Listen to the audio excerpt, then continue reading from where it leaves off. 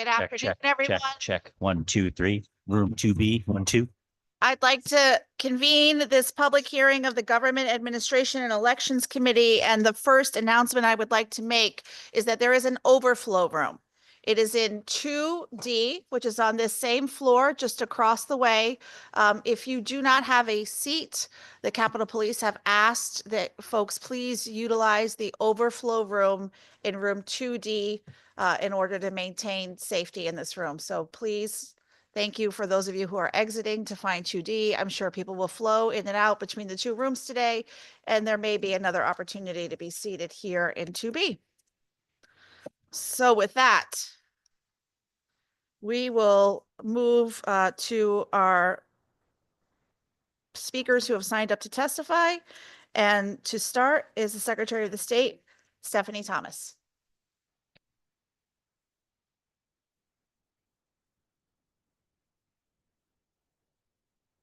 Good afternoon. You ready for me? Good afternoon. Great. Very good to see the co-chairs, vice chairs, ranking members. I am here to testify on 4 bills. I maintain my confidence in Connecticut's elections, but I believe there are always ways to make the system better, more secure, accessible, efficient, and transparent. And I believe many of the bills today will do just that. I wholeheartedly support SB 1232 regarding risk limiting audits. This system of election audit is considered a best practice in election administration, and 7 states have implemented risk limiting audit programs so far. As many of you already know, this committee authorized a study several years ago, and this bill would implement the recommendations of that group.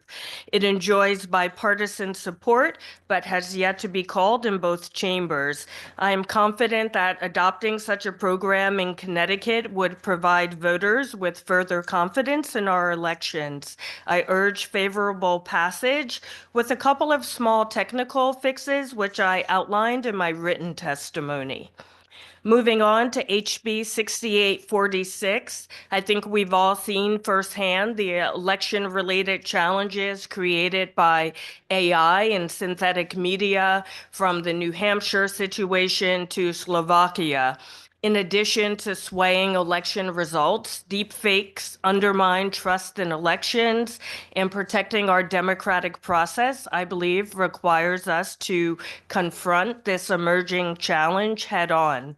More than a dozen other states have already passed legislation to regulate the use of AI-generated deepfakes in political campaigns, and I believe Connecticut should be next. I'm in strong support of this bill and urge you to consider 2 modifications to make it even more effective.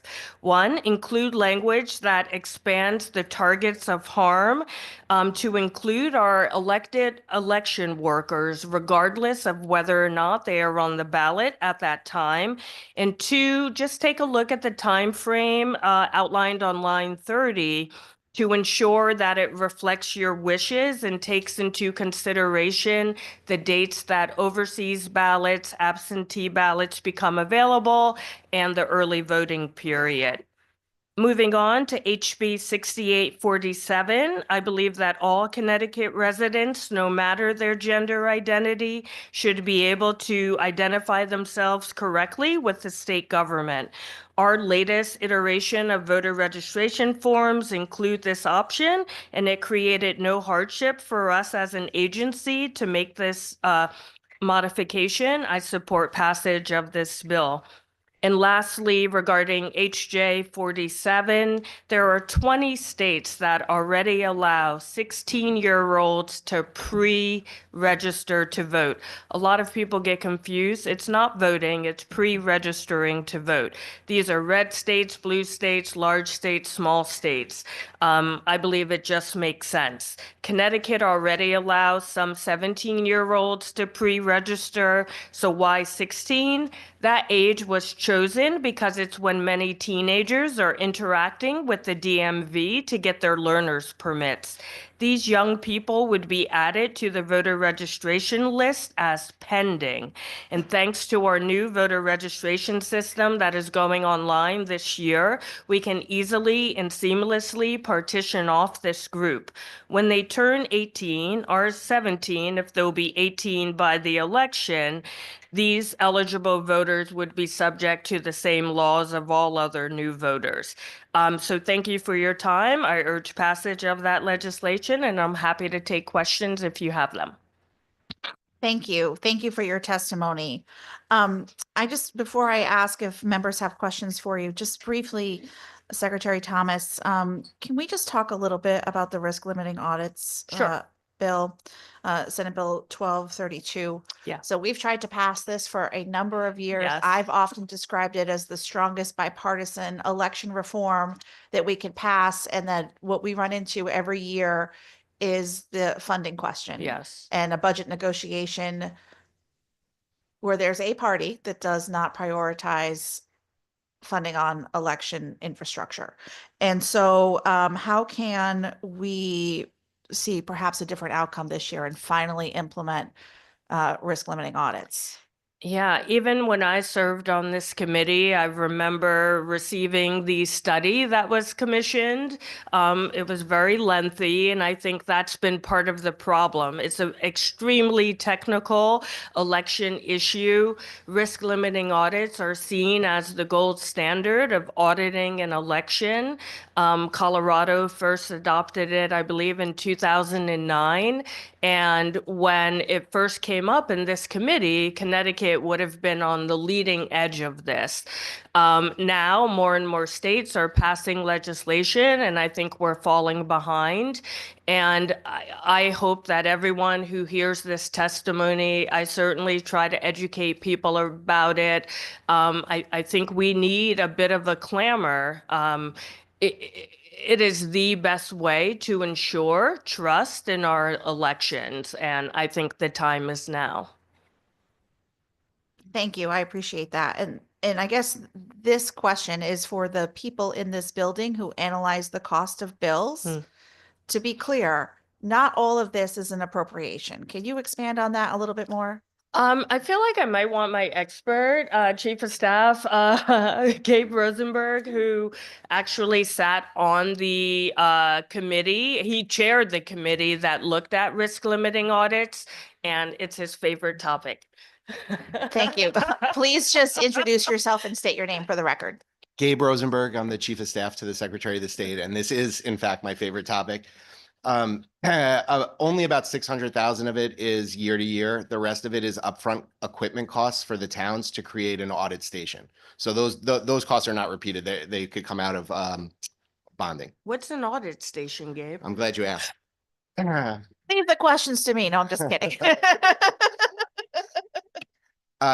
What it does is look at every ballot very, very quickly in order to identify the ballots that need to be pulled for the audit, because there's specific ballots are selected randomly. The number is decided by a calculation that I couldn't possibly explain, that computer scientists came up with to determine how many ballots need to be looked at based on the spread in the election. Thank you. Are there questions or comments from members of the committee? Senator Sampson. Thank you very much, Madam Chairman. Good morning, Madam Secretary. Good morning. I don't know your exact title, Gabe. Chief of Staff. Oh, good morning, Mr. Chief of Staff. And through you, Madam Chairman, I just, before I even get started, I just want to make a quick comment to note that, this hearing may go for quite a long time today, and you'll notice that some of the members are going to come and go. We have other meetings, places to be. I'm coming down with a little bit of a cold, so I don't know how long I'm going to last in person, but if I disappear from the dais, I will certainly be attending by remotely by Zoom and plan on participating right to the end of this hearing. But I just want to let folks know that, that's kind of how this place is. Everybody's got multiple places to be, and it's no disrespect to the folks that are attending. So Madam Secretary, thank you very much for your testimony. I had a chance to take a look at it this morning. I know you mentioned 4 particular bills. starting with the risk limiting audit bill. And I don't have a lot to add. I'm very much in favor of the risk limiting audits. I know that over the years, this is something we have worked on in a bipartisan fashion. And in fact, I'd like to see a lot more audits than that between you and me, just maybe not of political campaigns. But that's not your department. That's something we got to take up with SEC folks. On the 6846, the deep fakes bill, as it's been referred to, I'm in very much agreement with the overall policy to try and prevent people from misusing technology to deceive voters. The fact is that, we already have people deceiving voters already. My opponent just flat out lies on his mailings when he sends them out to voters. He doesn't need any AI for that. To me, that's the problem where this bill misses the mark. Can I just ask through you, Madam Chairman, were you involved at all, Madam Secretary, in the creation of this bill, or are you involved in maybe how it might turn out? I haven't been. Last session, Senator Maroney raised a bill in a different committee, and he and I had met several times on many of the AI-related issues. It has been an emerging issue amongst secretaries of state nationwide. So he was interested in what some other states were considering, and I was interested in making sure that elections were also being considered in any AI bills. But no, I was not involved in this particular one. All right, I appreciate that answer. And through you, Madam Chairman, I'm hoping that maybe you and I can join forces to improve this bill. I know you made a couple of recommendations earlier. This looks like the same exact bill that we had last year, which I had some issues with. And I'm hopeful that maybe, if we could get on the same page, maybe we can get some folks to listen to us to craft this properly. And I'm just curious about your reaction to a couple of things. If you look at the language of the bill, and I don't know if you even have it in front I of don't you, have but- it in front of me, but I'll Well, see I'll if I just can state a couple remember. of these Yeah. things for the record. So for the chair's benefit and for the LCO folks that are here, the definition of deceptive synthetic media doesn't even get into what's deceptive. It just more or less describes anything, and it includes at the end and other means. So it's very broadly stated. And I think that we should be more focused on people misrepresenting facts and distorting people's positions than the technology that they use. I don't know if you agree with that. I want to get at the AI issue and the deep fakes, but it's not so much that someone's using AI that I have a problem with. It's if they're using it in a way that misrepresents reality to the voters and the rest of the world.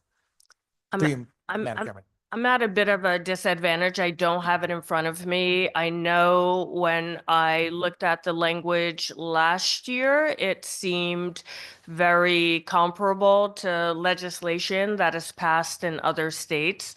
I'm happy to take another look at it. But one thing you said, it's not just about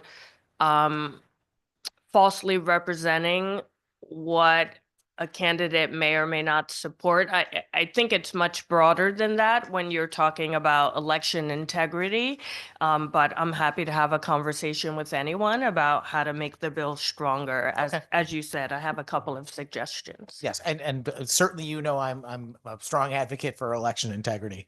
Yeah, I'll just mention one other thing, which is that there's a section here that talks about the disclaimers, and it actually says in the bill that the disclaimer, if it's an image, it has to say on it, this communication contains an image that has been manipulated or something to that effect. And it says that has to appear in a text. It says that is not smaller than the largest font size of any other text appearing in such communication. So imagine a mailing that has a candidate's name, candidate Smith. This would suggest that if there was any manipulation to the photograph, and I don't know that a mere Photoshop, to get rid of somebody's, nose hairs or whatever, is going to rise to the level of AI. And yet this would imply that they'd have to put something as big as it says candidate Smith. They'd have to put this is manipulated. It seems a little silly to me. I want to have a disclaimer. I want to go after this issue. I'm looking for some help to get this bill right. And I feel like, last time around, we didn't get it right. And now I see the same exact bill and I'm bringing up the same exact things. And I'm the chairs and some other folks that are interested are paying attention so that we can actually get to the heart of the problem. But I'll move on. I know we have a ton of people here. I want to be very brief with my questions here. It's just we very rarely get the Secretary of State in front of this committee, and I got hours of things I want to discuss with her on the Here record all the in time. public.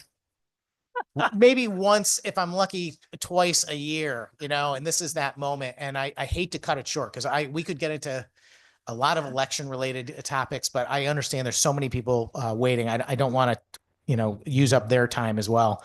And we'll have additional options or opportunities, I think.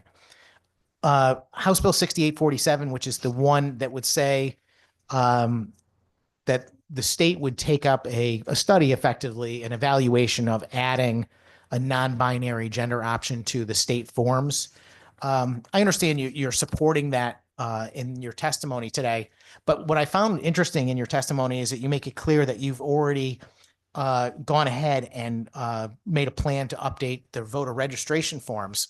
It says we redesigned our voter registration forms so that as of this summer, they will include the option to select a non-binary gender option. And I bring it up just because, obviously this is something that is, a hot topic. It's especially today. I think, there's some other bills on the agenda that touch this area, and there's people with widely different opinions about the subject. And I'm just going to ask, what clearly you wouldn't have done this if it was not already part of your authority as Secretary of State to affect that change. I'll let you confirm that in a moment. But I guess I'm looking for your reaction now that, that the president has come out and stated that there are only two genders.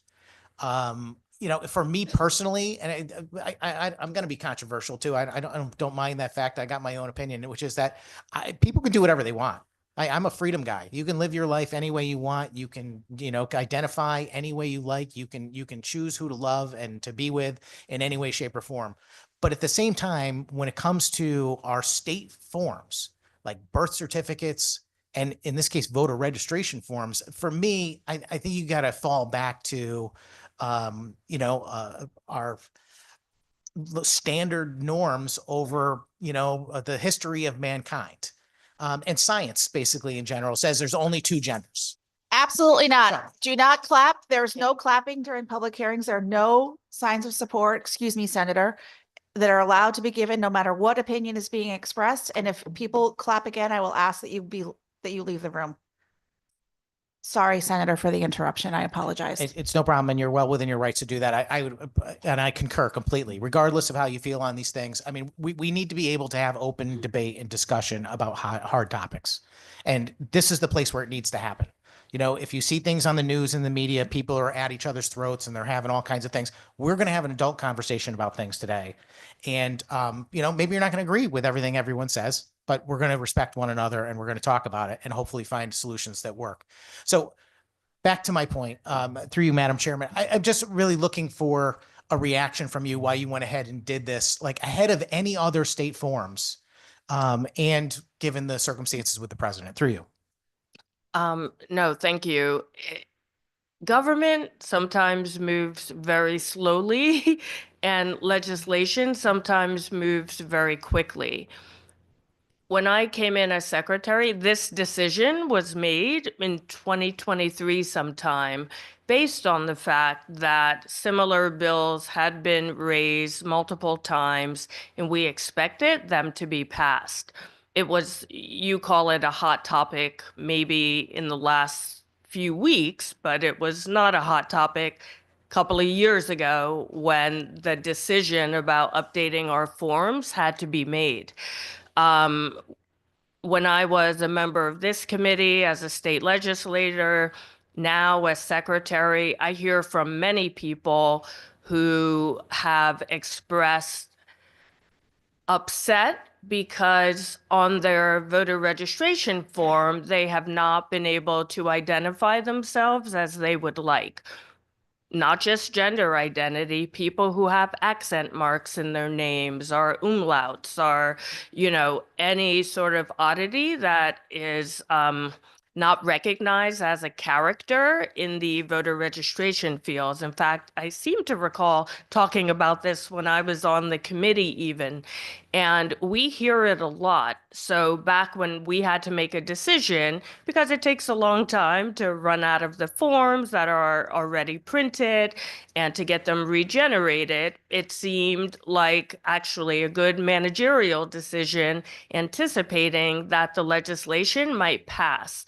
Because if it did pass as written, I believe that year, we would have had to throw away a lot of our forms. So we decided to make the change the next time we made an update.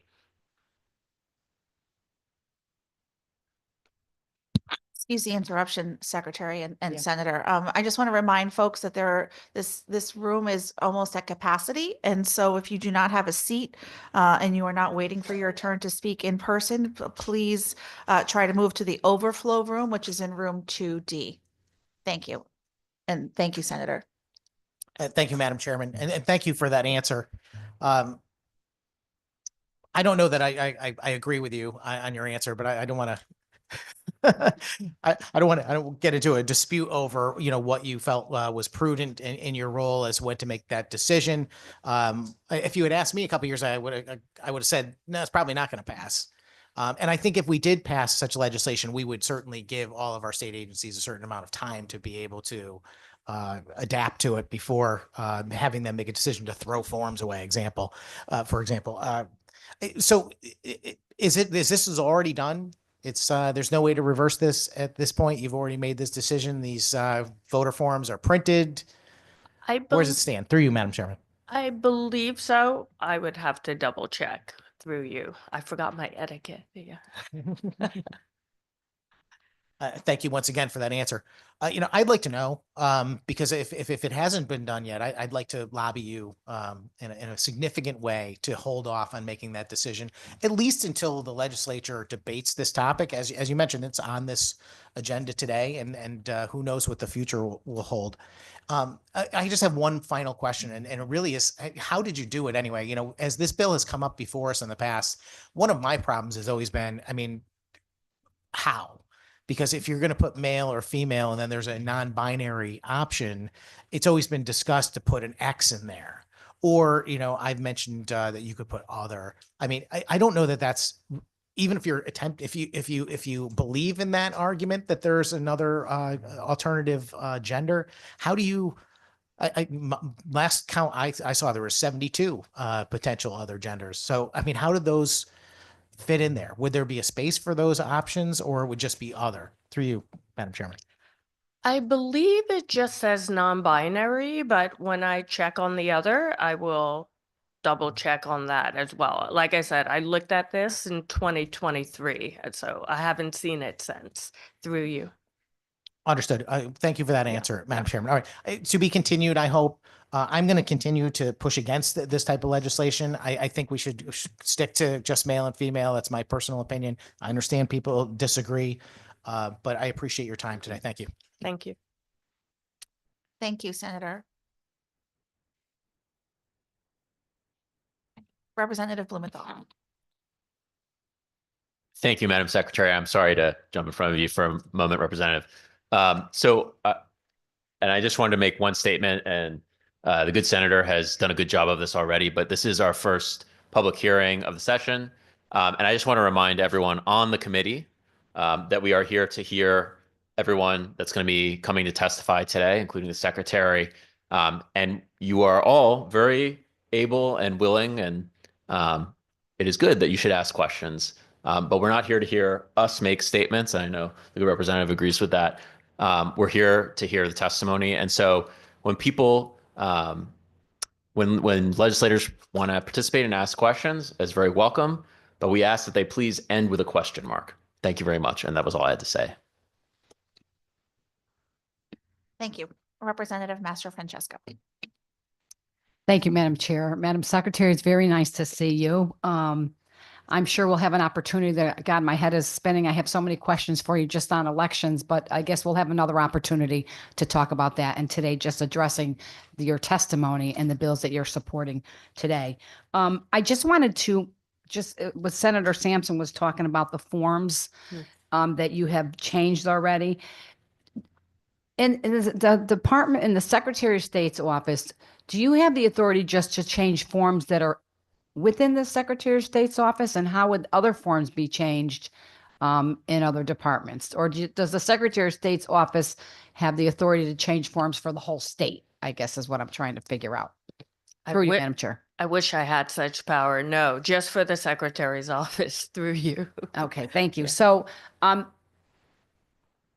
I'm just wondering, and I guess I would have to find out from other departments if they have that same authority to do that without passing legislation. But I guess that's a question I have, I guess, for somebody else on that. Because obviously this bill is before us legislatively to pass it. And I'm just curious if other department heads can do the same thing. Okay, so that answers that question. On HJ 47 about 16-year-olds, I'm looking at your testimony on that. 16-year-olds to pre-register to vote. And as we know, my concern here is, as we know, as they get older, as they graduate from high school, they may move out of state, go away to college. How would that work? If they're already pre-registered and they're no longer here when they're 18, how would that work? Through you, Madam Chair. It's a great question. It was always possible, even with our existing centralized voter registration system, but it's even more seamless with our new system that's being rolled out this year. So it would function very similarly. Right now, as you know, 17-year-olds can pre-register as long as they'll be 18 in time for the general election. So it's not dissimilar from that process. For lack of a better way of explaining it, that voter is sort of partitioned. Their birth date is in the system. So the system automatically promotes them, if you will, when they become eligible to vote. At that time, they're subject to the same rules and regulations, laws that any other new voter would be, including residency. As you know, our registrars send out postcards. If they come back undelivered, those people are flagged. If someone hasn't voted in past federal elections, they are also flagged. So it's very similar to what we do now with 17-year-olds. It would just lower that threshold, but it can be done administratively, and it's not, it's not automatic in the sense that like when you turn 18, you don't have to do anything else. Like, you still have to prove you're a resident of the town in which you're trying to vote. Thank you through that and through you, Madam Chair. So if we're pre-registering somebody at the age of 16, the state is doing that, correct? Or is it the 16-year-old actually has to make the initiative? Oh, the 16-year-old has to make the initiative. Okay, Yeah. thank you. And does the 16-year-old have to, when they do that, how do they prove residency? Through you, Madam Chair. So the reason most states have done this, as I mentioned, 20 states, and I believe DC has this now, it's when a lot of 16-year-olds are getting their learner's permit. So much like we have online voter registration at the DMV for any other class of voter, when they're at the DMV, that is when they would be filling out that paperwork, and that's how it gets added to the partitioned off system. Okay, thank you. Thank you Mhm. for that. And then if they are not going to become a driver right away at the age of 16, how would that work? Through you, Madam Chair. We are actually still discussing that in the office, and looking at some of the legislation in other states. I believe in some places, the same way you can go to the DMV to handle other types of paperwork, the 16-year-olds would be able to do it there, or they can do it at their registrar's office. Thank you. And then just one other question while we're on the topic of registering to vote. When someone goes online to register to vote, Mhm. are they required to send in any paperwork proving their identity or their address, where they live? Yes, don't like pin me to all the details. Registrars have like 6 steps or something they have to follow. But essentially, if someone registers through the mail, for example, not through a system like DMV, which has already proved their identity, when the registrars, within a couple of 3 weeks, I believe it is, they have to send a mailing to that person. And depending on many criteria, some of those requests in that mailing is for that person to send a copy of their valid ID. Okay, thank you. And, that's if they go through the town, but what about the state of Connecticut website to register to vote? Are they? There's no such thing. Every town in Connecticut handles their own It'll- like their voter records. Right, it'll go through the town. Okay, Yeah. thank you. Mhm. And then just moving on to House Bill 6846, Yep. your testimony on that, the artificial intelligence, Mm-hmm. deceptive synthetic media and so forth. And Senator Sampson made a good point about the font. And I was just thinking when he was saying that, I have 15 letters in my last name. I can only imagine the size of that piece of paper it would be. But in any event, the part in there about deceptive synthetic media, which it kind of brought me to, and I was thinking about a couple of years ago, the state of Connecticut hired a misinformation specialist. And I haven't heard anything about what they've uncovered. I haven't seen any report on what they have done. And I'm wondering how that position would play into this particular bill when it comes to AI, should it pass. Through you, Madam Chair. I don't think when that officer was hired, I think I was a member of this committee at that time. I don't think any reports were mandated. So it doesn't surprise me that there hasn't been any. This AI bill, as I understand it, again, I didn't author this, so I don't know. Seems like a broader attempt to make sure that candidates are not harmed. As I already mentioned, I think it should go further to protect other types of misleading information that could be put out there. But this isn't something that the Secretary of the State's office is overseeing in any way. So much like our misinformation officer scours the dark web and social media, etc., for false information about elections, whether it were AI generated or not, his job would not change. Sorry about that. So that misinformation specialist we have here in Connecticut really would not play a role in this particular AI, should it pass, is what you're saying. Yeah, it wouldn't change his job at all. Okay, thank you. And I'm just curious, since I'm on that subject, on the misinformation specialist, I said, I don't believe there was anything in statute or anything that they're required to submit a report to the Committee of Cognizance on it. How would I go about getting a report on something to see what that person has done over the past few years when it came to misinformation? Is that something that is supplied by your office? I suppose it would be a Freedom of Information Act request. I think, if I recall, there was something requested in 2022 or 2023 that was sent. So we can certainly try to surface that again. Was that 2023? Wasn't? I think it was 2023. Yeah. So we can certainly find that. The bulk of his job, is just looking for non-factual information, but I don't think we've had to refer any falsehoods since 2022. Yeah. Okay, thank you. I have no further questions. I know there's a lot of people here that want to testify, and I don't want to take up too much time, but I'm sure we will get the opportunity in the future to chat again. Yep, Thank you, Madam Secretary, and thank you, Madam Chair. Thank you, Representative. Are there other questions from members of the committee? I'm going to check Zoom, seeing none. Thank you very much for your time and your testimony today. Always a pleasure. Thank you. I'm going to call our next person to speak, Isaac Kamola, who will be followed by Eileen Meskel. And while we wait for Isaac to prepare their testimony, I just want to again just remind people in a moment, when there are no statements being made, that there is to be no applause, no audible response to any words that are said during this public hearing from anyone at any point.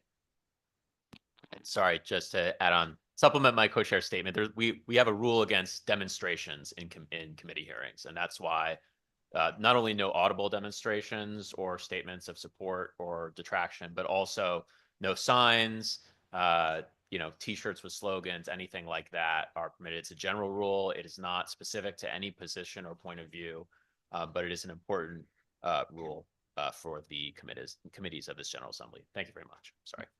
Thank you. Next, we will hear from Isaac Kamola. Isaac, welcome. The floor is yours. Great, thank you. Can everybody hear me okay?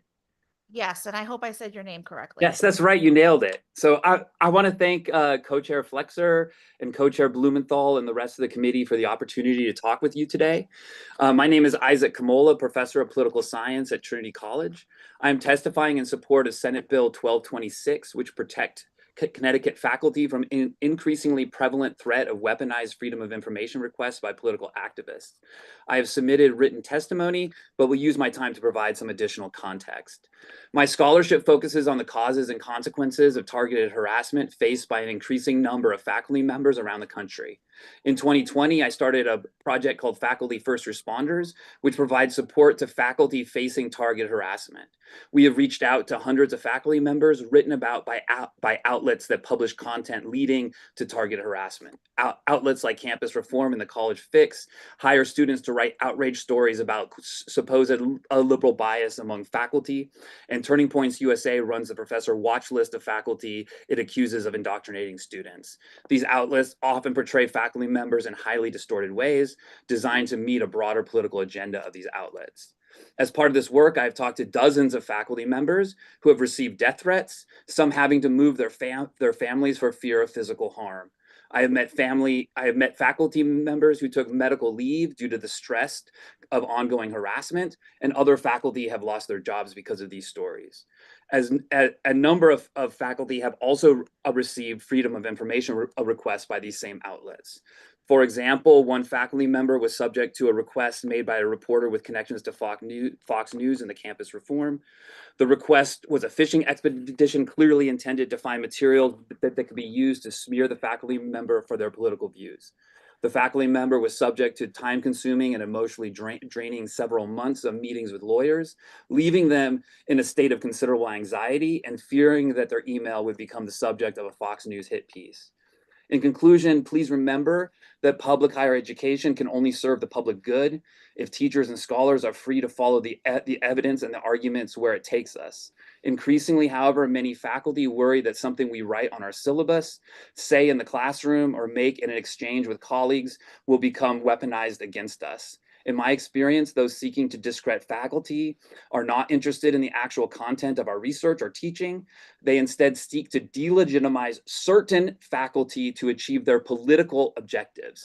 These faculty facing harassment often work in climate science or teach and research on issues of race and gender justice. Senate Bill 1226 would go a long way towards ensuring the faculty members at public institutions in Connecticut will no longer have to worry that our professional correspondence will be weaponized against us by political opportunists. Thank you for your consideration. Thank you. Thank you for your testimony. Are there questions from members of the committee? Seeing none, I just have one question. Can you tell me if you have heard from any of your colleagues that they might choose to work in higher education in a private institution in order to avoid the circumstances you just outlined in your testimony that come with being employed at a public institution?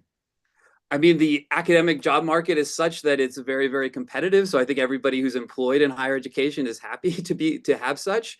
But it is a deep concern. It basically, there's creating a kind of a two-tier job market, right? Where those with in private institutions do have a lot greater a level of security, and public institutions, especially many of our public land grant institutions that have been essential institutions in many states, in Connecticut, but also in Minnesota, where I did my grad work, Wisconsin, Ohio, Indiana, Florida. A lot of my colleagues in Florida are incredibly worried about the kinds of encroaching access and are fleeing the state, and especially the public institutions, because of the kind of political repression that they've been facing. And there definitely is a sense among colleagues. I have this kind of conversation all the time about increasingly those who work in private institutions have a certain level of protection, which is the same kind of protection that's essential for us faculty to do our work, right? But it's increasingly only being found in private institutions, and that does a huge disservice to the huge number of students who go through our wonderful public institutions in this state.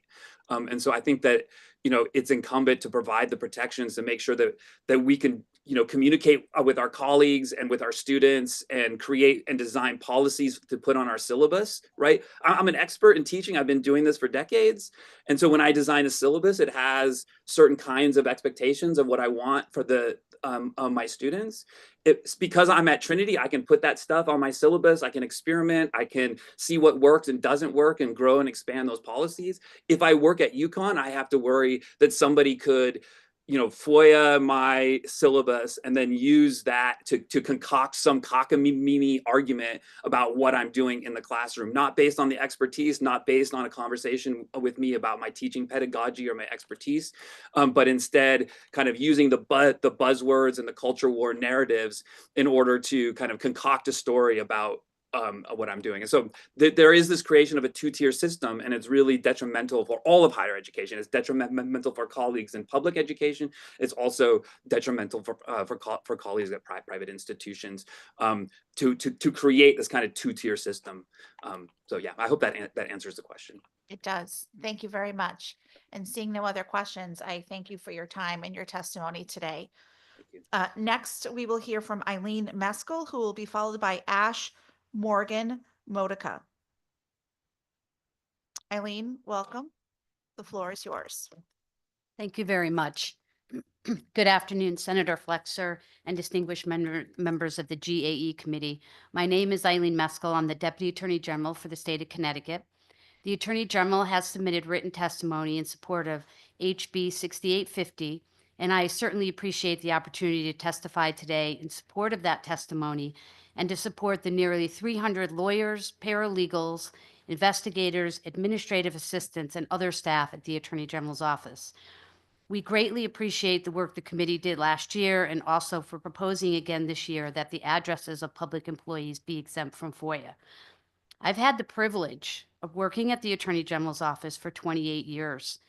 The environment that exists as I sit here today is not the environment that existed when I first started all those years ago. Back then, harassment and threats were not a common occurrence. Unfortunately, today, it is becoming a more common occurrence. All of our employees are dedicated to public service, and doing their job should not subject them to intimidation and harassment. Our written testimony, and then you're going to hear later the testimony of Joan Andrews, provides very specific examples of what of our staff have had to endure. And these are not minor or insignificant. These are actionable threats, in which case people have been arrested and our employees have had to testify at criminal trials. This is people showing up at their homes with, directions to their kids' schools. These are not insignificant. I haven't been immune from these issues either.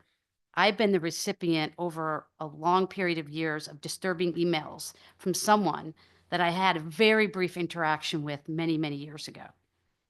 In addition, this past week, I heard from a staff member that an individual who had previously been arrested for threatening staff in our office was released and has already sent an email to our office.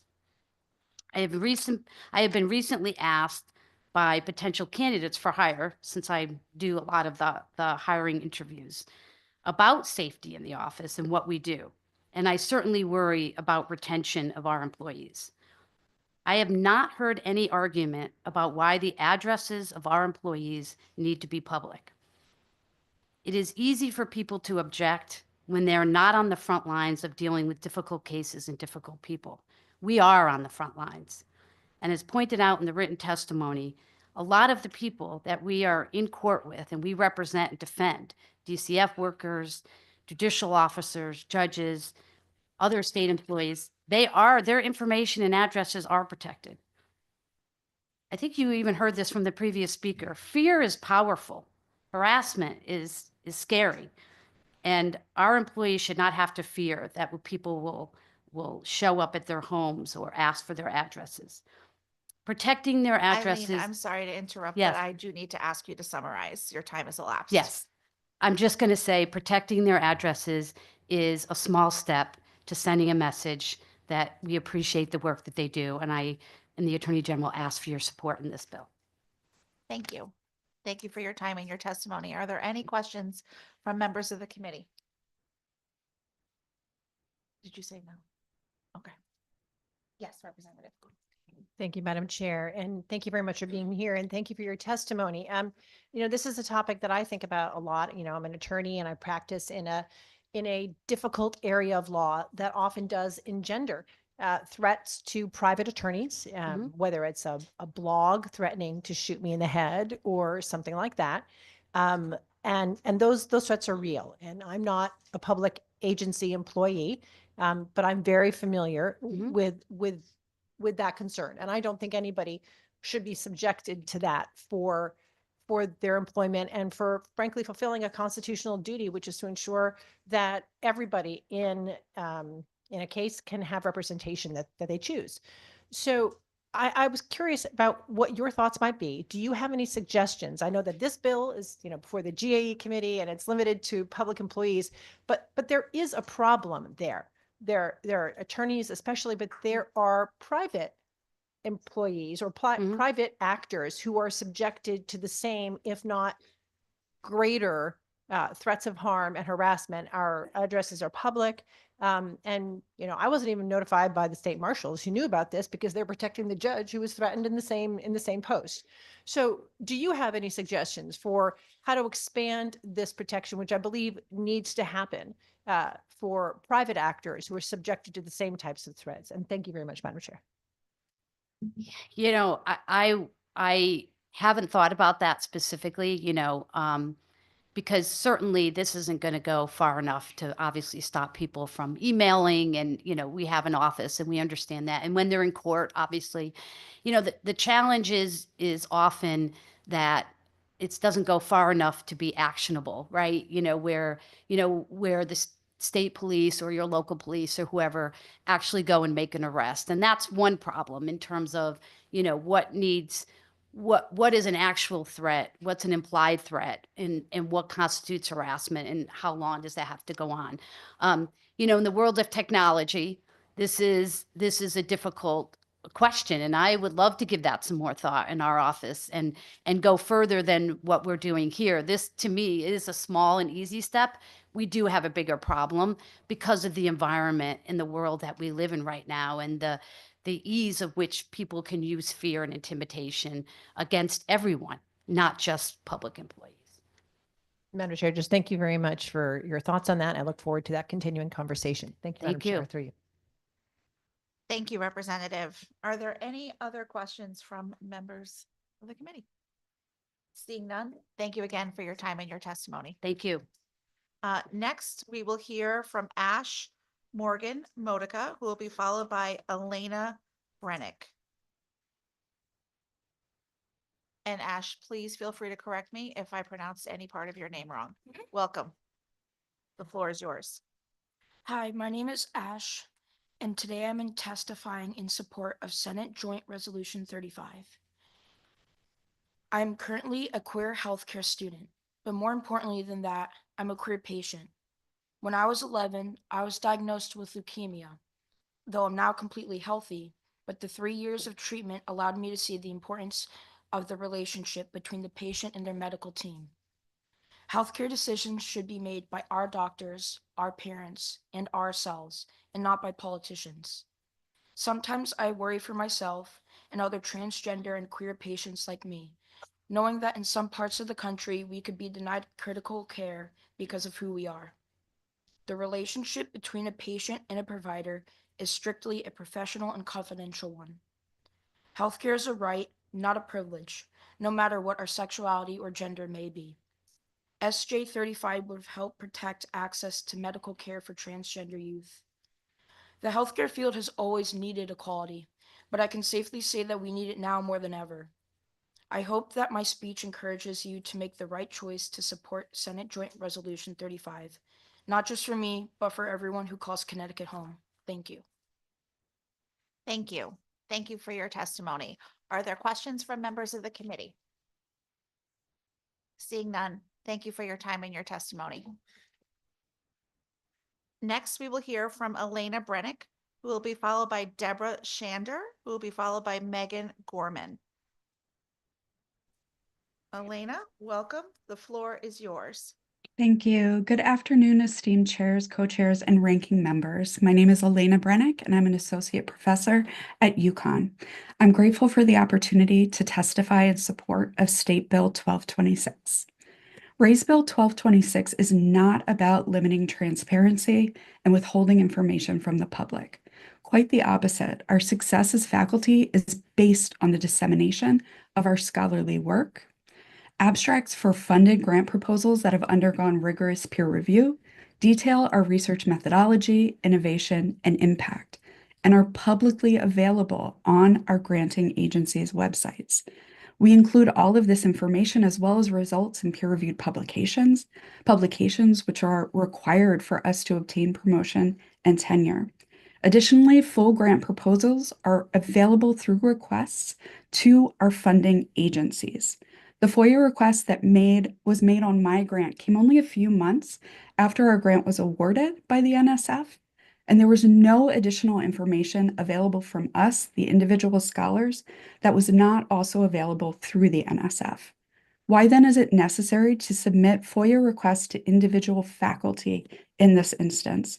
Why was it necessary to submit the same request to multiple faculty? This is not an effort to obtain information. There were so many other ways to do so.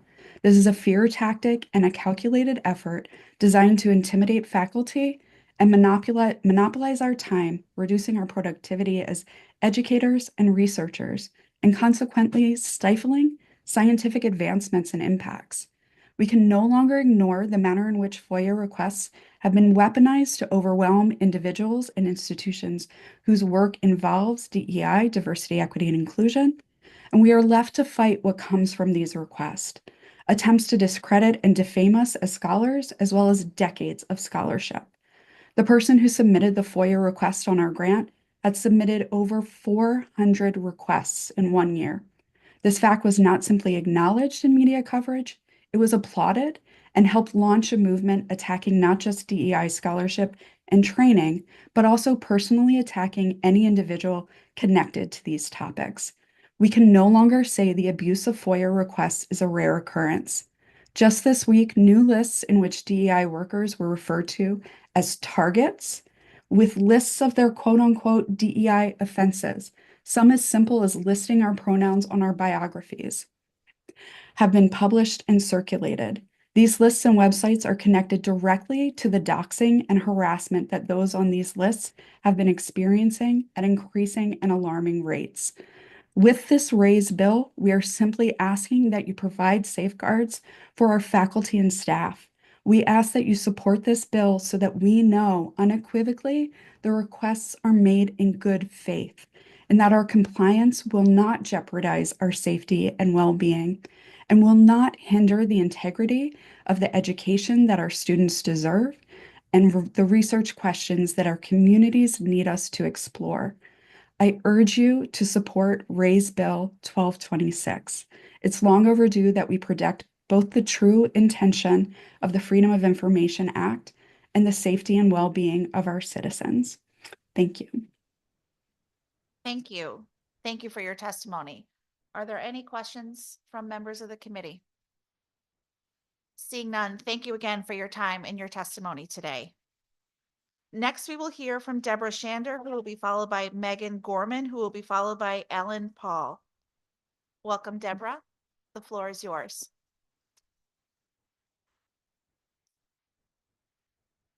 Good afternoon, Senator Flexer, Representative Blumenthal, distinguished members of the committee. I am State Librarian Deborah Schonder, and I speak in support of SB 1234 concerning electronic book licenses for libraries. Ebook licensing has been before this legislature since 2013, and thanks to those early bills, the State Library Agency now operates the first statewide ebook platform of its kind. So far this fiscal year, we have spent $98,374 on ebooks and e-audio content and anticipate spending nearly $200,000 by year end, $66,000 more than we spent last year. These are materials that we share out to hundreds of school, academic, and public libraries. If each library bought its own content and maintained the necessary platform of distribution, that price tag would be nearly $1.5 million a year. But we have already lost access to more than 1,000 of those titles, 14% of our content, due to expiring licenses. In the end, we chose to renew only 500 of those titles at a cost of more than $20,000. The remainder that we had to forego in favor of new content. And so however we slice that financial pie, our collections, Connecticut taxpayers are directly impacted. So why are we losing content? Why are we having to renew licenses? Because, like our public library counterparts, the bulk of our content is offered to us on one set of terms. One copy of an ebook can cost up to 6 times what a consumer pays, and our access expires after 2 years or the book has been borrowed 26 times, whichever comes first. To keep providing that content, we have to purchase another license for another 2 years for another $55 or $95.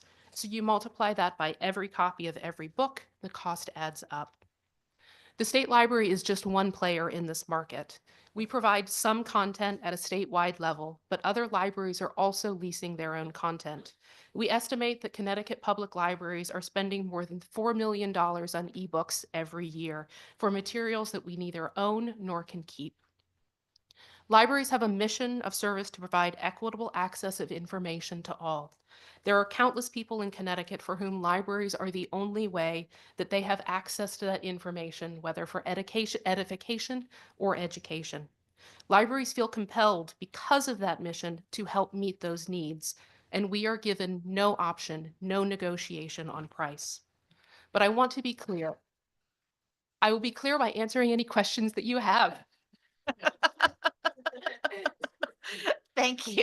Thank you for your time and your testimony and for recognizing the bell so quickly. And I apologize for mispronouncing your last name. That is okay. Are there questions from members of the committee?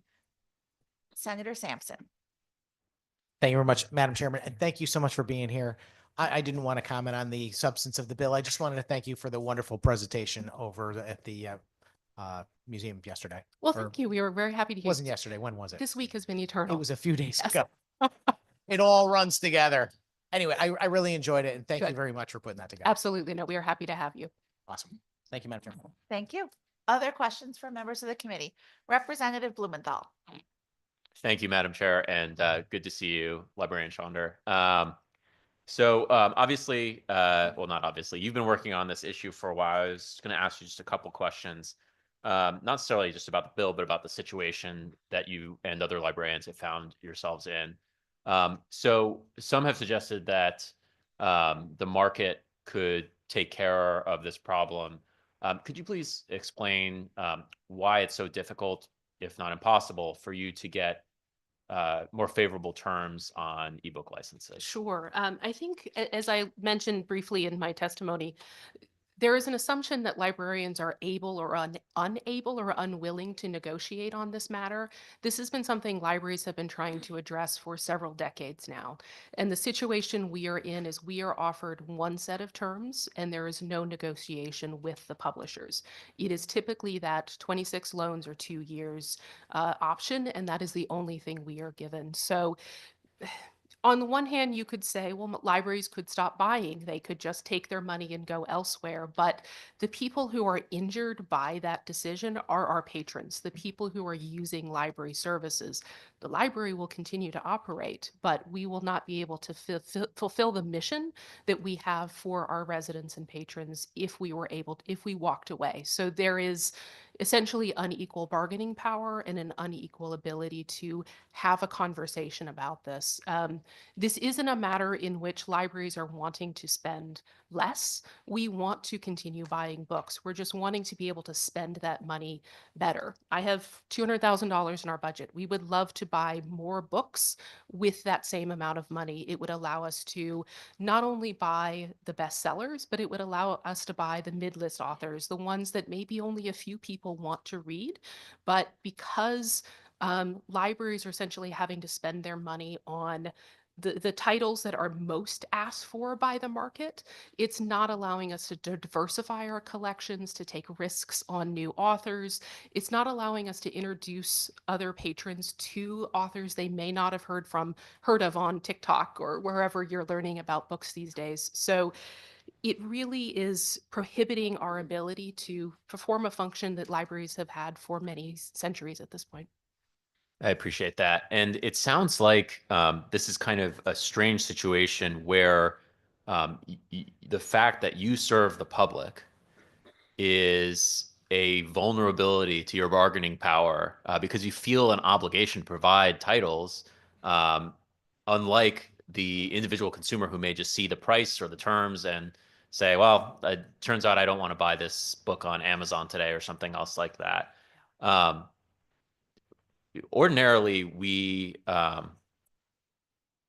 to advantage taxpayer dollars so that they get the best deal. How does that bargaining dynamic affect how taxpayer dollars are spent in the state and how efficiently they're spent in the state? And I would say they're being completely inefficiently spent because we are rebuying the same content over and over again. For titles that are perpetually popular, libraries are having to rebuy that every 2 years or however quickly it takes to go through 26 borrows. You know, in many of these systems, someone could borrow a book, start it, decide they don't like it, return it, and then that is automatically taken up the dollar amount to buy it, and no one has really taken advantage of the opportunity to read that title. So there is a great deal of inability to make wise and long-term decisions about our purchasing because we're having to consistently and constantly be just dealing with market pressure, dealing with patrons. And one thing that we see is, you know, if not complaints, but concern from patrons who are saying, I'm on the waiting list for 6 months or a year or 18 months just to get this book. And part of that is because the significant reason is because libraries are just not able to buy enough books in order to even maintain or respond to the requests that they're getting. Did that answer your question? Yes. And I was wondering if you could comment not only on the inefficiency of spending of taxpayer dollars in this regard, but also how it affects your ability to maintain reliable long-term collections. Yeah, I think that's a really key point.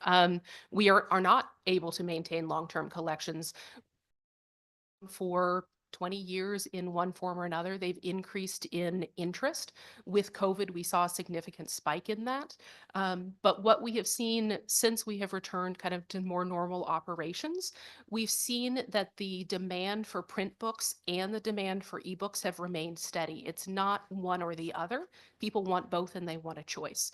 And so with a print book, we can buy it and keep it on our shelves until it falls apart. And even if it falls apart, we can glue it back together. And there are things that we can do to keep that book, or we could buy another copy. But with ebooks, there is no degradation of the quality, and yet that book disappears after 2 years. So libraries that are increasingly spending money on digital materials have no ability to build a collection.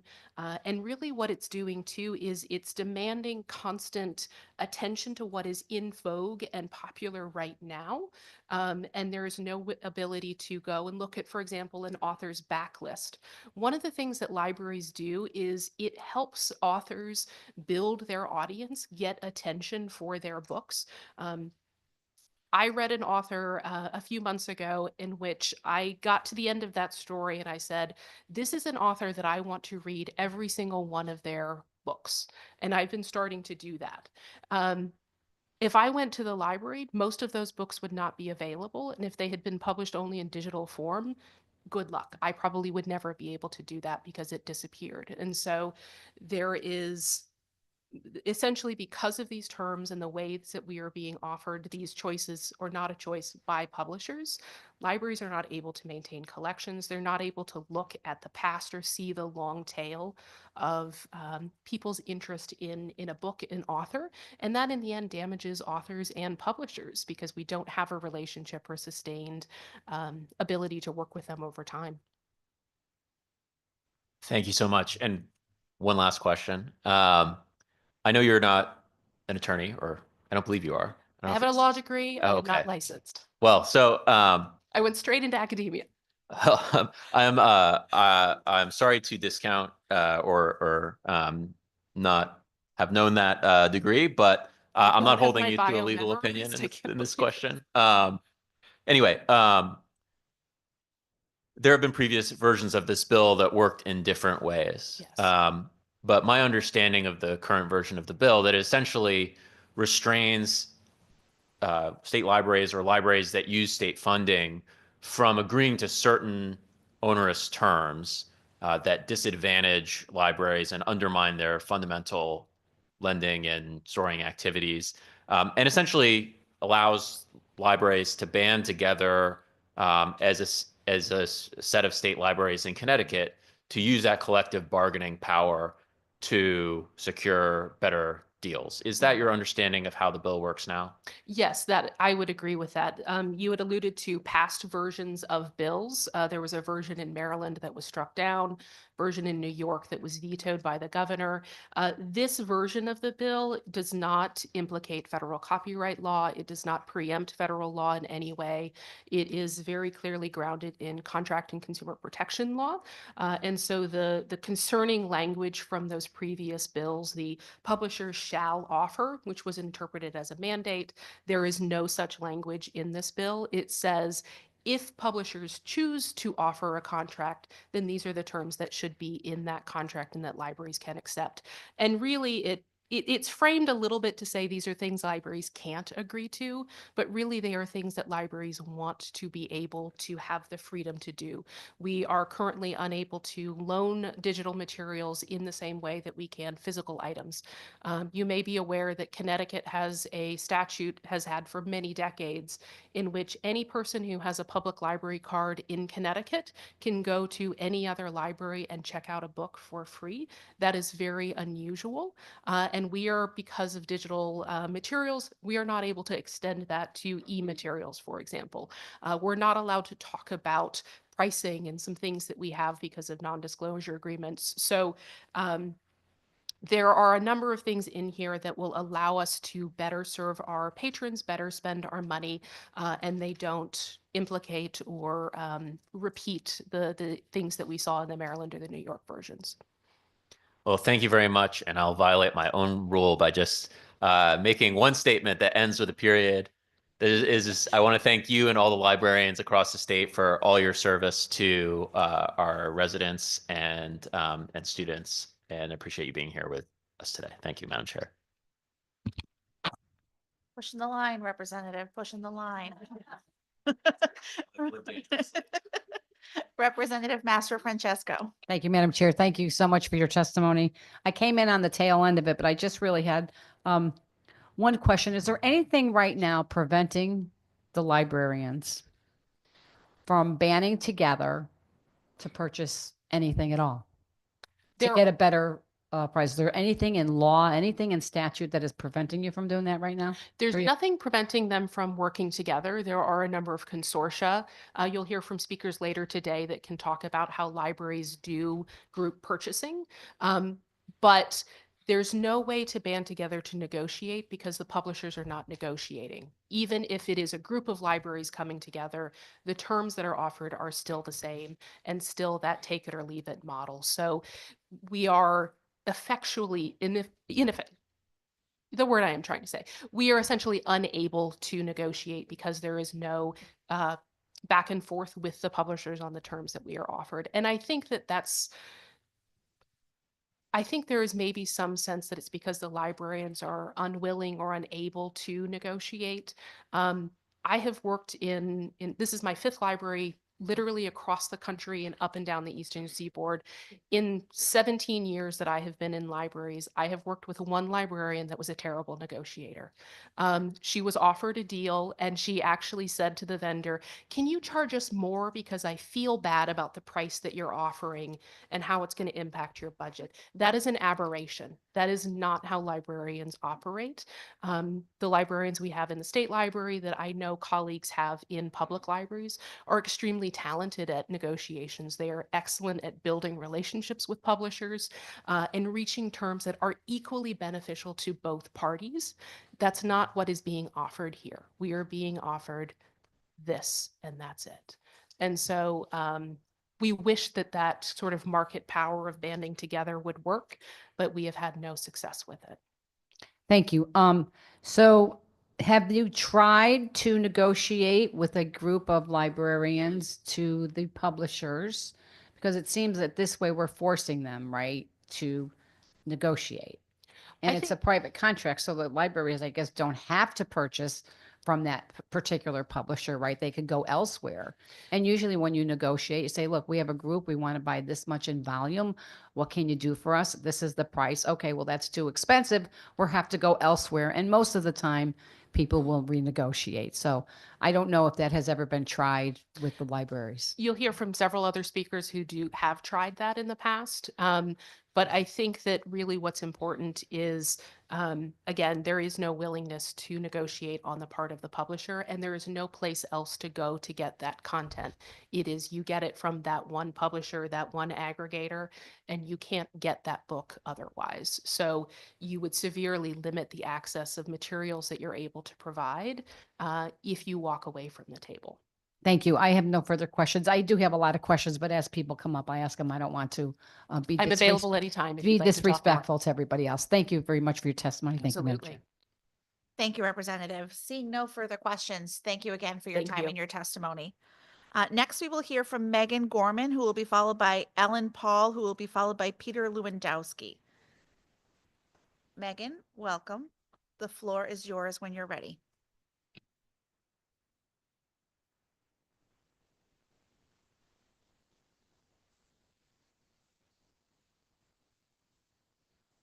You almost are. You just need to push that little button in front of you by the microphone to turn it on. Great, thank you. Red means go in this case. Okay. Oddly enough, it does, yes. All right.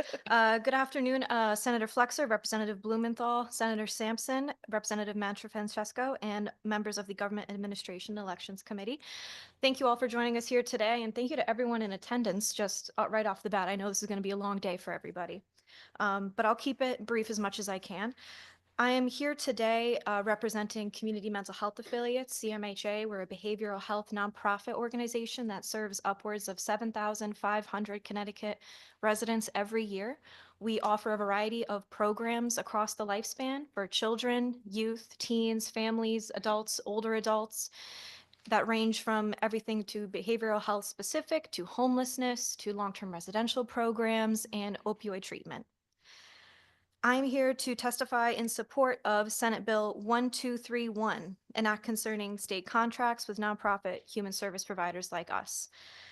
There are many challenges that nonprofit organizations face already in this state, but what I'd like to highlight for you today are several points that this bill seeks to address, which I believe are beneficial to nonprofits and will situate the state in a far better place than it is now in terms of better serving those individuals that truly need our help. Something that I think we all can agree with is that timeliness and efficiency are hallmarks of any successful program or initiative. And nonprofits, the way that they are funded by the state through our contracts with state agencies, is anything but efficient. Our 40+ programs all have different reporting and auditing schedules and requirements depending on the state agencies. For the Department of Mental Health and Addiction Services, we have to apply through a system called DDAP. For DCF, we have to go through a system called PI. And while I like PI, this PI in particular is egregious. You have antiquated systems that require manual inputs for not only the programs and services provided, but for the staff salary percentages that are taken from each program. For our 300 employees, that takes a considerable amount of time away from our limited financial department that has to oversee annual, biannual, monthly, and quarterly reports for all of these programs and services with a system that is so antiquated it can't even take an upload of a CSV or an Excel file. In addition to that, I would like to speak to the dollars that these state agency contracts represent. The state has done a good service by its residents in trying to pay off the unfunded pension liability that we face. I think that is something we can applaud as it puts the state in a better financial situation down the road and ensures the continuation of that service. However, I want to point out that as a state, we are very much in debt to nonprofits. And to summarize, we have a strong liability right now. If we do not right-size the nonprofit programs and the services that they provide to your constituents, you are going to continue to kick this can down the road until it snowballs to a point similar to how the pension did. So with that, I welcome any questions and thank you for your time. Thank you. Thank you for your time and your testimony. Are there questions from members of the committee? Seeing none, thank you again for your testimony. Thank you. Next, we will hear from Ellen Paul, who will be followed by Peter Lewandowski, who will be followed by Joan Andrews. Welcome, Ellen. When you're ready, the floor will be yours.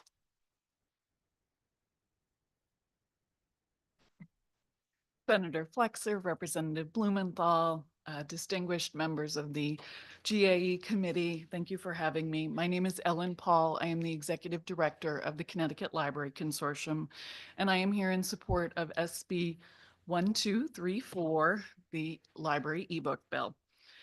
The Connecticut Library Consortium is partially funded by the state of Connecticut to be the negotiator in chief for libraries across the state.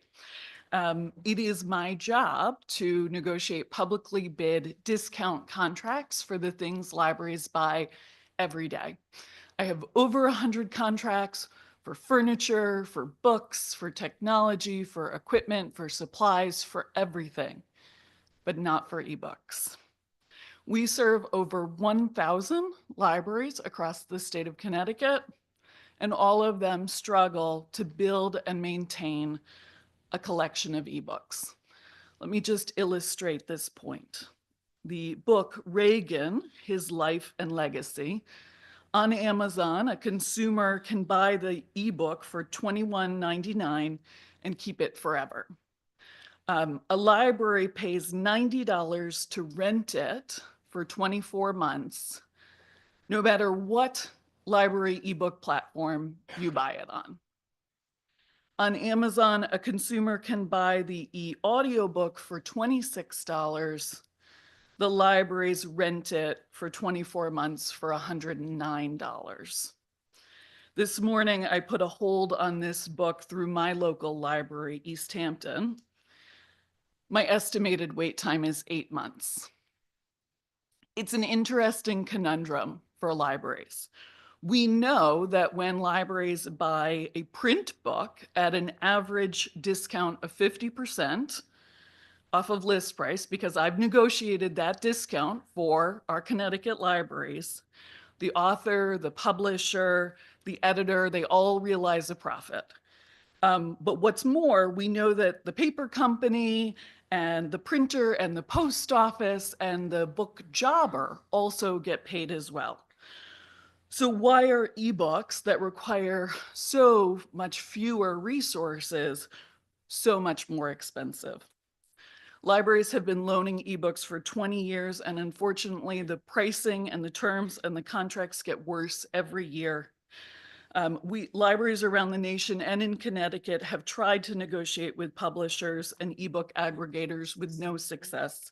And this is why we are turning to the state of Connecticut for help. Libraries spend tax dollars to support their collections. The state would not accept the Department of Transportation paying 6 times more for asphalt than your general driveway contractor. And we would be horrified if our roads disappeared every 2 years. But those are the pricing terms and conditions that libraries are forced to accept. Thank you. Thank you. Thank you for your testimony. Are there questions from members of the committee? Seeing none, thank you for your time and your testimony today. Next, we will hear from Peter Lewandowski, who will be followed by Joan Andrews, who will be followed by LJ Fazaro. Peter, welcome. When you're ready, the floor is yours. Thank you, Senator Flexer, Representative Blumenthal, Representative Mastro Francesco, and distinguished members of the committee. My name is Peter Lewandowski, Executive Director of the Office of State Ethics, and I'm here to provide testimony in support of 2 committee bills, Senate Bill 1227 and House Bill 6848. Recognizing that it's been almost 30 years since the last amendment to the monetary thresholds under the state codes of ethics, and that the cost of goods and services has risen over that such time period, the Office of State Ethics supports reasonable increases to various gift exceptions and reporting requirements as noted in Senate Bill 1227. The proposed monetary increases closely reflect inflationary increases over the last 3 decades. It is important to note that the restricted donors, such as registered lobbyists, are required to report any benefits provided to public officials and state employees, and that such requirements of such disclosure remain unchanged under this bill. Further, other than those enumerated gift exceptions in the state code of ethics, the state code prohibits public officials and state employees from accepting gifts from restricted donors or those who are seeking to do business or are doing business with the state. The Office of State Ethics also supports House Bill 6848, which requires at a minimum all municipalities to adopt by certain date and maintain a conflict of interest provision. This bill is similar to prior proposed legislation requiring adoption of municipal codes of ethics. However, instead of requiring adoption of the entire code, this bill would require at a minimum the adoption of a conflict of interest provision, which is universally regarded or accepted as a fundamental provision in any governmental ethics code. I should note that our office is available to provide a model policy and legal support to any town looking to implement a new or updated conflict of interest provision. So this bill will not put any unnecessary financial burden on municipal budgets or workload on municipal staff. Thank you for consideration of this testimony, and I'll be happy to answer any questions you may have. Thank you. Thank you for your testimony. Are there any questions from members of the committee? Representative Mastro Francesco. Thank you, Madam Chair. Thank you, Mr. Lewandowski. It's very nice to see you. Just a quick question on the Code of Ethics. How many towns right now do the Code of Ethics? Do you know? Well, I can answer how many do not have, and that's 20, it's under 30, 20 plus. I don't have the exact figure. So overwhelming majority of towns and cities in our state do have a Code of Ethics. Thank you. And the towns that do provide a Code of Ethics, are they required to send it to your office, to the Office of State Code? Not at this time. We actually solicit submission of codes of ethics to our office from town clerks, and most of them do provide a copy to us. And then we post or link that code of ethics on our website. So our website kind of serves as a depository for various codes of ethics throughout the state. Interesting. Okay. And But it's not required. Thank you. And through you, Madam Chair, I'm curious, one, do the towns, I'm assuming they could put this on their website as well, on the town website, and the towns that are not offering this or doing, providing a code of ethics, do we know what their reason is? There's like 30, you said. Some towns have difficulty keeping up with updating their website. So it's not just with the code of ethics. Sometimes, of course, bury the code of ethics on their well-updated websites. So it varies from town to town. I don't have the specific reasons for. Okay. Yeah, because this bill is just for conflict of interest. I guess I should have been more clear. Adopt a conflict of interest provision. I guess that's the one that I'm really focusing on. So on that particular one, you're telling me that all towns are providing that except for maybe 30? Yeah, under that- 30. Under 30. Yeah. Okay. Thank you very much for your testimony. Thank you, Madam Chair. Thank you, Representative. Seeing no further questions, thank you again for your time and your testimony. Thank you. Next, we will hear from Joan Andrews, who will be followed by LJ Fasaro, who will be followed by Lucy Autumnsong. Joan, welcome. The floor is Thank yours. you, and good afternoon to Chairs Senator Flexer and Representative Blumenthal, Ranking Members Senator Sampson and Representative Mastro Francesco, and distinguished committee members. I'm here I am the president of the Association of Connecticut Assistant Attorneys General. It's my honor to represent almost 200 of the state's Assistant Attorneys General.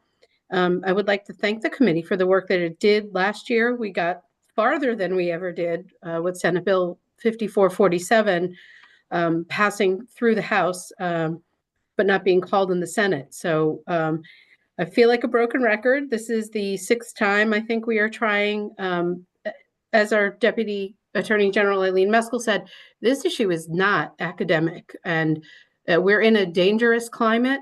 It is kind of a scary time to be a public employee.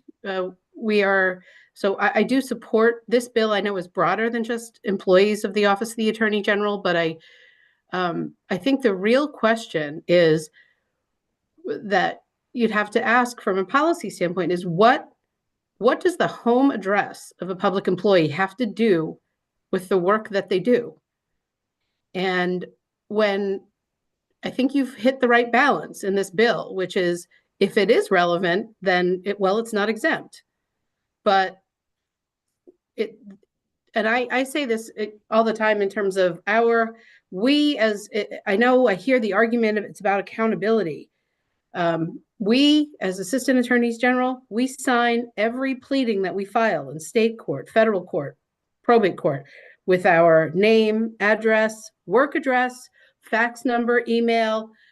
There's 6 different ways you can get in touch with me. You don't need to come where we are with our families, children, pets, etc.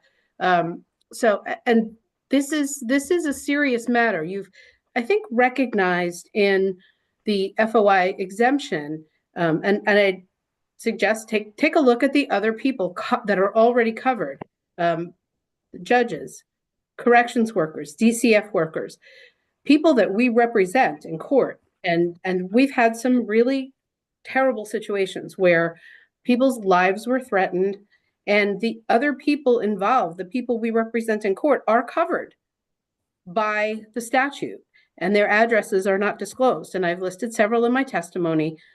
One resulted in a conviction last year. It was a death threat against the judge, prosecutor, and the attorney general representing them in court. Everybody else is protected. So when you look at the logic of the statute, why all the other protections, but not for arguably their most visible representative in court? I think the same logic extends, and the threats are real. I also think about how much you probably spend on security at our office buildings. And the buildings have security guards, they're secured, you have to gain admittance. There's essentially a gallery of rogues who cannot come into our state buildings. You have to go through a metal detector at court, but you're going to send these same people right to our house. We don't have those protections. And many of my members have taken at expense to themselves, setting up cameras and other security systems at home because they're concerned about that. Some of my testimony is duplicative from prior years. I've included cases where that resulted in criminal charges, where our attorney general in child protection cases, which are confidential. So there was a threat. I was in a public family case in Middletown Court, and hearing the marshals talk about a death threat made to my colleague in the next courtroom, and I I couldn't go because it's a confidential courtroom. And there's a reason that those policies have been made by you in the General Assembly, that it's about children's safety. People get. Joan, I'm sorry to interrupt you, but your time has elapsed. That's okay. Well, thank you. I can wrap it up. I would be happy to answer any questions that you do have. The last thing I would like to say is, I know people say you can get things out there on the internet. My point is, let the attorneys that represent you and the state agencies know that you value what they do. And this is a workplace safety issue for them. So please do protect them. And I'd be happy to answer any questions that you do have. Thank you. Thank you for your time and your testimony. Are there any questions from members of the committee? Seeing none, thank you again for your testimony. Thank you so much. Next, we will hear from LJ Fasaro, who will be followed by Lucy Autumnsong, who will be followed by Gretchen Rafa. Good afternoon. Thank you, Chairs Flexer and Blumenthal and Ranking Members Sampson and Master Francesco and distinguished members of the GAE Committee.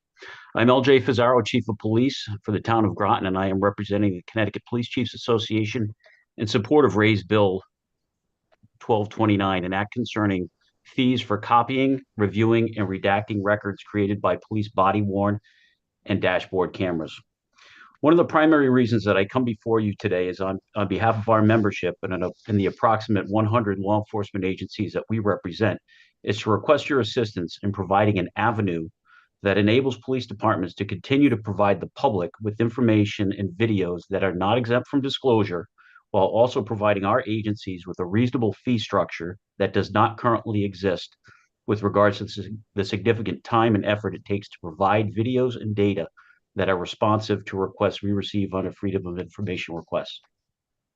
Connecticut's police chiefs have supported the wholesale implementation of body-worn and in-car cameras for Connecticut's law enforcement community, as it represents both transparency and accountability while providing accurate and independent evidence of the many aspects of police responses and investigations, and it highlights the professional efforts and selfless acts of compassion and courage our officers demonstrate every day.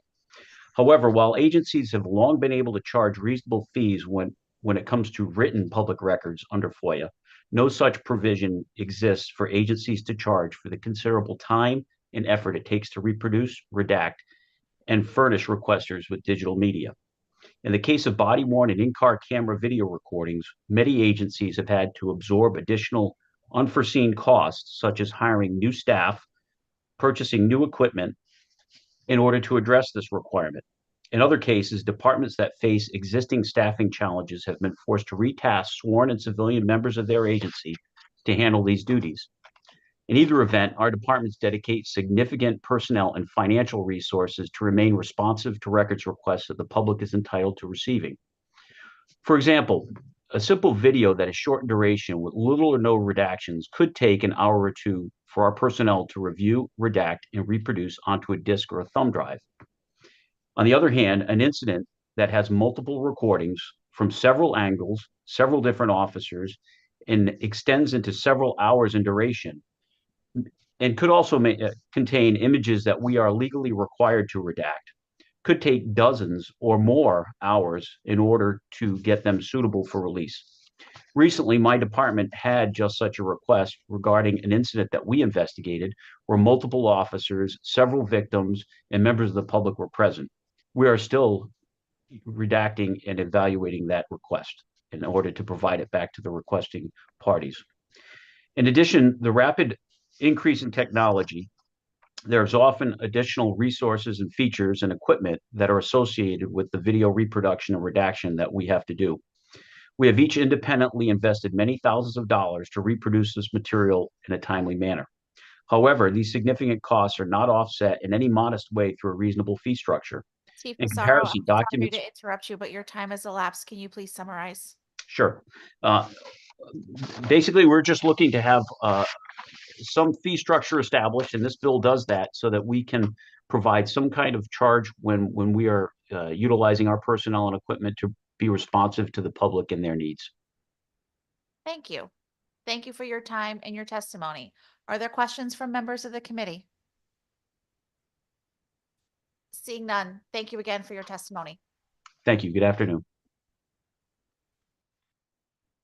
Next, we will hear from Lucy Autumnsong, who will be followed by Gretchen Rafa, who will be followed by Liz Gustafson. Lucy, welcome. The floor is yours. Hi, and thank you to the co-chairs, Senator Flexer and Representative Blumenthal, and members of the committee. My name is Lucy Autumnsong, and I'm a resident of Connecticut, and I will be speaking in support of Joint Resolution 35, which directly affects me. I'm a trans woman, and my transition was really important to me. It's changed my life. It was really amazing, and it's given me so, like, when I look in the mirror, I smile, I'm confident, and it's just been overall a very positive experience for me. But the problem is, with the recent executive orders, I feel like my rights are under attack every day. Things like getting my passport. I was lucky enough to apply for my passport a few months ago, so I've gotten one. But if I tried to apply today, it would be denied or it'd be held along with my documents for who knows how long. And like my dad warned me, like, don't try to leave the country just in case like they detain you or they don't let you enter or they revoke your passport when you try to come back. So a lot of people are worried about this. That's why this bill is important to me, because it would reassure me that Connecticut will always be a safe place for all kinds of people, trans people, non-binary people, people with different sexualities. And that would be really important. That would be really meaningful to me for that to be protected in the Constitution of Connecticut. Thank you. Thank you. Thank you for your time and your testimony. Are there questions from members of the committee? Seeing none, again, thank you for your time and your testimony. Next is Gretchen Rafa, who will be followed by Liz Gustafson, who will be followed by Bruce Putterman. Gretchen? Welcome. The floor is yours.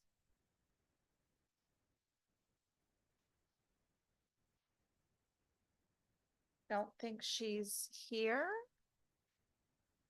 Okay, so we're gonna go with Liz Gustafson, who is here. So when you're ready and you are seated, I will say to you, Liz, welcome. The floor is yours. Thank you, Senator.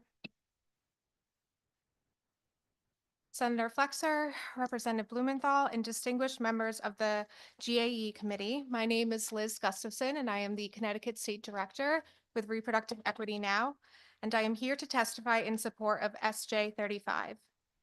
As a state and regional organization, Reproductive Equity Now works in Connecticut and across New England to make equitable access to the full spectrum of reproductive health care a reality for all people.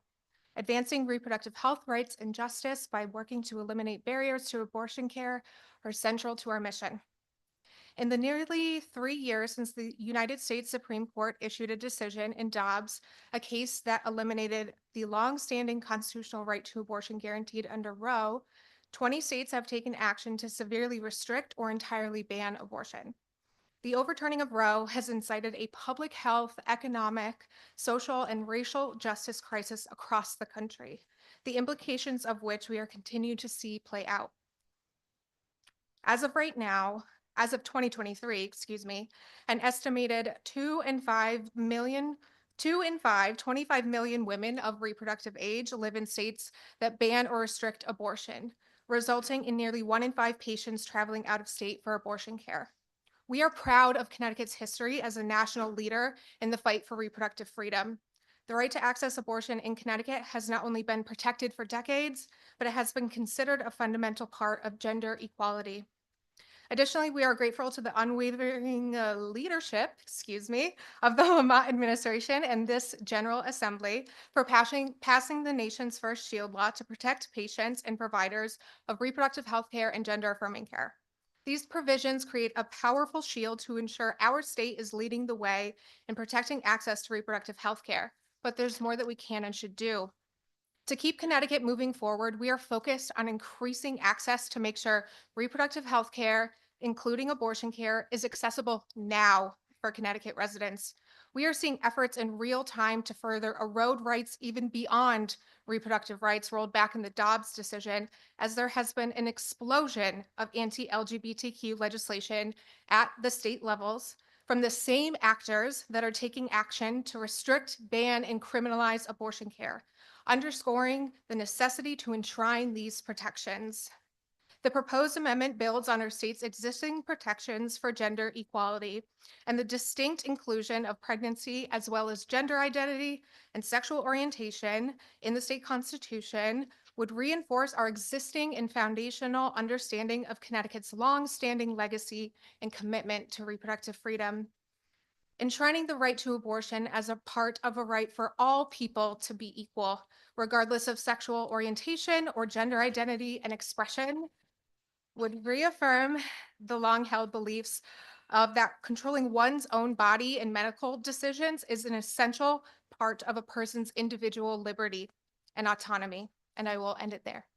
Thank you. Thank you. Thank you for your time and your testimony. Are there questions from members of the committee? Senator Sampson. Thank you, Madam Chairman. Hey, Liz, thank you for being here today. Just let me think about how to phrase this exactly. I understand that you are here concerned about protecting rights to abortions.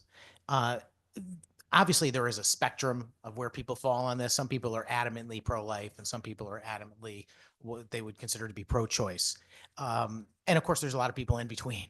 And this bill, I think, is pretty clear that it would effectively enshrine in the Constitution, as you mentioned, a right to abortion right up to the day of birth. Do you have any reservations about that, knowing that there are a great many people concerned about even folks that may support abortion rights, that they wouldn't support late-term abortions or ones that happen, closer to an actual birth date? Through you, Madam Chairman. Thank you for the question, Senator. I will answer it in two parts. One, the constitutional amendment would serve to create important protections in our state constitution to help guard against any potential future federal attacks. But this amendment would not change our existing statutes. Secondly, I do want to clarify that terms like late-term abortion and abortion up until birth are not how abortion care works, and that is inflammatory misrepresentation based on false claims, and it is not based on facts or science. And that is my answer. Thank you, Madam Chairman.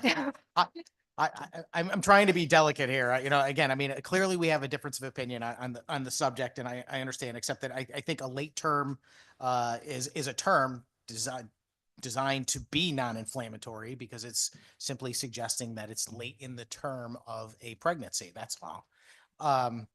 Again, there's certainly bias and invective inserted into all of our language, including the terms pro-choice, pro-life, anti-abortion, etc. So I just trying to get to the bottom line of trying to find where people stand on this issue and to really make sure that people understand exactly how far the bill goes. I don't want to disagree with you, but I would suggest that if this constitutional amendment was passed into law, it might, in effect, make certain laws that are on the books in Connecticut unconstitutional at that point. So I would disagree that is not going to affect the laws that already exist.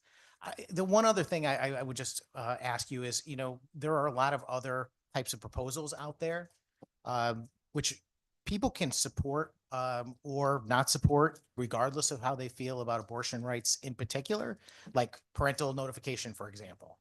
I believe parental notification is a good policy because it may catch a predator. This particular constitutional amendment, I think, would create a situation where a policy like that, which doesn't really impact whether an abortion occurs or not, it might make that unconstitutional also. Just wondering if you have any concern over maybe the side effects of having such a boldly written constitutional amendment. Through you, Madam Chairman. I think the real side effect is what we've been experiencing and we continue to see happen across the country is government interference between an individual being able to access the health care that they need and their doctor's ability to provide that care.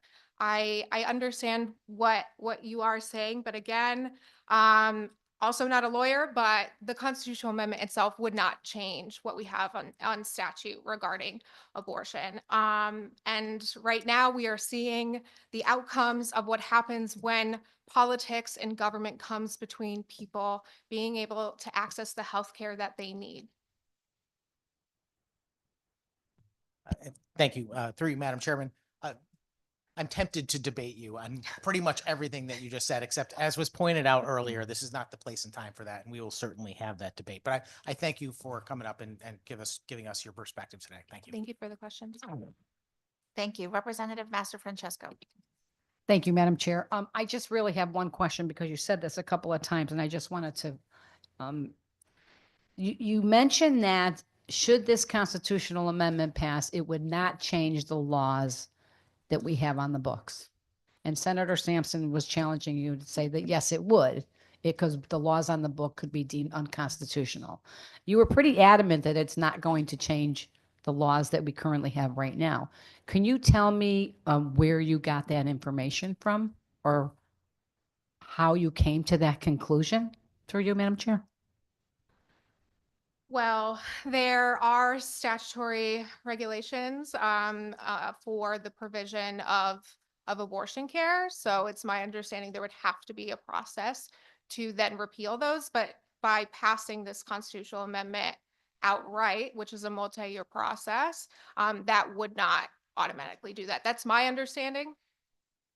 Thank you. And I guess I would ask that you maybe, I don't know who's coaching you or giving you information on that, maybe through the legal process. But when something is enshrined into our Constitution, it really prevents legislation from being passed. So I would advise you, or if you can send me information on where maybe you've spoken to an attorney or somebody that's more of a constitutional scholar to get that information, I'd be happy to look at it. Thank you so much for your testimony. I don't mean to put you on the spot, but you did mention you were pretty adamant that this is not going to change our laws, and I'm pretty adamant that it will. So we just have a difference of agreement. Thank you for your testimony. I appreciate you coming in. Thank you, Madam Chair. Thank you, Representative. Representative Gauthier. Thank you, Madam Chair. You know, the way that I read SJ 35 is legislation to protect against discrimination. And to you, Ms. Gustafson, in what ways are those who seek abortion services discriminated against that, you know, this might help provide some protection to? Thank you. Thank you for the question. I think in this particular moment in time, Connecticut has historically been a leader in terms of protecting and expanding access to abortion. But now, as we are seeing with the overturning of Roe and our current federal administration, that there are threats either at a state level, but potentially at a federal level. So I see this as an opportunity for Connecticut to reaffirm its commitment to ensuring that people can access abortion care, regardless of their gender identity and sexual orientation as well. Yeah. Thank you, Madam Chair. Thank you. Thank you, Representative. Are there other questions from members of the committee? Seeing none, I am just going to ask you one brief question. Your organization, I know you have a national lens of what's happened all across the country to some degree, and certainly a regional one. And I'm just wondering if you can tell me if there's been a state where there has been a sudden change in abortion policy, where perhaps people didn't realize that the law could be changed after the Dobbs decision as quickly as it was, and what that impact was in terms of the immediate change in the healthcare landscape and the healthcare decisions that people could make with their doctors. Thank you for that question. Sometimes when these laws are raised, passed, and then potentially caught up in litigation in various states, it adds to the confusion. For a lot of folks, whenever, especially now since the overturning of Roe, the confusion and the chaos is also a symptom of what is happening across our country and our fractured landscape of access. And so even folks where a law may have been passed, but it isn't in effect yet, they still think that there is a ban or a restriction or that abortion is not accessible, which adds another layer of barriers for people seeking time-sensitive essential care. Thank you. Thank you again for your time and your testimony. Thank you. Next, we will hear from Bruce Putterman, who will be followed by Ed Hawthorne, who will be followed by Robert Hale. Welcome, Bruce. The floor is yours. Thank you. Thank you, Senator Flexer, Representative Blumenthal, members of the committee. I'm the publisher of the Connecticut Mirror. I'm here today to speak in support of Senate Bill 1230, which allocates a portion of state government advertising dollars to locally owned news organizations. By now, you're familiar with all of the trends that are going on in local journalism over the last 20 years.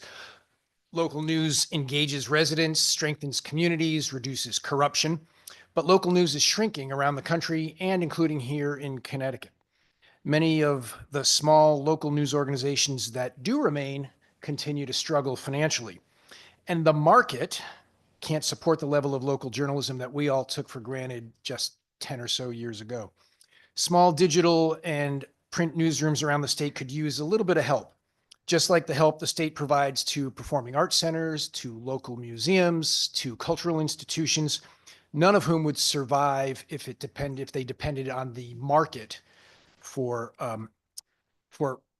financial viability. We know that elected officials, all of you, embrace the goal of supporting and sustaining local journalism. You all certainly are beneficiaries of local journalism. We also appreciate that OPM Secretary Beckham has articulated support for local journalism, but I do want to take a moment to make 3 points about his testimony on this bill. First, price is not the only criterion for determining the effectiveness of state advertising spending. I go into this point in greater detail in my written testimony. Secondly, advertising on news sites with a paywall or in newspapers that require subscriptions don't reach people who can't afford to pay those fees. And third, the state already permits carve-outs in its procurement processes to advance specific policy goals. So women-owned businesses, minority-owned businesses, and small businesses come to mind. Would Senate Bill 1230 require some minor adjustments in how the state buys advertising? Yes, it would. Can those adjustments be worked out through creative and collaborative implementation? Yes, I think it would. And is it worth making those small adjustments for the sake of supporting local journalism? I and many of my colleagues in this space think it would. I also think this bill strikes a reasonable balance between the two important goals of achieving state government advertising effectiveness and supporting local journalism.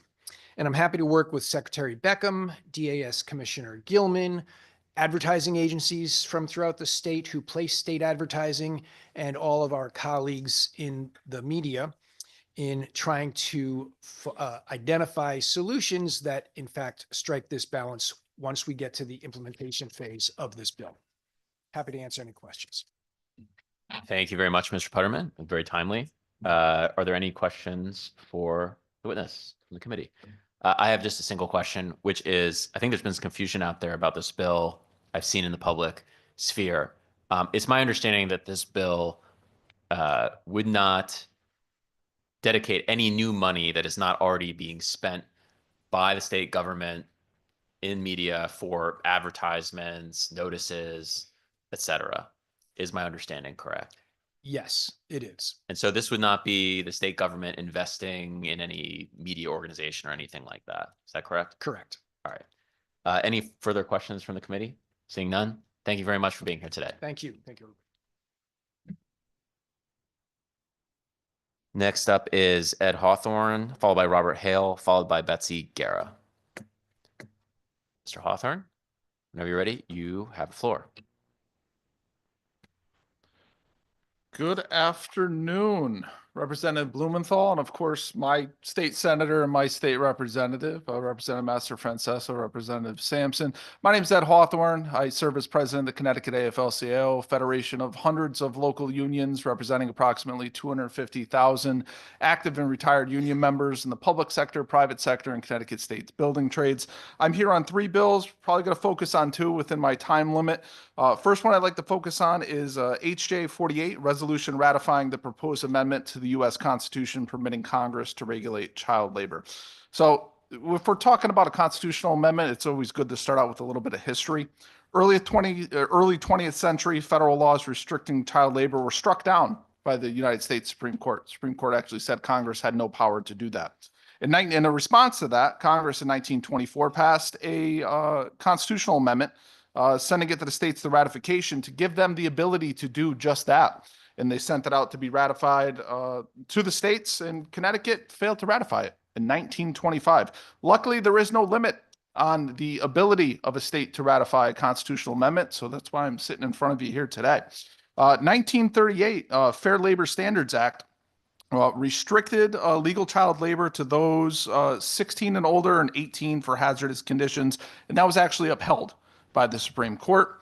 During World War II, we had child labor protections a little bit rolled back. Post-World War II, there was a brief period where, there was the valuing of child protection, but the modern trends are somewhat troubling. COVID-19, there was employer pushback to weaken child labor laws, and we see that in many states. Proposals include lowering the age to serve alcohol, working on construction sites, and expanding hours where children are allowed to work.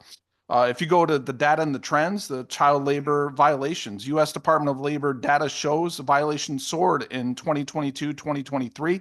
6,000 minors found to be working that were not permitted to work under the law we currently have. That's an 88% increase since 2019. And I proposed to the committee, the problem is probably much worse than is actually reported due to lack of enforcement out there. So it is a problem, and it keeps coming back. State legislation, 16 states introduced legislation to roll back child labor protections since 2022.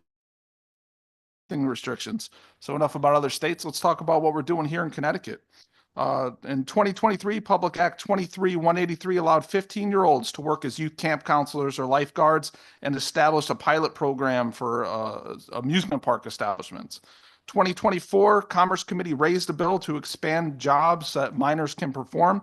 In this session, there's a bill introduced to allow employers to pay minors 75% of the minimum wage indefinitely. So it's not something we're immune to here in Connecticut. It keeps coming back. I'll conclude by saying this prevents the floor from dropping out of child labor protection. As we just heard with the Dobbs decision, no Supreme Court case, no matter how long-standing that precedent is safe from a Supreme Court that seems dead set on overturning long-standing precedent. Luckily, we have the ability to keep child safe and keep that floor from dropping out from across the country and keeping Congress able to establish a minimum standard that we can then build upon here in Connecticut. It's common sense, and I hope to have the support of the committee. I'm happy to answer any questions you may have. Thank you very much, Mr. Hawthorne. Other questions from the committee? Representative Gautier. Hello. Thank you, Mr. Chair. Well, I'm interested. What was the other piece of legislation you wanted to comment on? Thank you, Representative Gauthier. So we did hear some testimony on this before. I have my written testimonies there, so I'll be rather brief with it. It's about the FOI of the public sector, about public agency employees. State employees perform an important role, often sensitive work, frequently subject to threats and intimidation. The impact and disclosure of those addresses, can it be found online? Probably. Make them work for it. Let's not make it easy for them. It doesn't enhance government transparency, and redacting a home address does not limit access to important public information. And I used to, prior to having this job, I worked for the Connecticut Department of Labor for over a decade performing unemployment compensation appeals, and I had to issue legal decisions as an administrative law judge. There was a winner, there was a loser. And sometimes people were very upset with the decision I had to make. And it was always very uncomfortable knowing that they could go to my state agency and FOI, my home address, where I live with my wife and my 2 daughters, right in Wolcott, Connecticut, and come, and if they're upset with me, then my family is caught in the crosshairs. So there's security at the buildings that our state employees work in almost every single building. And like was said earlier, there's not that same security at the house. So this makes sense to show that our state employees, that we value the job that they do and value their protection and value their, family's protection as well, to that matter. So thank you, Representative Gauthier. Great. Thank you for your testimony. Thank you, Mr. Chair. Thank you, Representative. Further questions from the committee? Seeing none, thank you very much for your time and your testimony, Mr. Hawthorne. Thank you all. Next up is Robert Hale, followed by Betsy Guerra, followed by Jamie Reed.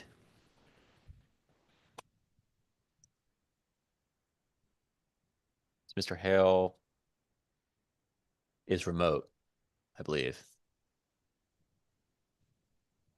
No? Okay. Next up is Betsy Guerra. Thank you, Representative. I'm here remotely. Thank you, Representative Blumenthal, Senator Sampson, Senator Flexer, Representative Master Francesco.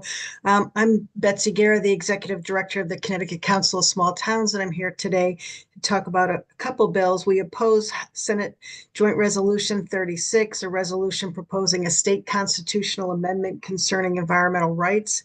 Our small towns clearly support efforts to protect the state's environment, natural resources, clean air, and water quality.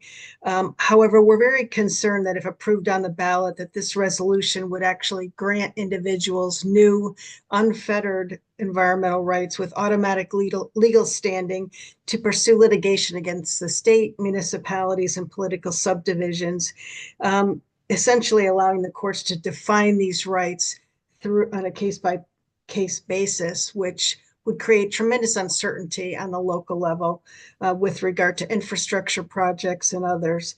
And so, again, we are very concerned about the bill, that it would lead to protracted and costly litigation, and that it could be used to halt some very important local economic development and infrastructure projects. To date, there are only 3 other states that have adopted an environmental rights amendment. If you look at New York's experience, they adopted one which was effective in 2022, and some of the litigation that has already occurred is quite telling. For example, there was a lawsuit brought against the efforts to refurbish a highway that had been in place for 60 years. And although the court indicated that the environmental rights amendment could not be retroactive, it was the subject of a lawsuit, and certainly the state had to incur significant costs in defending against that claim.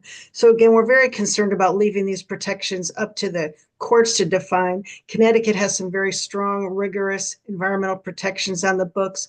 I think if you want to strengthen those environmental laws, you need to do that as part of the statutory framework rather than create a constitutional amendment. And then just quickly, we also have concerns about House Bill 6848 and that concerning the adoption of municipal conflict of interest provisions.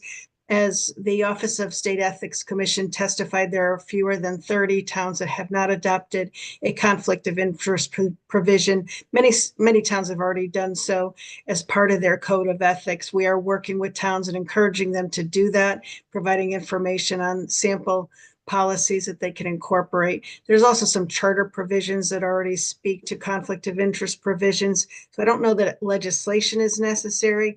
That said, we're certainly happy to continue to have discussions with the Office of State Ethics regarding this issue and encourage our towns to move ahead with adoption of conflict of interest provisions. Thank you. Thank you. Thank you for your time and your testimony. Are there questions from members of the committee? Senator Sampson. Thank you, Madam Chairman.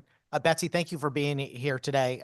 Just very briefly, I think I got the gist of your testimony pretty much, which is that this constitutional amendment, if passed, would effectively replace the existing regulatory and statutory structure for environmental protection and effectively create an open book where the courts will be the deciders going forward. Is that pretty accurate based on what your testimony through you, Madam Chairman? It is, because it does not define these environmental protections as if you go through the various statutes on the books, whether they regard with respect to water quality or land remediation, et cetera, there are some very strong protections we already have on the books. And what this does is just simply open the door for individuals to have legal standing to pursue lawsuits against either the state or the municipalities to enforce rights that aren't defined in the statute. And so it opens the door for all kinds of litigation to be considered. And that, I think, is very concerning, particularly given the cost that that could impose on our state and municipalities. Thank you very much for that answer. And through you, Madam Chairman, just to follow up. So I've talked to a number of people about this bill over the last couple of years. It's been before us. And, the argument I hear from folks that support it is that, well, the courts will eventually get enough case law in the books to establish kind of what the guidelines are for where our environmental rights or regulations should stand. But even if that's true, which I have some concern over, I guess I'm wondering if you feel, as I do, that this might create a chilling effect for municipalities to even begin a project just for fear that they might have to engage in litigation over it, because it's going to take years and years for that type of case law to be promulgated. Right. So if you look at New York's experience, again, their constitutional amendment was effective in 2022. There haven't been a lot of cases. The cases that have been decided have narrowed the scope of the environmental rights that could be considered under the amendment. And that's good news. However, it does create uncertainty. So you're right, it would have a chilling effect, because uncertainty, clearly when you're dealing with multi-million-dollar infrastructure projects, is not something that is supportive. It's something that towns have to consider and weigh when they determine whether or not to move forward with a particular project. Thank you very much. I really appreciate your testimony today, Betsy. And this is a conversation that's going to go on for the rest of this session, no doubt. So we'll be talking about it some more. Thank you very much. Thank you. Other questions from members of the committee? Seeing none, thank you again for your time and your testimony. Thank you. Next, we will hear from Jamie Reed, who will be followed by Brianna Scavera, who will be followed by Linda Iovana. Welcome, Jamie. The floor is yours.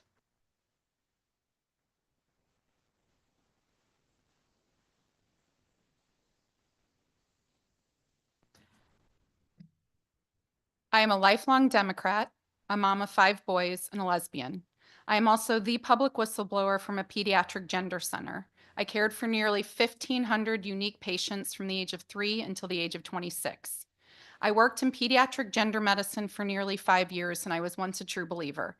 Not just believer in the use of puberty blockers, cross-sex hormones, and surgery, but also in this idea of gender identity itself. I became a whistleblower because we were harming patients. I can address what I have seen in your questions. I now run a national LGBT organization called the Courage Coalition. Today, I'm not going to speak directly about all of the harms that I saw with these interventions. Many others will. Instead, I want to speak directly to the Democrats about building dams. From one lifelong liberal to another, and why your constitutional change of SJ 35 is the building of a dam. Picture Lake Okeechobee in Florida and what cutting off that natural water flow did to the Everglades, and how we are still trying to repair that damage. Picture the Grand Coulee Dam, which flooded Native peoples' designated lands and decimated the salmon population.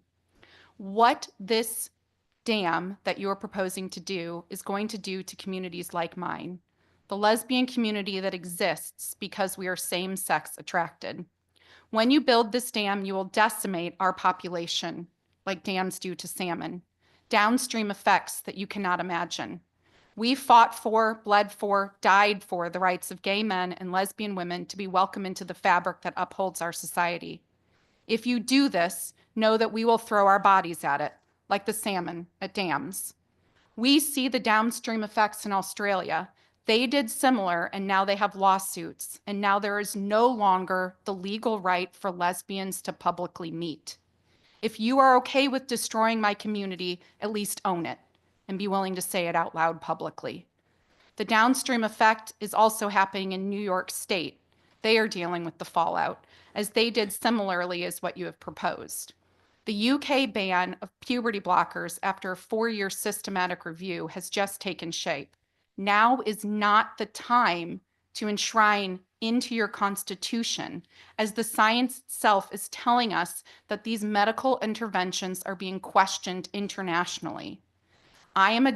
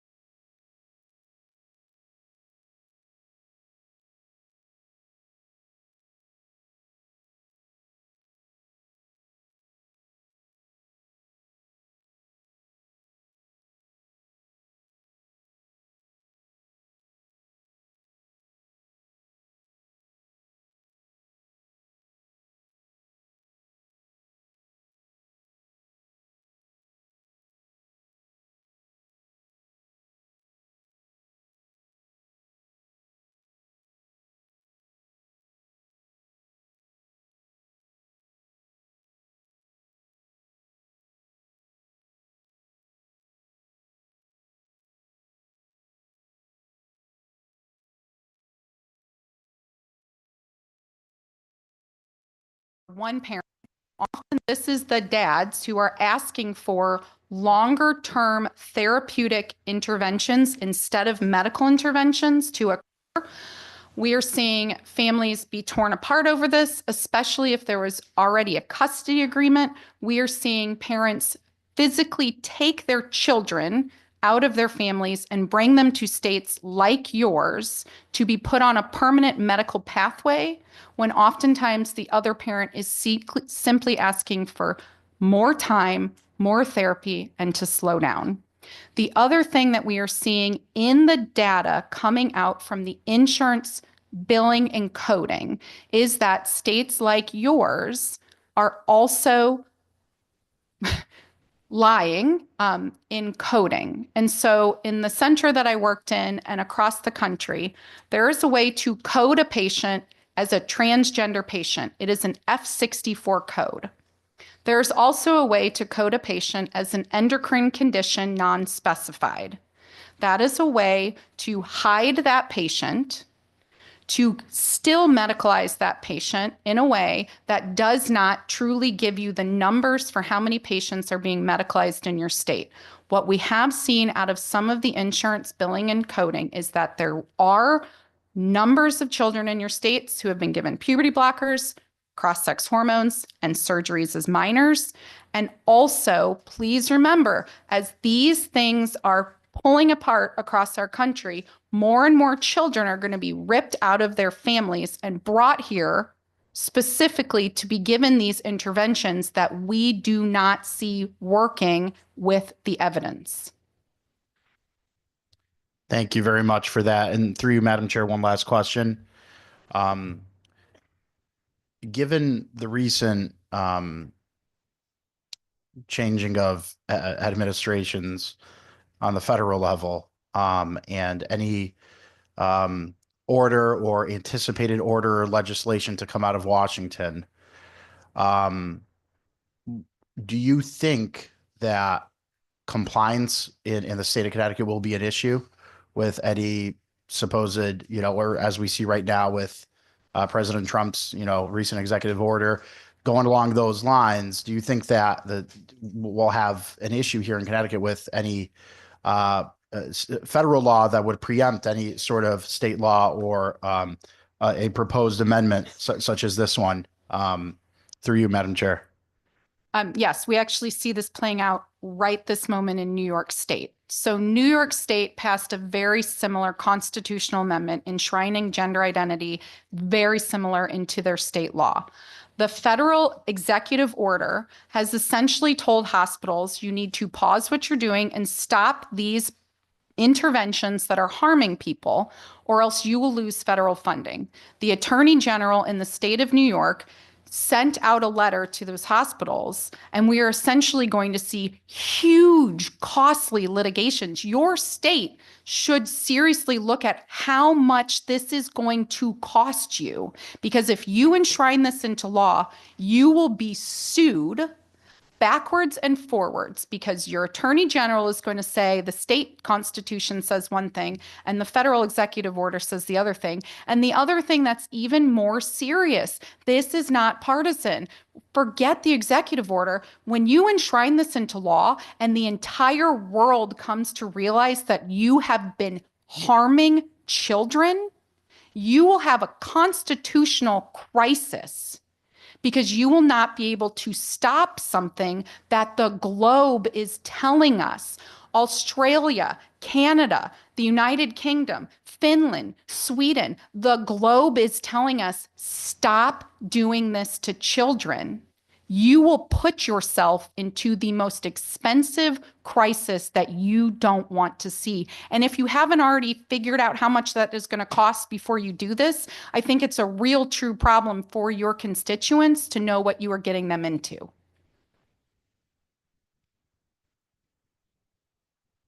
Thank you. Are there other questions from members of the committee? Seeing none, thank you for your testimony. Thank you very much. Next, we will hear from Brianna Scavera, who will be followed by Linda Iovana, who will be followed by Alice Forrester. Brianna, welcome. The floor is yours. And I hope I said your name correctly. You did. Thank you so much. Good afternoon, Senator Flexer, Representative Blumenthal, and distinguished members of the Government Administration and Elections Committee. My name is Brianna Bloom-Skivera. I'm the organizer of Middletown Pride, a program in the City of Middletown's LGBTQIA+ Commission. I'm a queer trans woman. I support SJ 35, proposing a state constitutional amendment concerning discrimination on the basis of sex under the Equal Protection Clause. Before I continue, I want you to know that I am a detransitioner. I knew who I was as a teenager. By the time I graduated university in 1999, I had socially transitioned, but I didn't have financial resources. I could not access health care to medically or legally transition. So, upon graduation, I pretended to be a man as I sought employment, afraid that I would otherwise be unemployable. Within 2 years, I was a team leader of an international technology firm based in Connecticut. I now had access to healthcare and financial resources.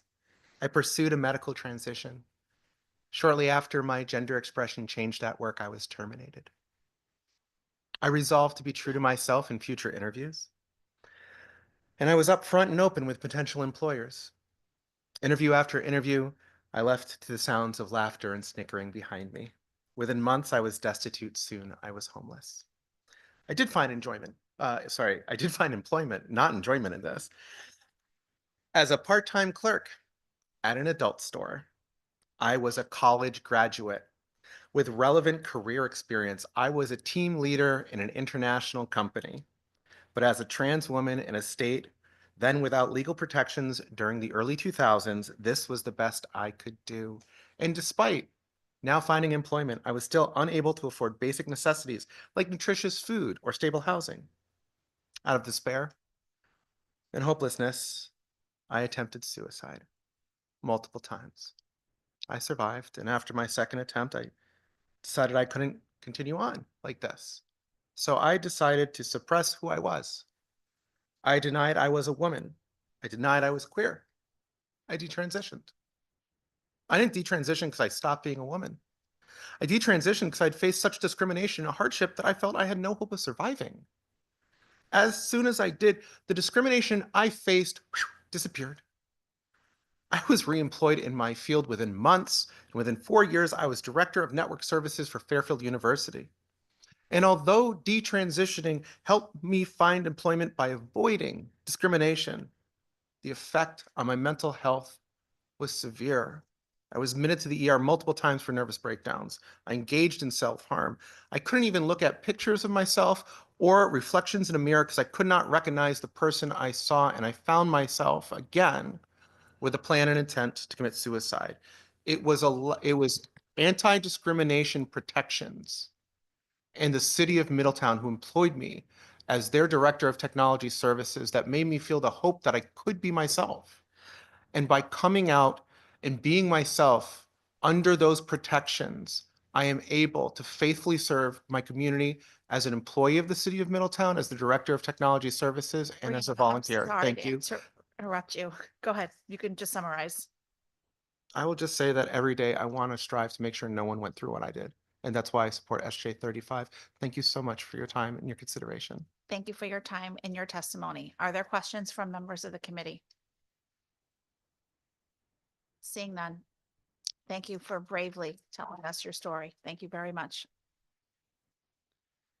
Next, we will hear from Linda Iovana, followed by Alice Forrester, who will be followed by Christian Damiana. And I really want to be corrected if I get people's names wrong. So Linda, are you here? I am. Oh, you're remote. Okay. I am. Thank you. And you did a pretty good job on the name. So thank you for that as well. Some technical difficulties today. So let me just check with the staff. We're good to go to accept remote testimony. Okay, great. Linda, welcome. The floor is yours. Wonderful. Thank you. Good afternoon, Senator Flexer, Representative Blumenthal, Senator Sampson, Representative Master Franco. Sorry, my phone, of course, goes off. And members of the Government Administration and Elections Committee. My name is Linda Iovana, and I am the CEO of CCARC. We are a nonprofit provider of day, employment, and residential services for adults with intellectual and developmental disabilities, servicing throughout Central Connecticut. We're contracted by the Department of Developmental Services and the Department of Social Services. We serve 170 individuals and their families and employ about 270 people. This includes our per diems and subs, so about 150 FTEs in total. Thank you for the opportunity to testify in support of Senate Bill 1231, an act concerning state contracts with nonprofit human service providers. CCARC is burdened by administrative tasks that consume significant staff time. We face several duplicative processes and inefficient systems. The example I provide today is within the same agency, DDS. Providers are mandated to undergo licensing every 2 years and quality service reviews, QSRs, annually. These reviews are essentially the same in terms of oversight. QSR is required by Medicare and CMS regulations, making the licensing process redundant. The time managers spend on licensing could be better utilized for programming and serving the individuals. The preparation, reporting, and follow-up for these processes takes several hours over multiple days. Multiplying this across a dozen locations results in several weeks of management time consumed. We appreciate that the bill directs the Office of Policy and Management to evaluate whether state agencies' rates adequately compensate nonprofits for the services the state contracts them to provide. While service expectations have increased and become more complex, rates have remained flat. CCARC operates 12 group homes. Typically, our DSS room and board rates do not cover the cost of services. We're currently awaiting our rate hearing date with DSS for 3 homes which received rate cuts despite having deficits over the past 3 consecutive years. The year used in the DSS calculations was 2013, which does not account for inflation, increased maintenance and supply costs, or the rising expense of food and utilities. For instance, snow removal costs alone increased by over 25% in fiscal 24. One home operates at an annual deficit of $25,000. CCARC cannot sustain covering the shortfall in DSS rates and the cost of meeting state requirements, let alone providing a comfortable and safe home for the people that we serve. DSS room and board rates must be increased to reflect the current reasonable household management expenses. Finally, the bill repeals 2 unnecessary sections of the law that restrict the nonprofit's ability to compensate their executive directors at a rate that would attract talent to run large, complex health organizations. The statute is antiquated and unnecessarily restricts nonprofit community boards of directors from recruiting best talent. CEOs are required to have the same credentials as those of our corporate counterparts, yet we are compensated as low as a quarter of what our colleagues make. Over a career, we sacrifice up to 75% of the earning potential because we've decided to dedicate our lives to improving our communities and people with who are less fortunate. I urge you, the committee, to support Senate Bill 1231, and I thank you for your consideration. I'm happy to answer any questions you may have. Thank you. Thank you for your testimony. Are there questions from members of the committee?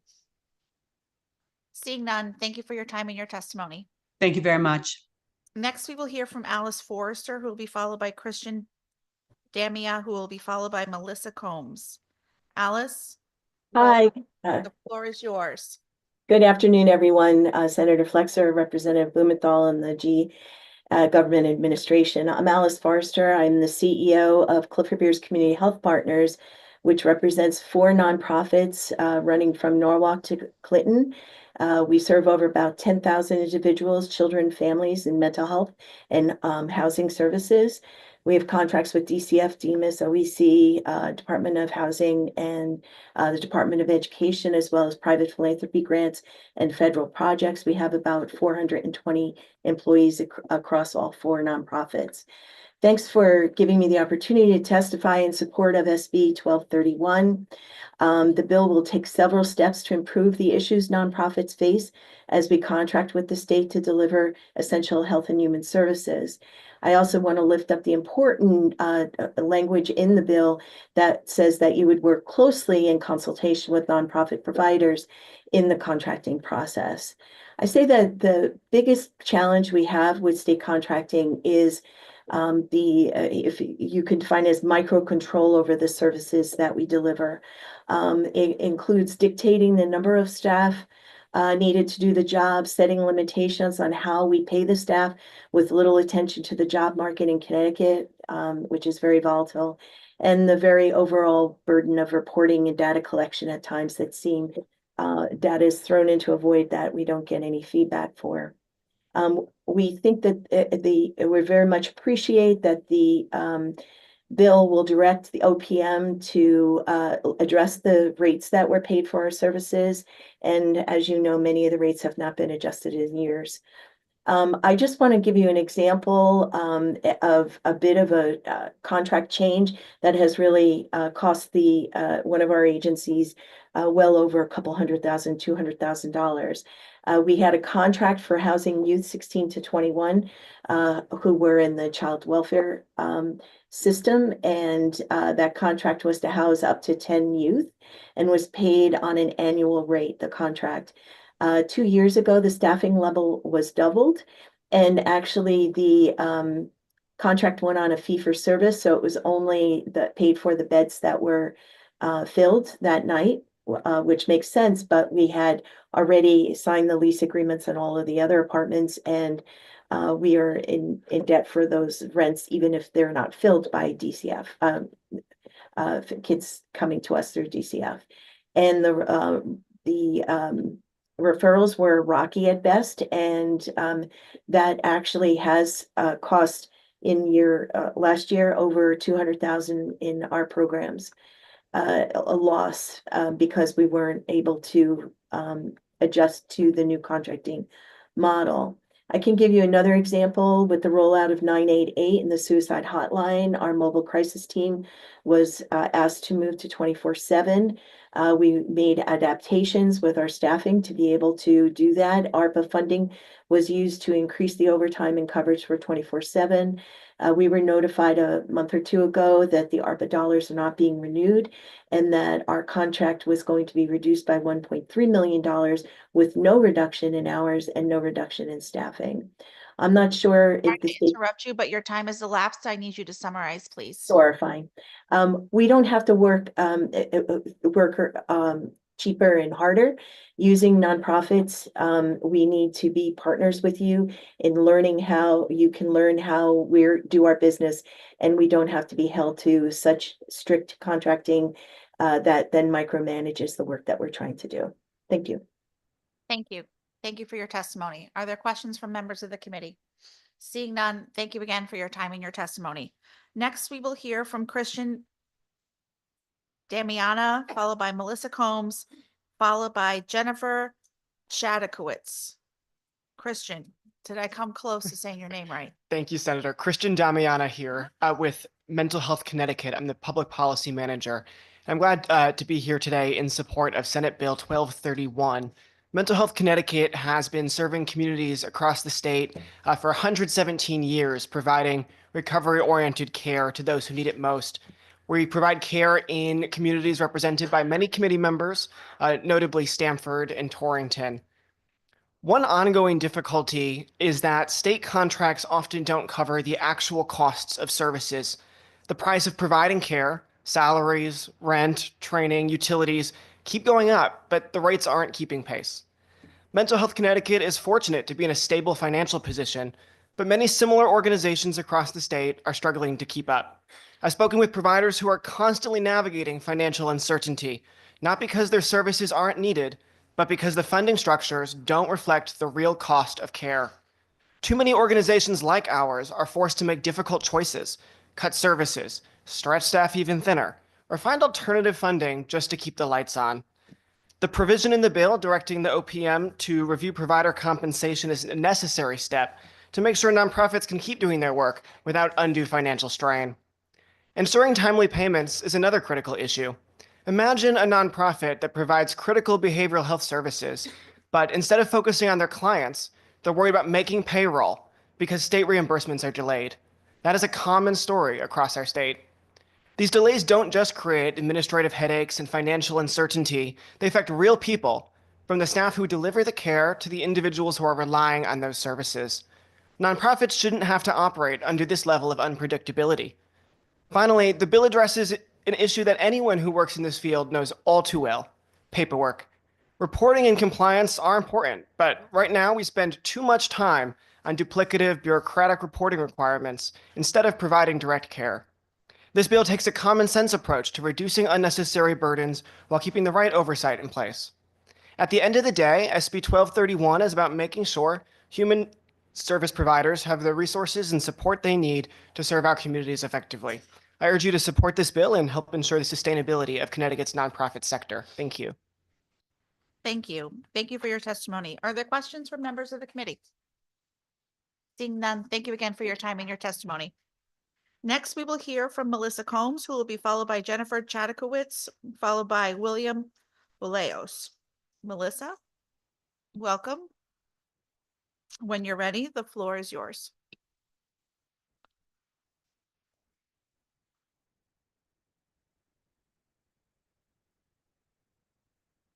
Senator Flexer, Representative Blumenthal, and distinguished members of the Government Administrations and Elections Committee.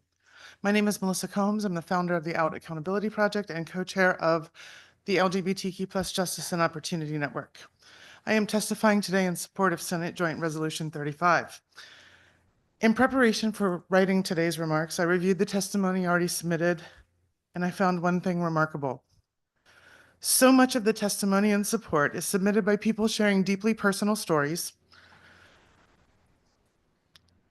and their lived experience as a member of the LGBTQ+ community, caregiver to a member, or an ally who stands close enough to be hit by the stones thrown at us. Each one of these stories stands on its own as a compelling reason to support equal rights and to bring this to Connecticut's voters to decide. In contrast, oppositional testimony is an echo chamber of tired, empty buzzwords and phrases, pushed by extremists and repeated by people divorced from any lived experience. They have no personal stake in this, and their position is so morally bankrupt that they have to import testimony from other states. My family's story mirrors many of those found in supporting testimony, that the only lens on us is one that focuses solely on identity and not on our whole selves is why this amendment is needed. My child is so much more than transgender. She is a whole person with hobbies and interests and dreams, and she should be free to pursue those with abandon, just like any other kid. Connecticut has the opportunity to send a powerful message that everyone has the right to make deeply personal decisions about their own lives with dignity, respect, equal rights, and freedom, and without unnecessary government intrusion. In addition, I support SB 1234, the ebook bill. Libraries ensure equal access to books for all, but given the restrictive terms of ebook contracts and high costs, libraries are limited in what they can provide to their community. With digital formats, individuals can access critical resources such as books about LGBTQ+ history, rights, mental health, and coming out without having to physically visit a store or library, helping those who might feel isolated or unsafe in certain areas, but only if libraries can afford it. This bill will make it easier for libraries to purchase a wide variety of titles that ensures access to LGBTQ+ focused materials. Thank you for taking bold action this session on behalf of the LGBTQ+ community. I appreciate your time and consideration. Thank you. Thank you for your testimony. Are there questions from members of the committee? Seeing none, thank you again for your time and your testimony. Next, we will hear from Jennifer Chadakowitz, followed by William Oleos, followed by Matt Lindstrabis. Jennifer, did I come close to saying your name right? Very close. Chudukowitz. Jennifer Chudukowitz. Chidakowitz. Thank Okay, you sorry so about much. that. The floor is yours. Close enough. Good afternoon, Chair, Senator Flexer, Representative Blumenthal, distinguished and ranking members of the Government Administration and Elections Committee. My name is Jennifer Chudukowicz, and I'm here to testify in favor of Senate Bill 1231. I'm the Chief Strategy Officer of the Southeastern Council on Alcoholism and Drug Dependence, known to most of you as SCAD. SCAD provides a full continuum of care for substance use disorder, regardless of financial means. From our front door, the withdrawal management or detox in New London, through a range of levels of care to include both men's and women's high-intensity and low-intensity residential treatment programs. We have programs located in New London, Norwich, Lebanon. We offer outpatient services, IOP, primary care services, hepatitis C curative treatment, MAT services at every level of care, and we also have recovery housing. So we are a DEMAS-funded agency, licensed by the DPH, funded through the payment portal of DSS or Medicaid. We have contracts with CSSD, ERSC, Eastern Region Service Committee, SOR, MAT, and ABH, Advanced Behavioral Health. We have 213 employees and serve about 5,000 individuals, including our outreach programs per year. An equally important hat that I wear here today before you is that of a woman in long-term recovery myself.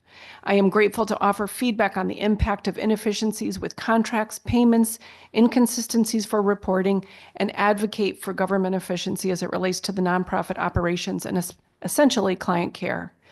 Contract language has not been updated in decades, leading to a significant gap between the documented expectations and the actual demands placed on our providers. Over the years, there have been constant additions to provider requirements that are not identified in the contracts, creating a burden of unwritten expectations.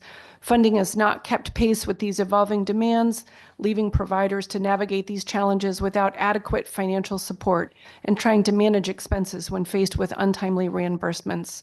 While we eventually receive the payments, these updates are often inconsistent and delinquent, and as such do not provide the relief with which we believe they were intended to provide.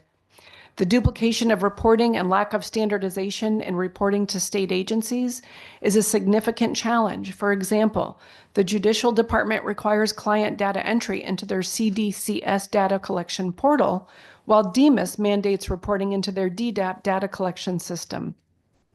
Some agency contracts require client data collection in the GIPRA format. That's a federal platform. When agencies like SCAD must report on critical incidents, each state agency has a different definition of what qualifies as a critical incident, and each state agency has a different reporting format. To summarize, lastly, there continues to be a shortage of clinical staff available to serve people with mental health and substance use disorder. This shortage in large part is driven by the discrepancy between the contract requirements and licensure differences of DPH and DSS. This has driven a huge wedge into the workforce for substance use disorder. While this testimony is just a sampling of examples of inefficiencies, we hope it gives this committee enough information to have the confidence to support SB 1231. Thank you for your consideration. Do you have any questions? Thank you. Thank you for your testimony. Are there questions from members of the committee? Seeing none, thank you again for your time and your testimony. Next, we will hear from William Oleos, who will be followed by Matt Blin-Stravis, who will be followed by Dee Shadler. Hi, William. Hi, Please how are tell you? me how I did with your name. Pretty close, Elias. Really Oleas. close though. Oleas. Okay. Well, welcome. The floor is yours. Yeah. Thank you so much. Thank you all for your time. It's obviously a long, emotional day, so I really appreciate it. But Senator Flexer, Rep. Blumenthal, and honorable members of the Connecticut Administration and Elections Committee. My name is William B. Oleas, and I serve as the administrator of Connecticut's LGBTQ+ Justice and Opportunity Network. I live in Middletown, Connecticut, and I was born and raised in Southbury. I am also a law student at the Quinnipiac University School of Law, where I study constitutional law with a focus on civil rights. I come before you today in strong support of Senate Joint Resolution 35, a proposed constitutional amendment that would enshrine explicit protections for reproductive rights, sexual orientation, and gender identity under Connecticut's Equal Protections Clause. This amendment is not just a necessary legal safeguard, it is a declaration of Connecticut's values. Connecticut has long been a leader in protecting civil rights, and this amendment is a logical and essential expansion of our constitutional framework. The Article of 21 of the amendments already guarantees that no person shall be denied equal protection under the law on the basis of sex, among other protected characteristics. However, without clear definitions, courts and legislatures must infer whether this protection extends to issues such as reproductive autonomy and LGBTQ+ rights. SJ 35 eliminates that ambiguity by explicitly stating that sex discrimination includes discrimination based on pregnancy, such as the right to prevent, initiate, continue, or terminate a pregnancy, sexual orientation, and gender identity and expression. This amendment ensures that these fundamental rights are not subject to shifting political winds or judicial reinterpretation. Recent Supreme Court decisions, most notably Dobbs v. Jackson's Women's Health Organization, have demonstrated a willingness to reconsider and overturn long-established constitutional rights. Justice Clarence Thomas has openly suggested that the court should revisit Obergefell v. Hodges, which legalized same-sex marriage across the United States, as well as Lawrence v. Texas, which led to the decriminalization of same-sex relationships. Should these precedents fall, states will once again be the battleground for civil rights. SJ 35 preemptively safeguards Connecticut residents from such a scenario. If Obergefell were overturned, nearly 30 states could immediately move to reinstate same-sex marriage bans. If Dobbs is any indication, we should not assume that the current court will stop there. The most effective countermeasure is to embed these rights directly into our state constitution, where they cannot be easily undone by future legislatures or courts. Beyond its moral and legal significance, this amendment is a practical necessity. Connecticut prides itself on being an inclusive and forward-thinking state. Businesses, universities, and families choose to live and invest here because they know Connecticut protects fundamental freedoms. The states attacking LGBTQ+ rights and reproductive freedoms are driving out talent, losing business, healthcare providers, and young professionals who refuse to live under discriminatory laws. With this amendment, Connecticut is sending a clear message. No one will have to choose between their home and their rights. Constitutional amendments are not everyday legislative measures. They are profound commitments to justice. The language of SJ 35 reflects the legal realities of our time and ensures that Connecticut remains a national leader in equality. Thank you all very much. I'm happy to answer any questions. Thank you. Thank you for your testimony. No problem. Are there questions from members of the committee? Seeing none, thank you again for your time and your testimony today. Thank you very much. Next, we will hear from Matt Blinstrabas, who will be followed by Dee Shadler, who will be followed by Melissa Mannion. Welcome, Matt. When you're ready, the floor is yours. Thank you, Senator Flexer, Representative Blumenthal, Ranking Members Master Francesco and Senator Sampson, and distinguished members of the Government Administration and Elections Committee. My name is Matt Blinstrubis, and I'm the Executive Director of Equality Connecticut, a statewide grassroots organization with constituent supporters in every corner of the state working to advance LGBTQ rights on a state and local level. And I'm here to testify in support of SJ 35, a resolution proposing a constitutional amendment concerning discrimination on the basis of the Equal Protection Clause. As someone who was born and raised in Connecticut and has worked to advance LGBTQ health and rights for almost 20 years, I'm proud to come from a state that sees the value in protecting every member of our state family. I believe SJ 35 embodies the core values of what Connecticut is about: dignity, empathy, health, and equality for all. For over half a century, Connecticut has led on reproductive health, protecting bodily autonomy, equal rights for women and LGBTQ+ people. It has been heartening to see an overwhelming support for this proposal pouring in from all over the state. Support for LGBTQ people in Connecticut goes back decades. It transcends geography, backgrounds, socioeconomic class, and political parties. In 1991, Governor Weicker signed a law barring discrimination on the basis of sexual orientation. In 2005, Connecticut was one of the first early states to legalize civil unions for same-sex couples, and then became the third state to legalize same-sex marriage. And when the legislature overwhelmingly passed a law codifying that marriage decision, it was promptly signed into law by Republican Governor Jody Rell. In 2011, the legislature passed historic expansions to our non-discrimination laws on the basis of gender identity and expression. And since then, we've seen successful bipartisan efforts to ban convergent therapy, update our parentage laws, and resource our community-based organizations. Time and again, Democrats and Republicans have come together to make sure people living with HIV in our state have access to the life-saving treatment they need. Equality and fairness is a value shared by all of us who are from this state. Without judgment, we see each other. Without hesitation, we help each other. What is so powerful about SJ 35 is that it takes what we've accomplished together and enshrines it into our state's highest document. Everything that SJ 35 represents is the result of decades of progress and accomplishment from both parties. I cannot think of a safer place for what we've done together than in the protective hands of our Constitution. Thank you for your time and happy to answer any questions. Thank you. Thank you for your testimony. And I'm sorry, I slightly mispronounced your name. That's I okay. apologize. Thank you. Are there questions from members of the committee? Seeing none, thank you for your time and your testimony. Next, we will hear from Dee Shadler, who will be followed by Melissa Mannion, who will be followed by Jet Moxley.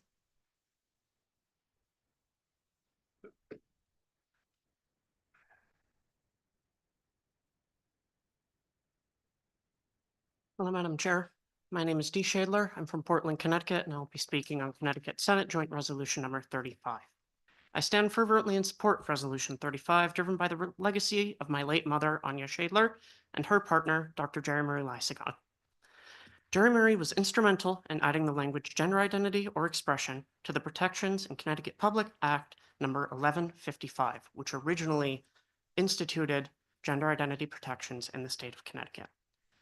She marched in the first Hartford Pride Parade and pioneered the observance of the Transgender Day of Remembrance here in Connecticut.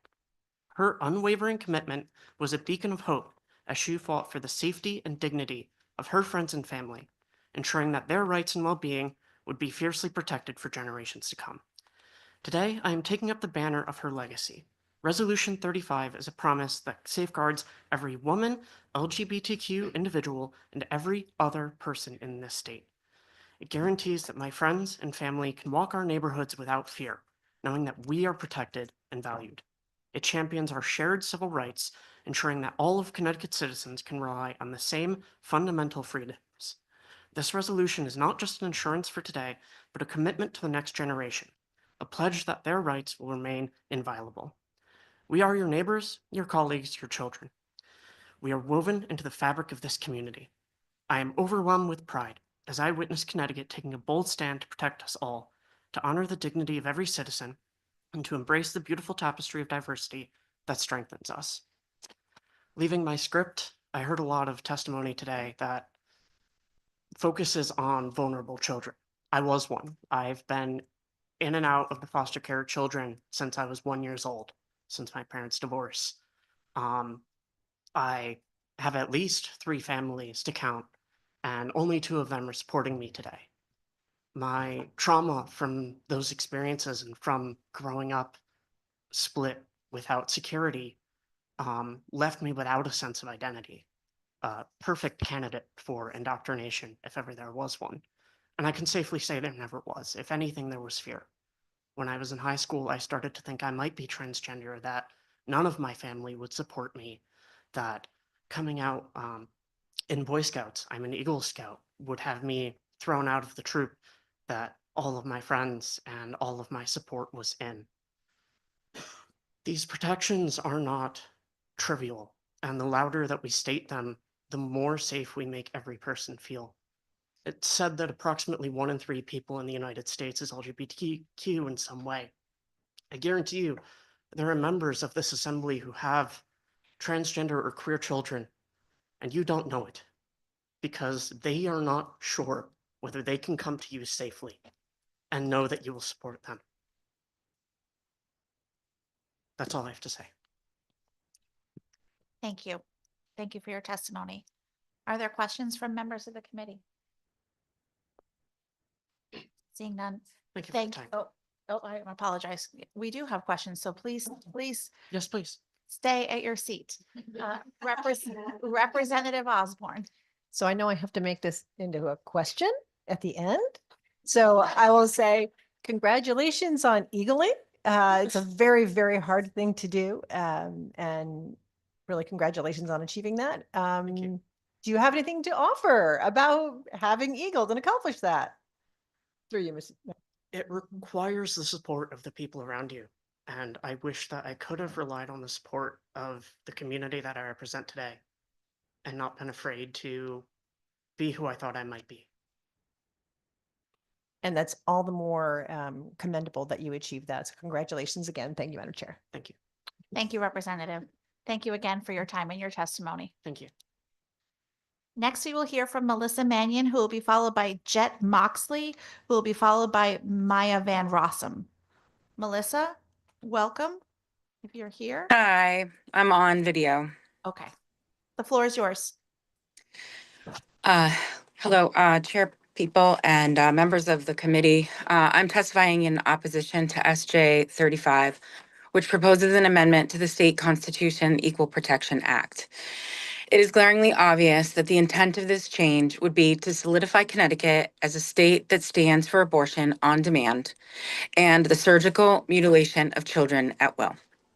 My basis for this assertion is that the Equal Protection Act already states that no person shall be denied the equal protection of the law, nor be subjected to segregation or discrimination in the exercise or enjoyment of his or her civil or political rights because of religion, race, color, ancestry, national origin, sex, or physical or mental disability.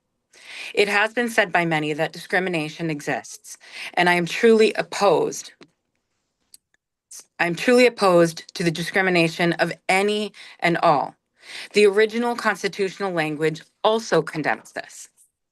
This change is not meant to help with discrimination.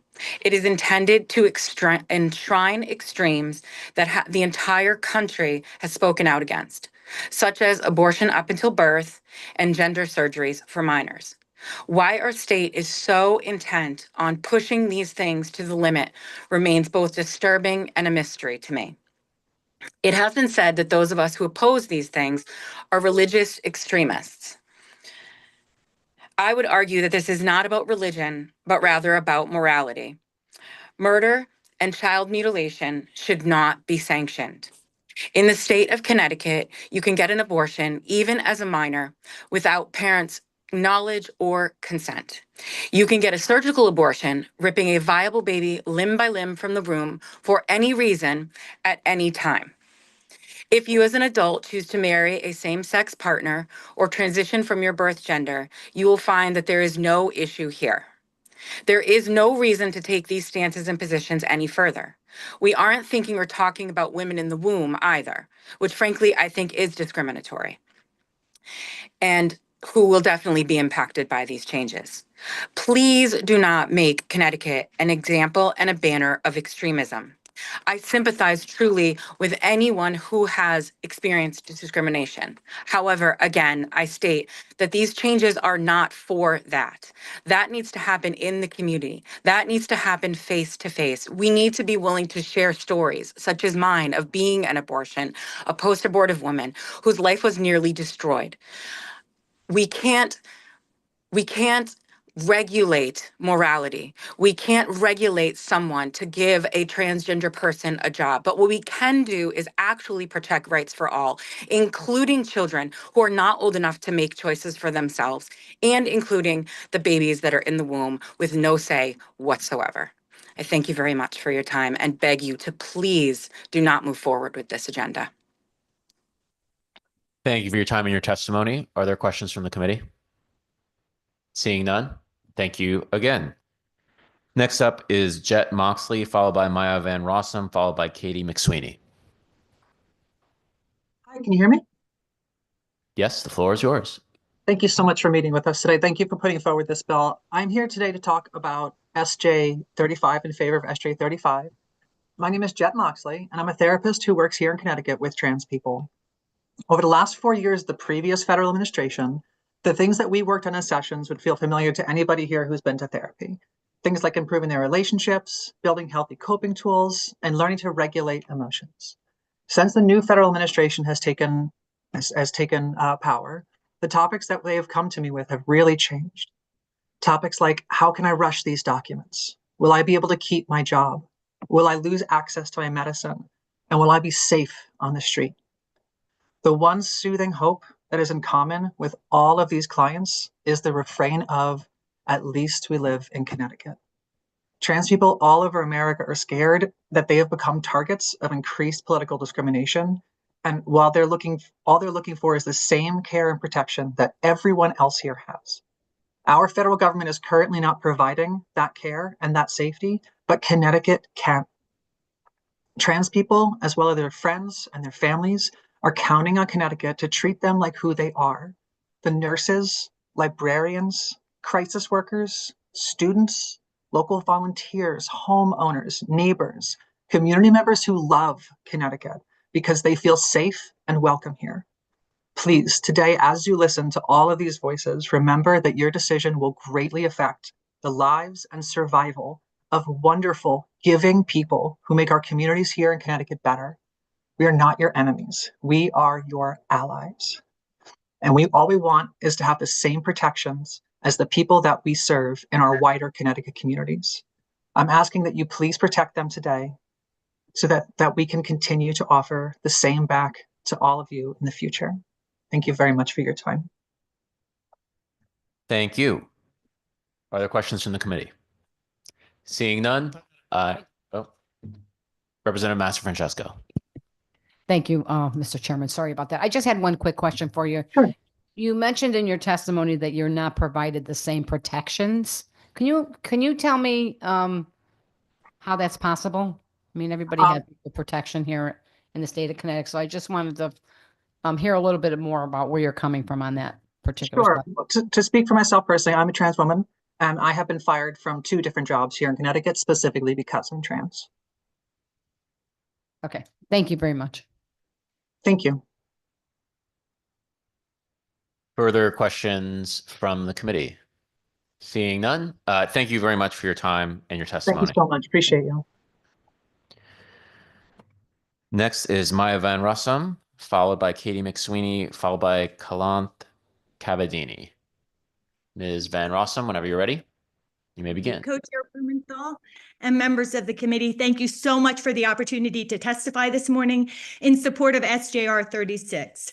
As you've heard, my name is Maya Van Rossum. I'm an environmental attorney and advocate.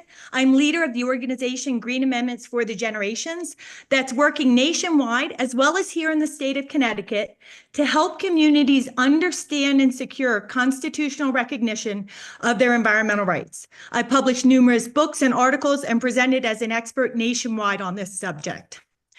Having helped communities to secure and or utilize environmental rights of this kind in Pennsylvania, New York, and Montana, the 3 states that currently provide similar constitutional protections, I'd like to share some overarching perspectives and dispel some misunderstandings.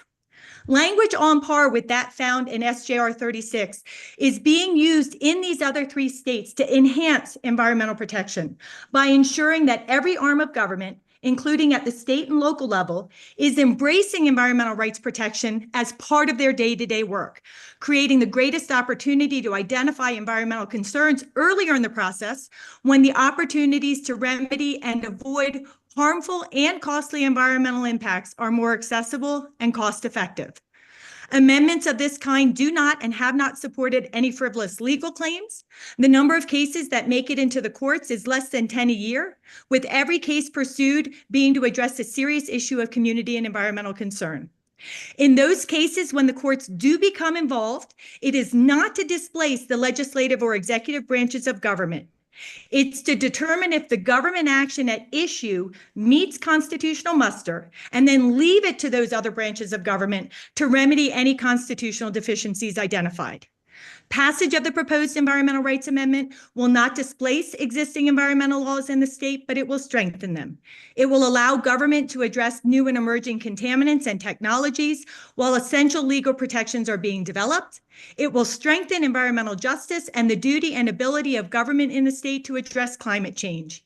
And it will provide a meaningful opportunity for impacted communities to engage in the decisions that affect their environmental rights and to secure a remedy in situations where the laws as written, interpreted, or applied fail to provide essential environmental and community protections.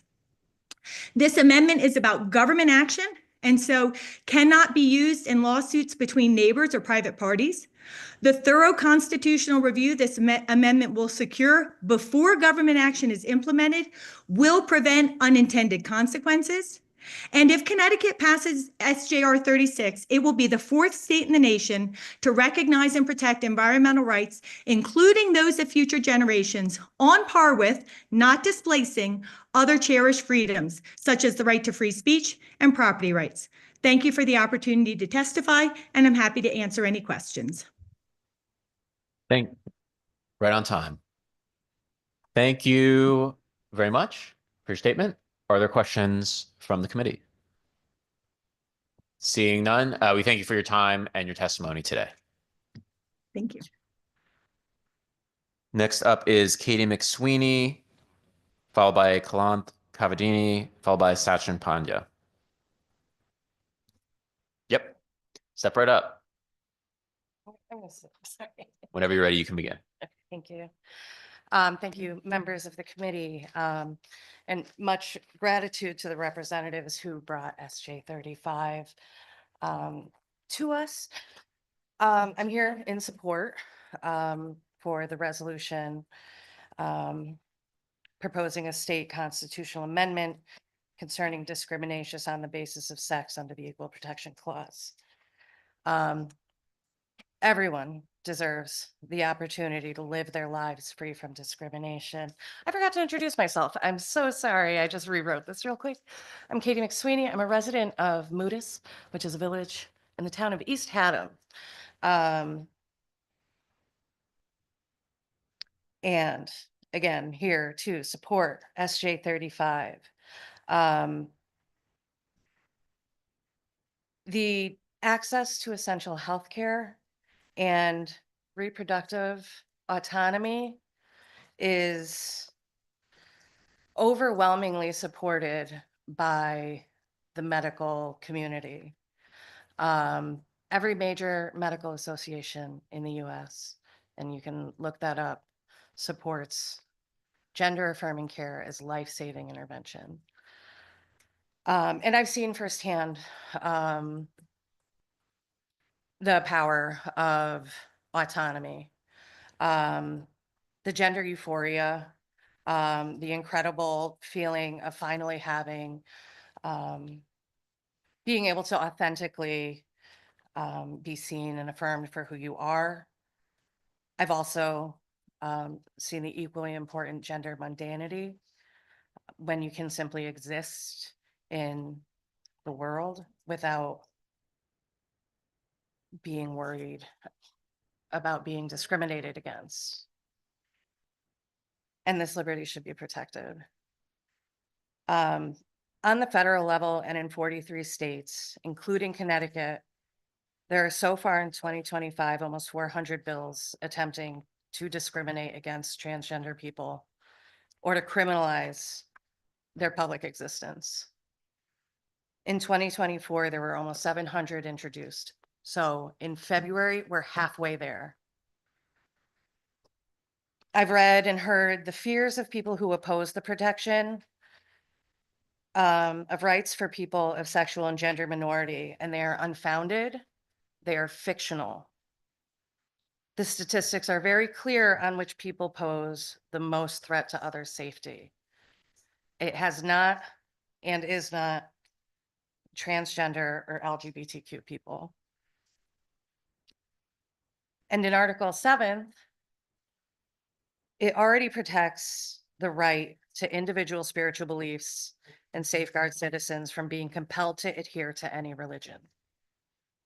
The separation of personal belief and public policy is essential for a diverse and tolerant society.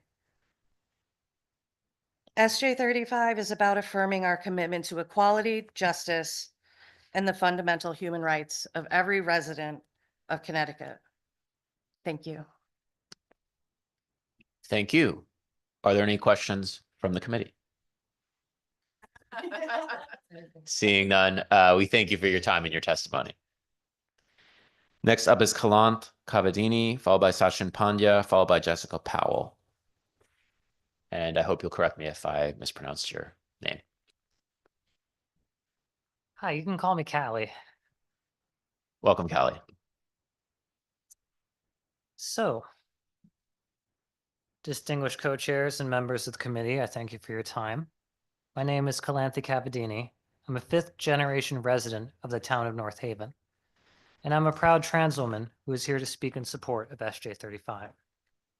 What is spoken today and onwards about this bill will represent all walks of life in Connecticut, from the shores of New Haven, where the best pizza is made in the US, to the prized shade tobacco farms of Enfield. From the financial strongholds of Greenwich to the tranquil, bucolic hills of the quiet corner, the voices of this incredible state of ours will be heard. And what a wonderful thing it is to have such diversity behind these words. After all, isn't variety the spice of life? The saying may be true from a poetic standpoint, but scientific studies show that the natural world benefits from it. Likewise, business experts argue that diverse groups are more likely to solve complex problems. Suffice it to say that the more you look into it, the more you'll see that the differences between us do more to enrich rather than harm. However, a dangerous discriminatory rhetoric persists, where sameness and uniformity are key. According to its followers, people like me shouldn't be allowed to speak, to live alongside you, to share in the benefit of public services, to walk down our streets, or in the most extreme of cases, to exist. People who follow this rhetoric see me as a threat because I am different. Without SJ 35, they can discriminate against me and others like me, free of accountability. With this resolution, the definition of sex in Article 21 of our Constitution is expanded upon to include gender identity, family planning, sexual orientation, and related health care. With this resolution, people like me wouldn't have to fear getting arrested for walking down the street as other trans women have. With this resolution, pregnant individuals could choose what is best for themselves and their families without fear of losing their jobs or medical coverage. With this resolution, couples could celebrate their relationships openly, regardless of whether that relationship is gay or straight. In short, this resolution safeguards the vulnerable, but this resolution also protects us all. I will leave you with a quote from my hometown, which hosted its first Pride event 2 summers ago. Our first selectman, Mike Frieda, is a Republican.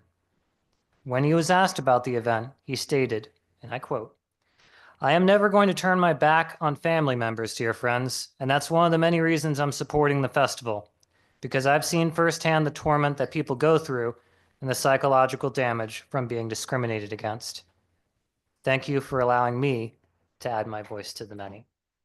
And I welcome any questions. Thank you. Are there questions from the committee? Seeing none, we thank you for your time and your testimony for being with us here today. Thank you. Next up is Sachin Pandya, followed by Jessica Powell, followed by Juliana LaRue.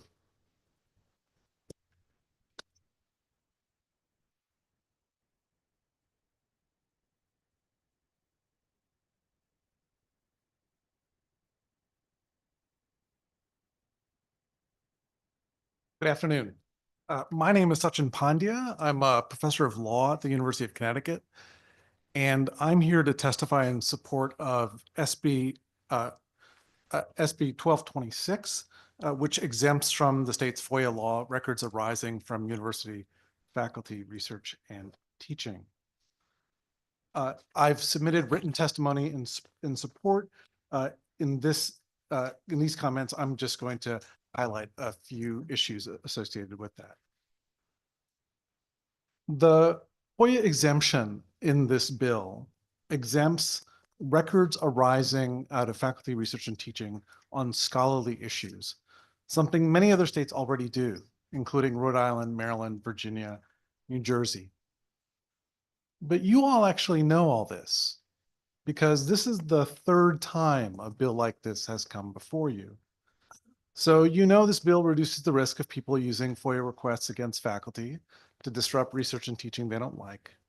You know that since the Frommer decision by the Connecticut Court of Appeals in 2005, it's undisputed that our FOIA statute was never intended to cover an instructor's research and teaching records, that while public universities count as public agencies under that law, individual faculty members don't. And you already know the problem. Research and teaching records are routinely sent or stored while using university computers, servers, equipment, or cloud storage, and to that extent, arguably maintained or kept on file by the university itself, not something legislators could have predicted when they wrote the FOIA statute in 1975. And by now, you also know the FOIA Commission's playbook. Oppose it here and in the halls, cite a laundry list of existing FOIA exemptions as good enough, but never explain how or why. And apparently, today, they haven't shown up to try to explain it here.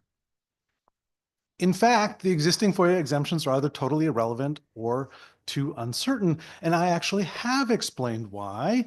Take a look at my written testimony. In the appendix, you will find for each exemption cited by the FOIA Commission an actual explanation of why it's inadequate or completely irrelevant. Take a look, use it, don't let them off the hook. So we've all been here before, and in the past, this committee, thanks to its foresight and leadership, has voted out bills like this, only for them to die at session's end. So I urge you to vote for SB 1226. And for everyone else, don't let the opponents, including the FOIA Commission staff, mislead you about the law. Ask them and then others this question: how many more faculty have to live with the fear and uncertainty of FOIA harassment for their research and teaching before you will care enough to act? Thank you. Thank you. Are there any questions or from the committee? Seeing none, thank you very much for your time and your testimony. Thank you. Next up is Jessica Powell, followed by Juliana LaRue, followed by Kim Adamski. Is Jessica Powell present? So we'll move to Juliana LaRue. Hi, can everyone hear me? Yes, whenever you're Good. ready, you may begin. Good. Good afternoon, members of the GAE committee. My name is Juliana, and I'm here today as an organizer and a young person deeply concerned about the future of our planet. I'm speaking on behalf of Sierra Club Connecticut in strong support of SJR, the Environmental Rights Amendment. Let's be clear, this is about our fundamental right to live in a healthy environment. Clean air, safe water, and unpolluted land should not be privileges. They are basic human rights, and yet too many communities, especially low-income communities and communities of color, are forced to breathe toxic air, drink contaminated water, and live with the consequences of environmental destruction. To me, that is unacceptable. We are facing a climate crisis that will define my generation's future. Extreme weather is getting worse, pollution is making people sick, and corporations continue to put profits over people, while those in power continue to let it happen. But we have a chance to change that. This amendment would give each person in Connecticut the legal right to a safe and healthy environment, something that should have been guaranteed all along. At a time when environmental protections are being rolled back at the federal level, Connecticut has an opportunity to lead. We can stand up and say, our environment, our health, and our future are not up for debate, and we deserve better. I urge you to support the Environmental Rights Amendment and let the people of Connecticut to vote whether they want the Constitution or not, for this to be in the Constitution or not. Let the people's voices be heard on the ballot box. My generation and every generation that follows is counting on you all to do the right thing. Thank you. Thank you. Are there questions from the committee? Seeing none, we thank you for your time and your testimony. Next up is Kim Adamski, followed by Kimberly Stoner, followed by Carrie Dyer. Is Kim Adamski present? Great.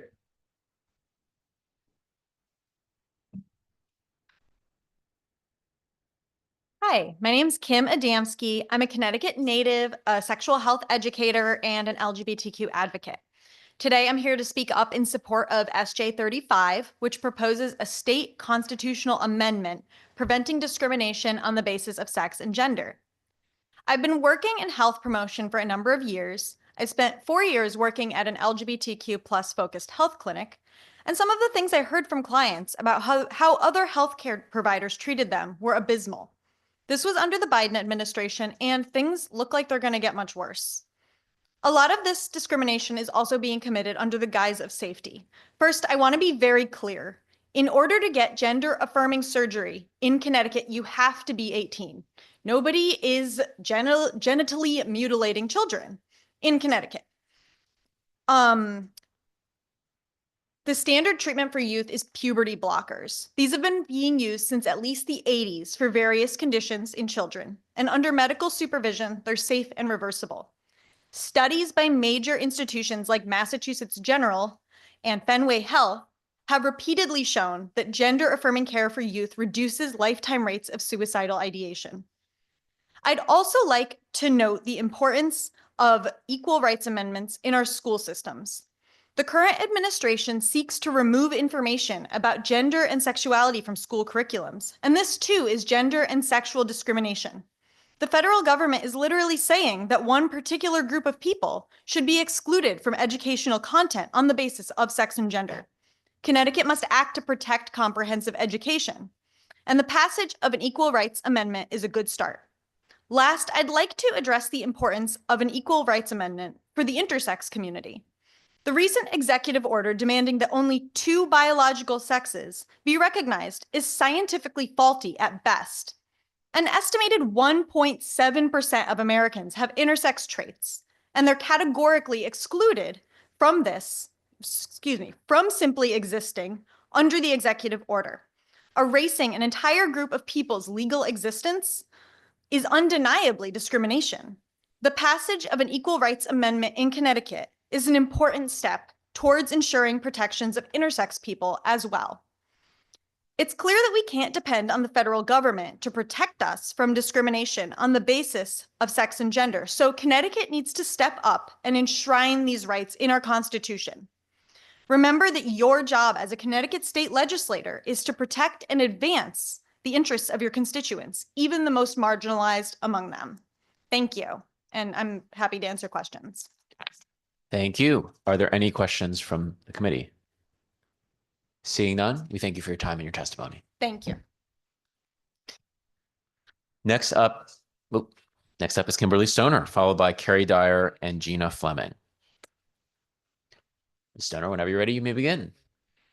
Thank you. Co-chairs Flexer and Blumenthal and members of the Government Administration and Elections Committee, thank you for the opportunity to testify in support of SJ 36, the resolution proposing that the Connecticut Environmental Rights Amendment be put on the ballot for a referendum of the people.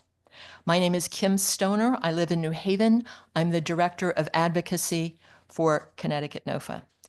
I'm a scientist by training and experience, a lifelong environmentalist, and a Quaker who believes that the natural world in which we live is the greatest possible miracle I can imagine, and that we have a sacred duty to care for this incredible gift. The rights to clean and healthy air, water, and soil, a stable climate, and healthy ecosystems are fundamental human rights, essential for human health and even survival. Establishing these rights for all people is a moral issue, as is preserving the environment for future generations.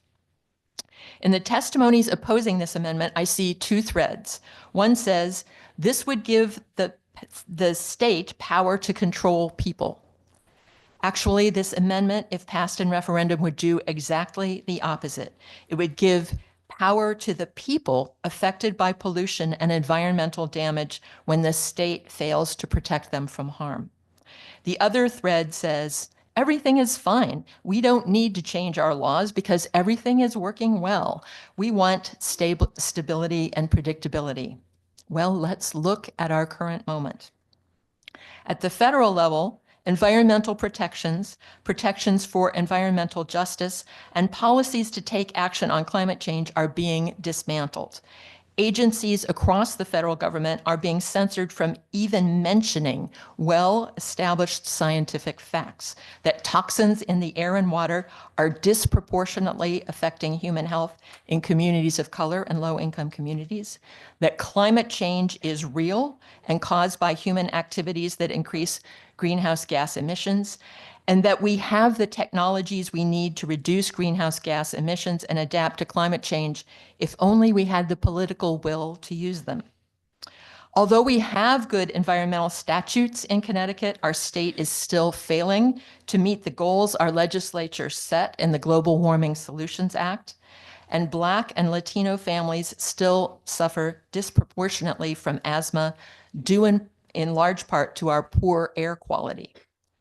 We, the people, need tools to fight back against the denial of facts and the elimination of policies to address these enormous problems. The Connecticut Environmental Rights Amendment will be a tool that will strengthen and build upon the statutes that we have and will protect our fundamental human rights at the same level as other fundamental rights like freedom of speech. Thank you. Thank you. Are there questions from the committee? Seeing none, we thank you for your time and your testimony. Thank you. Next up is Carrie Dyer, followed by Gina Fleming, followed by Colleen Bailey.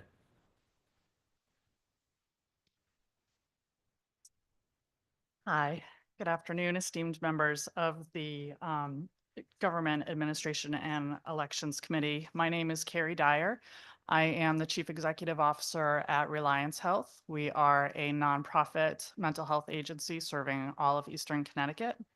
I'm here in support of Senate Bill 1231, the act concerning state contracts with nonprofit human service providers. I've been here to testify many times. We've talked about the shortfalls that nonprofits see in terms of relationships with state contracting, and I was pleased to read the wording that went along with this bill. We know that there is inadequate compensation and there are not mechanisms in place to address that. So in my mind, the ability for the Office of Policy and Management to evaluate whether the rates the state agencies pay for services adequately compensate nonprofits can tell you already that they don't. So there are many ways in which we can address that. At a previous committee meeting last year, we were discussing why for approximately 14 years there was flat funding or cut funding and why there was no way to address that. And we sort of brainstormed and said there isn't a mechanism for it. We knew that we had increases periodically prior to that date of 2007, but there was nothing formally put into place. So I will be here advocating on every occasion to advocate for indexing for nonprofit funding. I think too that in terms of the evaluation of nonprofit contracts, I think more detail has to be put into place in terms of what are the thresholds? What are we evaluating? How quickly will those evaluations be enacted upon? And how will the partnerships be made to make adjustments? If there are no financial adjustments to be made to those contracts, how will the discussions be held with the nonprofits to adjust those funding shortfalls? We have not at this point been able to reduce any sort of activities or services in response to having flat funding. And that is a great disservice to the people we serve. My experience is that over half of my career has been flat or cut funding, and that is completely inappropriate. It appears to me that our contracts are designed as though they are a short-term project. We agree to a price, we agree to a service, and there is no beginning and middle and end. There is a beginning and then there is ongoing. So the fact that there isn't an adjustment to index for inflation is an absolute crime against the people that we serve. They are our neighbors and our friends and our family members, and they deserve respectfully funded services. Very well timed. Thank you very much. Are there questions from the committee? Seeing none, we thank you for your time and your testimony.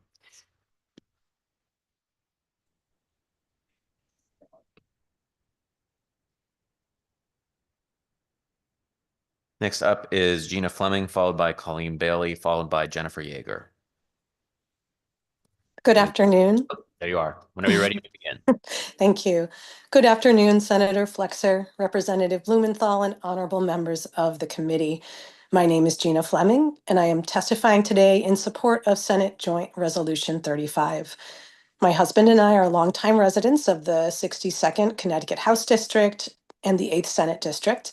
We are lifelong Connecticut residents, University of Connecticut graduates, and Connecticut civil employees with over 20 years of service.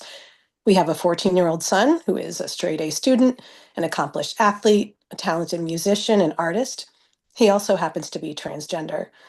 Contrary to the opinions of some, I did not make my child transgender by indoctrinating him with so-called gender ideology. When he told me at the age of 3 he was going to grow up to be a man, I said he was wrong and tried to raise him as a girl. Needless to say, that wasn't a very successful endeavor. The assistance of a team of experienced pediatric, medical, and mental health experts over a period of several years enabled my husband and I to research, understand, and make informed decisions about the healthcare that would be in the best interest of our child. With access to that healthcare, our child has gone from someone who had great difficulty attending school and going out in public to the confident, thriving person he is today. I tell you this to exemplify what I understand the purpose and intent of healthcare and equal protection under the law to be. I believe the goal of our state constitution is to promote a healthy and productive populace. I believe the purpose of healthcare is to maximize individuals' healthy and productive functioning. I testify before you today to bear witness to the fact that treatment which denies or discriminates against people like my son would contradict the goals of a healthy, harmonious population. Medical interventions that deny and discriminate on the basis of gender identity would be more accurately termed conversion therapy, which has been illegal in the state of Connecticut since 2017. With access to healthcare that meets his needs, my transgender son is a positive, contributing member of his school and community. In its absence, he may well be a poorly functioning burden on these systems. This is not dramatic conjecture, but our lived experience. I urge the legislature to support the proposed amendment to our constitutional definition of equal protection. Let our state be an example of the healthy and harmonious functioning that is possible when all citizens, regardless of sexual orientation or gender identity, enjoy equal protection under the law. Thank you. Are there questions from the committee? Seeing none, we thank you for your time and your testimony for being with us here today. Next up is Colleen Bailey, followed by Jennifer Yeager, followed by Carol Platt-Liebau.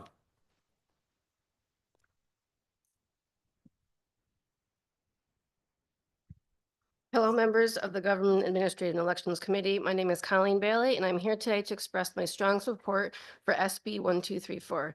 As a library director and a Connecticut resident, I believe that this legislation is essential in ensuring that all patrons, regardless of their financial background, can benefit from digital reading. Over recent years, libraries have increasingly relied on digital resources, particularly ebooks, to meet the growing needs of their communities. Ebooks provide an incredible opportunity for readers, offering instant access to a vast range of titles with the convenience of a digital format. For many patrons, especially those who rely on public libraries for free access to literature, ebooks are vital to education, personal development, and lifelong learning. However, the high cost of ebook licenses and the limited budgets of libraries severely hinder our ability to purchase sufficient digital content. In Connecticut, library budgets are already stretched thin, and many libraries have faced significant challenges with per capita spending, West Haven being one of those, spending less than $2 per capita. We cannot meet growing demands, especially for digital materials, and that's with being in a large consortium sharing costs for ebooks. Low funding leaves libraries struggling to afford ebooks and other digital media, resulting in a system where many patrons are left with limited access to the vast wealth of digital resources that they need. In West Haven alone, 1 in 5 do not have internet access in their homes, yet our digital circulation last year was still close to 30% of our total circulation. When libraries are forced to choose between purchasing a few ebook licenses or maintaining physical collections, we often prioritize the latter, leaving a growing gap in digital offerings. As a result, patrons, especially those who cannot afford to purchase their own ebooks, are left behind. This creates a digital divide that disproportionately affects underserved and economically vulnerable communities, denying our more vulnerable populations the ability to have the same level of access simply because they cannot afford digital materials cannot continue. SB 1234 would address this imbalance by ensuring that libraries have the ability to acquire ebooks at more affordable prices, enhancing access to educational and recreational materials for all Connecticut residents. By promoting fairer prices for ebooks, this legislation will allow libraries to stretch their limited budgets further and provide a more comprehensive and equitable selection of digital materials. Libraries want to provide more access to books, not less. We want to buy as many items as possible to meet the ever-growing demand for our digital content. Supporting this bill is a critical step towards ensuring the Connecticut libraries can afford equal access to resources for all, regardless of income or location. This is not just a matter of convenience, it is an issue of social equity and education. Libraries are vital public services, and the digital resources they provide are essential for the growth and development of all individuals, especially those most in need. I urge you to support SB 1234 to ensure that every Connecticut resident has the same opportunity to access information and knowledge, no matter their financial situation. Thank you. Thank you. Are there any questions from the committee? Seeing none, thank you very much for your time and your testimony. Next up is Jennifer Yeager, followed by Carol Platt-Liebau, followed by Ashley Sykes. Is Jennifer Yeager with us? Not seeing her. Carol Platt-Liebau, you are up.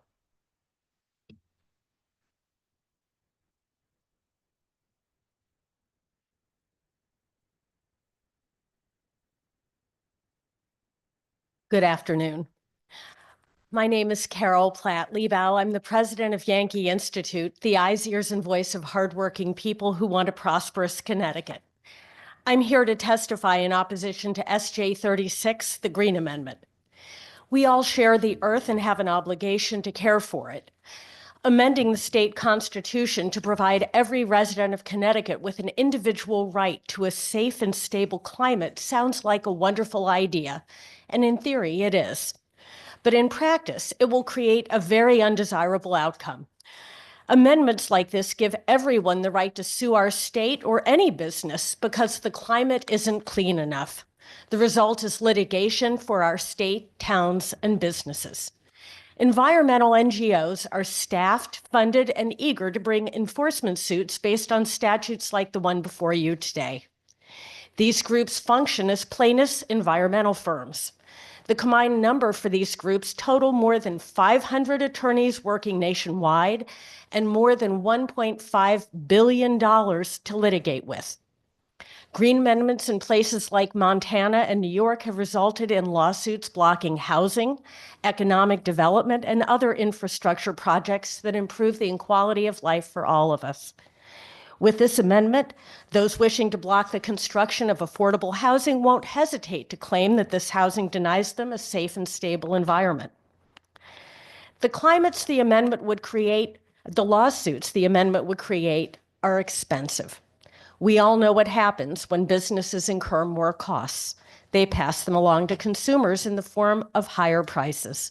When states or towns incur more costs, they're passed along to taxpayers in the form of higher taxes. Either way, life in Connecticut becomes more unaffordable. People suffer or they leave. Giving people the right to sue the state for a safe and stable climate also means we could end up with an intrusive regulatory regime that no one even voted for. Activists could sue and then extract settlements, imposing rules so burdensome and expensive that no legislator would ever have voted for them. The amendment's vague language only increases the chances of litigation. The amendment demands a safe and stable climate without defining exactly what that is.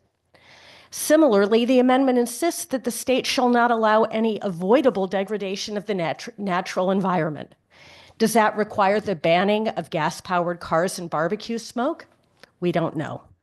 We all share an interest in a clean and healthy home here on Earth for ourselves and our families. But this interest has to be balanced with others, including the importance of a functional, affordable state where our families can stay, grow, and prosper.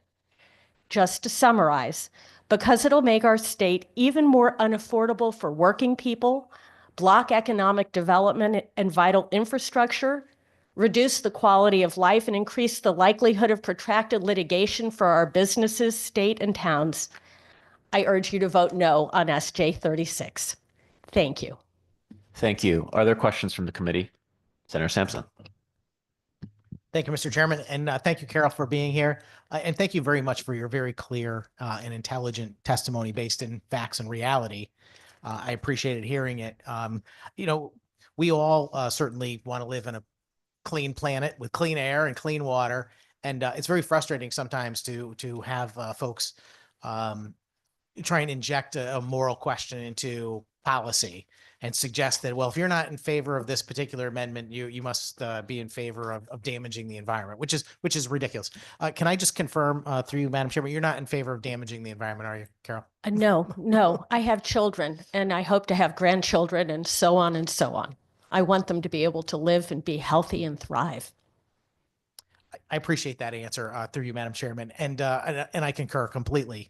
You know, so what exactly is your issue outside of what you've already mentioned? What concerns you most about this legislation?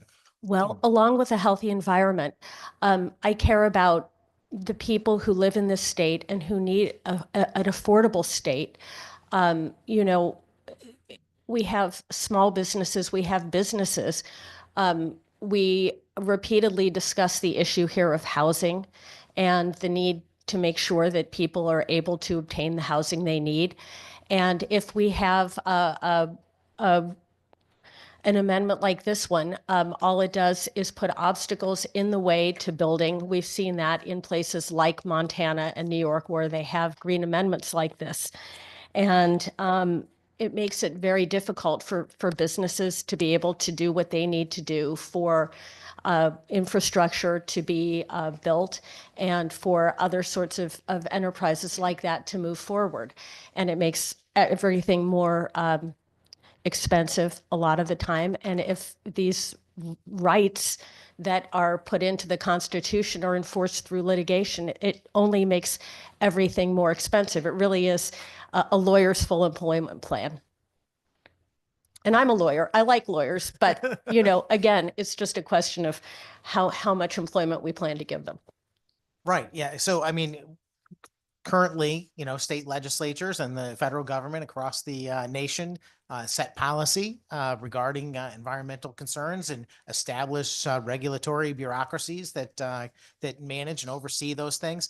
And my view of this proposal is this will in some ways replace that, because the determination of whether or not the level of regulation is adequate will be ultimately determined by a court.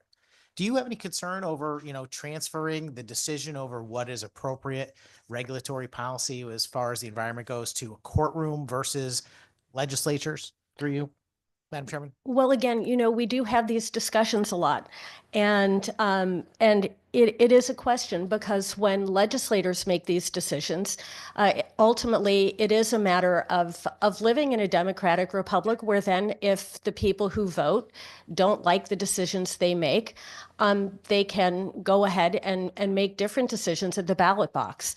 But when those decisions are transferred to a judiciary, often a judiciary with lifetime appointments, then sometimes those decisions are not as susceptible to the will of the people, broadly understood.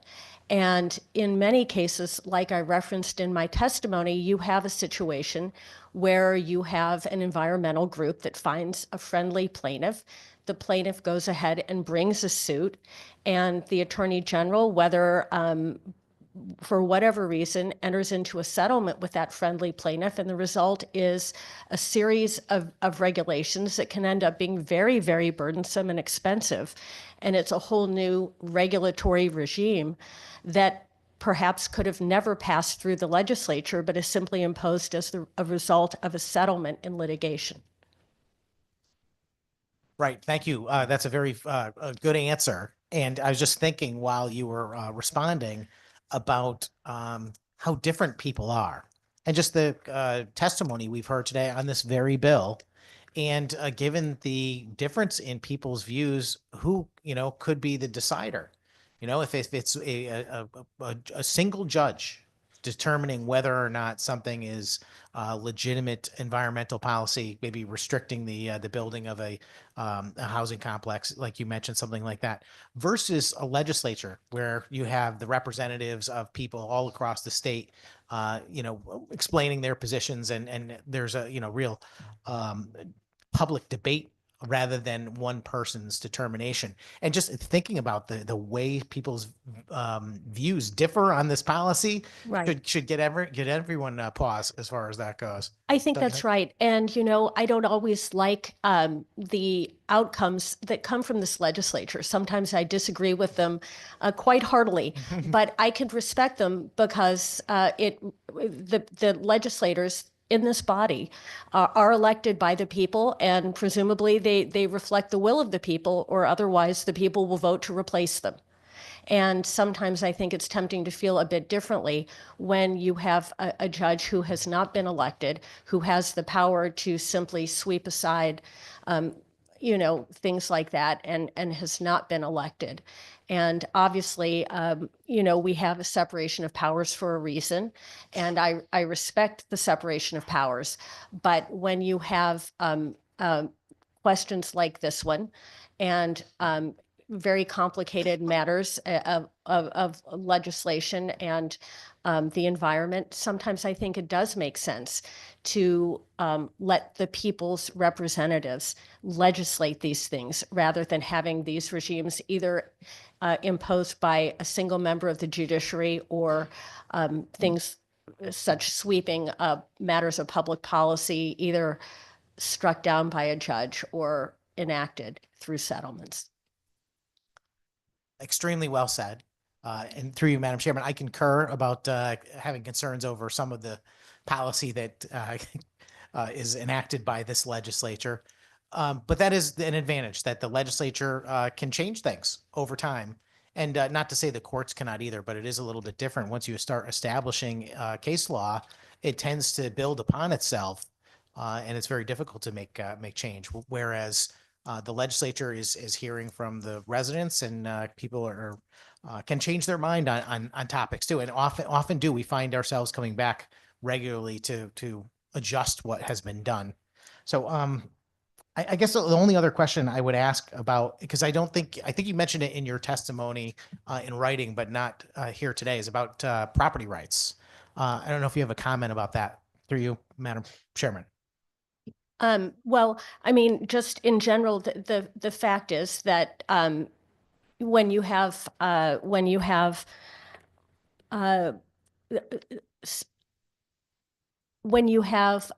constitutional amendment like this, it can have a very deleterious effect on property rights, and it enables, people to bring a suit and potentially to undermine other people's property rights in a way that can end up with a parade of horribles. And again, the vagueness of the definitions opens the door to litigation. We don't know what is meant by a safe and stable climate. We don't know what is avoidable. And we are left with a Lawyers' Full Employment Act and perhaps a lot of very sticky issues being decided by judges rather than by the people's representatives. Very good. Thank you very much for your testimony today, Carol. I appreciate you being here, and thank you very much, Madam Chairman. Thank you, Senator. Are there any other questions from the committee? Seeing none, thank you very much for being with us today. Thank you all. Next up is Ashley Sykes, followed by Rebecca Harlow, followed by Elisa Trachtenberg. Is Ashley Sykes with us? Rebecca Harlow, you're present. Come to the dais and you may begin whenever you're ready.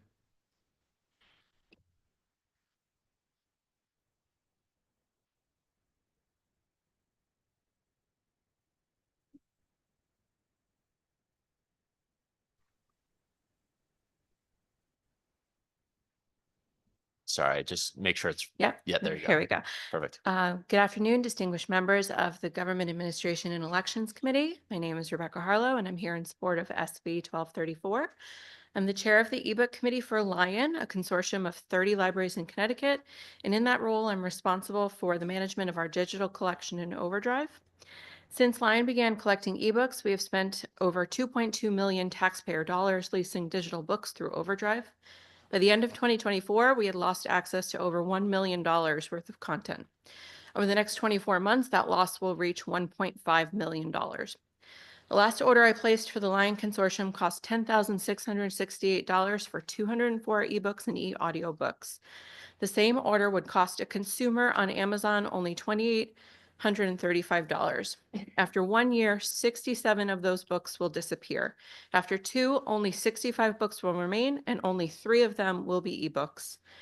Every time I assemble an order, it's a numbers game, finding a balance between buying new content, adding more copies to satisfy holds, and repurchasing expired content. Should I increase our wait time from 32 weeks to 36? How long should someone wait for us to repurchase an expired title? 6 months, a year, 5 years? Every year the prices increase, the publishers move to restrictive licensing, more publishers move to restrictive licensing models, and the outcomes are worse. The current wait time that triggers the purchase of an additional copy in our consortium is 32 weeks. If you don't finish that book in the 2-week loan period, you could wait a year and a half or more to read the whole book. After a decade of tracking data, I can say unequivocally the restrictive licenses are the problem. When I first started tracking this data in 2016, I was able to repurchase titles that expired with 2 or more holds. That year, the largest expired holds order I placed cost $761. To repurchase expired titles using that same ratio today would cost me $91,000. Not for the year, a single order, $91,000. We have patrons who have been waiting more than a decade for their hold to be filled. It's not due to inadequate funding. We've increased our overdrive budget by 761% since we began offering ebooks in 2007. By comparison, my own municipal library has had a 3% decrease in funding to our materials budget in that same time frame. It's not due to inferior negotiating skills. I have been a union president for the last 15 years. In that time, I have negotiated a 68% wage increase for some of our members. I've negotiated paid parental leave. I've negotiated additional PTO and at more frequent intervals. The reason that I'm able to get those beneficial terms for our members is because the state compels the town to come to the table. This is not a system that is designed to benefit authors. It's designed to harm libraries. And every year we allow this system to exist without regulation poses a greater existential threat to libraries. Thank you for your time. Thank you. Are there questions from the committee? Representative Massafrancesco. Just one. Thank you, Mr. Chairman. I heard you say something in your testimony. First of all, thank you for your testimony. I appreciate it. You mentioned something in your testimony about waiting decades for books. Did I hear you say that? We have patrons who have been waiting for us to repurchase titles that they put on hold and they expired more than a decade ago. I would think that, through you, Mr. Chairman, something that is 10 years old when it comes to a book, it's almost like a 8-track. I don't know. There's other means. There are other means to get it. When you say a decade, you're talking more than 10 years old. I appreciate that comment because I think that there's a concept that people are waiting for, content that, was popular 10 years ago or, they've found it in other ways. And that might be the case, but we're talking about things like classics, like, The Old Man and the Sea, The Great Gatsby, Bell Jar. I have to make those decisions every single month. Do I repurchase those things that should exist in every library and do exist in physical form in almost every library in their state? Or do I repurchase the things that people have long holds lists for? There are also a lot of people, and I help them in various ways in my library and through the work that I do that need ebooks. They do not have a way to get to our library. I have a patron who calls me once a month, maybe every 2 months, who lives in assisted living. She was once a patron who came to our library. Now she lives in assisted living. She cannot get out of her home to get to the library. Ebooks are the only way that she can continue to read. There are people who need large print books because they have macular degeneration and they need the giant font size that you get through an ebook.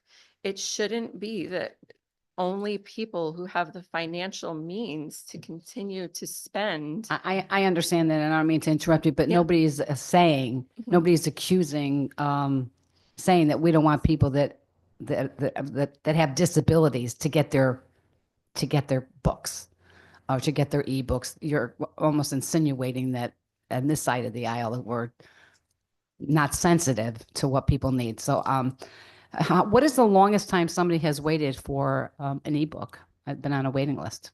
Through you, Mr. Chairman. Let's see. So, I mean, I could look at those records and see their titles began expiring, I think in 2000. I'd have to look at those numbers to get you a specific answer, but I think it's like 2011 or 2012. If you have been the sole person on hold for that book since it expired, I mean, ostensibly there could be somebody waiting 13 years. There are people, there's certainly more than one person who's been waiting more than a decade for a book, simply because I'm applying ratios. You know, it's not a point where I'm really able to make conscious collection development decisions. Should we have this title or that title? It's simply how many, how much money can I allot to these different buckets, and what's the ratio I need to apply in order to have my overall percentages, right, match. And through you, Mr. Chairman, do you have the ability to buy an extra license on a book? You can buy another license. Is that correct? Generally speaking, yes. I mean, there are times when books expire and we're no longer able to purchase a license for that book. There are times where they come out with a new edition, but if the publisher offers that book in the marketplace, I can't think of any publishers currently that restrict us to only one license. That was something that Macmillan did, I want to say around 2016. Okay. Thank you so much for your testimony. I appreciate it. Thank you, you. Mr. Chairman. Thank you, Representative. Are there further questions from the committee? Seeing none, we thank you for your time and your testimony and your service to the state. Thank you. Next up is Elisa Trachtenberg, followed by Aaron Demeyer, followed by Beatrice Decker. Is Elisa Trachtenberg with us? Yep. Oh, there you are. Whenever you're ready, you may begin. Okay, thank you. The GAE, good afternoon. I'm here today to urge you to support SJ 35 to protect reproductive rights, access to abortion, and most importantly, gender-affirming care. One of the members of the GAE had mentioned earlier how important lived experience is. And I have almost 20 years of lived experience as a mom of a transgender child who is only here today because she has had and continues to have access to gender-affirming care. Like many others in our community, she is terrified that she will be denied life-saving medication and medical treatments, particularly blocker implants and access to hormones. And so I urge you to really support this year. You have a chance to be on the right side of history and to help our children. My child transitioned at 6 years old and is now an adult. Gender-affirming care is literally life-saving for those in the trans community and my child in particular. She's someone who has known her entire life, since probably 18 months old, that she was transgender. She was telling us at age 2 nonstop, insisting that she was a girl. And, one of the things that kept us from letting her live as her authentic self early on was the societal pressure. And it was tremendous. It was tremendous for her, to the point where by age 4, she was already talking about not wanting to live if she couldn't be herself. And by 6.5, she tried to take her life. And as she was getting older and getting closer to puberty, she was petrified about not being able to have her body correspond to her gender identity. We started her on blockers, and to be clear, for people who don't know, it's the exact same medication that they use for precocious puberty that has been around for years and years, I think since the 70s, or at least the 80s. And when you stop taking blockers, things pick up where they left off. And for transgender children, hormone blockers cut down on the dysphoria of living in the wrong body. And it's not a cure-all for everything, but it definitely helps. And for my child, it enabled her to not have to endure developing features that were not consistent with how she sees herself. And, you know, despite the fact that she was on them, she still had some anxiety that people would figure it out and this and that. And she started on hormones around age 14, which enabled her to go through puberty with her cohort. And this brought on immense joy to her, which is great. And today she's a young adult. And the only reason I can say that she's a young adult is because these life-saving, gender-affirming care really saved her life. Not a journey that I would wish on any child or any parent because it's fraught with judgment and discrimination by peers and society. But I can tell you beyond a shadow of a doubt that my child is still alive today, thanks to the medically necessary life-saving treatments. And anyway, and you should know as well that in states where they have implemented these bans on gender-affirming care, the rates of suicide have increased tremendously. And so it truly is life-saving. Our national government has been going to great lengths to literally legislate the existence of my child and other trans children out of existence. The attack on this community, the LGBTQ community, women in general, and the effort to curtail or eliminate equal access to reproductive health care have led to increased maternal deaths and higher suicide rates among the LGBTQ individuals in Excuse me, states Lisa, with I'm greater sorry to restrictions. interrupt, but your time has expired. Would you Okay.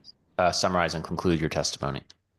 I just wanted to say that, you know, this amendment is something we can do to make things right and to ensure that our children and our adults and everybody who lives in Connecticut who's part of the LGBTQ family or women and trans children and trans adults are safe and that history's watching. And I implore you to please vote favorably for SJ 35, and I'm happy to answer any questions.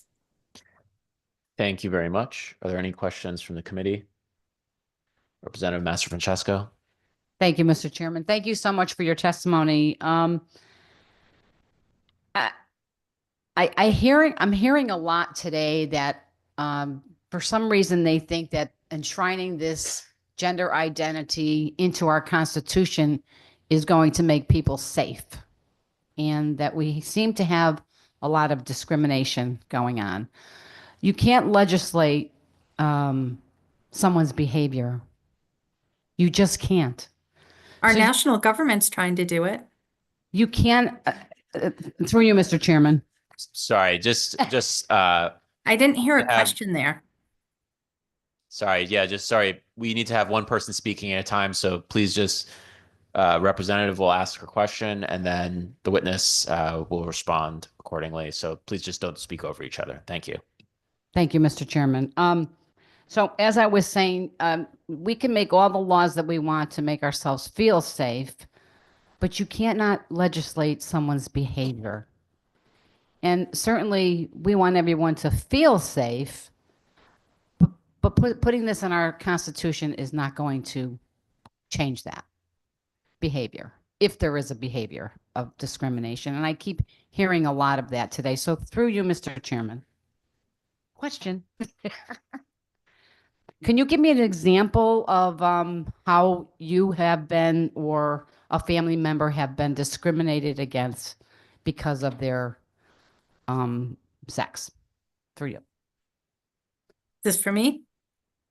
Yes. Yes, every single day while my child was at school, in kindergarten, she got discriminated against. She got teased, she got kicked. She got made fun of for having princess stuff before she even transitioned, socially transitioned every single day. In preschool, she brought a princess lunchbox. Before she socially transitioned, she brought that to Boys and Girls Club and was teased by the kids there. She got made fun of literally every single day by the teachers as well. We literally got called to a parent conference because for provocative statements. And they said, I get there and I said, well, what is it? They said, well, your son screamed, I like pink. Like I literally got called into a conference because of that. My child also did ballet and got made fun of and kicked every day. And the school did nothing about it. And so those are some of the things that have happened because of her identity. Thank you. And thank you. Through you, Mr. Chairman, do you think that if this gender identity clause was enshrined in our Constitution at that time, do you think that would have happened? Through you. That's a question. Oh, sorry. I thought it was to the chairman. I'm sorry. I think what enshrining it will do is if you don't think it's going to do anything, then why not do it? Because sending a message of caring and support makes a difference. When you look at the statistics and the children who live, LGBTQ youth who live in the community that is supportive, and I look at our state as a community, not just our town, but that leads to approximately a 50% reduction in attempted suicides and suicide rates. So if you think it's not going to do anything, then what's the harm in having it? Because if you think it won't do anything, except that it sends a message of caring and support and affirmation, then I think it's worth doing. Thank you. I have no further questions, Madam Chair. Thank you. Are there further questions from the committee? Senator Sampson. Thank you very much. Mr. Chairman, it's Elise, right? Elisa. Elisa, I'm sorry. Elisa, thank you for your testimony here. I just want to make sure I heard you correctly. Did you say that the journey for your daughter began when she was 2 years old and she approached you and said that she identified as a female? Well, in hindsight, it was actually 18 months old, but we didn't know. We figured, oh, we're just going to have a gay son. What did we know? Nobody was talking about transgender anything back, all those years ago. And so yes, by age 2, I think like 2.5, like when she was speaking, as soon as she was able to speak, she was saying, I'm a girl, I'm a girl, I'm a girl. And we're like, no, you're not. No, you're not. And she was insistent, and she would gravitate towards, we had like nothing girly in the house, and she would take shower curtains and wear them, the rings on her ears as earrings, and towels as dresses, and shirts and towels on her head as her long hair. And it was truly she wore it everywhere. Everywhere. She wore it in the ocean. She wore it at daycare. She wore it she wore it out to the supermarket, everywhere, because that was the part of her, that was who she was. And we didn't get it. Like, it took us a while to understand until she started talking about like not wanting to live anymore. I mean, how many 4-year-olds do you know who talk about not wanting to live anymore because they're not accepted by society? And it's heartbreaking. And, and it's not that often that 6-year-olds try and take their lives because they're not accepted for who they are. And she was extremely clear that that was it. So yes, identity is, from what we understand, identity is solidified by 3 years old. Gender identity is solidified by 3 years of age. Internally, you know who you are. And my kid was able to express it. I don't have any further questions. Thank you, Madam Chairman. Thank you. Any further questions from the committee? Yeah, Representative. Hello. Hi, Rep. Menapes over here. I just had a very quick question. Do you think that this bill would help your daughter feel safer? 100%. Absolutely. Actually, I asked her because she's older. I asked even when she was younger, but I asked her permission to speak today. And she said, please, please, please do whatever you can. Yes, it would absolutely make her feel safer. I can tell you right now that I know a lot of people in the trans community, and people are absolutely petrified about what's going on nationwide. And my daughter as well is petrified that she won't be able to get her blockers again. And so she's someone like, imagine someone like me, or like, I don't know, like any of you, having to, Senator Flexer, for example, like you, having to go into the male bathroom and developing male features, all of a sudden when you've lived your entire life, how you see yourself. I mean, it's traumatizing. So yeah, she is praying that you guys pass this, and it would give her peace of mind. I hope that answers your No, it does. question. Thank you. Thank you, Representative Menapace. Are there further questions from the committee? Seeing none, we thank you for your time and your testimony today. Thank you. Next up is Aaron Demeyer, followed by Beatrice Decker, and then Chelsea Infinity Gonzalez. Good afternoon, Senator Flexer, Representative Blumenthal, and members of the Government Administration and Elections Committee. I'm here to voice my support for SB 1234, an act making certain terms in ebook and digital audiobook license agreements or contracts unenforceable. I'm the director of Mark Twain Library, the small public library founded by Mark Twain in 1908. We serve the nearly 9,000 residents of Reading, Connecticut.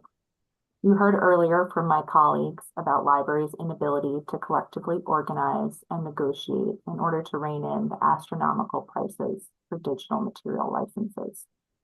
I echoed their comments and would also like to point out the problems this causes for promoting books by our mid-list authors. When a book is published, nearly all of its marketing dollars are spent within 2 weeks of its publication date. This means that once a book has been out for a while, publishers are no longer promoting it. So who steps in to find readers for these books? Those are librarians, but not if readers want to find that book in digital format. Because our budgets do not stretch far in this arena, we're only able to purchase licenses for bestsellers. This inhibits our ability to match books with new audiences if they were published months ago and prevents those authors from collecting on those royalties. Libraries want to support authors, and we want to match books to readers. It's central to our library's mission. I urge you to support this library ebook bill, and I thank you so much for your time. I'm happy to take any questions. Thank you. Any questions from the committee? Seeing none, we thank you for your time and your testimony. Next up is Beatrice Decker, followed by Chelsea Infinity Gonzalez, followed by Natalie Biasucci. I hope I got that right.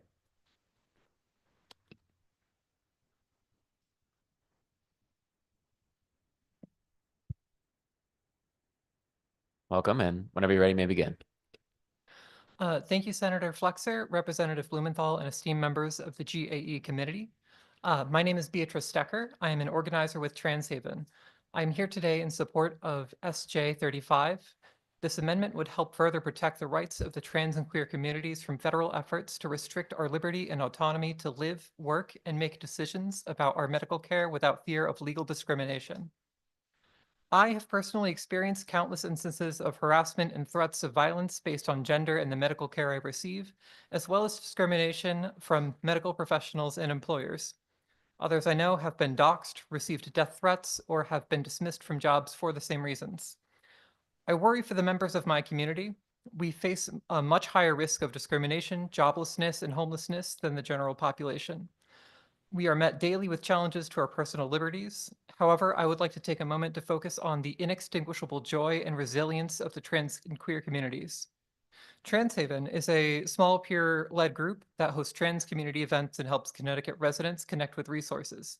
In my work with the members of Transhaven, I have met hundreds of trans people in our state, and in spite of our shared hardships, one would be hard-pressed to find a group so full of joy, resilience, and sense of community. Despite everything, I love my trans existence, I love being trans, and the community that we build. In summary, I urge the committee to support SJ 35 on behalf of the trans and queer communities who face a much higher risk of discrimination, joblessness, and homelessness than the general population. Thank you very much for your time. Thank you. Are there questions from the committee? Seeing none, thank you for your time and for your testimony. Thank you. Next up, Chelsea Infinity Gonzalez, followed by Natalie Biasucci, followed by Jacob Dell.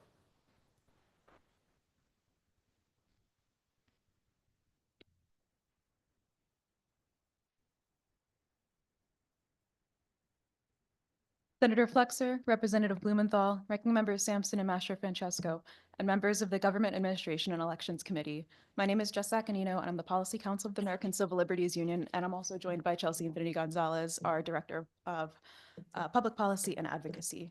And we are here to testify in support of Senate Joint Resolution 35. The ACLU of Connecticut is an organization that is dedicated to furthering reproductive justice and gender equality. We believe in a future where everyone can make decisions about reproductive health care, pregnancy, and parenting that are the best for them, which includes access to safe, legal, and affordable abortion. We are also dedicated to ensuring that LGBTQ+ people can live openly and freely with full rights, personal autonomy, and freedom of expression and association. Connecticut has been a preeminent leader in recognizing and safeguarding reproductive rights and gender equality. We thank this committee for its dedication to ensuring that Connecticut remains a beacon of freedom as we witness direct and repeated attacks against civil liberties and rights across the country, including on reproductive health care and gender equality.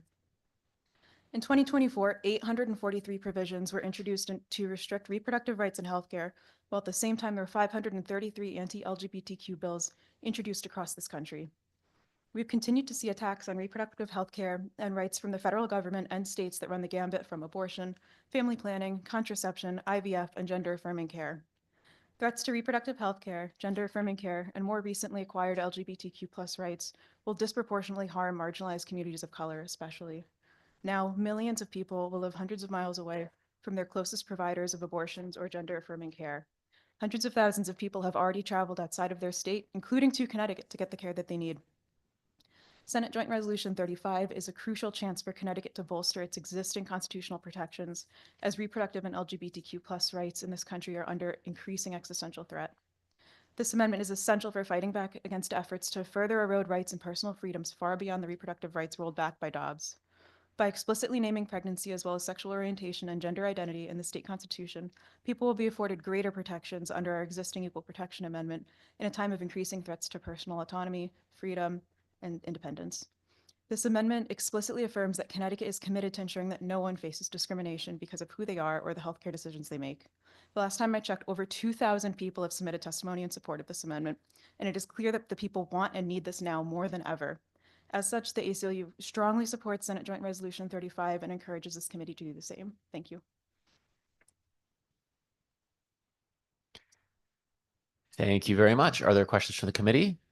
Oh, still time. Go ahead. You can reclaim the time I wasted of your time to continue your testimony. I don't know. What's it like? No. All right. Sorry. My confusion. You guys were so efficient. I thought you had more testimony. Representative Gauthier. Thank you, Mr. Chair, through you. So throughout the day today, we've heard, different folks bring up that if passed, SJ 35 would somehow change existing state law. From your perspective at the ACLU, if this were passed, how would it change, or if it would change or interact with existing state law? Thank you. Thank you so much for your question. There's been several misconceptions that you yourself have alluded to in this hearing, raised in this hearing, excuse me. So some of the members earlier of the GAE, have suggested that we're engaging in political banter rather than providing serious legal analysis, while others have questioned how speakers can be certain that this amendment won't change existing abortion or parental notification laws, implying without basis that folks have been coached. And so I want to be really clear that Jess and I are both attorneys, and we're here to provide an expert legal perspective, not speculation, assumptions, or any inflammatory rhetoric that does real harm to the people in the state of Connecticut. So again, thank you so much for your question. The claim that this would automatically change existing abortion laws is simply untrue. Under Connecticut law currently, any modifications to restrictions such as our current viability ban or any current parental notification laws on the books would require a statutory change, not merely the passage of this constitutional amendment. Our current law mandates that the Department of Public Health must promulgate regulations related to viability, meaning that any change would require a formal legislative and regulatory process. So in short, this amendment does not, on its own, repeal or alter any existing laws. Additionally, we do already allow in our state minors to access certain reproductive health care services, including contraception and abortion. And this is without parental consent under state law. So this amendment does not alter that in any way. It ensures that these protections can't be weakened by any future legislation. And the same is true for gender affirming care as well. This amendment does not expand access. It simply clarifies existing protections and ensures that this care cannot be interfered with from politicians in the future. And I do want to also emphasize that our gender clinics here in the state already follow very strict, well-established guidelines and are recognized as national leaders in high-quality evidence-based care. And attempts to discredit this care often rely on reports that have been widely rejected by medical experts in the US and globally, some that have been weaponized and referenced today. So the Cass report, for example, has been thoroughly discredited. Following its release, The Lancet published a statement in August of 2023 reaffirming that gender affirming care actually is life-saving, evidence-based, and essential preventative health care. That report does not follow standardized medical practices and has actually been linked to the Southern Poverty Law Center to anti-trans advocacy groups.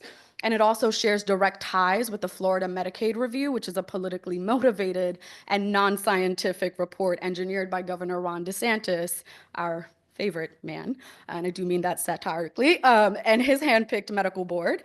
Yale researchers right here in our very own state of Connecticut have called the Cass review, and I quote, "not a serious scientific analysis, but a document crafted to serve a political agenda."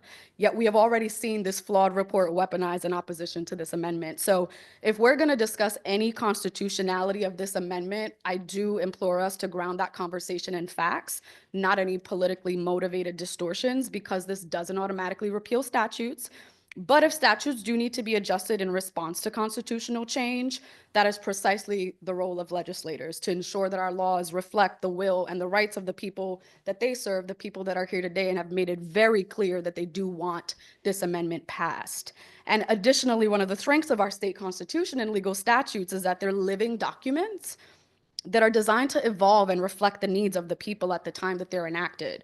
We have a long history of leading on these issues here in Connecticut, and I have no doubt that we will continue to fulfill our duty to protect the will of the people here in this state. So thank you very much for your important question.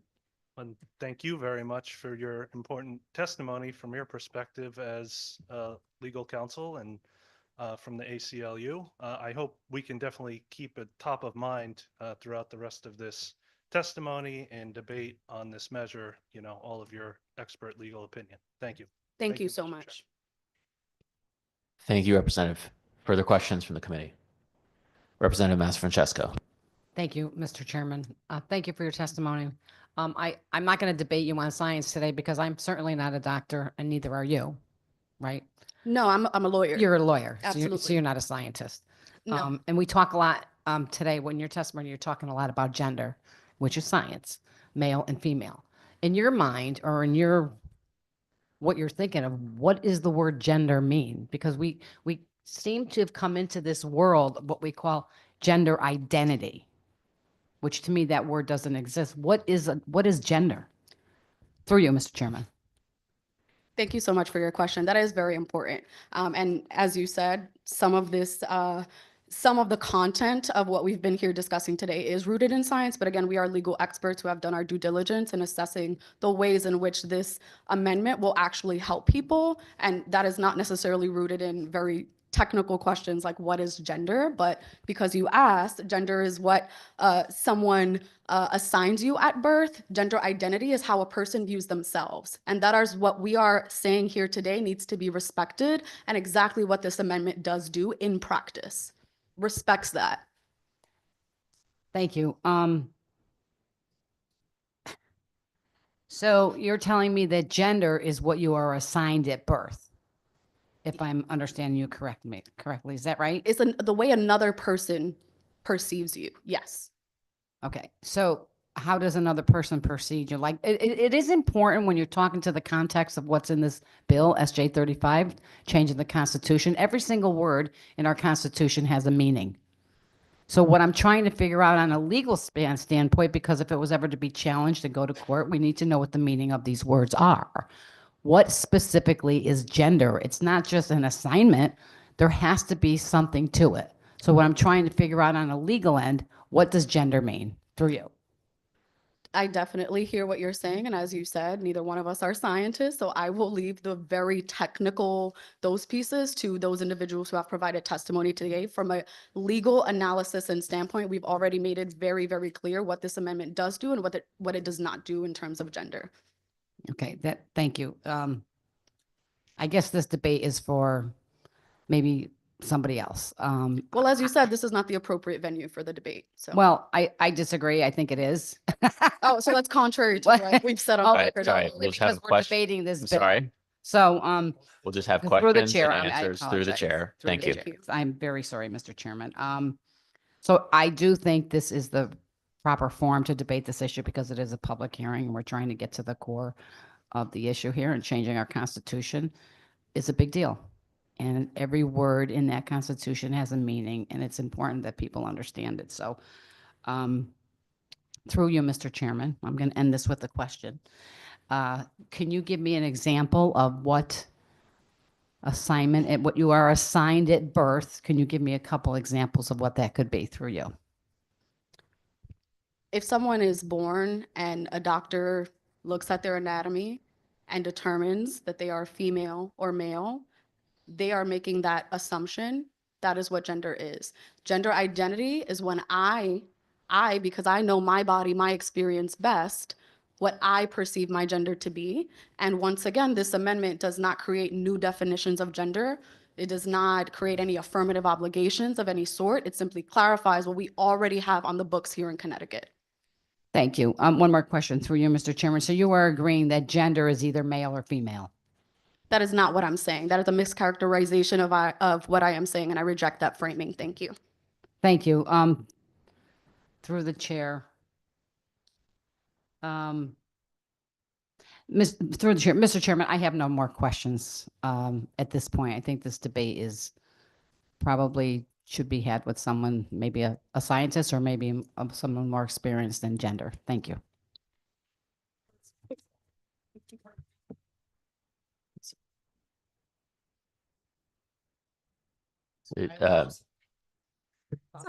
Further questions from the committee? Senator Sampson. Thank you, Mr. Chairman. And through you, I just have one very simple legal question. Just listening to your testimony and the response to one of the earlier questions, it was your testimony that the passage of the constitutional amendment would not interfere with the laws that are currently on the books. But then later on in your testimony, you acknowledged that while it might not immediately have that impact, that a future action might indeed require the legislature to act. So I guess my question is, will you acknowledge that this constitutional amendment may in fact, if passed, result in a court determining that our existing laws on gender, surgery, abortion, etc., could be challenged in the court and overturned? Through you, Mr. Chairman. Thank you so much for your question, Senator Sampson. That is not what I said, actually. What I said was that if there were any further changes that folks wanted to make, that there is a process that we have in Connecticut, a regulatory process, a legislative process that we would have to go through. That is not a process that is automatically triggered by this constitutional amendment. So I just want to make that clear. I appreciate that answer through you, Mr. Chairman. Okay, but maybe I misheard you, but my question still stands, which is, does the passage of this constitutional amendment create a situation where an existing law could be challenged in court and have that law overturned? Through you, Mr. Chairman. Thank you so much. My answer remains the same. Thank you. And what is that answer through you? The answer is no. Thank you. I appreciate your answer, but are you not aware of situations where constitutional amendments have changed and overturned existing statute? Through you? I am, and in those particular instances, some that we do reference in our testimony that I would love to refer the committee to, the way that this constitutional amendment has been written It is very intentionally not doing that. It is very intentionally clarifying existing protections that we already have on the books. It is not invalidating anything that we currently have on the books either. There is no Connecticut law that is invalidated in the way by the way that we have written this amendment. Thank you for that. Through you, Mr. Chairman, the way I read the amendment is that it would effectively allow an abortion at any point for any reason, even up to the moment of birth. Because it says, I don't have it in front of me, but it says any potential termination is covered and protected as a matter of right. Do you agree with that? The current viability ban that we have on the books, that is not something that this amendment would immediately change. It doesn't trigger unconstitutionality of that at all. And as Liz Gustafson said from Repro Equity Now earlier in her testimony, abortion, late-term abortion, those are also very much inflammatory terms that we reject in terms of framing. Thank you.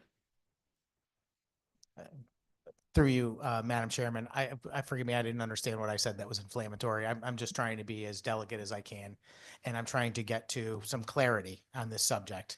You know, this is a very frustrating conversation because, you know, anyway, the fact of the matter is that the constitutional amendment that is before this committee that we're debating and people are testifying on is extremely broad.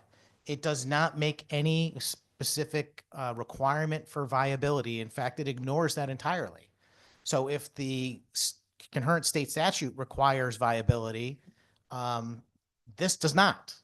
And based on that, I would say that that would put that particular state statute in doubt. And it's even more obvious when we start talking about the subject of gender reassignment surgery, because there are certain things that are not allowed in Connecticut statute by any stretch of the imagination that are broadly covered in this. It says, no person shall be denied the equal protection of the law, et cetera, as used in this section, discrimination in the exercise and enjoyment of civil or political rights because of sex. And then it says includes pregnancy, including preventing, initiating, continuing, or terminating a pregnancy. And that means for any reason. It doesn't say for good reason or bad. And then it says sexual orientation, gender identity and expression, and related healthcare, which is the broadest possible term.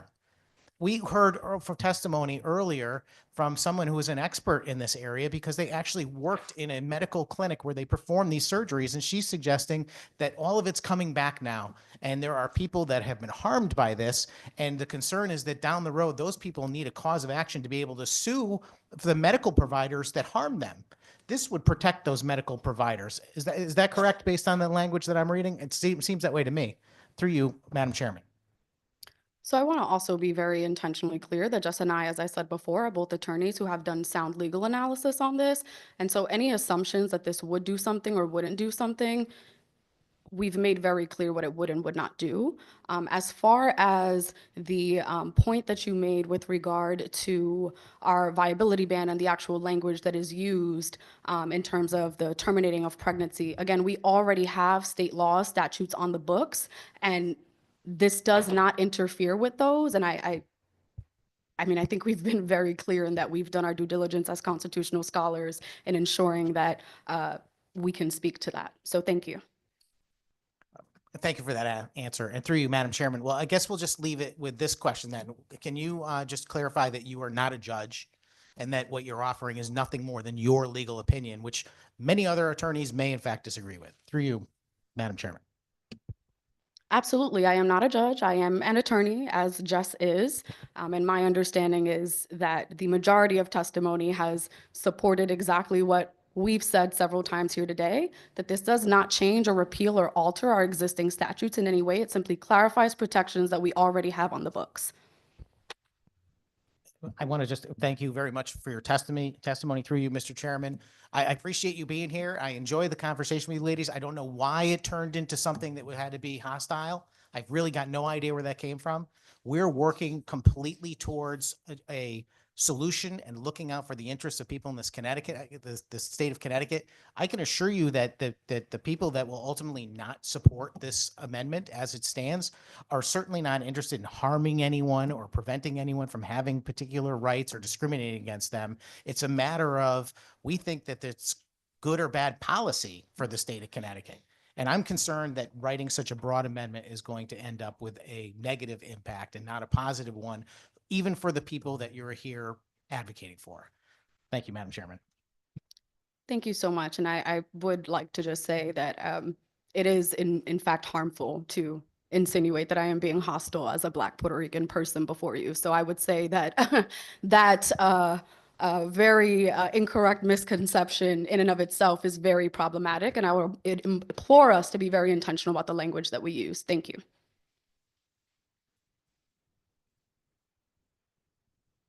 Senator Sampson, do you have a question? Thank you, Mr. Chairman.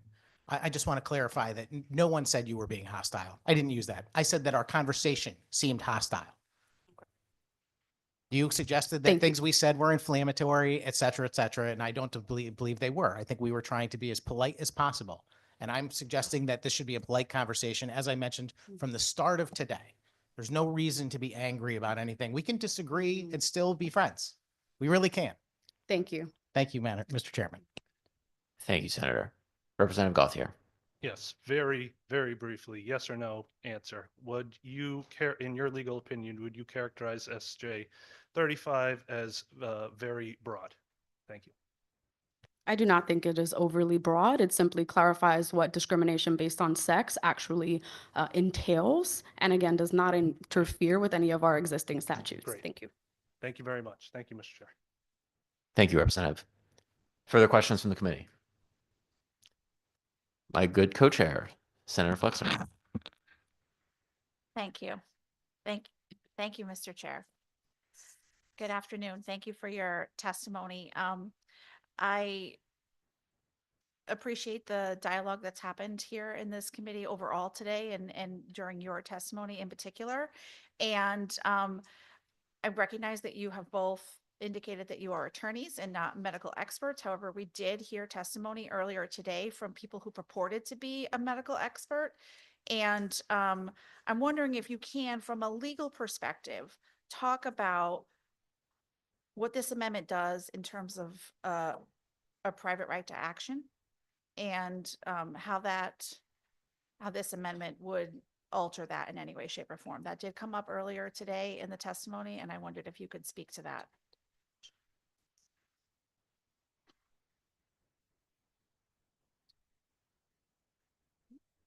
Sorry. No, that's okay. Thank you so much for your question, Senator Flexer. That is something that we can certainly, I want to make sure that we're providing you with the most accurate, thorough answer that we will look into a little bit more deeply for you. But as it stands right now, it does not purport to do what folks have said it does in that regard. So we will certainly follow up with some more details on that particular piece. Okay, thank you. Thank you. Thank you, Senator. Are there further questions from the committee? Seeing none, thank you very much for being with us today. And Thank you so contributing much. your testimony. Next up is Natalie Biasucci, followed by Jacob Dell, followed by Michael Patoda. Is Natalie Biasucci with us?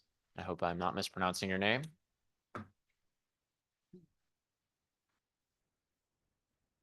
Next up, Jacob Dell, followed by Michael Patoda, and then Joseph Jones. Whenever you're ready, you may begin. Thank you and good afternoon. Thank you for this opportunity to comment on the resolution proposing a state constitutional amendment concerning discrimination on the basis of sex under the Equal Protection Clause, Senate Joint Resolution number 35.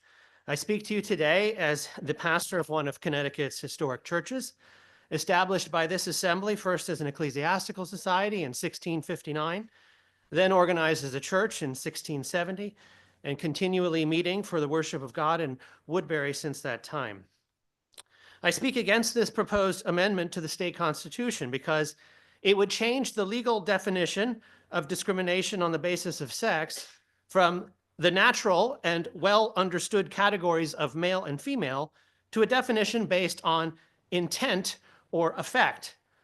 To put it simply, sex is something one is born with, one is fully male or female at birth, and subsequent decisions by individuals to initiate or terminate a pregnancy, to identify with or express his sexual orientation or gender identity, do not in any way alter the fundamental category of sex, which is and always will remain defined by male or female.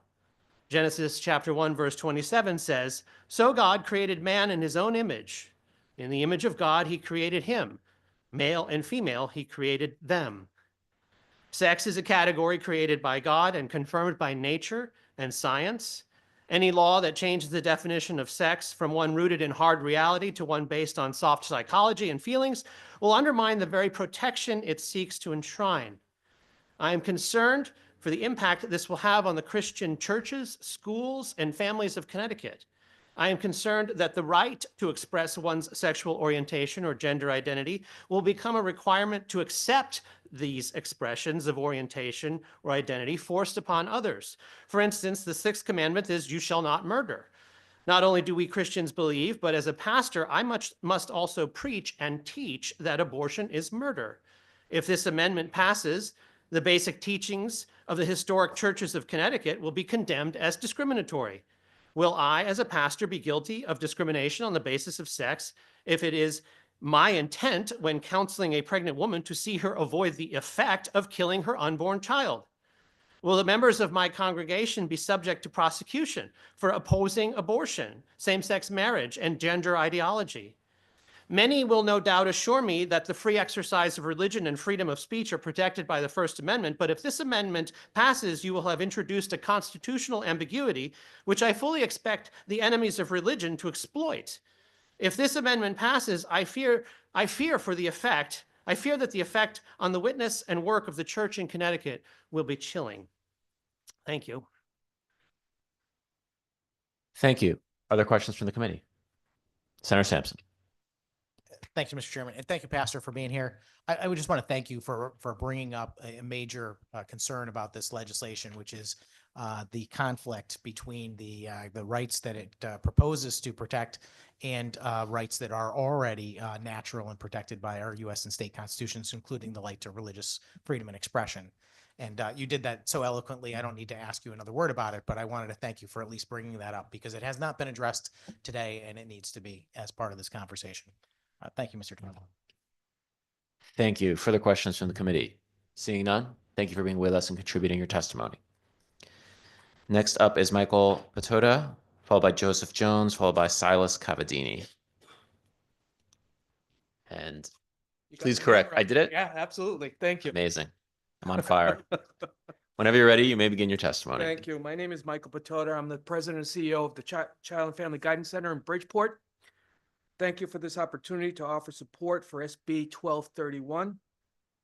Our organization was founded in 1925, and our mission is to provide culturally competent mental health treatment and complementary supports to children and their families, regardless of ability to pay. We don't charge anyone if they can't afford to pay for services. Almost 90% of the kids who come through our doors have experienced a traumatic event. Some have experienced multiple traumatic events. This includes sexual abuse, physical abuse, witnessing domestic violence, or witnessing community violence. Our therapists provide evidence-based therapies to help families heal. The mental health crisis has not receded along with the pandemic. In my mind, there's a direct correlation between what providers receive for the services provided, children's mental health crisis, and the provider's ability to attract and retain talented, qualified staff. We're about $1.5 million organization.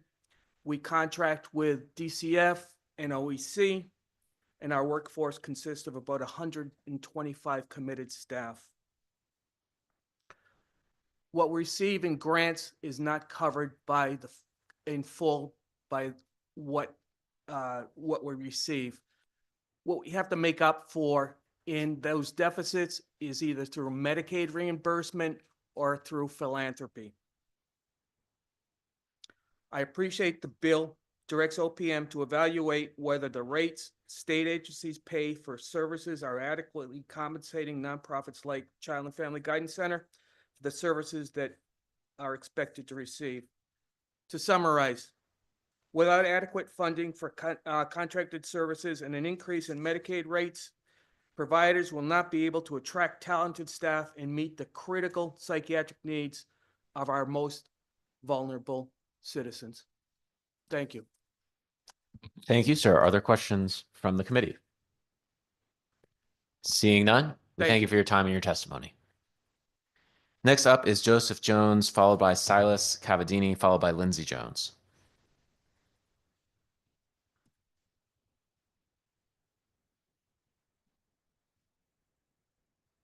I want you to, I appreciate that you got my name right.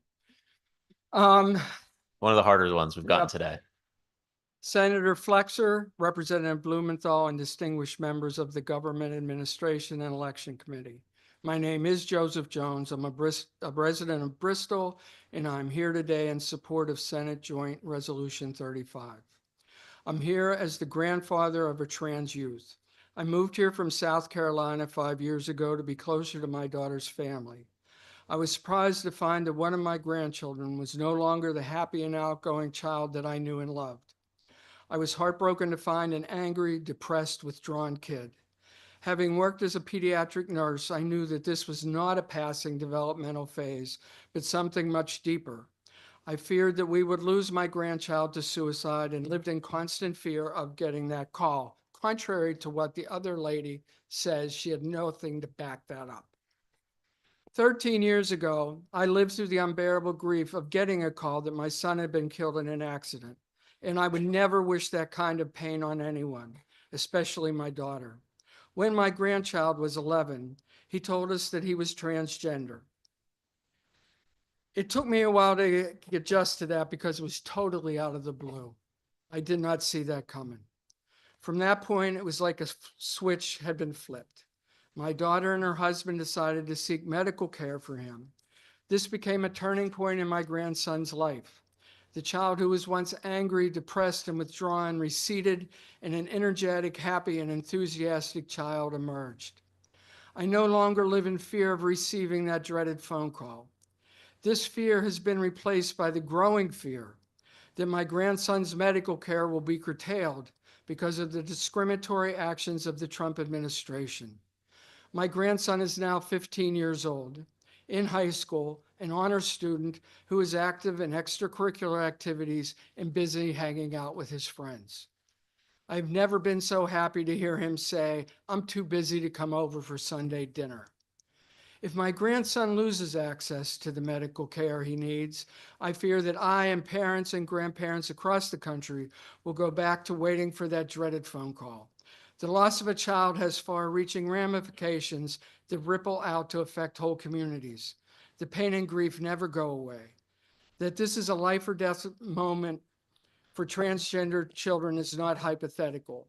The Trevor Project 2024 survey on the mental health of LGBTQ+ young people found that 12% of kids had attempted suicide and 52% of transgender young men had considered suicide in the past year. Any lives that are lost due to discriminatory laws will be preventable tragedies caused by misinformation and bigotry.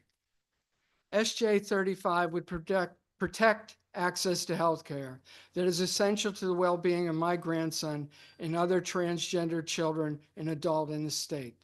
I implore this body to vote in such a way that prevents even one family from going through the hell of losing a beloved relative. Thank you for your time. Thank you, and thank you for sharing your story, and my condolences on your son. Are there questions from the committee? Oh, one question. Sure. Thank you. Thank you, Mr. Chair. Thank you for your testimony. I wanted to thank you for coming today, and I think you're providing an important perspective. There's been a lot of brave people who've come and testified today, and I'm grateful to all of them. But I wanted to ask you for telling the particulars, because you told the particulars of your story. I think one of the challenges that we've seen over the course of time as LGBTQ rights have been expanding is that when people know and love someone who is a part of that community, they begin to understand in a way they didn't before when it was more abstract. And I think we saw that a great deal when it comes to marriage equality and other LGBTQ rights.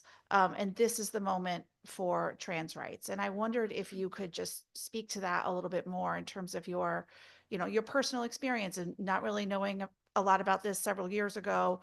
And again, I'm grateful for you coming today. I did know about it previously. I was a pediatric nurse. You were saying, what's the difference that this law passes? In South Carolina, when I was a pediatric nurse, when we had what they called those weird kids, nurses wouldn't want to take care of them. They didn't get the same kind of treatment. I was requested to take care of them by several doctors. It does make a difference if there's laws to back you up. Go to South Carolina, see what it's like now. See the fear. I mean, we had a representative who just announced, or was talking at a committee meeting that was using trans slurs and creating fear. To me, this isn't about bathrooms. You know, if you're doing something in a bathroom that somebody else can't see, you shouldn't be doing it. Nobody's looking at you. I mean, what angers me is this all has been turned into fear mongering. You know, I listened to all those people. I listened to the lady and all of her wonderful background and everything. But I have one thing I want to say. If there's so many transgender people that regret their decision, where are they? I haven't seen or heard any. I've asked people out in the hall. Nobody knows. I mean, I'm not saying there aren't any, but I dispute some of the hearings that you're getting from medical experts, per se. That's all I have to say. Thank you. Thank you. Is there any more Thank you, Mr. questions? Chair. Thank you for your testimony. Next up is Silas Cavadini, followed by Lindsay Jones, followed by Michael Van Vlunderen.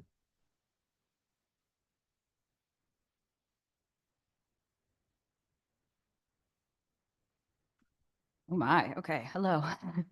Good afternoon, Senator Flexer, Representative Blumenthal, and honorable members of the Government Administration and Elections Committee. My name is Silas Cavadini. I'm here today in support of Senate Joint Resolution 35, which proposes a state constitutional amendment concerning discrimination on the basis of sex under the Equal Protection Clause. Sorry, as I switch devices here. First, I want to start by saying that I am nervous. Public speaking like this isn't something that I am used to. And frankly, I would rather not have to be here. In my professional work, I do a bit of this on a smaller scale as I educate people about LGBTQ+ identities. But today, I am not here as an educator. I am here as a citizen, a neighbor, and a resident of Connecticut. I was born in Waterbury, where my great-grandfather and his brothers built many of the homes that still stand today, including the one my family still lives in. When my grandfather and his brothers went off to fight in World War II, they came home to those same walls here in Connecticut. This is where my family has always been, has fought to be, and to protect. A few months ago, I helped my mother wallpaper the bathroom in her home. She is getting older, and the breast cancer she battled 3 years ago requires her to be on medication for the rest of her life. Medication that includes hormone replacement therapy, the same kind of treatment that I, as a trans person, take. The same kind of treatment that countless cisgender people, like my mother, rely on for their health and well-being. Anti-trans bills don't just hurt and kill trans people, though they do that. They make it harder and more expensive for people like my mother to access the care that they need to stay alive. This is why it is important for us to put protections in place now, not just for me, but for the many other people and the many other people in the queer community, but for everybody. As I applied the wallpaper that day, I thought of my family, how we have always been fighters and menders. My great-grandfather and his brothers fled a rising fascist wave in 1930s Italy to come build houses in this state, including the one my mother still lives in. My grandfather and his father and his brothers fought for this country in World War II and came home to Connecticut to build their lives. My mother fought cancer and won, though that battle is never really over. And now I am here fighting in my own way, not in a war, not against disease, but for the right to exist safely in the place that has always been my home. Connecticut is worth fighting for, its people are worth fighting for, and I hope that you choose to fight for all of us. Thank you. Thank you. Are there questions from the committee? Seeing none, thank you for your time and your testimony today. Next up is Lindsay Jones, followed by Michael Van Vlenderen, followed by Lisa Maloney.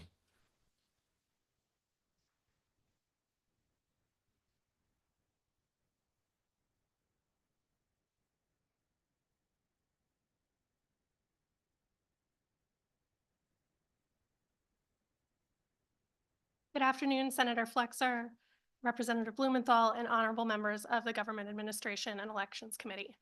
My name is Lindsay Jones, and I am here today in support of Senate Joint Resolution 35, which proposes a state constitutional amendment concerning discrimination on the basis of sex under the Equal Protection Clause. At work, I am the volunteer program and advocacy manager for a nonprofit providing support to survivors of sexual violence and their families. At home, I am a mother of two. This bill, which would guarantee every person autonomy over their own body, is one I support on both a professional and personal level. However, I was moved to come speak to you today in person out of urgency to protect my youngest child, a transgender boy, who is currently thriving as a direct result of the medical care he receives to affirm his identity. When my son, who was 11 at the time, told my husband and me that he was a boy, we had a lot of questions. How had we missed this? What would we call him? Would we mess up his pronouns? Would he ever be happy with his body? Would he be bullied? Would he be murdered? What we never questioned, even for a moment, was his need for affirming medical care. My family and I have always supported transgender rights, but until my son came out, I didn't realize the extent to which the mental and physical health of trans children is dependent on receiving the medical care they need. Before my son came out, he was withdrawn and depressed. It felt like there was an invisible wall between us, one that prevented me from reaching him, but through which I could clearly see that my child was in terrible pain. While it may be hard for some to believe, other parents of transgender kids will understand that while I was worried and a little confused when my son came out, the primary emotion I had was relief.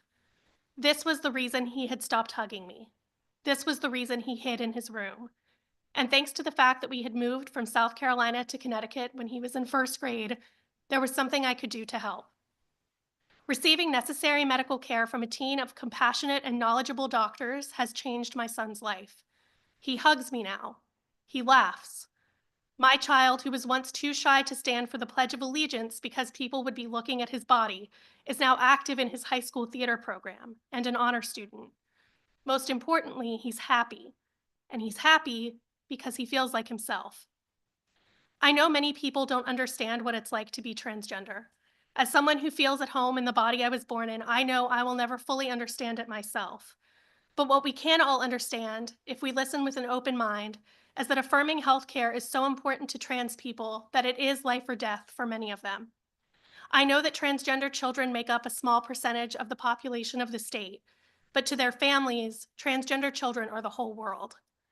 Connecticut has a long history of bipartisan support for the LGBTQ+ community and for the children of our state. I am grateful to the committee for your attention to this matter and for your time today. Thank you. Are there questions from the committee? Seeing none, I thank you for your time and your testimony. Thank you. Next up is Michael Van Vlenderen, followed by Lisa Maloney, followed by Jess Magnotta.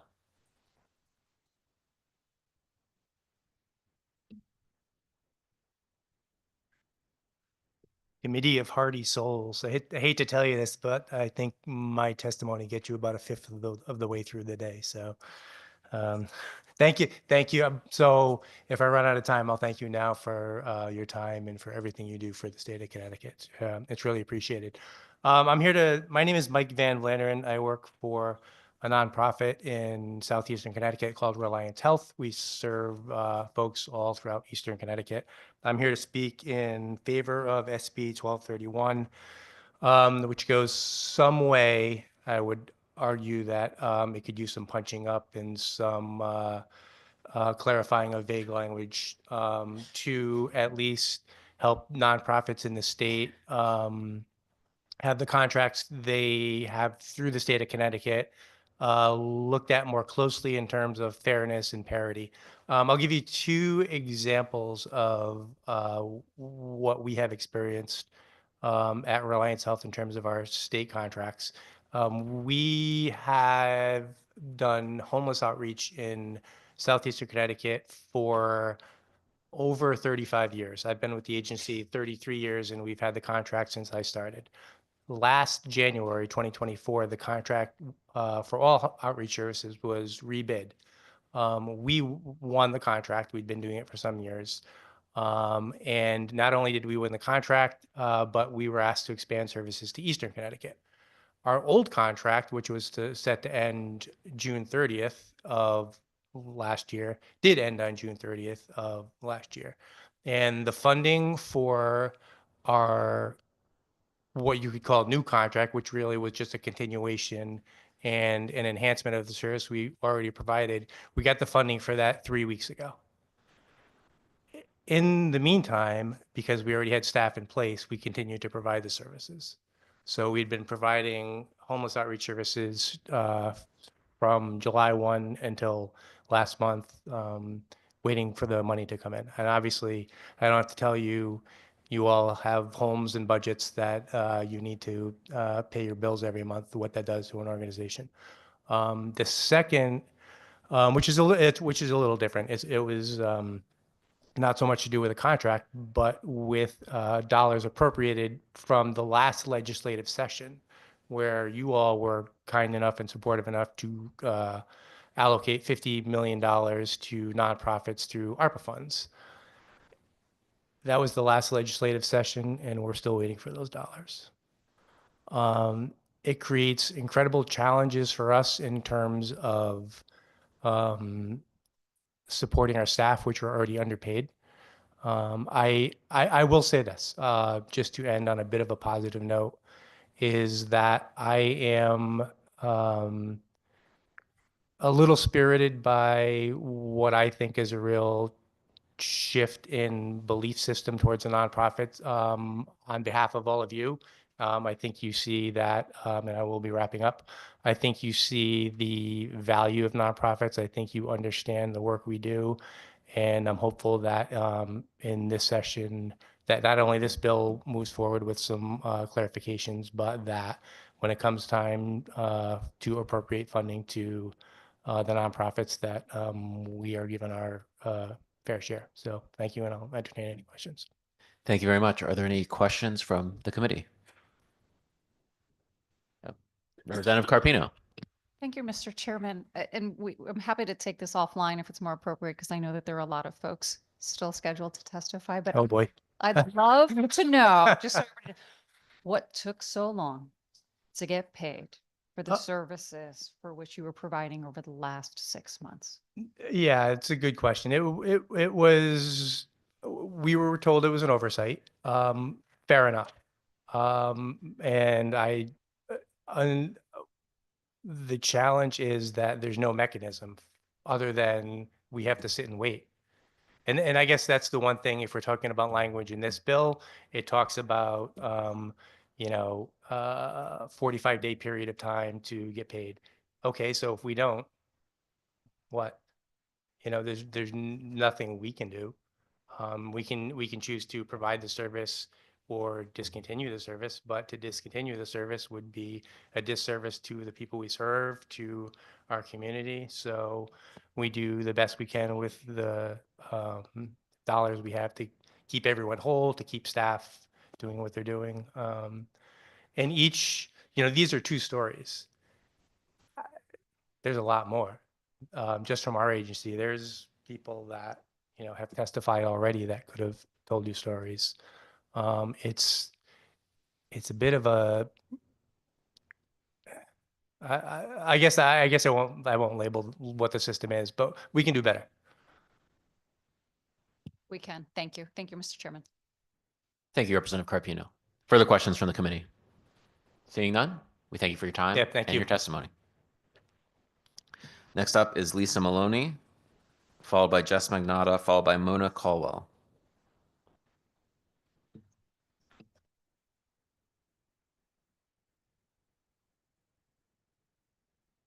Good evening. Thank you, Representative Blumenthal, Senator Flexer, and the members of the Government and Administration Elections Committee.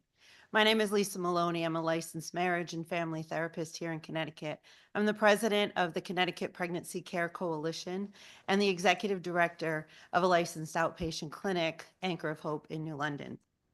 I am writing to express my deep and unwavering opposition to Senate Joint Resolution 35, which proposes an amendment to our state constitution concerning discrimination on the basis of sex under the Equal Protection Clause. While I understand that the intention behind this resolution is likely to protect individuals from discrimination, and I firmly believe that it possesses significant risks to the safety and well-being of rights of those who have historically been marginalized, particularly women and the unborn. The core of my concern to this proposed amendment is that it threatens to undo many advances that women have made in a variety of areas, including sports, healthcare, and legal protections, allowing biological men to be classified as women and vice versa. The very area of redefining sex and gender in a manner that could include individuals who have not lived the experiences of women undermines not only the progresses that women have made, but it also our shared understanding of biological truths. In addition, my concerns for women's rights, I also fear for the most vulnerable of the group of all, the unborn. The push to enshrine greater access to abortion, regardless of the language or the framing used to justify it, cannot hide the simple truth: abortion ends a human life. Science and faith both agree that life begins at conception. No amount of linguistic revision can change the profound ethical and moral implications of ending a pregnancy. Throughout my 25 years of working with both men and women who have experienced abortion as a therapist, I have heard countless stories of regret, pain, sorrow. Many of these individuals, now decades later, continue to live with the heavy burden of the choice they made. They have shared with me their deep anguish, telling me that if they were given the opportunity to make a different decision, they would choose life for their unborn child. The grief and emotional toll of abortion are long-lasting and profound. I am deeply concerned that expanding accesses through this resolution will only increase the number of individuals who will face lifelong consequences. Add to this the most recent increase of significant trauma to women taking the abortion pill. Our office is called regularly for women who have delivered an unborn, fully formed fetus at home, calls the abortion clinic who prescribed the pill, and they are told to flush the fetus down the toilet. We sit with them, we cry with them. The EPA warns against flushing of drugs, chemicals, and even goldfish. But yet these clinics are telling these women to flush this fetus down the toilet. Ma'am, I'm sorry to interrupt you, but your time has elapsed. If you please summarize. Needless to say, the expanse of the abortion pill has caused great trauma. And so I urge you to vote against SJ 35. Thank you for your testimony. Are there any questions for the committee? Senator Sampson. Thank you, Mr. Chairman. And Lisa, thank you very much for being here and for your very thoughtful and heartfelt testimony. We were up here getting verklempt over it. I don't know if there's anything you wanted to add. It seemed like you were mid-sentence, right around the 3-minute mark. Kind of just that it's trauma. I am a trauma-trained therapist, and I sit with these women and they don't know what to do, and they're begging us to help them. And this is a common occurrence. And I think if we enshrine abortion, it's just going to happen more often. And if I have a moment to answer one of your questions, Senator Sampson, from earlier, is I have sat with men and women who have participated in late-term abortion, and the trauma is real. I've sat with men and women who have survived a late-term abortion, and the trauma is real. Thank you very much for sharing that. I don't have any further questions, Mr. Chairman. Thank you, Senator. Further questions from the committee? Seeing none, thank you for your time and your testimony. Next up is Jess Magnotta, followed by Mona Caldwell, followed by Martha Schultz.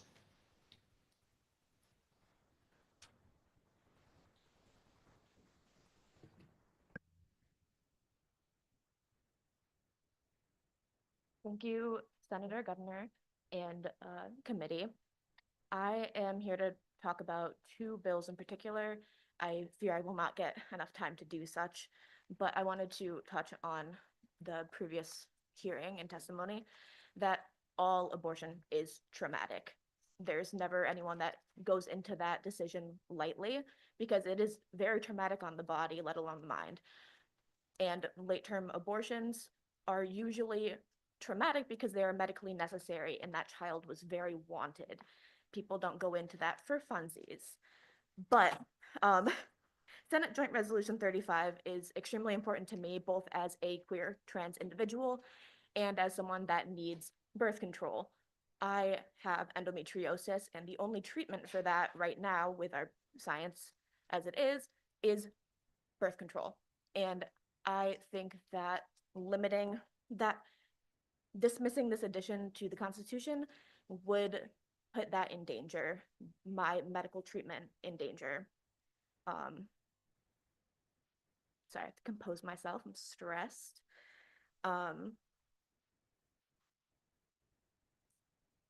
The dismissal of this addition would set a precedent that discrimination based on the use of contraception, the past experience of abortion, which can again be medically necessary, and that gender affirming care can lose you careers, housing, and other opportunities that everyone should be given. And it goes against the widely used term of bodily autonomy. It would take away bodily autonomy from so many in my community. And I wanted to add, because I recall a lot of statistics being thrown around that kind of illuminate things in a weird light. According to the World Population Review, 0.42% of the Connecticut population is transgender, and we are making a big deal out about very few people. I don't see why we cannot just let them live their lives. And also, the US Transgender Survey of 2015 reported that 8% of those that admitted to detransitioning, 8% of those asked, 8% had detransitioned, and mostly the reason was not that they felt like they didn't have a body that corresponded with them, but more discrimination from social groups and family. Sorry, that was a little chaotic. Thank you. Questions from the committee? Seeing none, we thank you very much for being with us today and contributing your time and your testimony. Thank you all. I implore you all to get up and stretch a little bit. I've been sitting for too long. I think we can all agree on that one. All right, next up is Mona Caldwell, followed by Martha Schultz, followed by Kylie Kirachek. I hope I got that correct. Is Mona Caldwell with us remotely? Nope. Martha Schultz. Is Martha Schultz present? Kylie Kirachek. Oh, Martha Schultz is with us remotely. Sorry. No Yes, worries. can you hear me? Yes, whenever you're ready, you may begin. Sorry about that. Yes, I'm the co-founder of International Partners for Ethical Care, and we are a nonpartisan secular organization that advocates for detransitioners, those who have undergone gender-affirming care treatments, and for parents of trans-identified kids, some of whom have died due to the cross-sex hormones that were recklessly prescribed to them. SJ 35 aims to give legal recognition to the nebulous and unverifiable concept of gender identity. As a lawyer, I can testify that there's no definition of gender identity or even gender itself that should be recognized in law. Gender can only be defined by using regressive sex stereotypes, and as such, it is not a legitimate term that merits legal status. One's gender identity cannot be traced to any organ in the body, and according to gender activists, it can change multiple times in the same person, and therefore does not describe an immutable characteristic that would trigger legal protection. I've personally spoken to at least 60 detransitioners, so if you haven't met any, you're just not looking, because they're out there, and I urge you to check the social media for our project Transition Justice, where many detransitioners will tell their stories. And they'll tell you that the concept of gender identity is a lie and a false promise that if only you have access to dangerous cross-sex hormones and surgeries, your depression, anxiety, internalized homophobia, high-functioning autism, PTSD, schizophrenia, or other mental illness will be cured. These detransitioners all fell for this lie, but it didn't work. Their mental health challenges did not resolve by taking hormones and having surgery. They deeply regret that doctors destroyed their healthy body parts and rendered them disfigured and often incapacitated and sterile. They want nothing more than to return to the body they were born with and to be perceived again as the biological sex that was encoded in every cell in their body. But I've heard people say there's evidence that gender-affirming care prevents suicide, and I'm here to tell you there is zero evidence of that. And in fact, that is what the Cass Review in the UK found. And contrary to what people have said here, the Cass Review has not been discredited by any scientists, only by activists. We also we know that in Sweden, in fact, they found that suicide rates increase 19 times for people who have had gender treatments, including surgery. Please don't fall for the nonsensical notion pushed by the gender industry that somehow accepting the lie of gender identity is compassionate. Nothing could be more cruel than convincing young people to undergo harmful, irreversible medical treatments that do nothing to cure their mental distress. Please do not pass SJ 35. Thank you. Thank you. Questions from the committee? Senator Sampson. Thank you, Mr. Chairman. And Martha, I want to thank you for your testimony today. Anytime we have someone that has got some direct interaction with the population that will be ultimately affected by this legislation, I think that's the most important testimony we can get. So I appreciate you sharing your perspective. Your organization, Partners for Ethical Care, Transition Justice Project, it's listed as, is that correct? Yes. Is that a Connecticut? That's right. Where are you looking? It's an international organization, and PEC is actually based in Chicago. But we represent parents who are in the state of Connecticut and frankly, all over the world now. Understood. Through you, Mr. Chairman, thank you for that answer. Do you have a website that I could maybe potentially visit? We do. Yes, it's www.partnersforethicalcare.com. And then our project, Transition Justice, is I think it's www.transitionjustice.org for that one. Very good. I thank you very much for your testimony. I appreciate you being here today. Thank you, Mr. Chairman. Thank you. Thank you, Senator. Further questions from the committee? Seeing none, we thank you for your time and your testimony. Thanks. Next up is Kylie Kirchek, followed by Hannah Hussey, followed by Katie Kelly.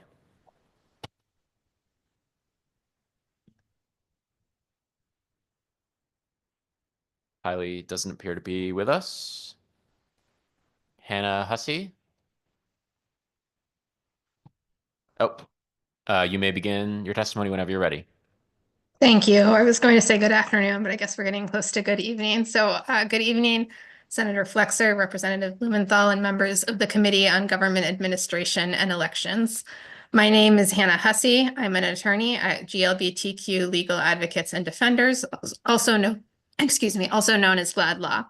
I appreciate the opportunity to testify today in support of Senate Joint Resolution number 35.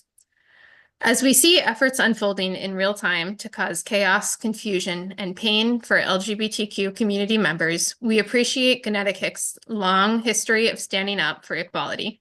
Strong, clear, state-level protections help all of us understand what rights exist. In 2020, the U.S. Supreme Court held in an employment discrimination case called Bostock v. Clayton County that discrimination based on gender identity and expression and on sexual orientation inevitably involves sex discrimination. This year, the U.S. Supreme Court is confronting a similar question in the case U.S. v. Scrimeti. There, the court is considering whether a Tennessee law targeting transgender youth violates the U.S. Constitution's Equal Protection Clause. There's every reason for the court to find that what it decided in Bostock holds true in the constitutional context, to decide that this law creates a classification based on sex and therefore triggers heightened constitutional scrutiny. However, we do not yet know what way the U.S. Supreme Court will decide. In this shifting landscape, what Connecticut's state constitution says about how the state treats its citizens matters. Connecticut has a strong foundation on which to build. The state constitution provides, in part, no person shall be denied the equal protection of the law, nor subjected to segregation or discrimination in the exercise or enjoyment of his or her civil or political rights because of religion, race, color, ancestry, national origin, sex, or physical or mental disability. The Connecticut State Supreme Court held in 2008 that prohibiting same-sex couples from marrying violated the state constitution. That was in the Kerrigan case.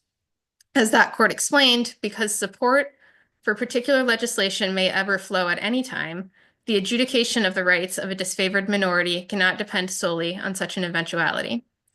The Kerrigan court referred to the Connecticut Constitution as, quote, an instrument of progress.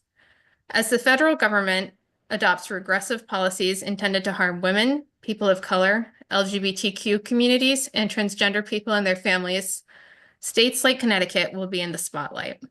And regardless of what happens at the national level, states have the ability to establish the law for their own citizens in a range of areas.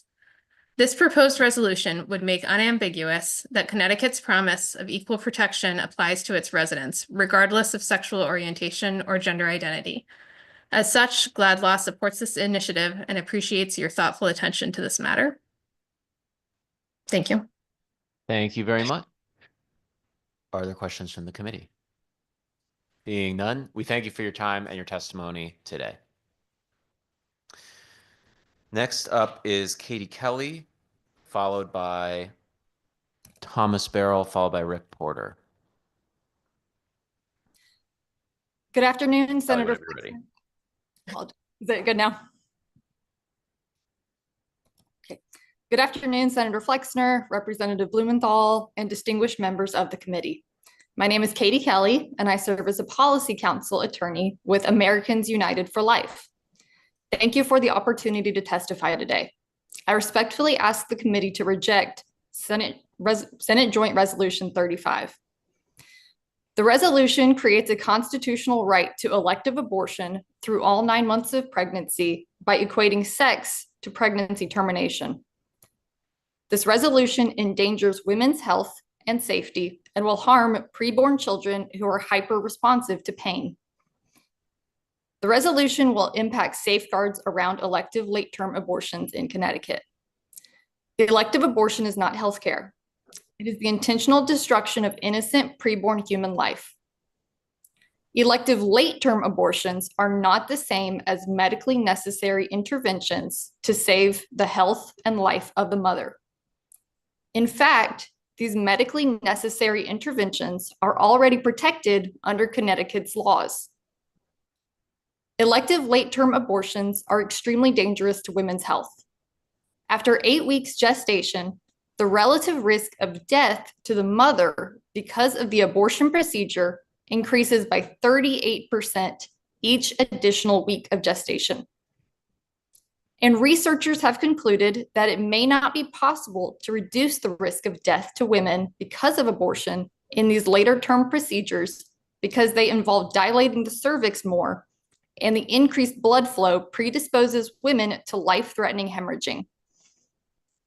Also, there's medical evidence that preborn children experience physical pain as early as 12 weeks gestation.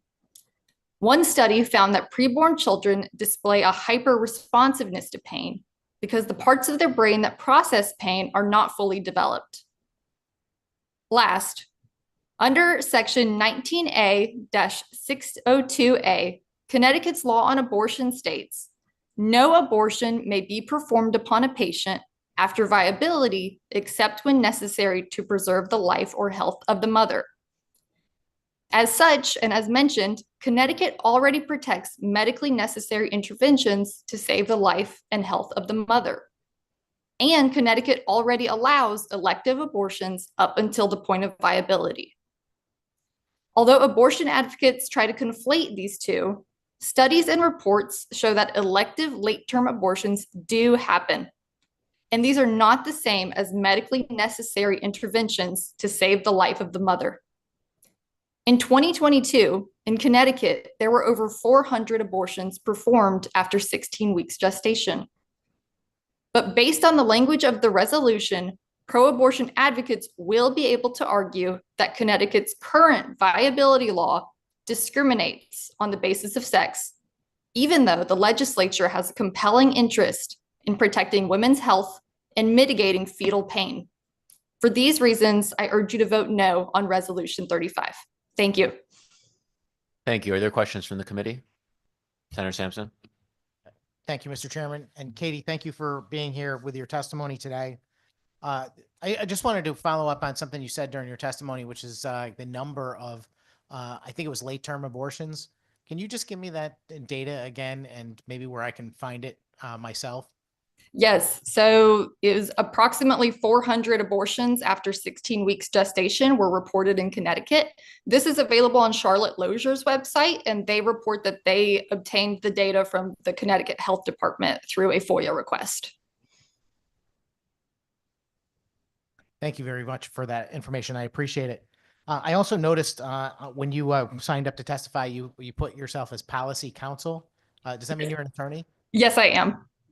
I hate to put you on the spot, but I'm going to ask you a lawyer question. Through you, Mr. Chairman, we had a debate a little while ago about the language of SJ 35 and whether it might impact existing statutes. And I was arguing that I believe that it's written so broadly that some of the existing statutes could, in fact, be determined to be unconstitutional as a result. And I'm just curious what your reaction to that is, whether you agree with me or not. Through you, Mr. Chairman. Thank you, Senator. Our opinion at Americans United for Life, having our attorneys reviewed Senate Joint Resolution 35, is that this absolutely could be used to challenge in courts the current abortion laws. And so, of course, and every lawyer's favorite phrase is, it depends, but it would depend on what the court would rule as to whether or not the viability law would constitute discrimination on the basis of sex under the joint resolution. Thank you very much for that answer. That's exactly my view as well. It depends on a judge and the case that is brought. But I can certainly foresee that happening, especially if there is a predetermined effort at some activism for that purpose, which I wouldn't doubt. I don't know. I suppose I could ask you a few more questions about that, but I know that's not your purpose today. And I thought your testimony was extremely compelling on the value of life, et cetera. So thank you very much for your comments, and I appreciate you being here. Thank you, Mr. Chairman. Thank you. Further questions from the committee? Seeing none, thank you for your time and your testimony. Thank you. Next up is Thomas Barrell, followed by Rick Porter, followed by Mandolin Rain Gorno. It's Thomas. Oh, there you are, sir. Whenever you're ready, you may begin. Shalom. I'm here to address the spirit behind SJ 35. Behind you is this Connecticut state motto, quis transtulit sustenit. He that transplants will still sustain. That he is God. You know, Connecticut has a golden heritage of constitutional law. In fact, the first men who settled here wrote the first written constitution in human history. Thomas Hooker, Roger Ludlow, John Haynes, and the citizens that first settled here based their fundamental orders on biblical principles way back in 1639. In its preamble, they declared that the purpose of government was to maintain and to preserve the liberty and the purity of the gospel of our Lord Jesus. Connecticut's contribution to the formation of the United States Constitution was enormous. Roger Sherman, Oliver Ellsworth brought with them Connecticut's golden heritage, a fervent devotion to liberty and freedom that developed throughout Connecticut's history from their love for the scriptures, their love for the Bible. The men that I mentioned, Hooker, Ludlow, Haynes, Sherman, Ellsworth, are all honored in statuary around our Capitol. I'm here today to tell you they would be shocked and heartsick to see the ungodly proposal in SJ 35. With these ungodly proposals, you are vomiting, defecating, urinating on Connecticut's golden heritage of constitutional law. But much worse than that, the Lord God, your creator, is heartsick at your hatred for both the law that is inscribed in your conscience and the law that is inscribed in Scripture. I'm here today to make God the issue. I'm going to make what's at stake very clear. God sees the wickedness is very great and that the imagination of your thoughts of your heart are only evil continually. You are not God's children. You are of your father the devil, and the lust of your father you will do. He was a murderer from the beginning and abode not in the truth, because there is no truth in him. You are giving life and voice to your father the devil's agenda. Through this deceitful bill, you show who you really belong to. Oh, if you could only see what awaits you when you die, because you have forsaken the fountain of life. At this point in your life, it would be better to do what Jesus said. Take a millstone, tie it around your neck, and cast yourself in the sea. You who are proposing this bill, your immortal souls are in terrible danger. God's judgments are upon you. It's not coming, those judgments are not coming from anyone or anything outside of you. It's coming from your own sin that lives within you. It will find you out. It is a fearful thing to fall into the hands of the living God. Thank you. Are there questions from the committee? Seeing none, we thank you for your time and your testimony today. Next up is Rick Porter, followed by Mandolin Rain Gorneau, followed by Kyle Olenek. My name's Pastor Rick Porter, but I'm a street pastor now. I left the traditional church because they don't fight. You know, to me, the traditional church, they're going to end up in hell. But if you follow me in the streets, you'll see me in Waterbury. I'm in Waterbury all the time. I saw great things happening in Waterbury. I saw drug dealers stop doing what they're doing. You know, I had a gun pulled at me a few times. I had a car come after me. But the last year, nothing, as I've been hitting the streets over and over again. So I want to talk to you about the spirit behind SJ 35. The spirit. When I'm out there preaching in the streets and a young person come up to me and I say something about abortion is murder, they looked at me and they says, "Do you eat chicken?" And I said, "Yes, I eat chicken." "What's that?" "Well, you have no right talking about abortion if you eat chicken." As if the human being inside a mother's womb is the same value as a chicken. And you know what this is coming from? I listen to some of these people who want to oh, hey, protect what we're teaching in schools, protect what we're teaching in our colleges. My first grade grandson, what he learned this year? He learned this year that Jesus is evil. That's what he learned in school this year. So I say let's put cameras in front of all of our teachers in colleges and in parochial school, all public schools, because the devalue of human character is what this bill is all about. You know what? I'm out in the streets, and the most unloving people are your inclusionists. And we're so inclusive, and they're the most unloving people. And my church is made up of pimps, prostitutes, homosexuals, lesbians. Now, I teach the Bible. I teach there's two sexes, male and female. Get rid of that word gender. That word gender is coming from the pits of hell. Get rid of it. There's two sexes, male and female. And you know what? It's a spirit. It's a spirit that's driving our society. It's a spirit that's driving our children, where they're getting confused about who they are. My God, look at the children.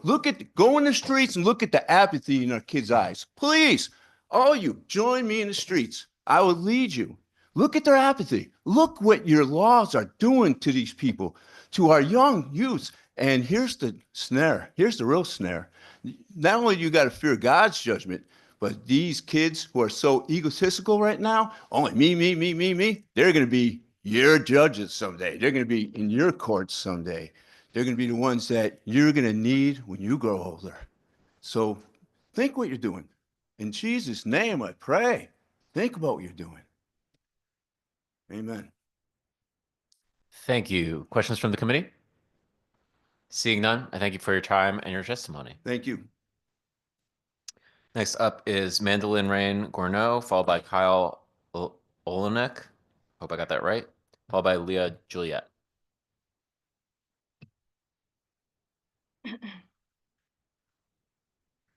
Thank you, co-chairs and member of the committee. My name is Mandolin Rain, and I am a small business owner. I am here to speak in support of SJ 35, apparently as a sinner in the hands of an angry God. I was born in this very city, and I stand before you today as my authentic self. I was raised on the idea that all of us in the United States had the same rights and freedoms as every other person in this country. My mother, as a postmenopausal woman, is now on anastrozole, which is an estrogen progesterone blocker, after a win against breast cancer.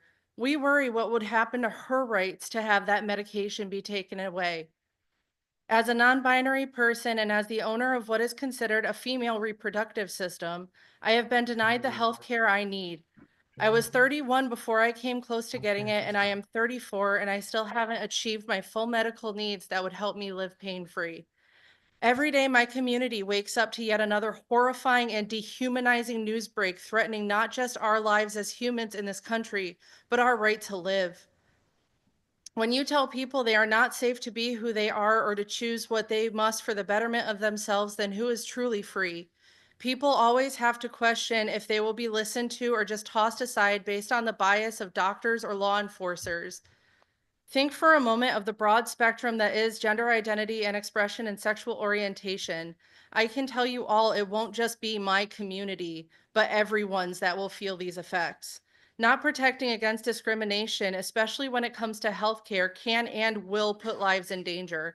I firmly believe that we should pass this resolution to our state constitution. As a state, we need to show that we will not bow to hate and discrimination and that our constitution is constitutional. I end with a quote from On Tyranny by Timothy Snyder. The moment you set an example, the spell of the status quo is broken and all others will follow. Let the state of Connecticut be one of those states that sets the examples for others so we as a country have a chance. Thank you very much for your time and consideration. Thank you for your testimony. Are there questions from the committee? Thank you very much for your time and your testimony today. Kyle Olenek, followed by Leah Juliet, followed by Michael Daly. I am not seeing Kyle. A burlesque show.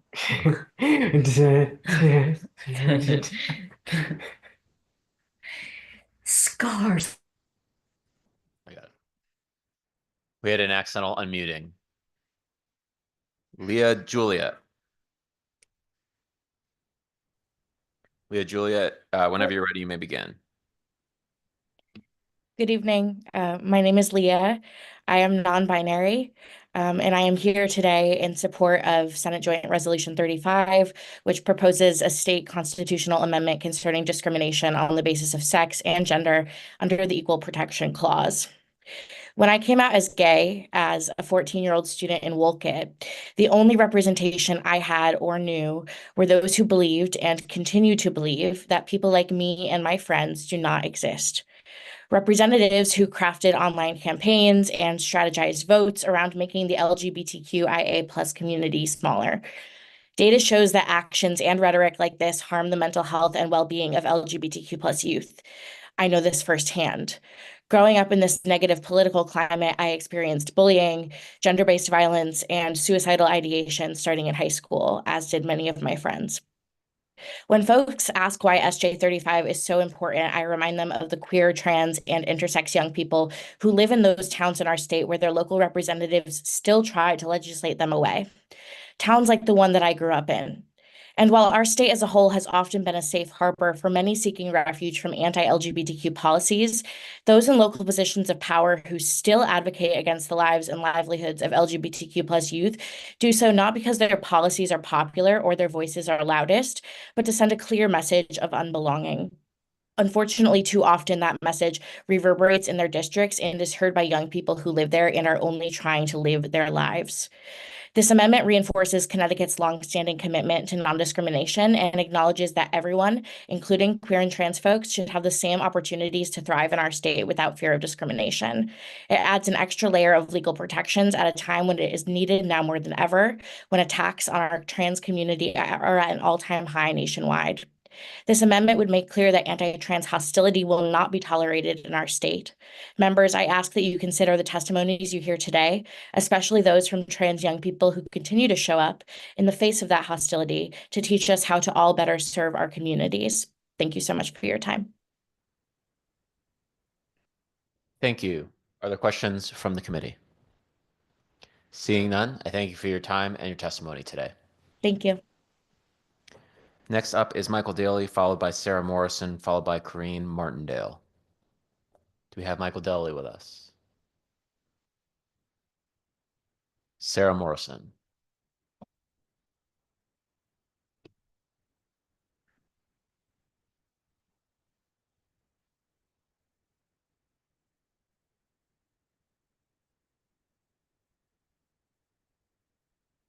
Senator Flexer, Representative Blumenthal, and distinguished members of the Government Administration and Elections Committee. My name is Sarah Morrison.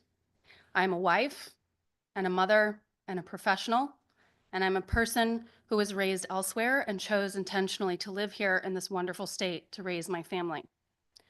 I am here today to support the Senate Joint Resolution 35. I will speak in general terms here today. I will not make specific mention of the loved ones in my life who this impacts directly out of fear for their safety, which is truly heartbreaking. I wish that feeling on no one on either side of the aisle.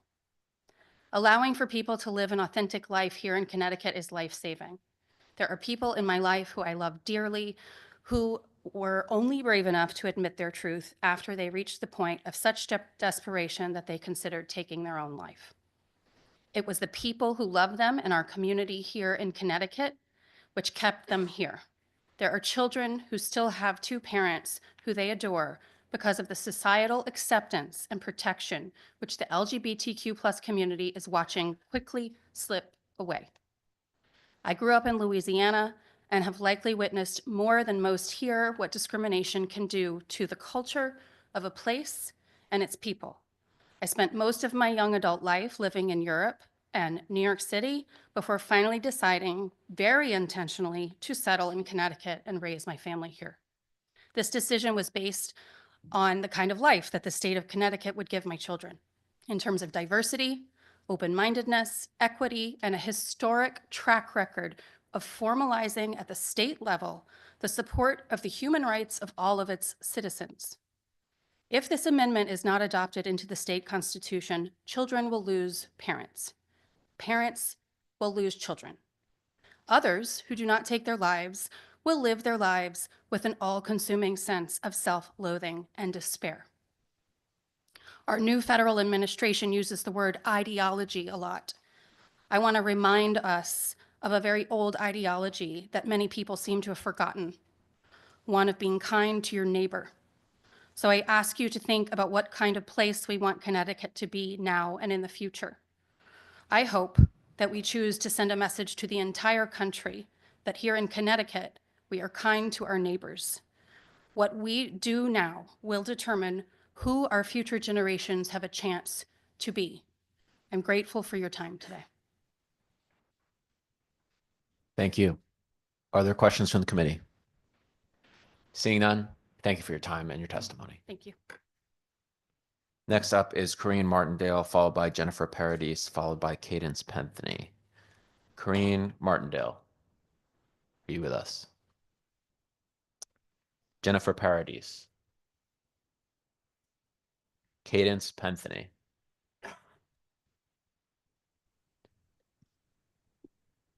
Hello, can you hear me? Oh, there you are. And if you could turn on your video, if you're capable. Oh, I'm sorry.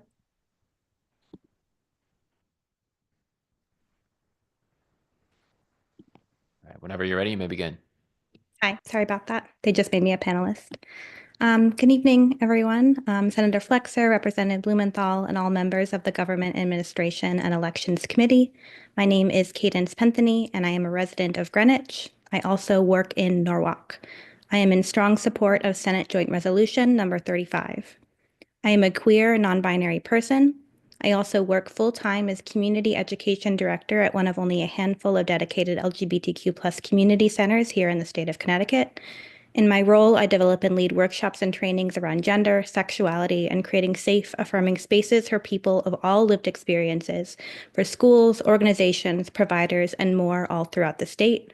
I am also proud to serve on the small, all-volunteer working board of the Reach Fund of Connecticut, our state's only abortion fund, raising money so that people can afford their abortion care.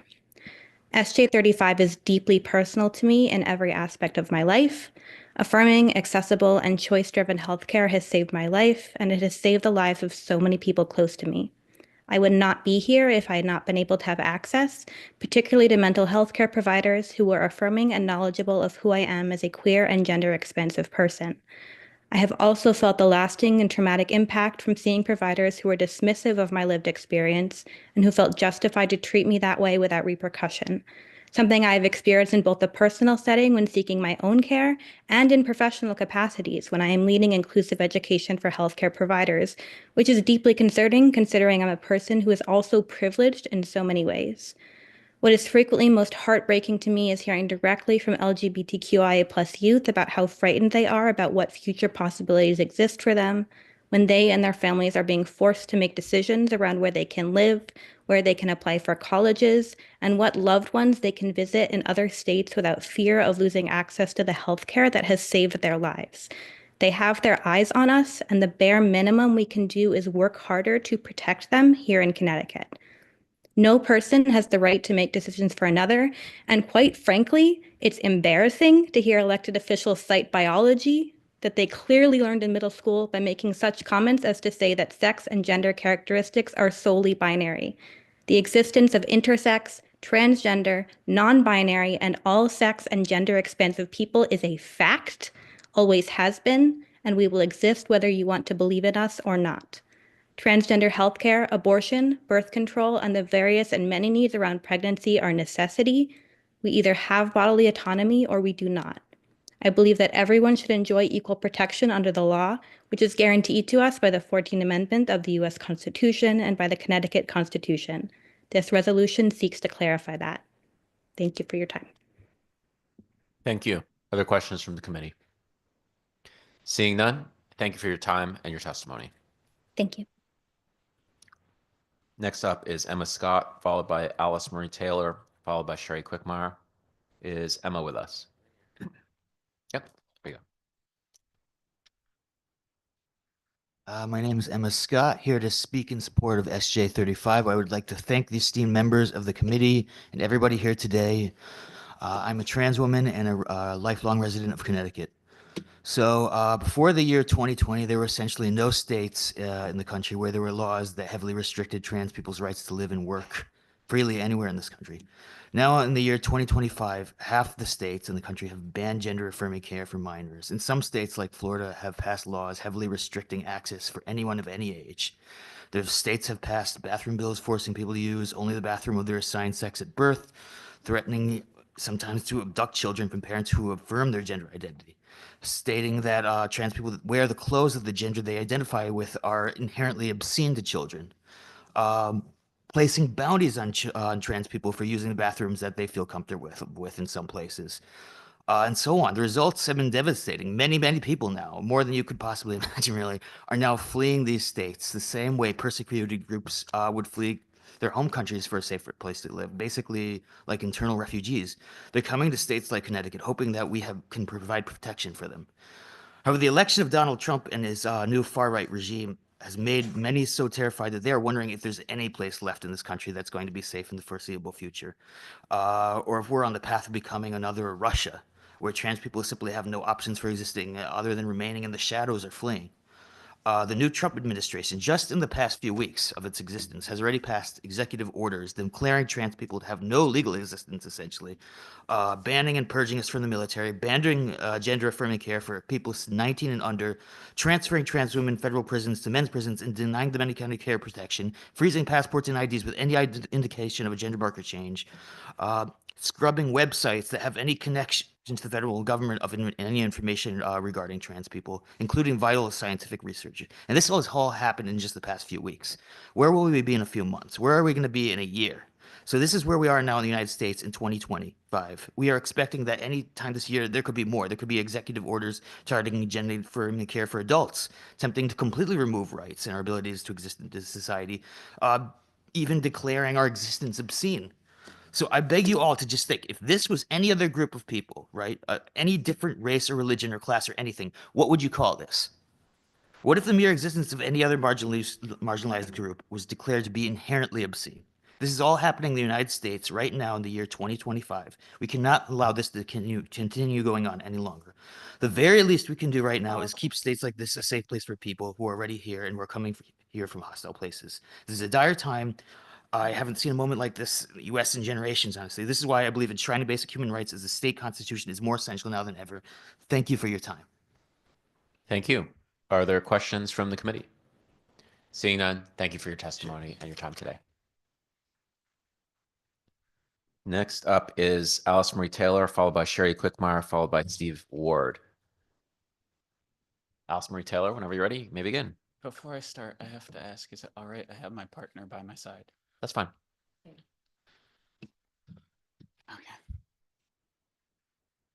Give me a second.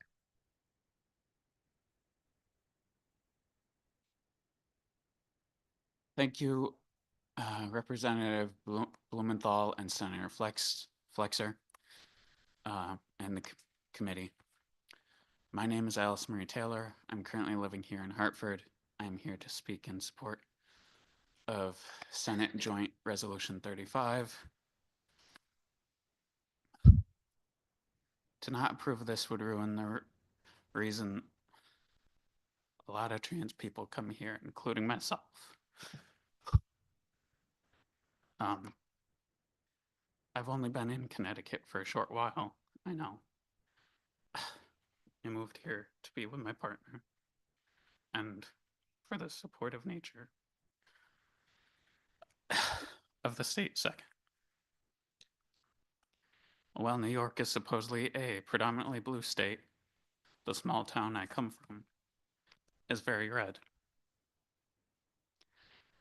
To kind of quote my family on part of this, my own family questioned me being supportive of someone other than God King Trump, even after pointing out all of his behaviors in the past that showed he hates trans and non-binary individuals. They'd even rather I was gay rather than trans. because they refuse to acknowledge me by my preferred pronouns, going even as far to detonate me. Honestly, that's about all I really have on it. Thank you. Thank Any you. questions? Are there any questions from the committee? Seeing none, thank you for being here today, sharing your story and your time and your testimony. Sherry Queckmeyer, followed by Steve Ward, followed by Claudette Jablonski. Sherry is not here. Is Steve Ward. Whenever you're ready, you may begin. Hello, thank you so much. My name is Dr. Steve Ward. I am a board-certified internal medicine physician. I am a primary care doc in Cheshire, graduate of Yale School of Medicine, and been practicing for about 16 years. I oppose SJ 35. I've also submitted a written testimony, so please refer to that. I would like to correct some previous testimony by the representative of the ACLU who said that doctors look at newborn anatomy and make assumptions about sex. That is absolutely false. Sex is determined genetically at the moment of conception. Every cell of the body, head to toe, is genetically male or female. Sex is not assigned at birth. Sex is discovered at birth. In fact, sooner through amniotic fluid sampling or high-resolution ultrasound. And I'd also like to respond to the claim that the phrase late-term abortion is inflammatory. It's actually quite accurate to what is happening. I would also like to respond to the two individuals who just recently spoke. I think what we have is a misunderstanding of what compassion really is. I'm very compassionate towards the transgender community as well as those struggling with an unwanted pregnancy. I've had transgender patients and many pregnant patients. But what we're doing here is redefining compassion as the affirmation of feelings that are subjective and changing over the scientific evidence. And the scientific method, by definition, is following the evidence. It's the ability to perform studies and draw conclusions based on best evidence, regardless of our opinions, even when something is difficult. And the best way to have compassion and to show love towards one another, no matter who they are, is to tell them the truth and to look out for what they may be doing that could be harmful to them and going down a pathway that is not going to lead to their flourishing. I want to say that there is no long-term evidence that gender-affirming care is safe or effective. This is a narrative by a vocal minority, and it's pushed by the activist community, even within medicine. You may have heard of WPATH, the World Professional Association for Transgender Health. These were healthcare providers who got together and declared themselves experts and pushed a pseudoscience into the community. And but however, they have admitted, and I've heard them say personally, that puberty blockers and hormone therapy is irreversible, will sterilize young people permanently. And there are also very serious ethical problems with the inability to provide informed consent in minors. Even adults, we are not obtaining informed consent because we're not explaining the risks of these types of experimental treatments to people if they're only having an affirmation-only type of worldview given to them. Puberty blockers are not reversible. They permanently impair brain development in that temporary period of window of time of puberty. Hormone therapy will increase risk of blood clot, stroke, heart attack, cancers, high blood pressure. And I want to make this clear that there is no evidence that gender-affirming care reduces the rates of suicide. There was a mother earlier who said that her son showed signs of transgenderism at 18 months and then was suicidal by age 6. That's impossible because at those Sorry to interrupt you, sir, developmental... but your time has elapsed. If you could please summarize the remainder of your testimony briefly. Okay, will do. There is no good evidence that gender-affirming care reduces the rates of suicide. The CAS review also illustrates that the literature in support of gender affirming care is very poor quality. And I'll just summarize to say that to tell somebody the truth must not be considered discriminatory. I want the right as a physician to have a truthful conversation with my patients, and there is no medical consensus that this is the correct course of action. Thank you. Thank you. Are there questions from the committee? Seeing none, I thank you for your testimony. Next up is Claudette Jablonski, followed by Marianne Rivera, followed by Alexis Dutton.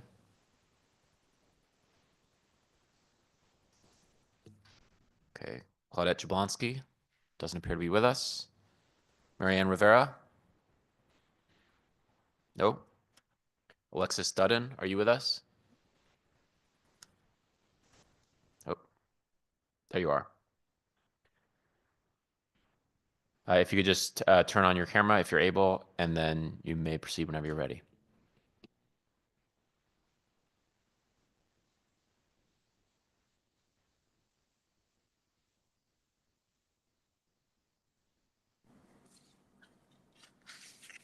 Hello? We can hear you loud and clear. You may begin your Hi. testimony whenever you're ready. Thank you, Senator Flexer, Representative Blumenthal. My name is Professor Alexis Dutton, University of Connecticut, Department of History. I am here to speak in support of Bill 1226, which is the FOIA bill with the right to deny the request for certain information. Let me be abundantly clear, and forgive me, I'm zooming in from Singapore, and so I apologize for any gap in the relay. Let me be abundantly clear, as a historical researcher, I absolutely favor FOIA as a process of democracy, as a process of learning about how we function as a government, as a society. The targeted weaponized use of FOIA to degrade the ability for some of us to do our research is a different matter. And thus, I am going to share one example.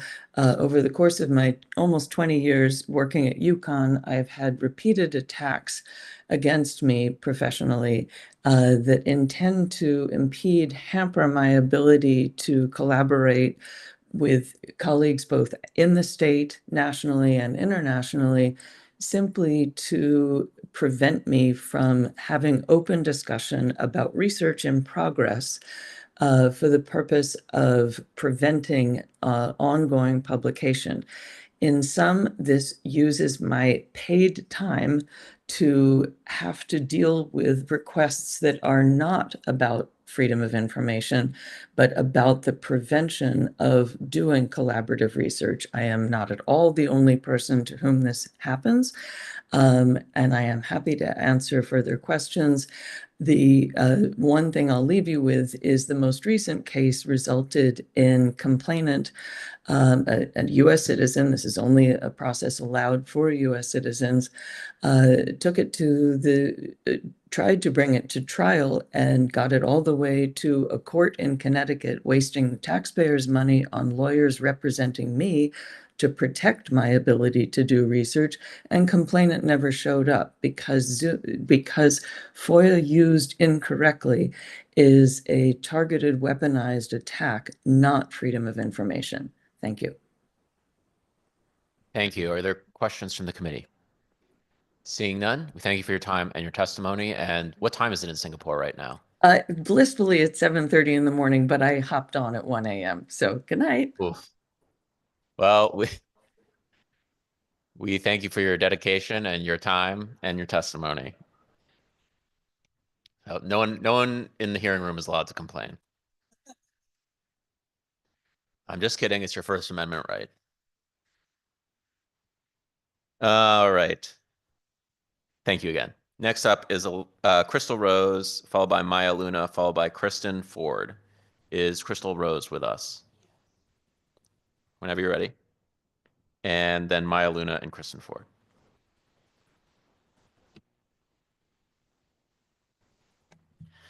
Thank you, Senator Flexer and Representative Blumenthal.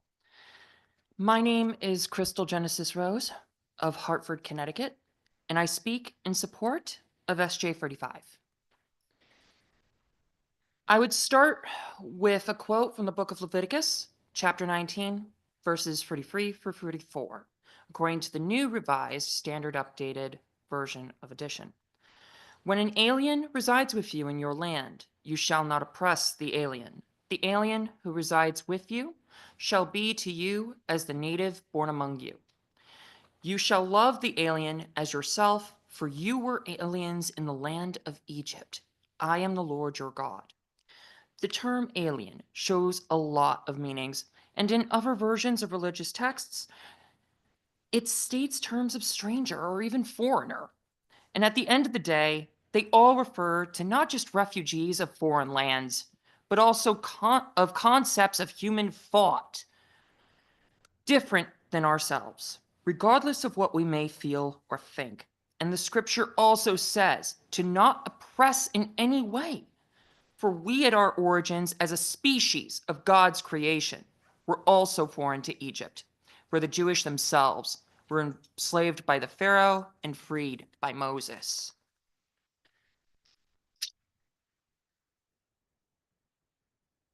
I personally think of this quote as I myself am a victim of domestic violence at the hands of my family within Bristol, Connecticut.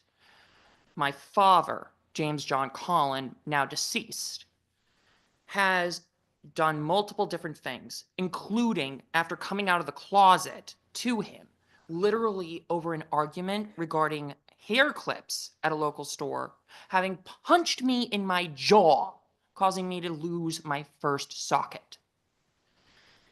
And my twin brother, having screamed like a witch, saying that calling me by my preferred name at the time, which is now my legal name, is a curse.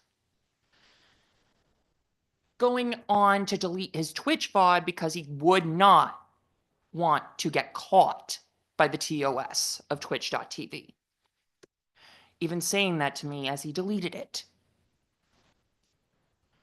What all of this is a wish to protect our rights as trans and non-binary citizens of this fair state, where I am glad I live in a place where we all can talk as human beings. I want to make sure that people know I am a non-binary citizen and that I fully support Senate Resolution 35 so that all of us, regardless of our origin and where we lived and thrived. For me, I'm one of the lucky ones. I didn't just survive domestic violence, I thrived, even while it's still happening to me.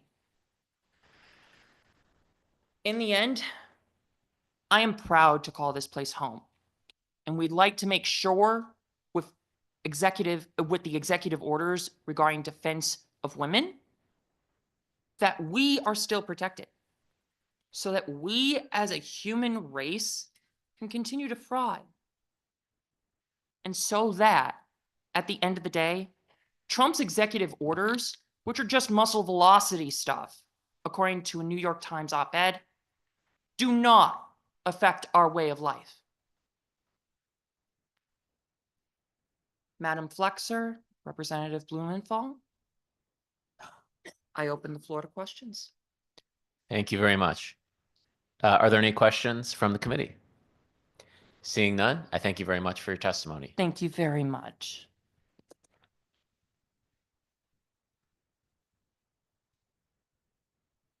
Maya Luna, followed by Kristen Ford, followed by Tom Cody. Is Maya Luna with us? Is Kristen Ford with us? Is Tom Cody with us? Excellent. All right.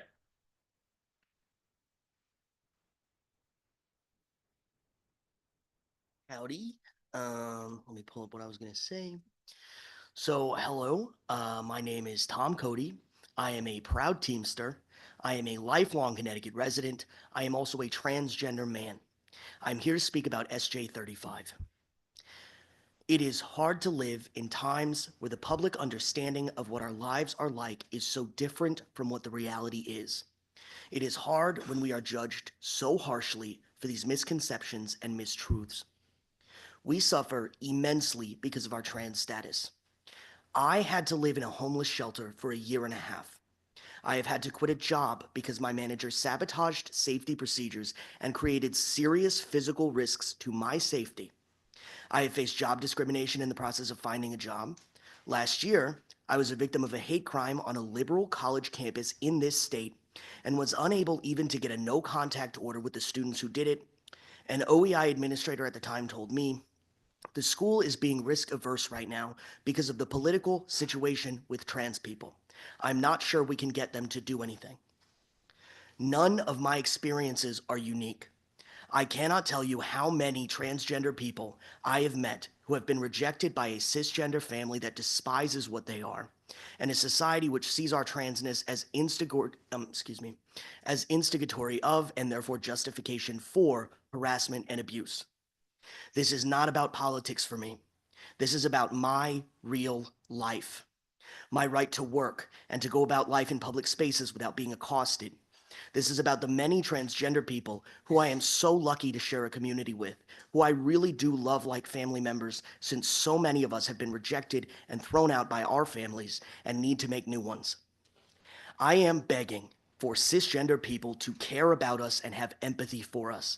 I am begging for you to decide that no, transgender people are not an acceptable sacrifice to a Republican regime, and no, we do not deserve to be arbitrarily made to suffer so that politicians who don't know us can chase phantoms and imaginary problems by lying about us and harming us.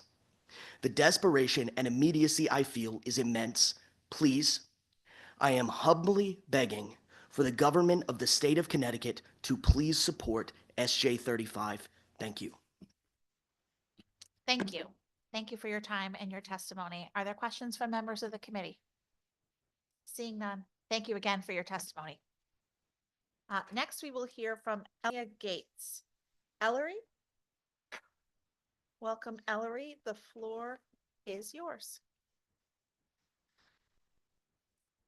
Senator Flexer, Representative Blumenthal, and honorable members of this committee, thank you for sharing your time to sit and hear the constituents of Connecticut. My name is Ellery Ames. My pronouns are they, them. I am from Newburgh, Connecticut. I'm an openly queer, non-binary trans person who is on hormone therapy, and I am here today in support of Senate Joint Resolution 35. I'm a Marine Corps veteran. I have spent 10 years as a firefighter in multiple jurisdictions over those 10 years. Through my time in public service, I have become a peer support counselor, wrote policy on peer support, and started peer support team for my department. I've taken numerous classes, including fire service instructor, fire officer, become a certified EMT, and became certified in mental health first aid for first responders. This accumulation of my knowledge has not only helped me in my own journey, but has helped others in theirs as well. As a child, I grew up ignorant of myself, hiding the best parts of myself away because I did not know it was okay to be myself. I had interest in things that at the time were seen as typically feminine. This was not because anybody was poisoning my mind, but it was simply an innate interest that is a deep part of the person who I am. There were feelings that I repressed, shame that I felt for just existing. Imagine something that about your person that makes you feel exactly who you are. Now imagine you don't have that part of your identity. And society tells you you can't have that part because you don't deserve to.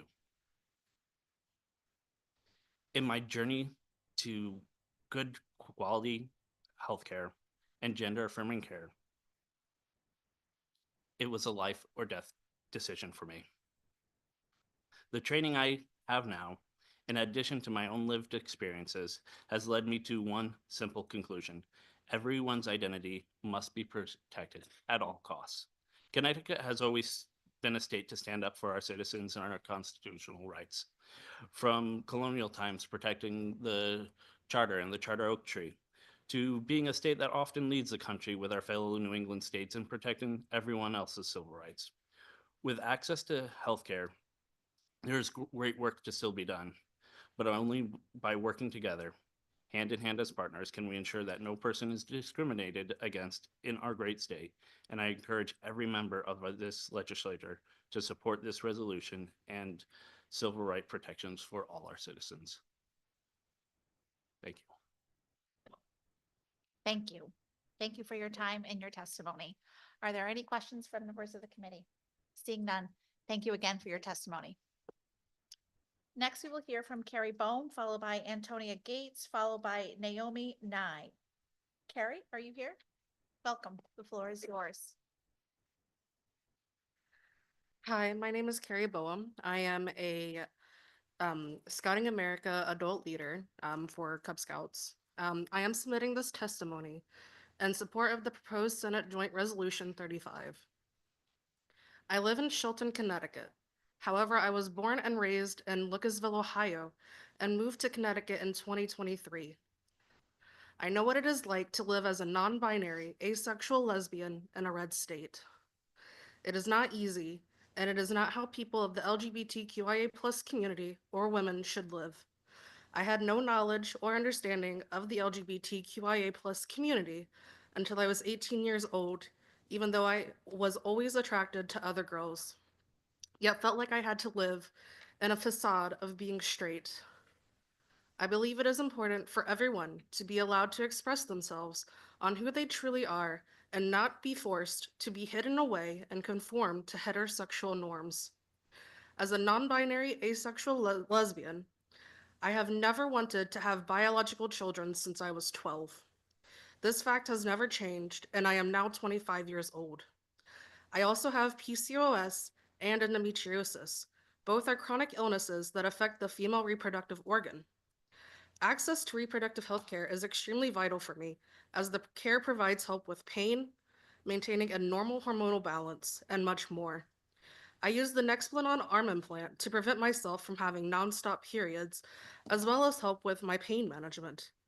If I do not have this implant or have access to it, then I will be in debilitating pain that makes me bedridden and not be able to function as a normal human being.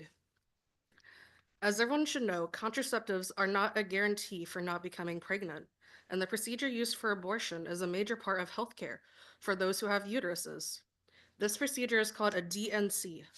It is simply scraping out the old tissue lining. This procedure is used a lot for uterus owners who have medical issues like PCOS and endometriosis. Protecting all healthcare for everyone is beyond vital for those who need it or want it. We are all individually and uniquely ourselves. No one should tell us what we are or are not allowed to do with our own bodies. Access to reproductive and gender-affirming care is under attack nationwide. Connecticut has been a leader in protecting access. Now is the time for our state leaders to commit to their constituents and ensure that equal protection for care can withstand for years to come. Thank you. Thank you. Thank you for your time and your testimony. Are there questions from members of the committee? Seeing none, thank you again for your testimony. Thank you. Next, we will hear from Antonia Gates, followed by Naomi Nye, followed by Ben Shaken. Is Antonia here? Present here.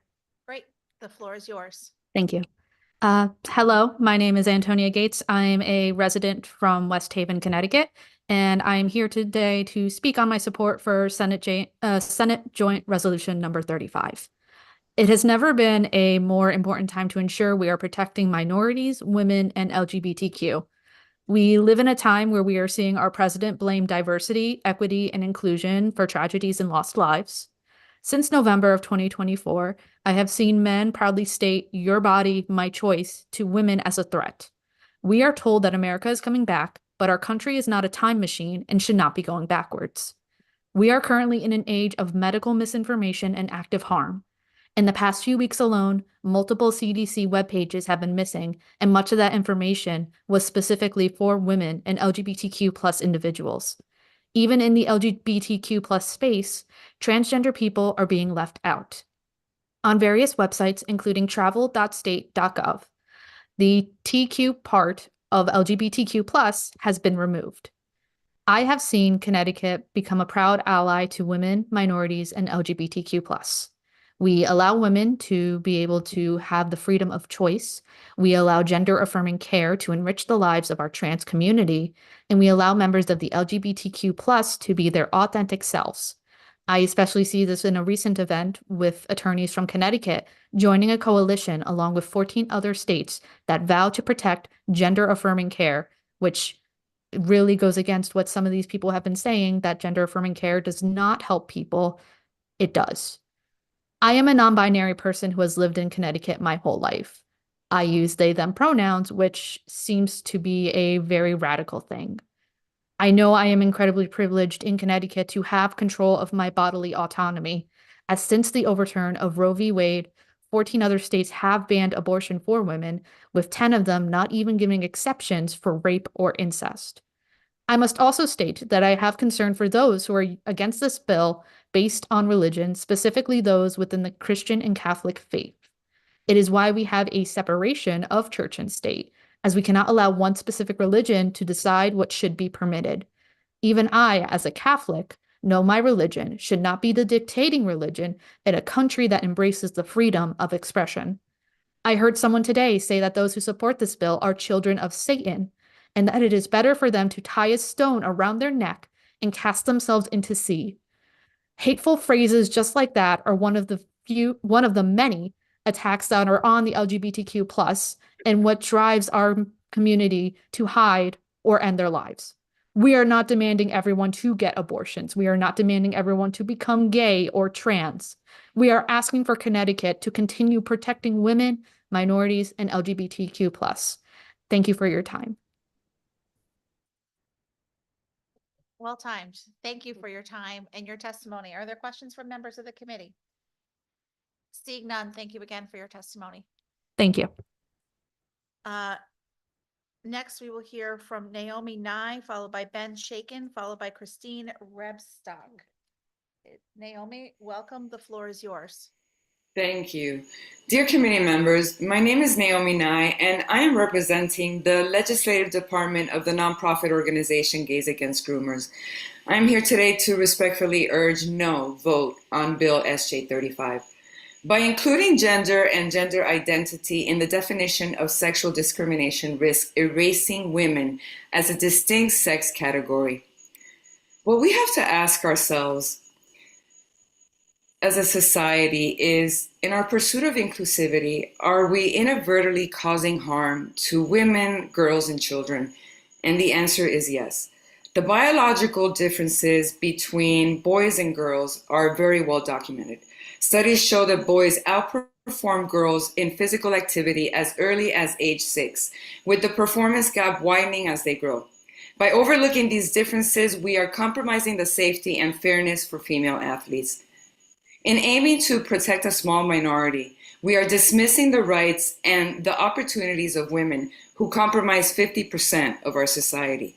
Consider if you had a young girl in your family who was competing in sports against a transgender female and suffered a serious injury or lost a medal or scholarship that she had been training her entire life for. How would your family feel? This was the case for Peyton McNabb, a high school volleyball player from North Carolina who suffered a traumatic brain injury and partial paralysis after being spiked in the head by her transgender opponent. Her dreams of earning a college volleyball scholarship were ended in an instant, and I can cite dozens of these cases. Committee, ask yourselves, are these girls less important than biological males who are identifying as females? The same biological males who are taken away of over 900 medals, awards, scholarships, academic recognition, as well as career and opportunities for girls. Is the mental health and future of these members more important than the girls? The Fair Advisor and professional athlete Sage Steele has openly advocated for creating a separate category of sports for transgender individuals. Our intention is, and we are willing to support that. Our intention is not to erase or marginalize transgender people. Trans adults have the rights to live the life as they please. Our primary concern here is the protection of children. Institutions like the Trevor Project often report that transgender youth are at a high risk of suicide. However, a comprehensive study conducted in Finland, published in February of 2024, found that suicide among gender dysphoric youth is extremely rare and is most likely driven by underlying psychological problems. The researchers concluded that gender reassignment has not been shown to reduce suicidal ideation and is not necessary to prevent suicide. We must recognize that less than 2% of society is truly gender dysphoric.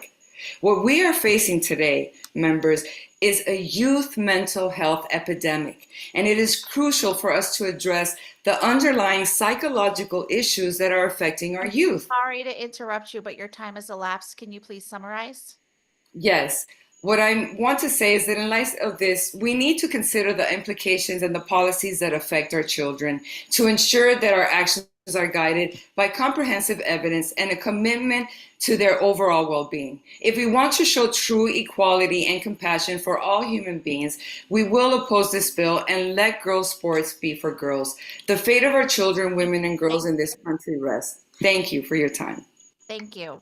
Are there questions or comments from members of the committee? Thank you again for your testimony.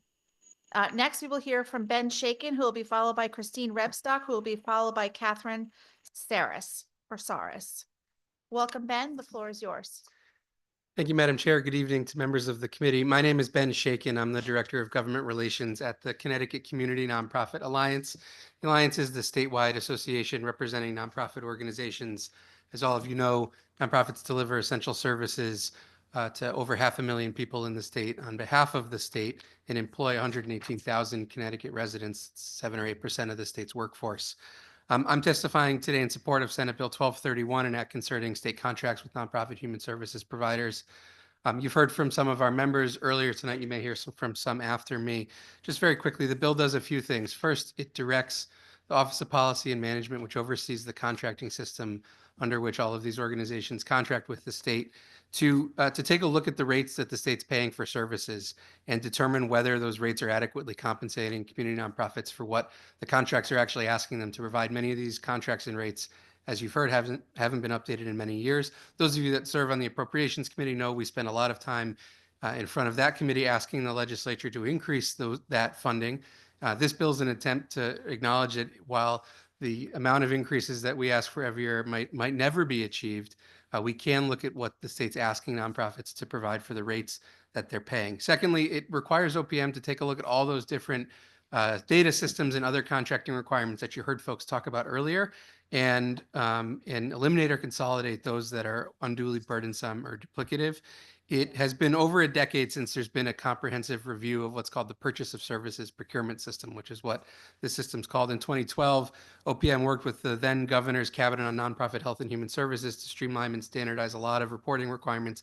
There's a really wonderful report that came out in 2012, but it's now 13 years old, and we're asking, hopefully, that this bill will help move another look into those systems. Third, the bill requires that state agencies that contract with nonprofits render payment within 45 days. If you are an astute, you have a great memory, you'll remember the bill last year required 30 days. In the course of the negotiations after this committee passed this bill last year, we discovered an existing state statute that actually requires payment within 45 days from the state. And if it doesn't happen, you'll get paid interest. That statute was news to pretty much everybody, and including all of our members. And so there's language in this bill around that. And then finally, Section 4 of the bill repeals statutory salary caps that are in law. They were recently raised in 2022 for the first time since 2007. They're now tied to the COLAs in the state budget. We feel that the simplest thing to do, and the thing that gives nonprofits, which are often at this point very complicated and large healthcare organizations dealing with large workforces and very complicated businesses, the simplest thing to do is repeal this statute. It prevents community nonprofits when there is turnover at the executive level from attracting top tier talent, and their salaries have frankly not kept pace with even the folks that they're hiring to work as directors of finance and other things within their organizations.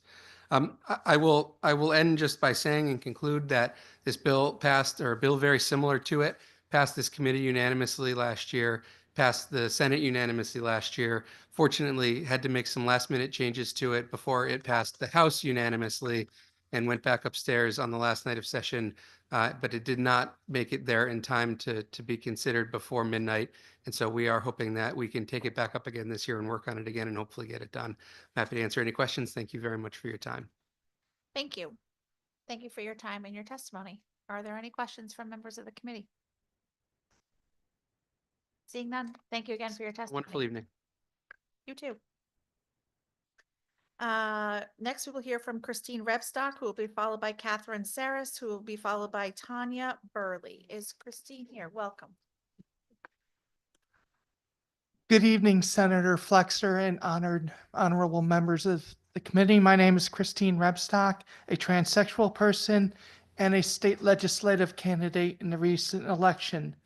I support SJ 35 only with conditions that rectify the harm from gender ideology. Here's the only things gender ideology has accomplished. It's preyed on children. It's encroached on women's rights, and it comes at the expense of transsexuals who know what we are. We live with a mental health and medical disorder, and we just want to quietly blend into society. So here's some fixes. So when it comes to prisons, homeless shelters, the trans people like myself, we must not be integrated with men and women. We must be kept separate.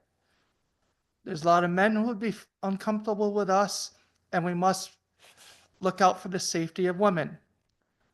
As for trans girls in high school sports, the CIAC's policies on gender identity is not good enough. I could offer you on the spot a common sense solution that would protect girls' sports and not dehumanize trans women. And we must overturn self-ID laws. This will help the bathroom situation. These are men who, quote, I identify as a woman. They have no intention on transitioning. They are just predators seeking to gain women's spaces. This comes at the harm of women, and also it comes at the harm of trans women who blend into society. And I'm also not an advocate for medically transitioning minor age children. I would disagree with President Trump. He set the barometer to start medical transition at 19. I believe 18 is sufficient. If you're old enough to vote and serve our country, you're old enough to medically transition. I have here, this is my estradiol. This is my afternoon dose. I also take spironolactone in the morning. These are not reversible. My breasts are permanent. These are the ones that grown. I need surgery to remove them.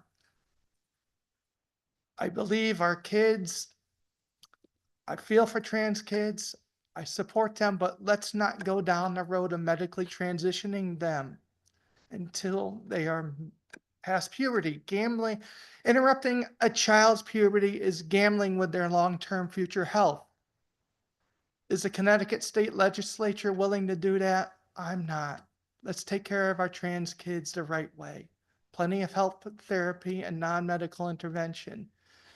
And I noticed here in the Connecticut Legislature, we seem to put abortion and trans healthcare together.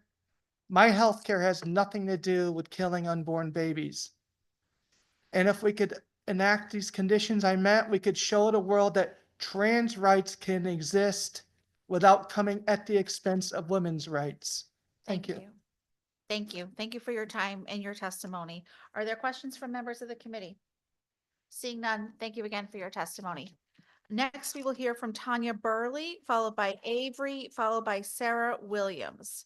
Is Tanya Burley? Oh, I did. I'm so sorry. Catherine Saris and then Tanya Burley and then Avery. I apologize. Yes, Catherine, welcome. The floor is yours.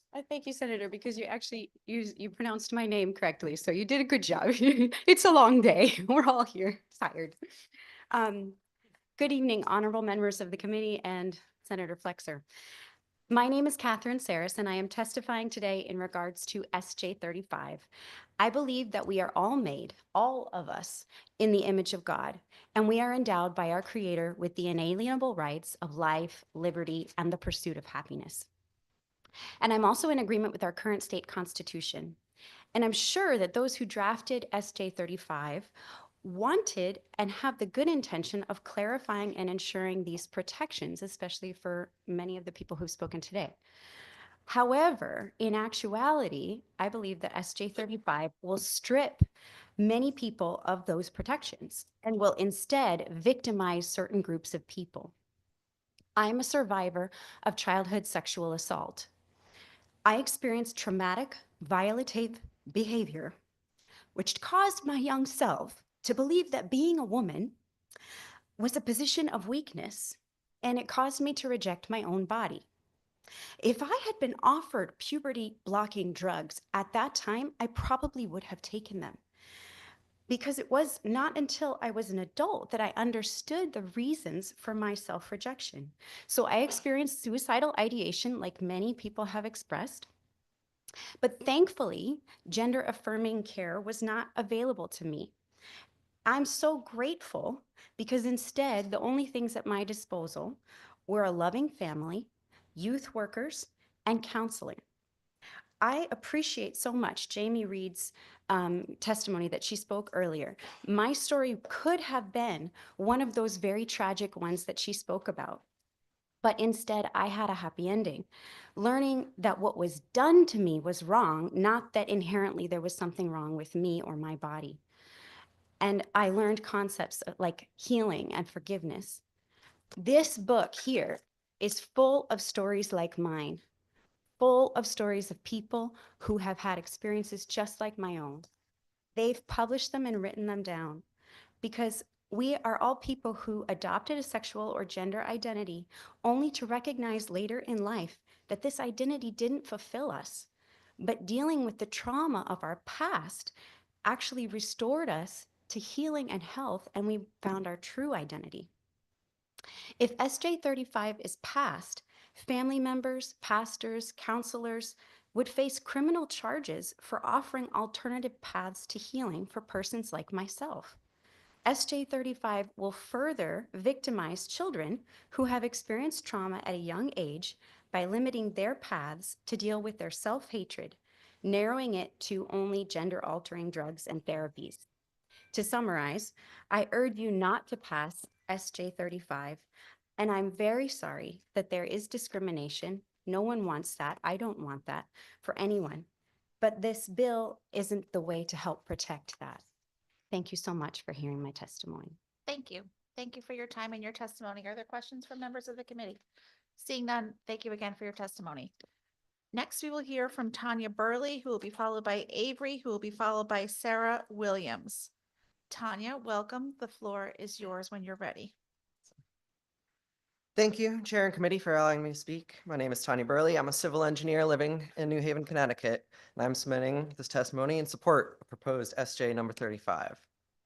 I support this bill because I myself came out as transgender 6 years ago, and it came to a shock for me when I immediately faced a hostile workplace, a hostile housing environment, and backlash from my own peers. I was forced to leave my first engineering job to acquire a new job, a new apartment, and rebuild my life from the ground up. And you have received testimony today from folks who have experienced the same, but there are also statistics. Transgender workers report unemployment at twice the rate of the population. More than 4 in 10 transgender people who are currently working are underemployed, and transgender workers are nearly 4 times more likely than the population as a whole to have a household income under $10,000. And 28% of LGBTQ youth have reported experiencing homelessness at some point in their lives. This bill also solidifies abortion rights in our state. Though I cannot bear children myself, I support the bodily autonomy of people who can bear children, because we are both asking for the same thing, basic bodily autonomy. Despite what our opposition might say, trans rights are women's rights. Trans rights are housing rights, and trans rights are workers' rights. The transphobia and misogyny that has been perpetuated by some who have spoken today are merely a distraction from that fact. Trans people are not your enemy.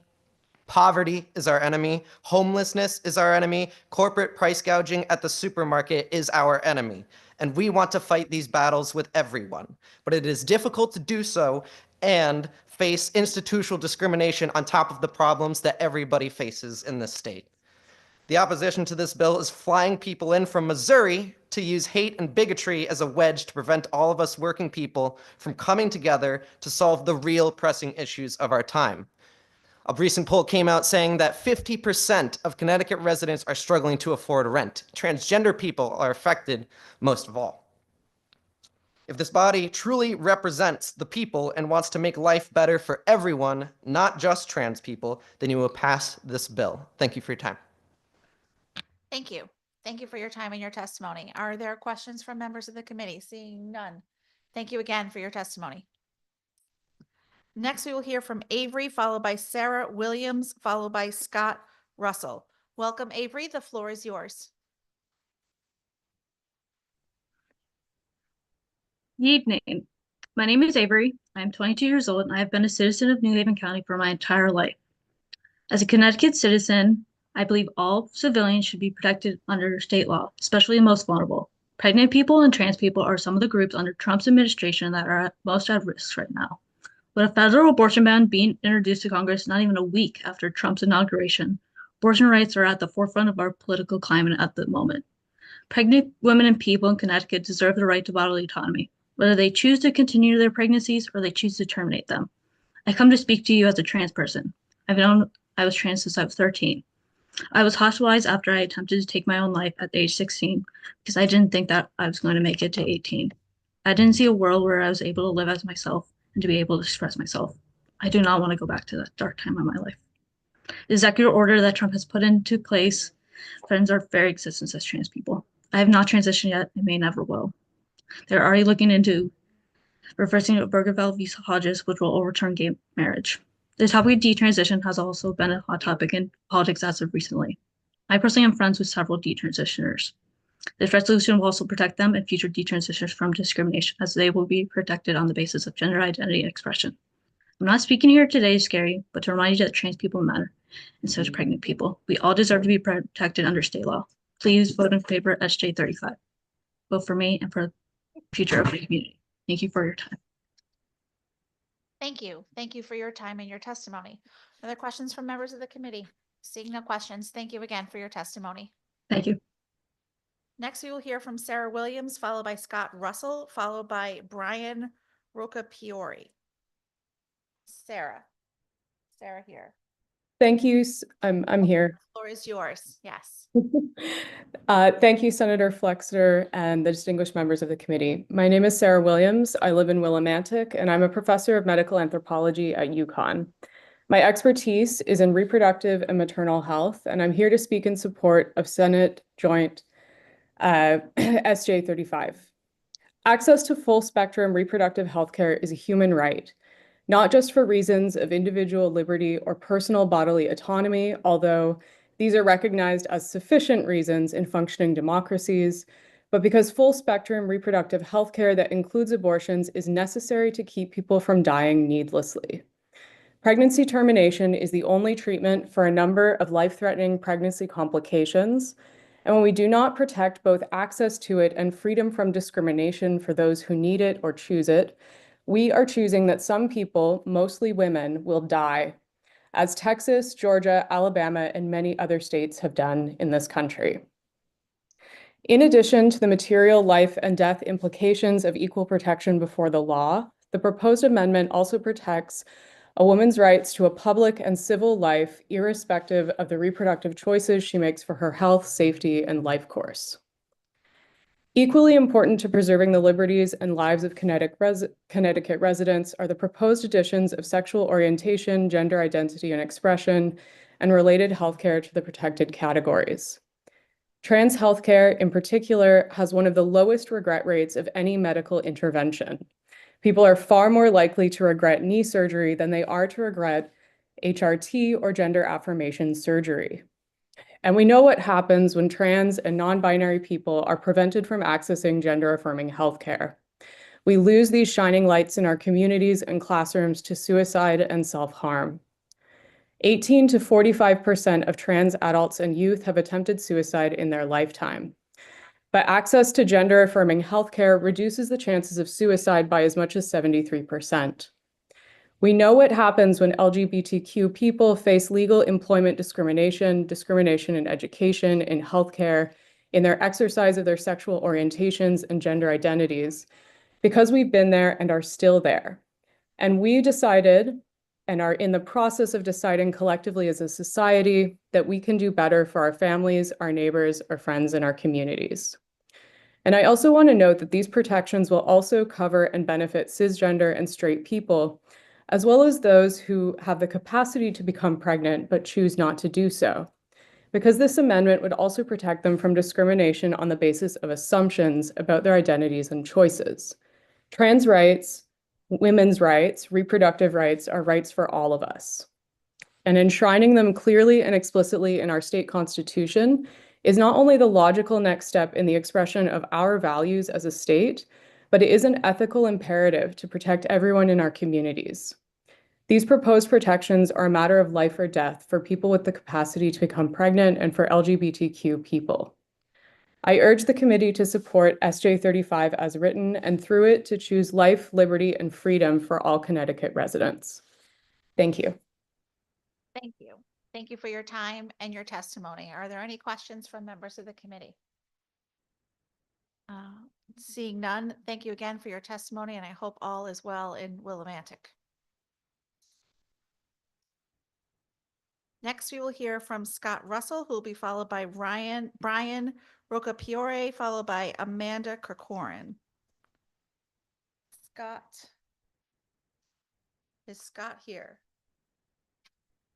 Okay, I don't see Scott online or in person.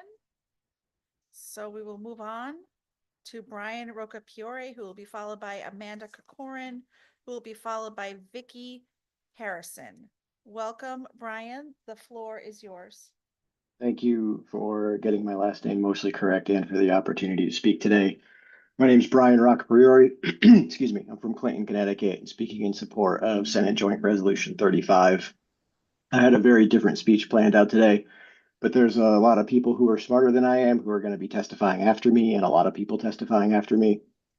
So I would just implore you to listen to the medical professionals who come up, specifically them from Edgar Health, and some fantastic advocates who are going to give you all the facts and figures that I had right now. And to save you all that repetition, I'm going to, excuse me, focus my comments on my personal lived experience as the parent of a school-age transgender child who's growing up in this increasingly hostile world, and hopefully be a voice for him, and hopefully be a voice for some of the 170 plus anonymous folks who submitted written testimony in support, many of whom I know and were afraid to put their own lived experience to their names for their own safety and the safety of their loved ones. In the past few weeks, there's been a lot of national attention specifically targeting my child and his medical care.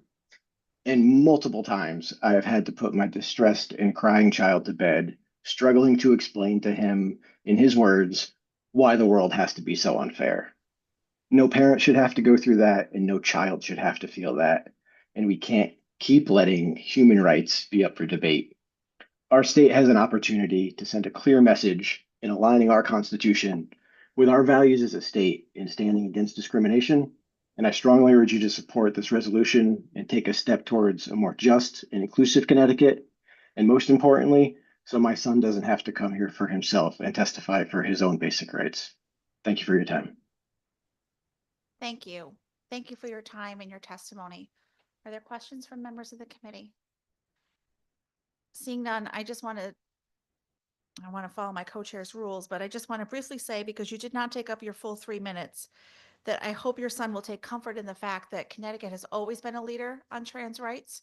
This effort this year on this proposal is a continuation of that, and that not all leaders are trying to go backwards, but instead are trying to build a more inclusive community here in our state, in our country, and hopefully across the world. Thank you. I feel very lucky to be here. Next, we will hear from Amanda Kirkoren, followed by Vicky Harrison, followed by Mary Ann McLaughlin. Thank you, Amanda. Welcome. The floor is yours. Thank you. Good evening, Senator Flexer and Chairman Blumenthal and esteemed council members. My name is Amanda Corcoran, and I'm a proud certified nurse midwife here in Connecticut. I come from a long line of nurses serving here in Connecticut, including both my parents and my sister. I've worked in healthcare for 21 years, 18 of those specializing in women's and reproductive health. I do this job because it's my calling to serve these people and families, and it's my professional opinion that SJ 35 must be supported so that I and my colleagues can continue to practice for years to come. I've been blessed first as a nurse and then as a midwife to attend likely thousands of births. And while many times things go well, pregnancy is not without risk. The average maternal mortality rate has been recently as high as 32.9 per 100,000 live births. This number doubles when you look at Black birthing people and doubles again to 138.5 when you look at those over the age of 40. These numbers demonstrate people who've lost their lives to pregnancy, but not those who've suffered significant morbidity. For those patients, we often counsel them to not become pregnant again, as it may mean their life. And so this is where birth control, pregnancy termination, and increased funding and support for pregnant people is absolutely life-saving care that must be protected. Gender affirming and sexual health care is also essential to keep folks in Connecticut alive. Medical literature shows that transgender people, particularly trans youth, have a high rate of depression and suicide when not affirmed in who they are, and that trans people who are seen and respected and supported by their communities not only live but thrive. We also know that lesbian and bisexual women die on average 20% earlier than their straight counterparts, likely due to health stigma and disparity. So when I say not discriminating against people based on their gender and sexuality is life-saving, this is what I mean. I've read the testimony of many in opposition, and some things were very clear.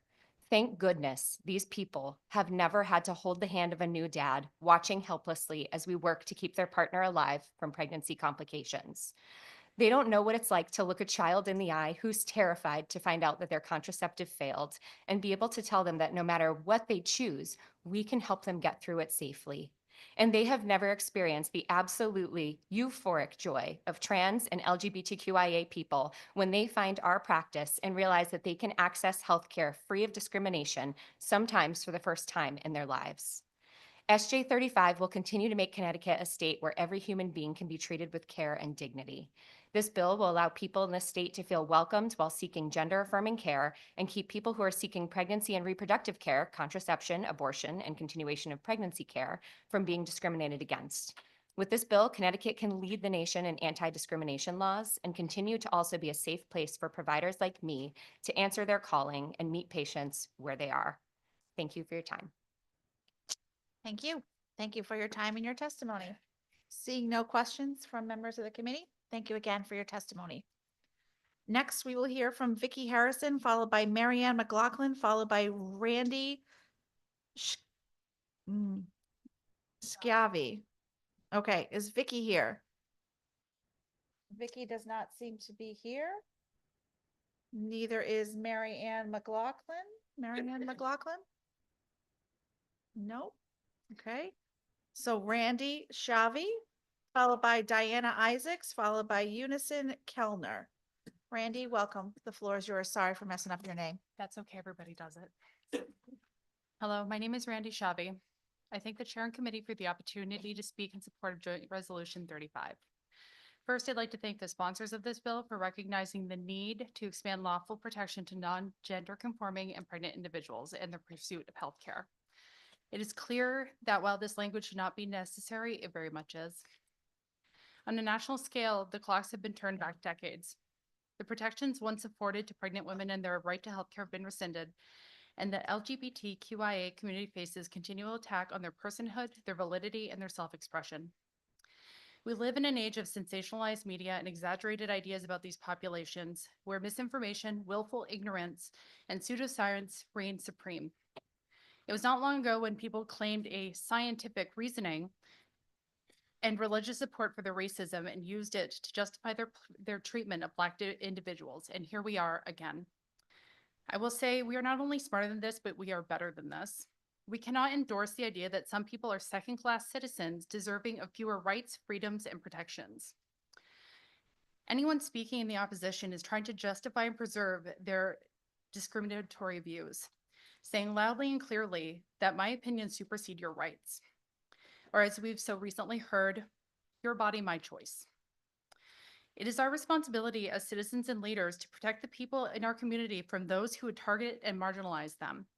We cannot allow people who hide behind their Bibles, their C+ in 8th grade biology, and their so-called values to dictate who can have rights and who cannot.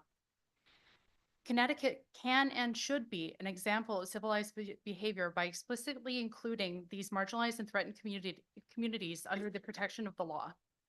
Ignore the misinformation, the pseudoscience, the hate mongering, the fear mongering, the religious agendas, and the pearl-clutching bigots.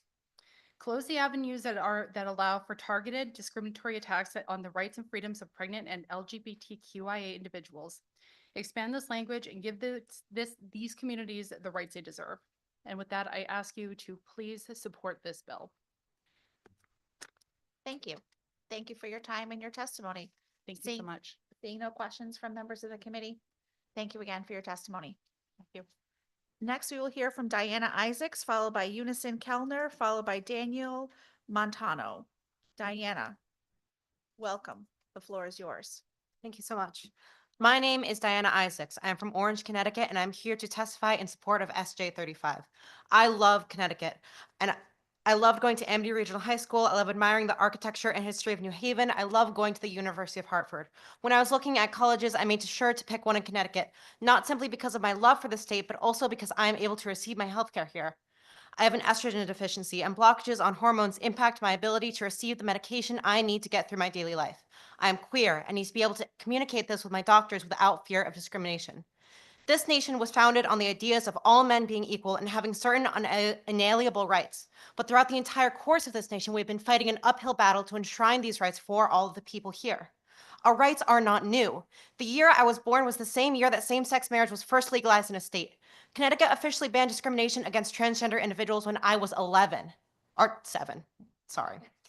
And our rights are not immutable. In the past few weeks, anti-discrimination laws have been withdrawn. Orders have been passed to aid in discrimination. Passports are getting denied. Medication is being revoked. People are being booted back into the closet. I know that there have been people here who say that the existence of queer folk takes away from their individual rights, that liberty is somehow a finite loaf of bread that must be divvied out.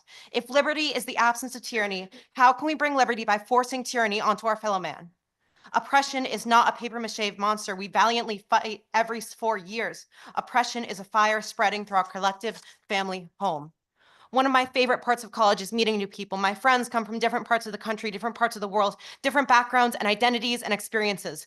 They're glad to be in the state because they're able to be themselves. Instead of worrying about acceptance from family for a moment, we can worry about whether or not our crush pictures us in the same way that we picture them. Instead of worrying about medication, we can finally be free and happy in a body that makes us feel safe. Instead of worrying about navigating the complex relationships that arise when your family doesn't love all of you, we can finally find safety with friends that do. Connecticut is a sanctuary. Connecticut is a haven. Connecticut is a home for so many different types of people. In the first draft of the statement, I wrote, I feel safe in Connecticut. Others feel safe in Connecticut, but I don't feel safe all of the time, especially with the current political climate.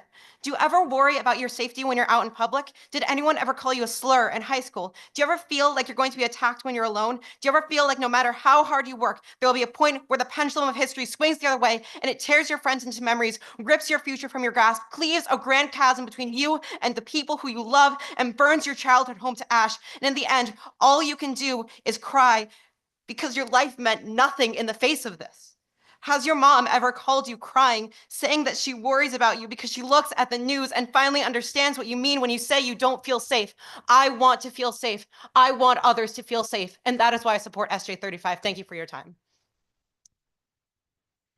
Thank you.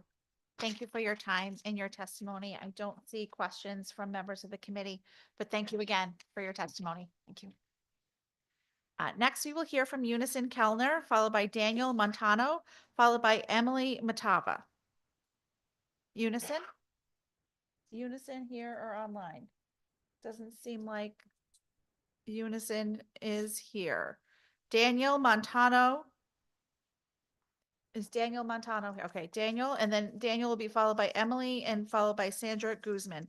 Welcome, Daniel. The floor is yours. Okay, thanks very much. First, I'd like to start off by saying, Representative Blumenthal, I liked your joke about the First Amendment and the lady from Singapore. I thought it lightened the mood a lot. I'm here to speak against SJ 35, which would enshrine abortion in the Constitution. The main reason I'm here today is, though, I think children are precious. They are our future, and we as adults are obligated to protect and guide them until they grow into adults, just like everyone else that's here. We should not be condoning and promoting their killing before they are born, which, by expanding our already permissive abortion laws, is what you're proposing. I can't believe this request for a constitutional amendment is even on the table. What is the purpose of killing a baby right before birth? I'm not asking to change any existing laws, but adding in the third trimester seems extreme.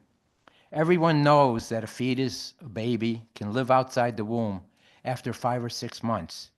We all know someone who has had a premature baby, and that baby continues to grow and live outside the womb, first in a neonatal intensive care unit for a while, and then grows and develops into an adult.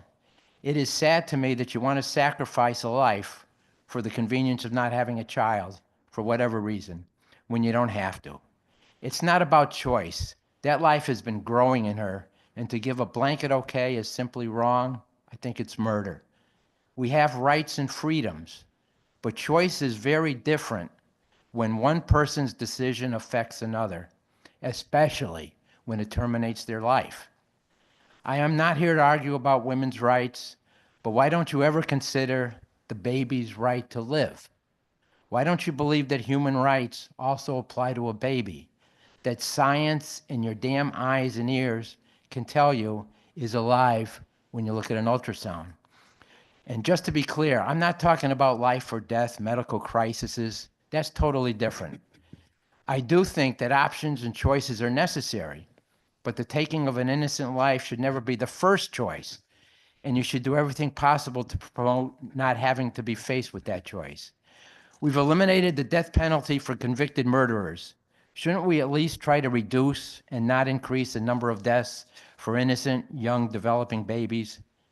And it's ironic, while doing research for this, I looked up Margaret Sanger, who co-founded Planned Parenthood, and I'll end with that. But she opposed abortion, and I didn't realize that. And not on theological grounds, but she said as a societal ill and public health danger, which would disappear, she believed, if women were able to prevent unwanted pregnancy. Her goal was to educate women on contraception, and I think wouldn't that be a better and kinder goal for this committee to consider? And that's it. Thank you. Thank you for your testimony. Seeing no questions from members of the committee, thank you again. Next, Emily Matava, followed by Sandra Guzman, followed by Kelly Ann Day. Emily, welcome. The floor is yours. Hello, can you hear me? Yes, we can. All right. Senator Flexer, Representative Blumenthal, and members of this committee. My name is Emily Matava from Farmington, and I'll be speaking in support of Bill SJ 35 and HB 06847. The federal government is rolling back LGBT protections and rights with a day one executive order. The content and wording of this bill denies the validity of transgender identities and outright condemns them, while simultaneously trying to define them out of existence, opening up the potential for reinterpreting discrimination laws to exclude transgender individuals.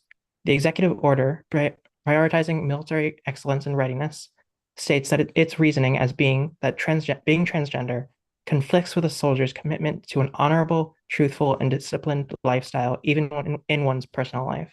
This shows that the administration's issue with transgender rights is not based in any sort of logic and is attacking the concept of being transgender by calling it dishonorable and untruthful.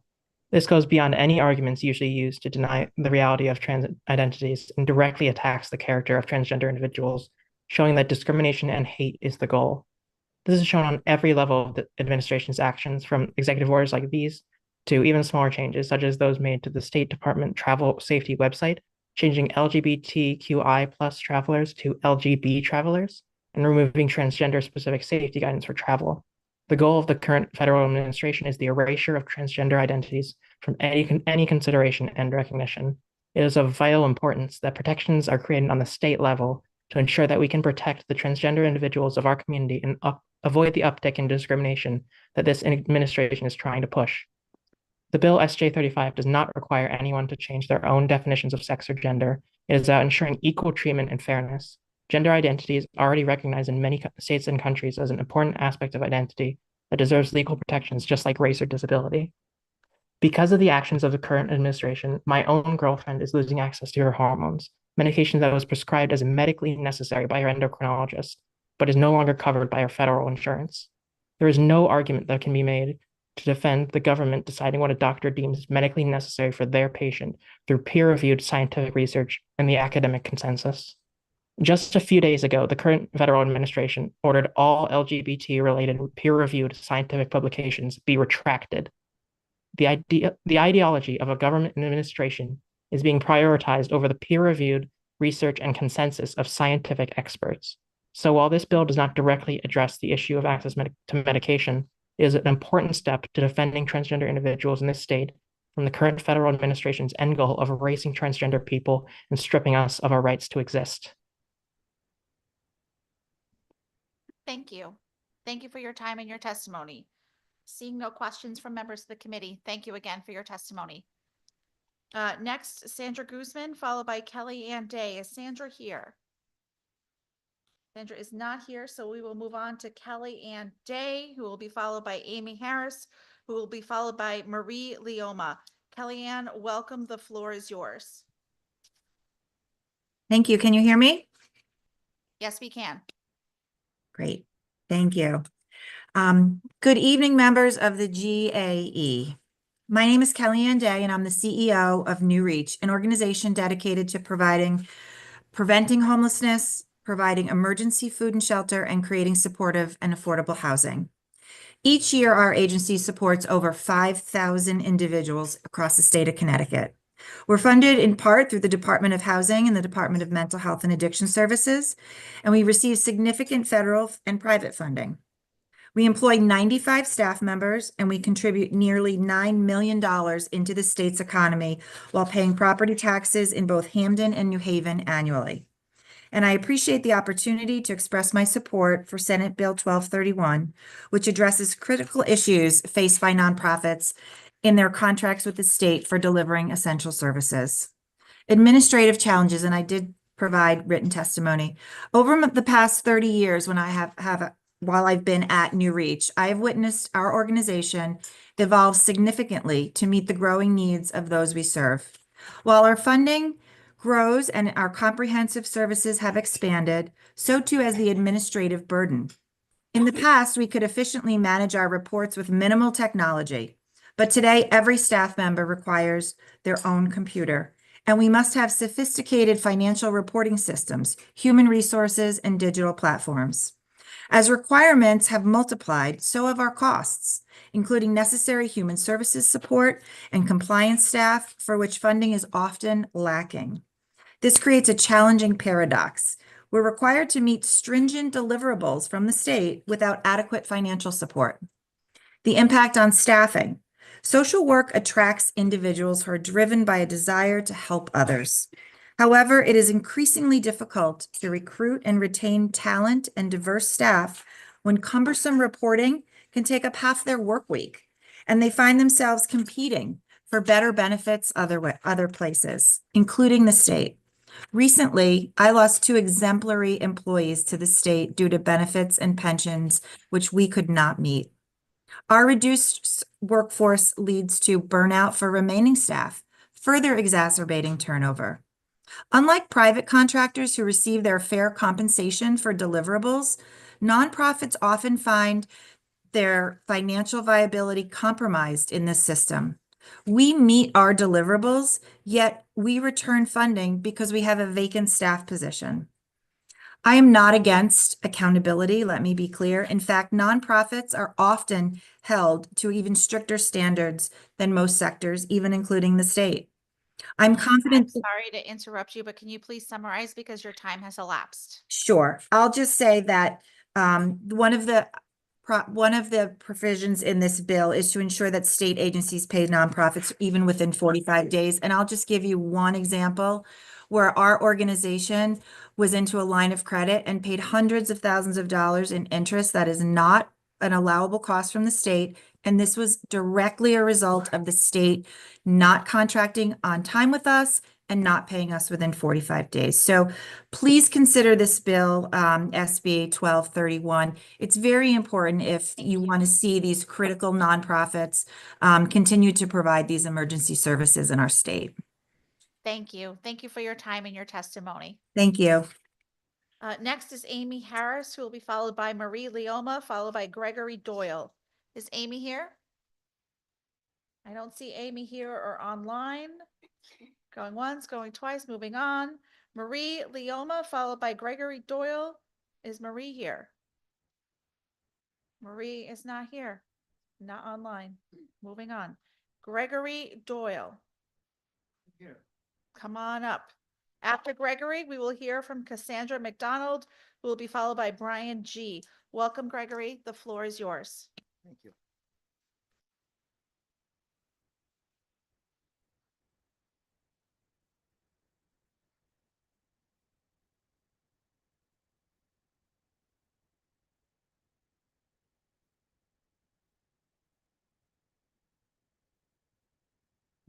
Thank you. You're very brave staying here this late. Thank you for allowing me to appear. It's a really safe place. Don't worry. It is a safe It's pretty place. comfortable. I feel very comfortable. Thank you for allowing me to appear and state my opposition to this resolution regarding this SJ 35. Current Connecticut law allows for abortion up until viability, or roughly 28 weeks. No abortion may be performed upon a patient after viability except when necessary to preserve the life and the health of the patient. In an 8-page memorandum from 2022, Connecticut's general solicitor outlined this law in very specific and detailed language, including that the law also requires neither parental consent nor parental notification, even for children younger than 16. There are exhaustible supplements established under public health requirements for abortion under this statute as late as January 2024.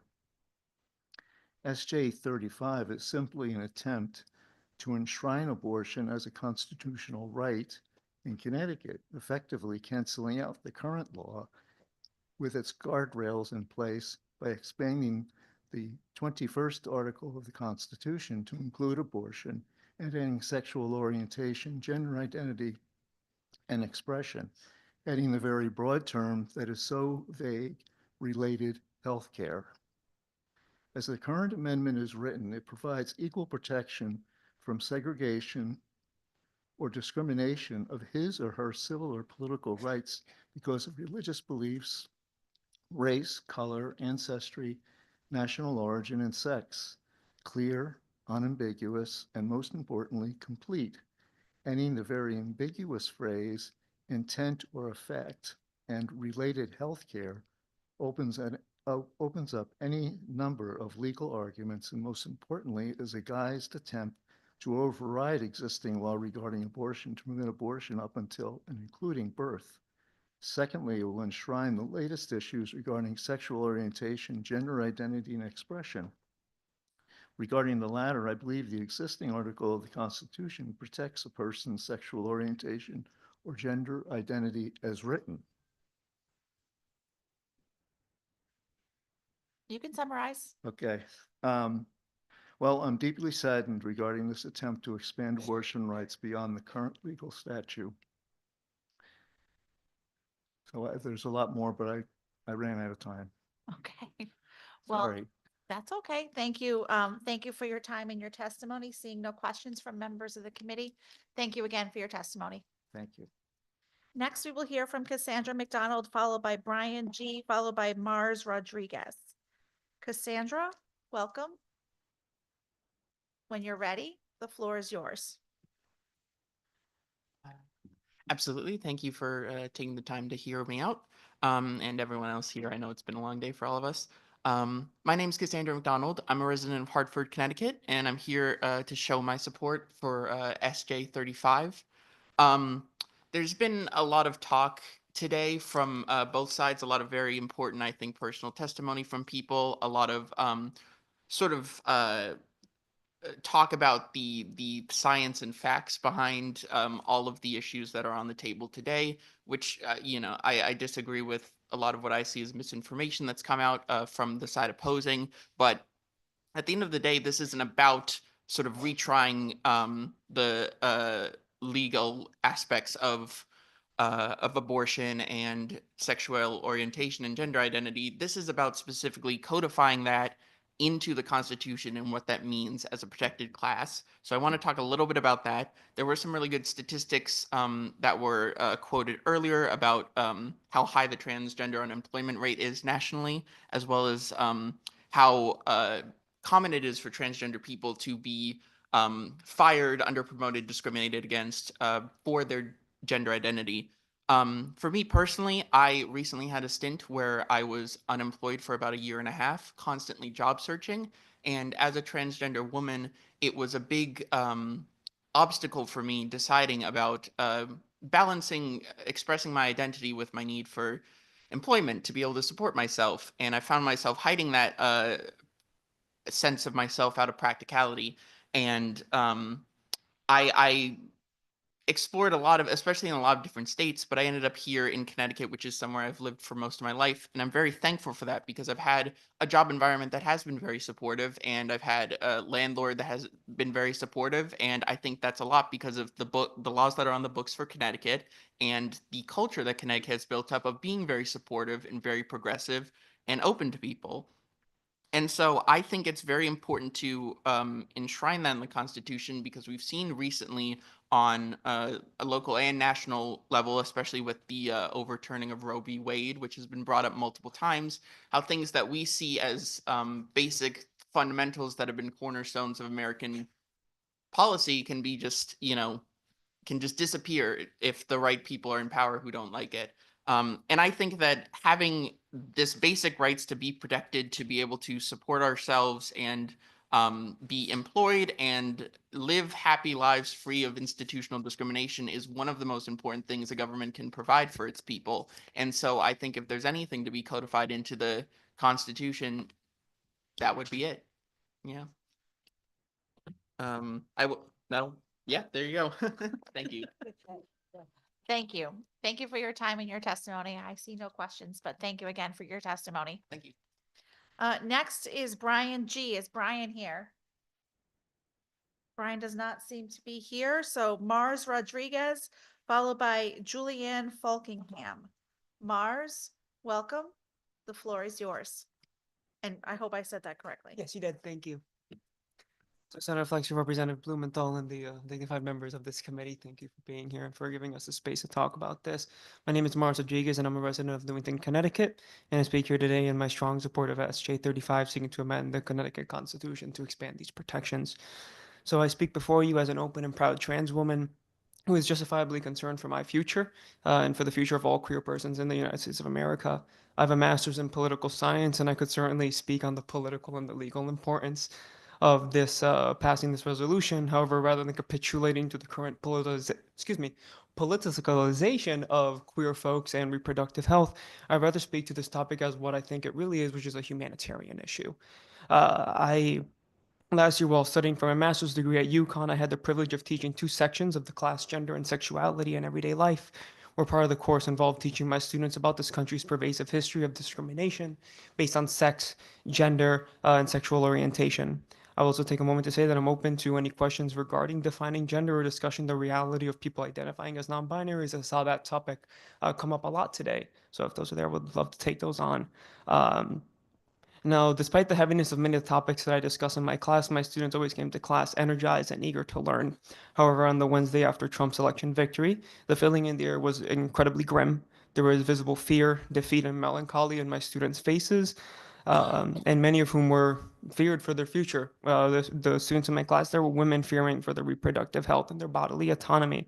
Students who were gay and trans fearing for their health care and just their right to exist as who they are and engage in their pursuit of happiness, that is described in our Declaration of Independence. or just simply students who had friends who fit into those categories. The uncertainty of what to expect from the Trump administration had us in a state of severe solemnness, and these past 2 weeks affirmed those concerns, and we now know what to expect, which is an unrelenting and apathetic project to erase queer people from the public eye and to prevent women and trans youth and potentially even adults from accessing vital life-saving healthcare. And I would like to stress the significance of this resolution should not be understated. This resolution to amend the Connecticut Constitution would do more than simply codify these protections against discrimination. It would provide peace of mind to the nearly 1.8 million women living in Connecticut and the 133,000 queer folk living in Connecticut who may be impacted by future federal legislation or executive orders that would enable this kind of identity-based discrimination. This is a matter of affirming that Connecticut is a state that is willing to protect some of the most vulnerable and marginalized communities, and is a matter of assuring Connecticut. Sorry. I'll wrap it up really quick. I would say that it is important to contextualize this in history in the ways that minorities and sexual minorities and people who don't identify with the norm have been used as scapegoats and have been targeted and persecuted in the past, and what that has led to. And while I'm not going to speculate on what may come, this bill is important to create those preemptive measures against such hostility should they arise. Thank you. Thank you. Thank you for your time and your testimony. I see no questions, but thank you again for your testimony.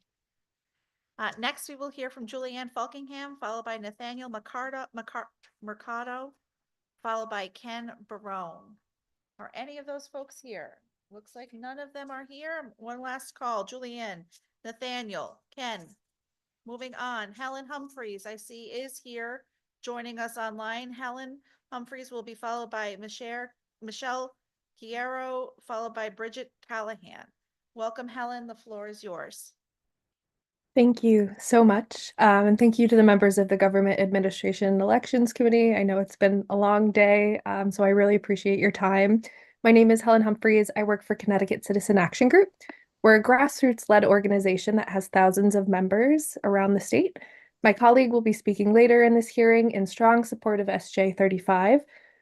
Just super fast, I'm going to run down a list of other bills that we support during this hearing, and then I'd like to focus the bulk of my testimony on SJ 36.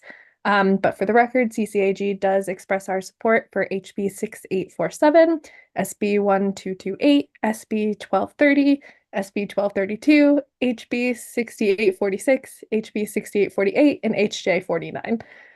But this evening, I'd like to take this opportunity to speak in favor of SJ 36, a resolution proposing a state constitutional amendment concerning environmental rights. Connecticut is no stranger to environmental catastrophes. I myself attended University of Bridgeport from 2011 to 2015. In those 4 years, I was evacuated from campus 3 times due to Hurricane Sandy, Hurricane Irene, and Winter Storm Nemo. Many of my classmates in the tri-state area lost their homes and dealt with weeks without power. Recently, CCAG held a community meeting in New Britain where a number of residents expressed their deep concern about the state's flooding issue. And just this past August, we saw the tragic deaths of 2 Oxford residents due to a catastrophic flood. We are also seeing a significant increase in wildfires in Connecticut. According to the Connecticut Insider, this past year, it burned 416 acres in the state, September and October being the 2 driest month period on record in 120 years. This was also the first time the state had to mobilize the National Guard and call other states for assistance in 30 years. And now experts are saying that these large-scale environmental events will become the new normal. It's been scientifically proven that these tragedies are directly tied to climate change. This amendment would allow the people of Connecticut to vote to protect their future and the future generations of this state. Americans have a right to life, liberty, and the pursuit of happiness, and this amendment would enshrine the state's constitution right to life. Life can only be sustained with clean air, water, and soil.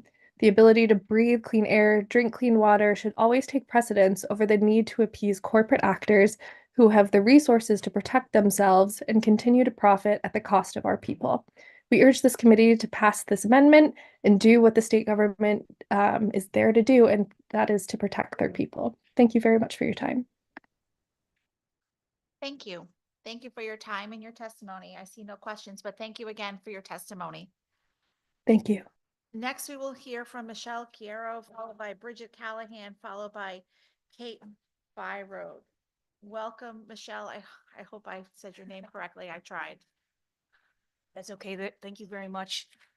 Senator Flexer, Representative Blumenthal, and members of the committee. Good evening. My name is Michelle Querijero with the Governor's Hate Crimes Advisory Council. We previously offered written testimony in support of SB 1233, and I'm going to try to add a little bit of additional context here tonight. We appreciate the work that the committee has done on this bill and on a similar bill last year. The Hate Crime Advisory Council's mission is to increase community awareness and reporting of hate crimes so that we can reduce such crimes. But it is very, very difficult for the state to accurately understand where, when, and how many hate crimes are occurring.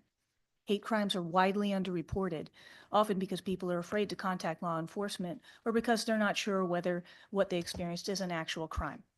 But hate crimes don't happen out of the blue. They escalate over time, and an uptick in hate incidents often indicates that a larger problem may be coming. To address this issue, the Council and UConn's Institute of Municipal and Regional Policy partnered to create a public-facing portal, reporthate.ct.gov, so that the public can report hate crimes and incidents directly without having to interact with law enforcement. Using this information, the state can deploy resources and increase community engagement to de-escalate situations and reduce the likelihood of crimes actually being committed. We view reporthate.ct.gov as an essential tool for the state to be able to understand the extent of hate crimes in Connecticut. The problem is that using FOIA, anyone can obtain the names and addresses of both people who report hate crimes and the alleged offenders, which could negatively impact hate crime reporting. SB 1233 exempts those names and addresses from FOIA requests, and we support it for 3 reasons. First, the bill protects anybody who reports a hate crime so that victims will be able to report hate crimes or incidents without fear of reprisal. Second, the bill protects alleged offenders, which is important because the reports are unverified and could be used to harm people's reputations. And third, the safety risk exemption that is cited by the FOIA Commission, General Statutes 1-210B19, respectfully, we don't believe that this is enough because it requires a case-by-case determination by the DAS commissioner that disclosure might result in a safety risk as to each individual record that is being requested. This creates a significant amount of uncertainty that is likely to have a chilling effect on reporting. We also request that the committee might consider 2 changes. First, to match the set of protected categories in the bill with the ones in the current hate crimes laws. And second, to cover FOIA requests to any state agency in this context, because the database server is not actually housed at UConn. And so there's some question as to whether it's actually covered by the current text of the bill. We are going to submit some supplemental written testimony to explain that further. And with that, I would be happy to answer any questions. And again, thank you for the opportunity to testify in support of SB 1233. Thank you.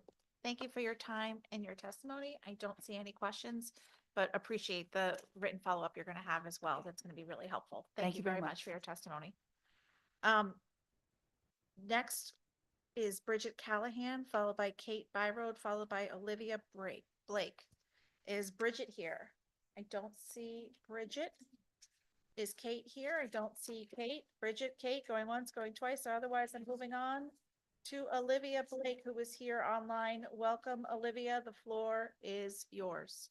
Thank you, and good evening, Senator Flexer, Representative Blumenthal, distinguished members of the Government Administration and Elections Committee, and thank you for your time and stamina today.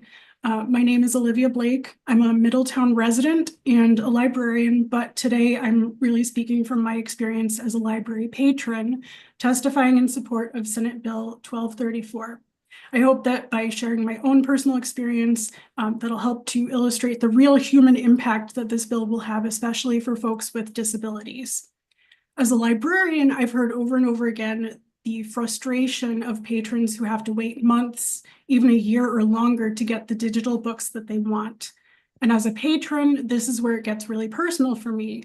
I can completely relate to that frustration because I'm also an avid reader, and more than that, ebooks for me have been a lifeline.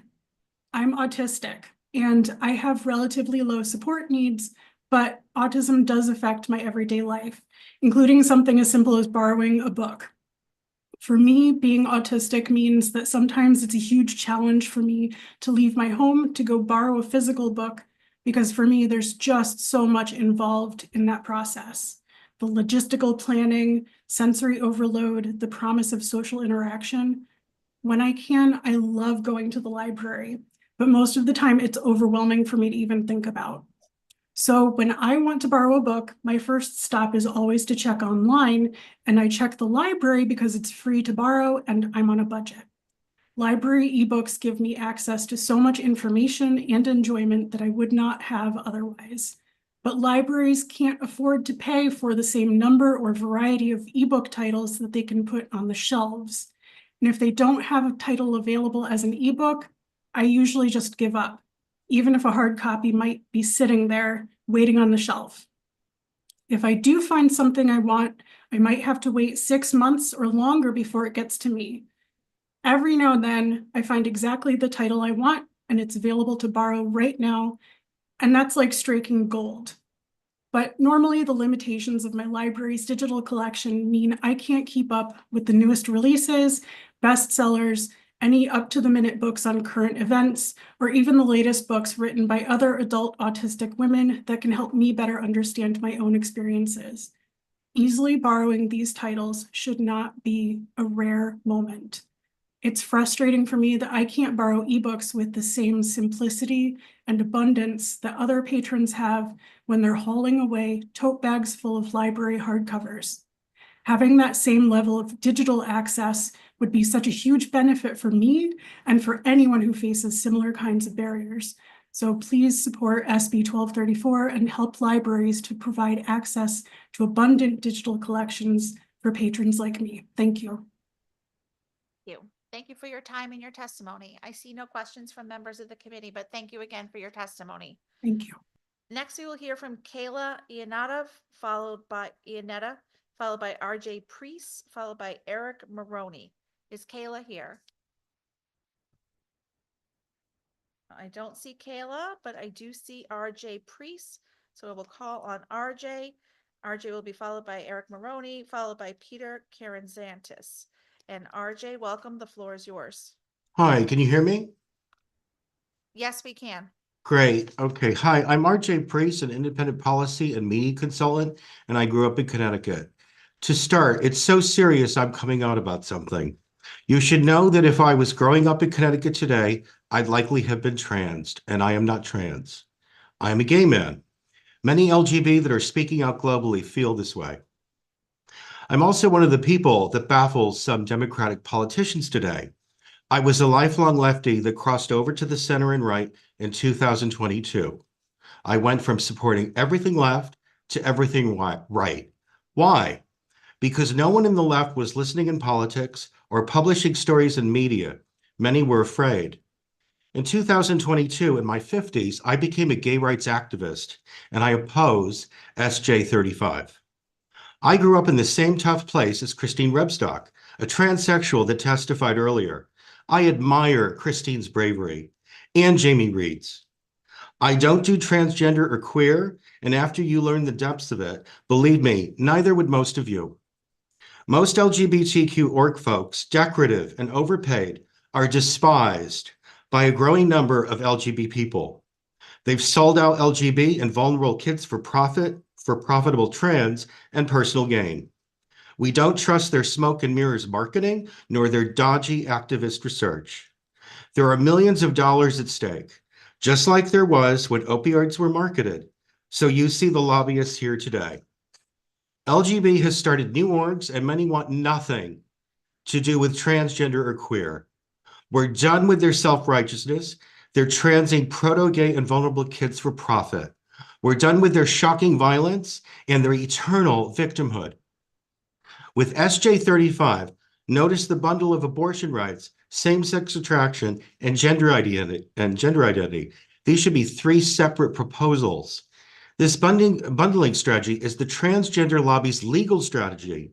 I've linked to a copy of it in my written testimony. There's a rush to put gender identity into law before it all implodes. So which orgs have been lobbying the state reps to support this? Have you looked at their funding changes since 2015 in relation to the profitable trans medical market? And what about Anchor Health in Hamden? Here's a photo. I'm sorry, you're there. Yeah? We've lost your camera. And if you could please summarize because your time has elapsed. Well, I timed it and I timed it for this. There was a photo, workshop title, Approaching Uranus, What's Up with Your Butt? They sell puberty blockers and hormones to customers, including under 18s. I'm going to ask you one more time to summarize because your time has elapsed. LGB, fight back with everything you have. Thank you. Thank you for your time and your testimony. Seeing no questions, thank you again for your testimony. Next, we will hear from Eric Maroney, followed by Peter Karancis, followed by Mars Zach. Is Eric here? Eric is not online. Peter? Is Peter here? Peter, welcome. The floor is yours when you're ready.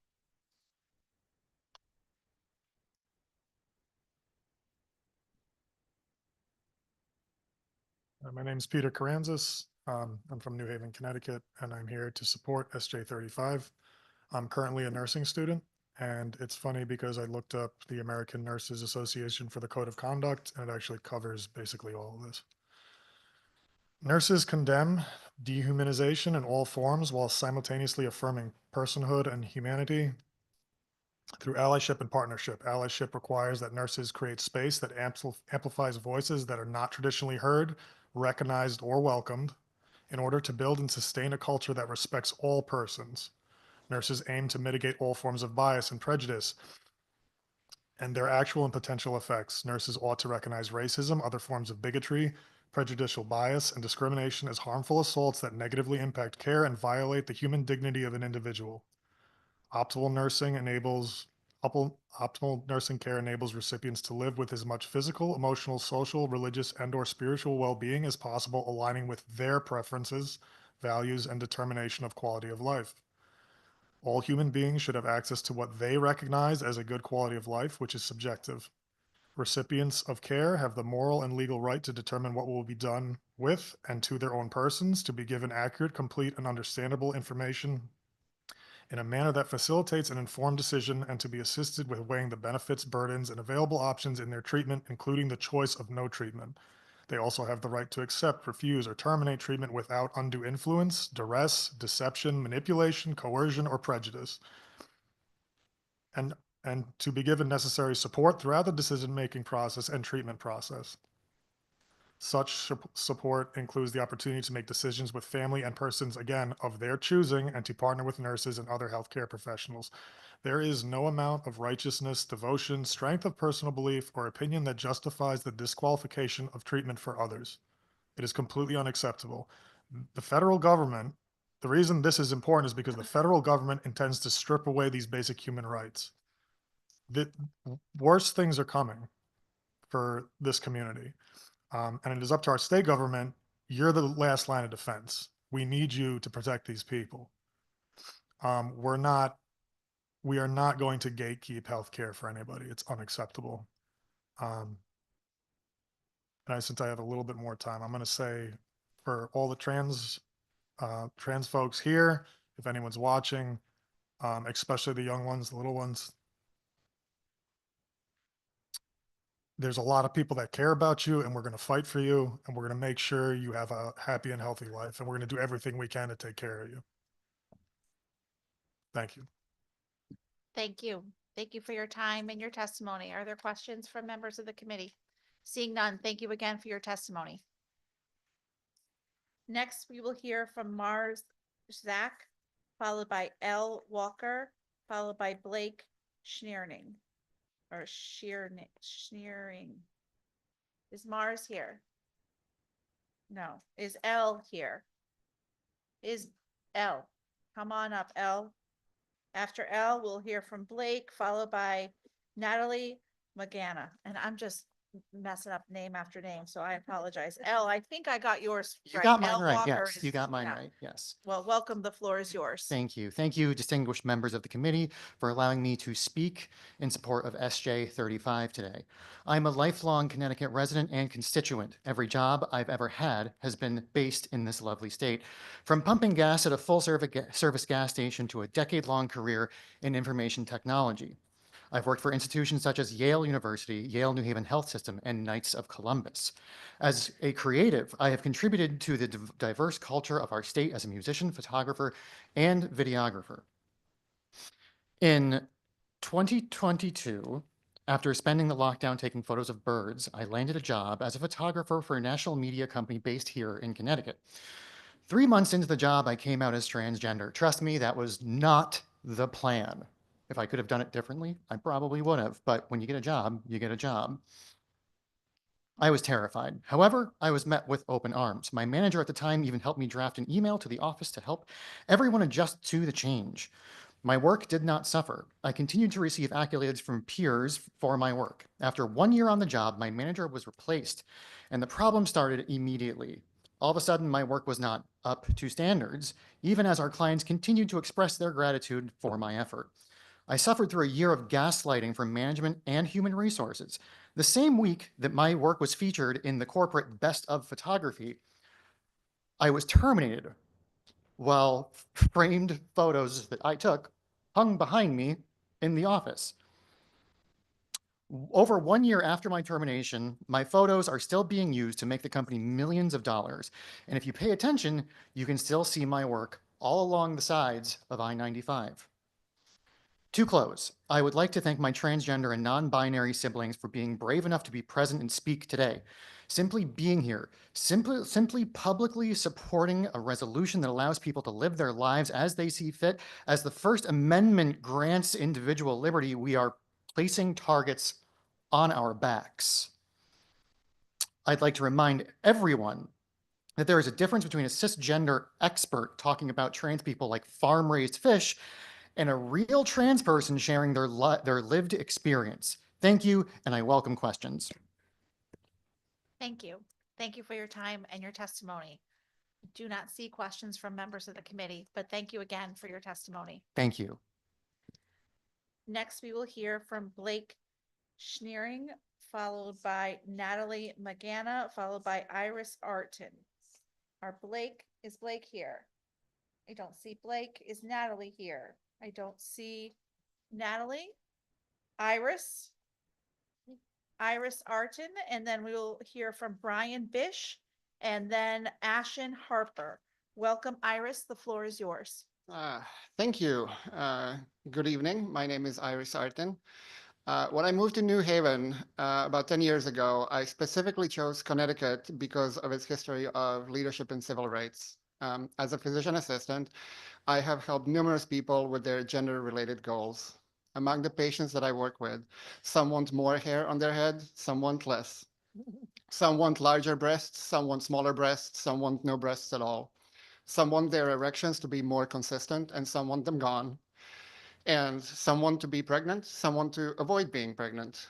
These worries and these desires are shared by many, and they are in no way specific to transgender people. To the extent that I've been able to help them attain these goals, they have, without exceptions, expressed gratitude, relief, and hope.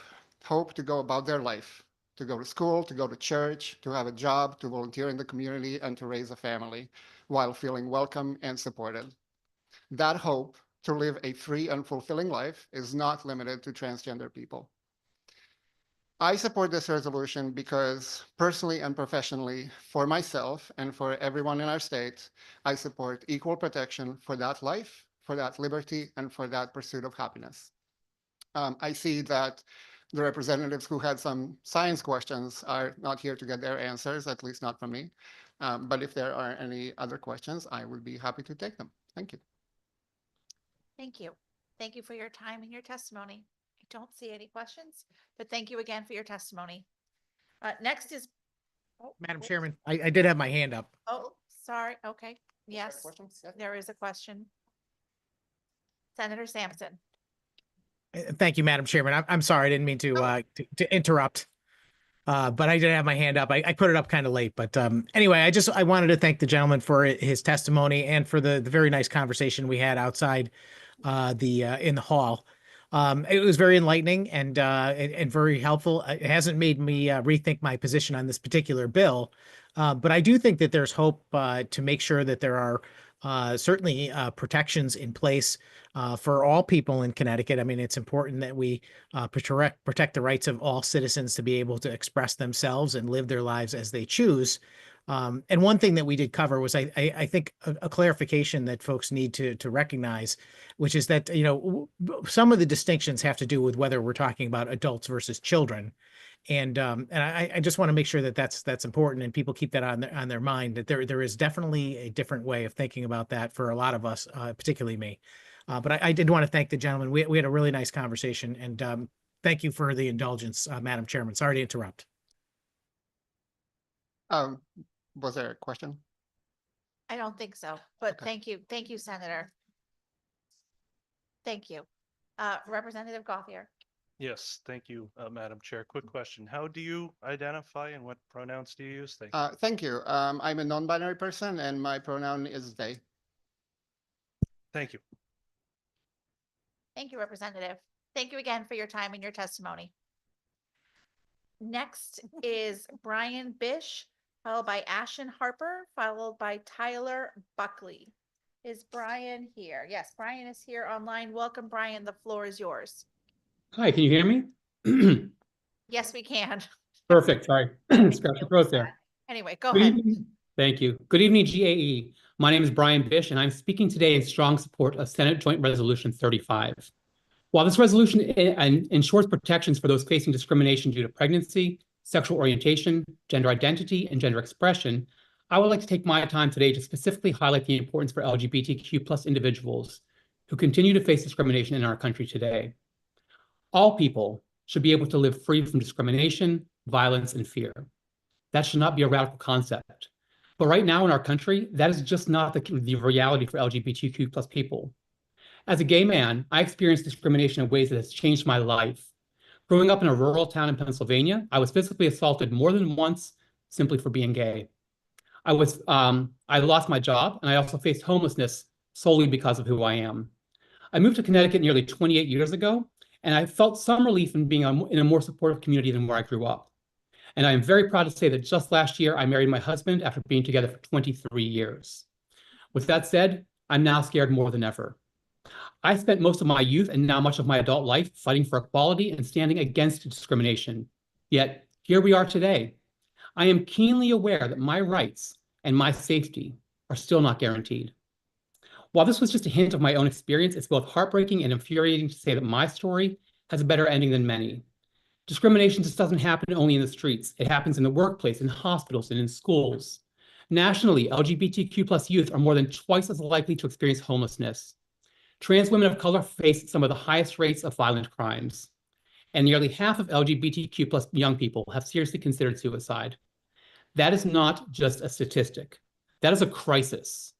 Yes, 41% of LGBTQ+ youth seriously considered suicide in the past year. For transgender and non-binary youth, that number jumps to 52%. Let that sink in.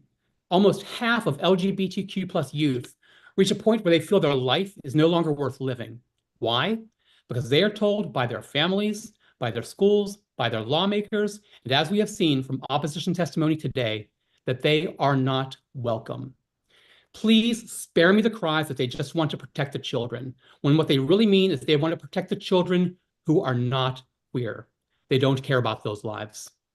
And yet, instead of addressing these life-threatening issues, we're seeing the numbers climb from recent attacks on LGBTQ+ rights from our president and the administration. Connecticut must make it clear, we will not be complicit. We must be a safe haven for LGBTQ+ people. No matter what happens at the federal level, we must send a message that discrimination has no place in our state. To any LGBTQ+ person who hears my voice, please hold on. There is a future and it is worth fighting for. I urge this legislature to pass Senate Joint Resolution number 35 because our human rights, our dignity, and our humanity should not be up for debate. Thank you for your time.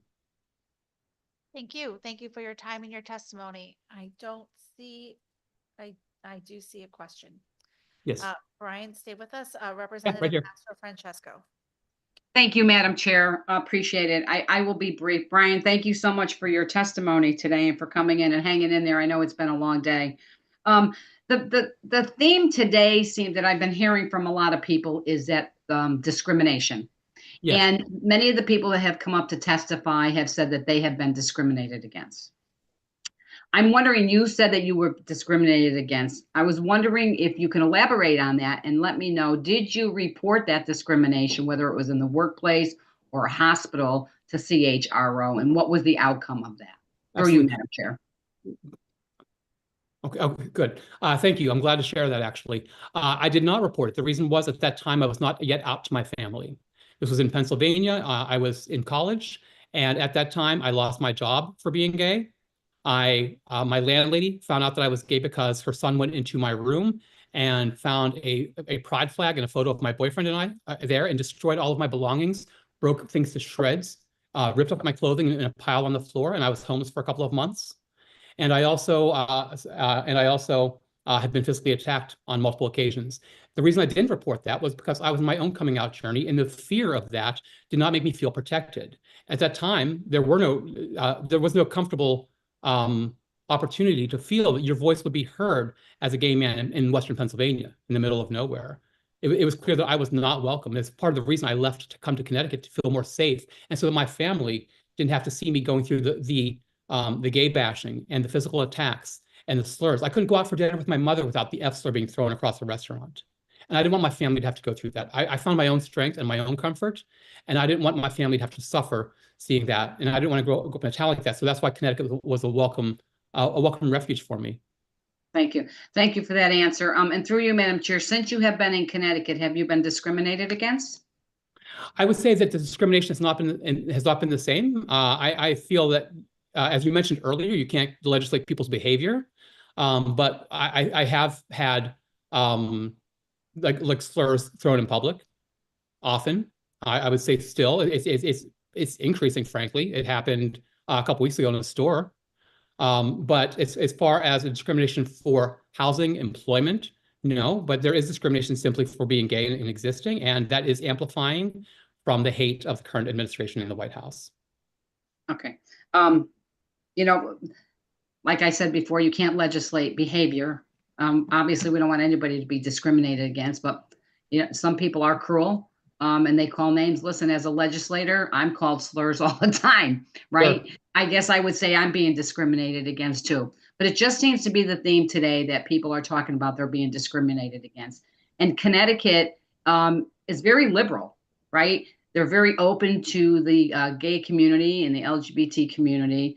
And when I hear these, I'm just curious, were they reported? And I haven't heard any of that yet today. So I always take pause. It's I don't know. It's always fear mongering that when you talk about discrimination, it's more of a blanket statement that everybody in this state is discriminating against. And I find that very hard to believe. I think we are a very welcoming state. I think people, myself, and I'm sure everybody on this committee doesn't discriminate against anybody. We welcome anybody with any gender whatsoever or any race. So I'm just really struggling with the tone today about discrimination because I haven't seen any proof of it. But I understand where you're coming from. And like I said, we can't legislate behavior. And should this bill pass, this constitutional change, it will not change anybody's behavior, as I have mentioned before. Right. So I really don't have any other questions for you. Madam Chair, thank you so much for the time. And Brian, thank you so much for your testimony. I appreciate it. Thank you. If I may respond to that? Sure. I may. Yes, you were correct what you said earlier that you cannot legislate behavior. But this is talking about a clarification for what sex means in I believe, Amendment 21, Article 3, if I'm not mistaken. It's clarifying what that means. And we already do address other areas of discrimination under that amendment. For us, for clarification within this amendment, for things, if you say we don't legislate behavior, well, we have no trouble addressing discrimination with other areas that are already covered in Amendment 21. So we're asking for clarification here to make sure that we are protected. And we are seeing on a national level and a federal level that our rights are being taken away. Thank you. I don't want to get into a debate with you. It's probably not not the right place. I could comment on it, but I'll reserve my comments. But thank you so much, Brian. I appreciate it. Thank you. Thank you. Thank you again for your, I'm sorry, there's more questions? Oh, Senator certainly. Sampson.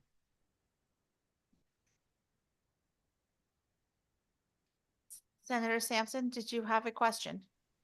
Yes, ma'am. Thank you, Madam Chairman. Brian, just curious, just listening to the conversation you were just having with my colleague, I'm just a little bit confused. You mentioned that people were discriminating against you and making slurs against you, in your words, for being gay. And Yes. I got to tell you, I'm confused by that because I don't know how anyone knows your sexual preference as a stranger in a restaurant or anyone else. I can't remember exactly what you said. Well, I do have a husband that I've been with for 23 years. Actually, it'll be 24 years in a couple of weeks. So yes, and whenever I'm in public with my husband as a couple, we're not having PDA or doing anything inappropriate. We're simply existing. And the simple existence of a gay couple is still something that gets slurs and words thrown at you.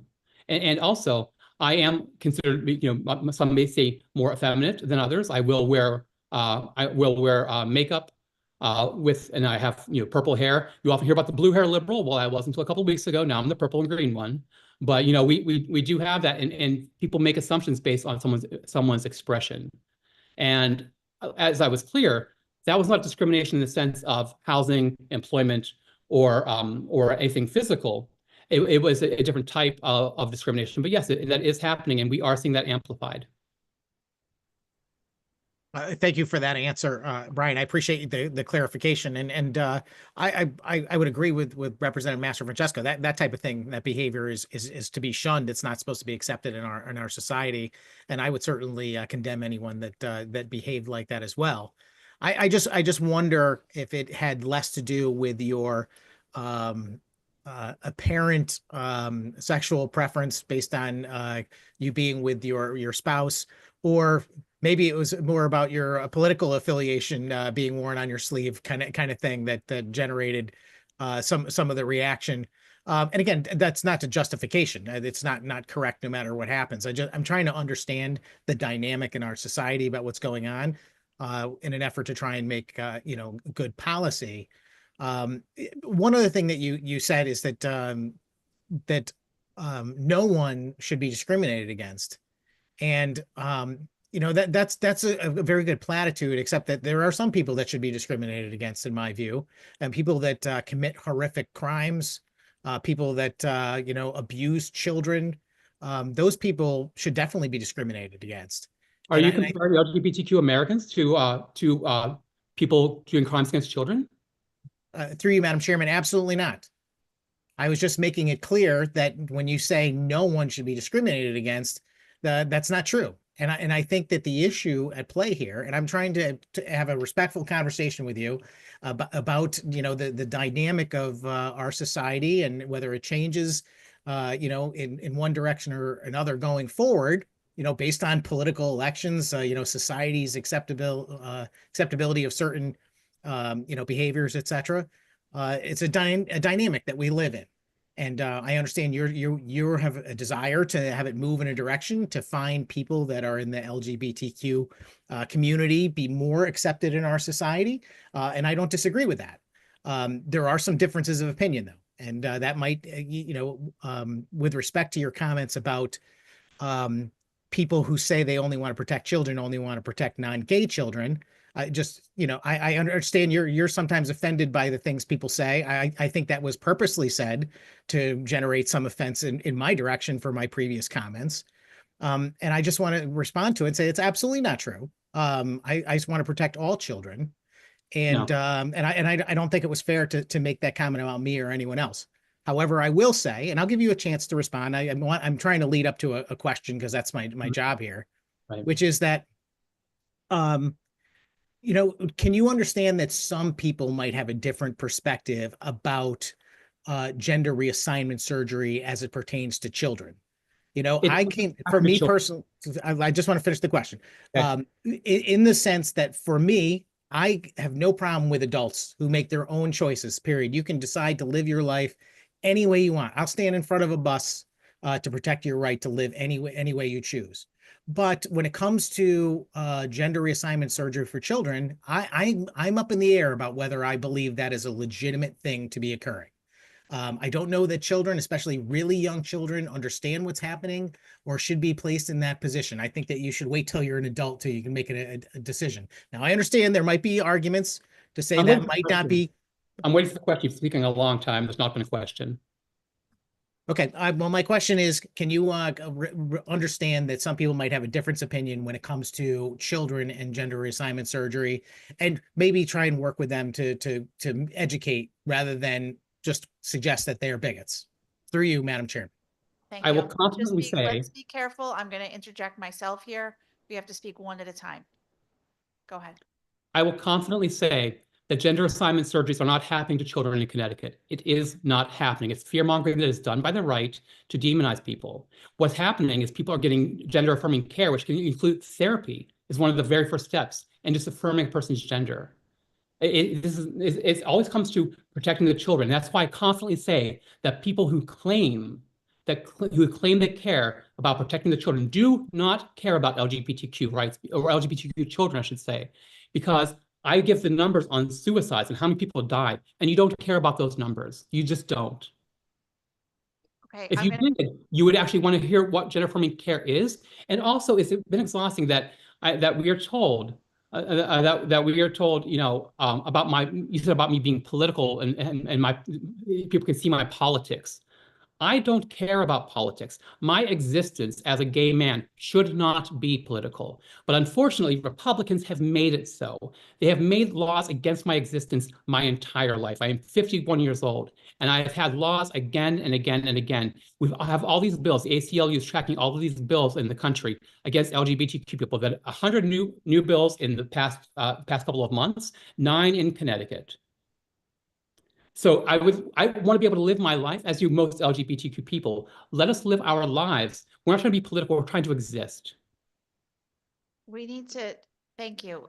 Before the conversation continues, I think we need to be able in this dialogue to ask questions, to state each person's individual opinion, but we can't assign motive or other attributes to what the other person is saying. So you can continue to have this conversation, but I would like the conversation to not assign beliefs to the other party. Is there any further questions? I believe I still have the floor, Madam Chair. Yeah, well, that's why I'm asking. Do you have another question, Senator Sampson? Madam Chairman, no, I'm gonna skip asking any additional questions in the interest of not getting into a debate here. I'm sorry if I was misinterpreted by Brian. I was just trying to ask some maybe they were pointed questions, but they weren't intended to inflame the discussion. They were to find out facts so that I can make good decisions going forward. Thank you, Madam Chairman. Okay. Thank you, Senator. Representative Carpino. Thank you, Madam. Not a question, but a comment. We have 150 folks left to go who all have important stories to tell. I realize that the hour is getting late and folks might be getting tired, but nobody should be judging another individual for their beliefs. We are here in this building because it is our job to ask questions, and it is our job to be open-minded to everybody who comes before us. I ask that everybody who takes a mic all the way around the circle tonight to please just keep that in mind. We are all entitled to our beliefs and we are all entitled to respect. Thank you. Are there other questions from members of the committee? Seeing none, thank you again, Brian, for your testimony. Thank you. Next is Ashen Harper, followed by Tyler Buckley, followed by June Williams. Ashen, you are online. Welcome. The floor is yours. Honorable members of committee, my name is Ashen Harper. I'm from Stamford, Connecticut, and I am a senior at Stamford High School, and I will be speaking in support of SJ 36 and SJ 35. I will start with SJ 36, which would protect the right to clean air, water, soil, ecosystems, and environment, and a safe and stable climate as a constitutional amendment. In Stamford, there are 24 environmental justice communities and 4 affecting facilities which spew pollution into these communities. These people deserve breathable air and clean water. And although Connecticut has environmental laws in place to protect them, the laws cannot account for every unique situation or loophole. SJ 36 would also protect the right to a stable climate. I am 17 and I will be inheriting the future shaped by the climate crisis. This past year, we witnessed raging fires, crippling heat, and disastrous hurricanes. In Connecticut specifically, 2 people tragically died in flooding in Oxford and 9 brush fires broke out statewide. Furthermore, climate change will increase lifetime costs by $500,000 or more due to increasing insurance rates, grocery prices, increased taxes, and so on. Connecticut is already one of the least affordable states in the country. Young people need the right to a stable climate, or we will not be able to afford a future here. State protection of environmental rights matters now more than ever. The federal government is rolling back essential environmental protections. President Trump is threatening to fire 1,000 EPA workers, and his executive orders have already overturned initiatives like Justice 40, which aim to give 40% of money to environmental justice communities. He's also ended a pause on liquefied natural gas exports, closed off the outer continental shelf to offshore wind, and opened Alaskan National Wildlife Refuge to oil drilling. The federal government will not protect our environmental rights, nor will it protect us from the climate crisis. That is why we need overarching protection from the state of Connecticut. We need the constitutional right to clean and healthy air, water, soil, and a safe and stable climate. These are fundamental human rights which deserve the same protections as other fundamental rights, like the right to free speech, assembly, and due process. Similarly, SJ 35 enshrines fundamental rights to the state constitution, protecting people from discrimination and expanding access to life-saving healthcare. From ending DEI programs to proclaiming there are only 2 sexes to limiting federal insurance from providing gender-affirming care to minors, executive orders are passed every day which aim to tear down human rights. This is scary for me. I am a non-binary teenager and I'm seeking gender-affirming care. For 4 years, I've wanted this, and therapy has provided so much help to me, but now I fear it may be taken away. I simply want to be able to live my life and be able to exist in a gender and body that makes me feel like myself. Access to gender-affirming care can literally be the difference between life and death for so many trans kids. We deserve the right to be ourselves and access the healthcare we need. If the federal government won't protect our rights, then the state must. So I urge you, honorable members of committee, to pass SJ 36 and SJ 35. Allow the people to vote to amend the Constitution and protect fundamental human rights. Thank you so much for letting me speak. Thank you, Ashen. Are there any questions from the committee? Seeing none, I will just say, first of all, thank you for your testimony, Ashen. And also, yes, I know I owe you a date to come speak with you and your fellow students at Stamford High. As you can tell, I've been a little busy, but I'm really looking forward to doing it whenever we can get it on the calendar. So I really appreciate you being here, contributing your testimony and your perspective, which was very well done. Thank you so much. And please just reach out to me with any dates that you're available. Will do. I know I'm being watched. All right.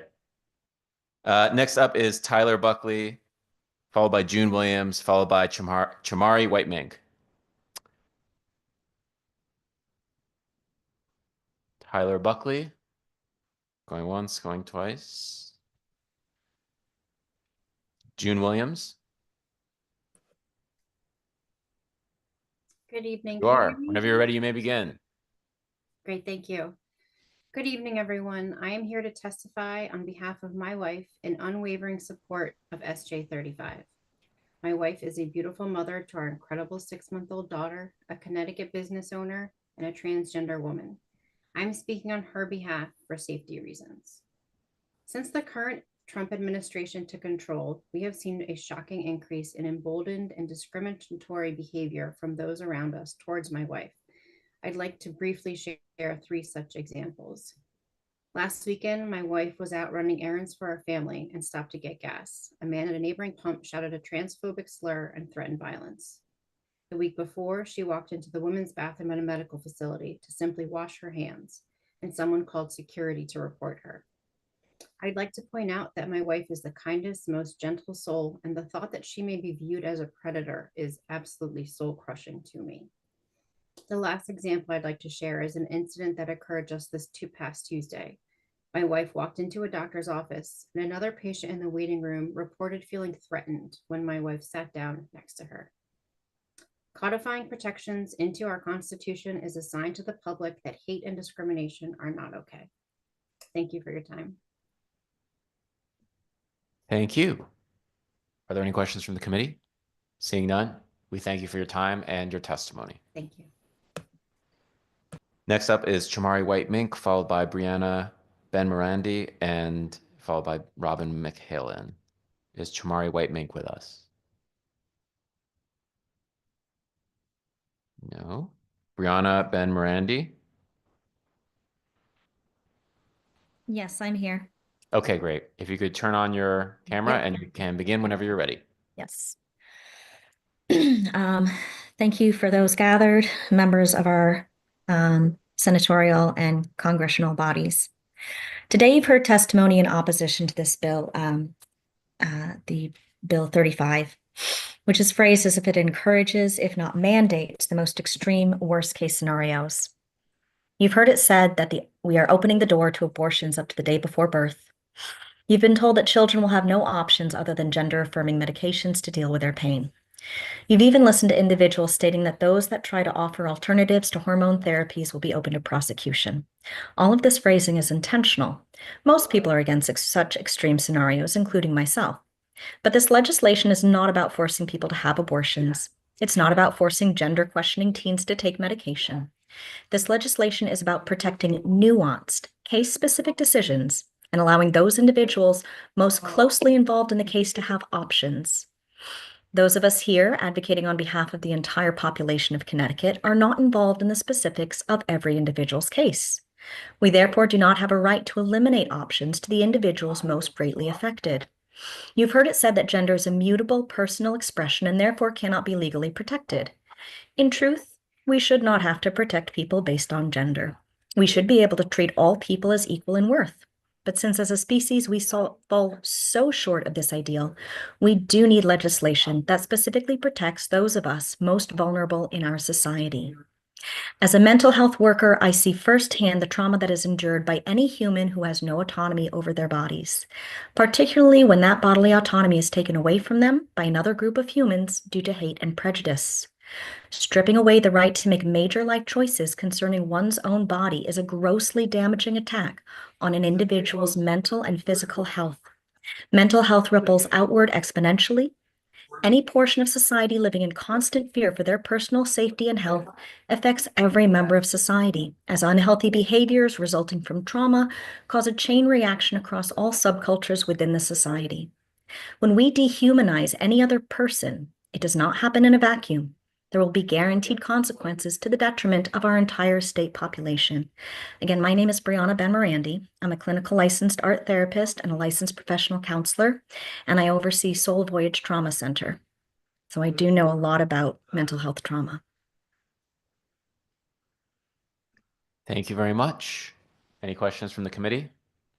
Seeing none, we thank you for being with us this evening, for your time and for your testimony. Next up is Robin McHalen, followed by Taylor Edelman, followed by Lillian Curtin. Is Robin McHalen with us? I'm here. There you are. And you may I'm begin here. whenever you're ready. Thank you.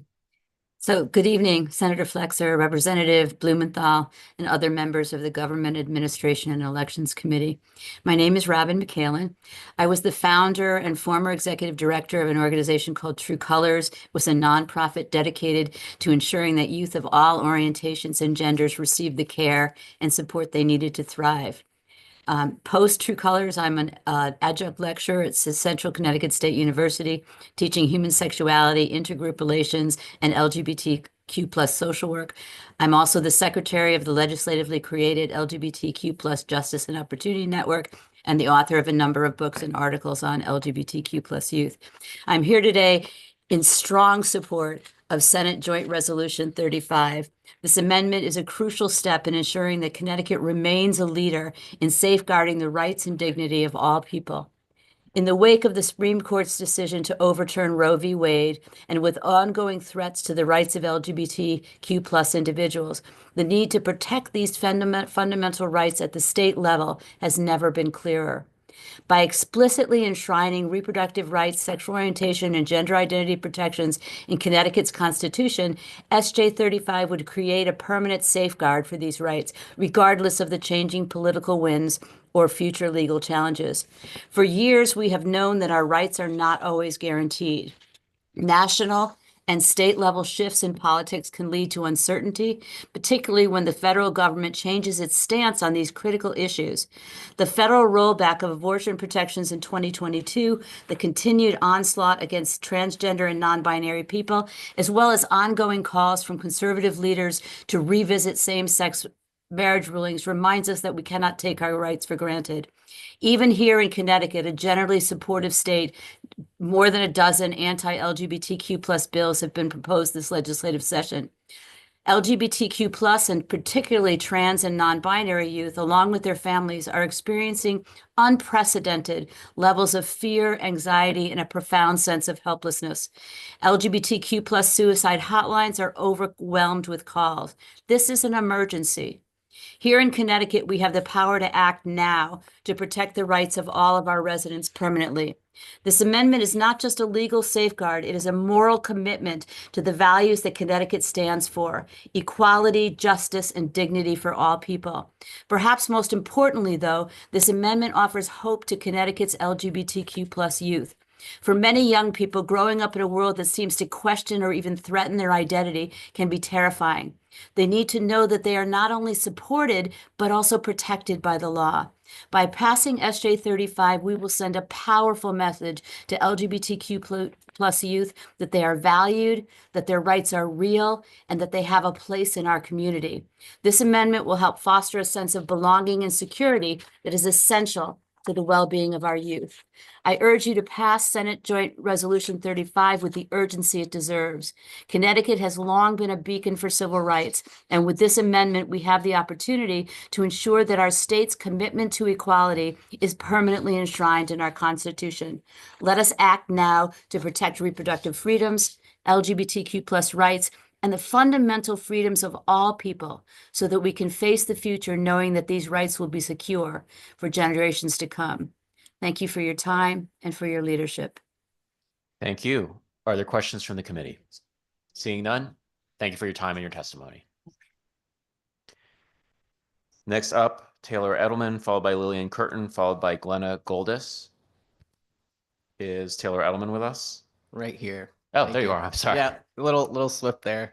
Good evening, Rep. Blumenthal, Senator Flexer, members of the committee. My name is Taylor Edelman. I'm a resident of Brookfield. I'm also a husband and a father. I'm here today in strong support of SJ 35 because I know firsthand what it means to live in a world where trans people are not granted the same dignity and respect as others. This bill is about bodily autonomy. You've heard that a lot. It ensures that no one's denied the right to make decisions about their own body, whether it's accessing gender-affirming healthcare, abortion, reproductive care. The same people trying to restrict trans healthcare are attacking reproductive freedom. This isn't about protection, it's about control. I've lived in this state my entire life, more than 30 years. I'm really lucky to have a family that loves and supports me. That's not the norm. As we know, hatred is escalating at an unprecedented and alarming rate. Since questioning folks' experiences has been a hot topic tonight about discrimination they've experienced, I've actually been threatened. My life has been threatened. I've gone to the police to get a restraining order and was not granted it by a judge.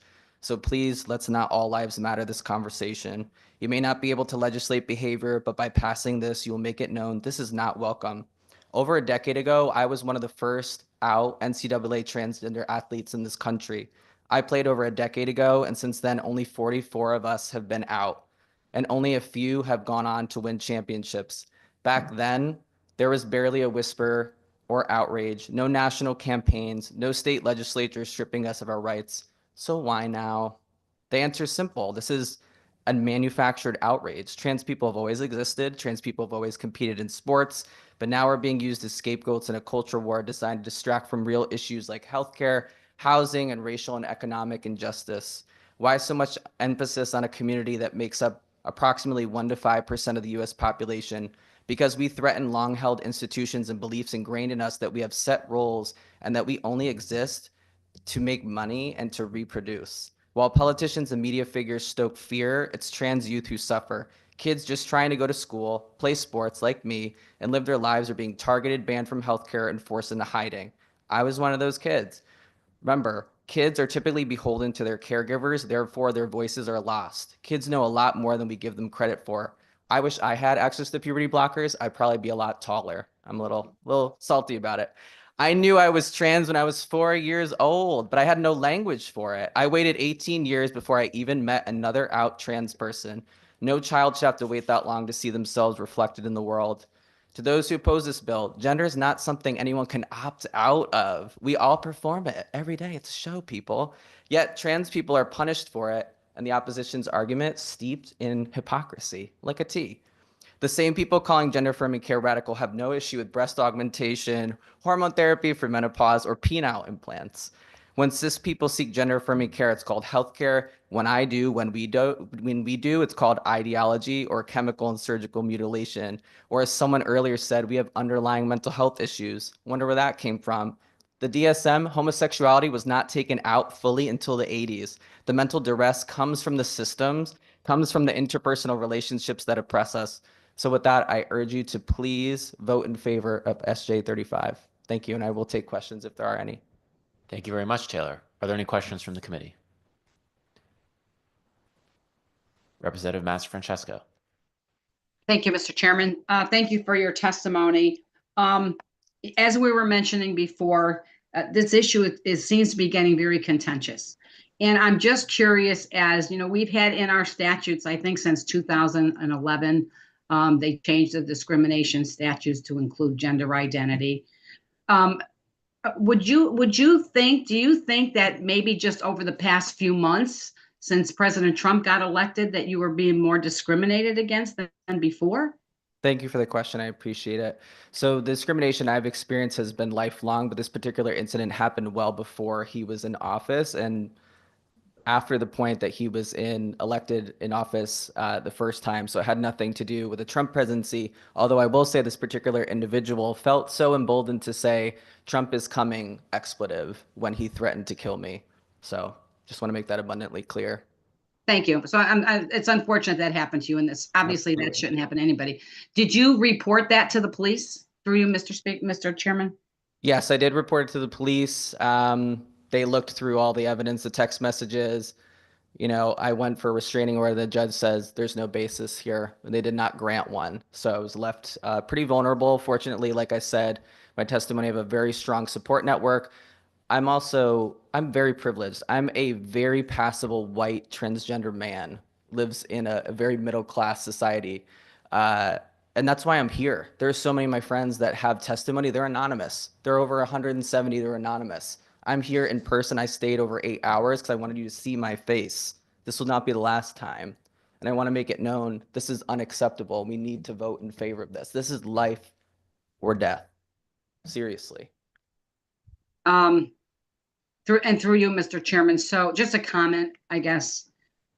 There's been a lot of fear mongering going on today with some of the testimony that it's life or death. People are going to die. And I got to be quite honest with you. I just don't see that. I actually am almost offended by it. I think every member on this committee, it seems like the rhetoric today is a blanket for every person that lives in the state of Connecticut that is not gay or LGBTQ or transgender. So I think we need to tone down our rhetoric a little bit. But listen, I don't want to see anybody be discriminated against. I think people in Connecticut are much better than that. I don't see the discrimination. Listen, I have friends and I have acquaintances that are transgender. I know a lot of people that are gay, and I have never seen anybody discriminate against them. So I think there's a lot of fear mongering going on today. Maybe it's because of President Trump and his executive orders that are going on, which obviously I support. Again, I don't want to see anybody discriminate against, and it's unfortunate that that has happened to you, but it is not the majority of the people that in this state. But thank you again for your testimony. I appreciate it. I just quickly respond to that. I know it wasn't phrased as a question. And again, this contention is not pointed directly towards you. It's all the people who have harmed the people that I love and hold dear. And this is also my job. How many people do you know they make their entire living to protect the very community they're a part of?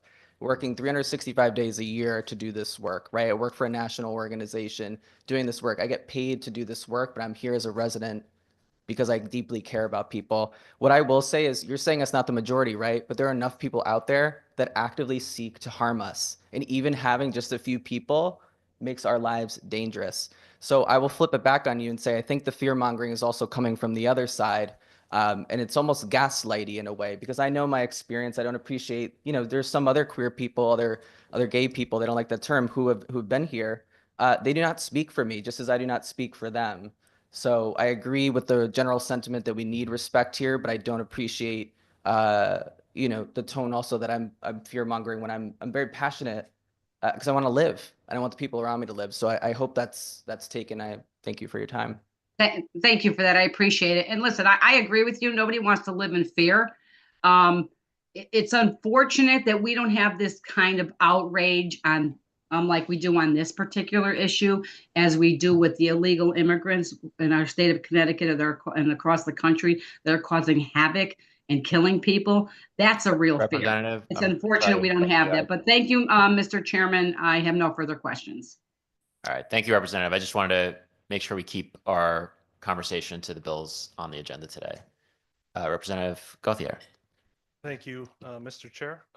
Quick question, Taylor. Sure. Just to clarify Sure. your testimony. You said your life was threatened, correct? Correct. Yeah. Great. Thank you very much, and I'm sorry that happened. Thank you. No, I deeply appreciate it. Last comment, I swear, and I'll go away because we have so many other people here who are brilliant. Just think about intersectionality, right? So we're talking about trans people. There are trans people who are immigrants, right? I work with many of them through my work. I help a lot of people who are engaged in sex work, who come to this country, who don't have opportunities. So just thinking about the layers of this, right? Economic status, migration status, gender identity, all these things, just to be mindful. Yeah. Appreciate that. All right. Of course. Yeah. So Representative Carpino. Thank you. Just a quick question. I just want to pay Sure. attention to details. I appreciate your Mhm. time and your Thank you. testimony.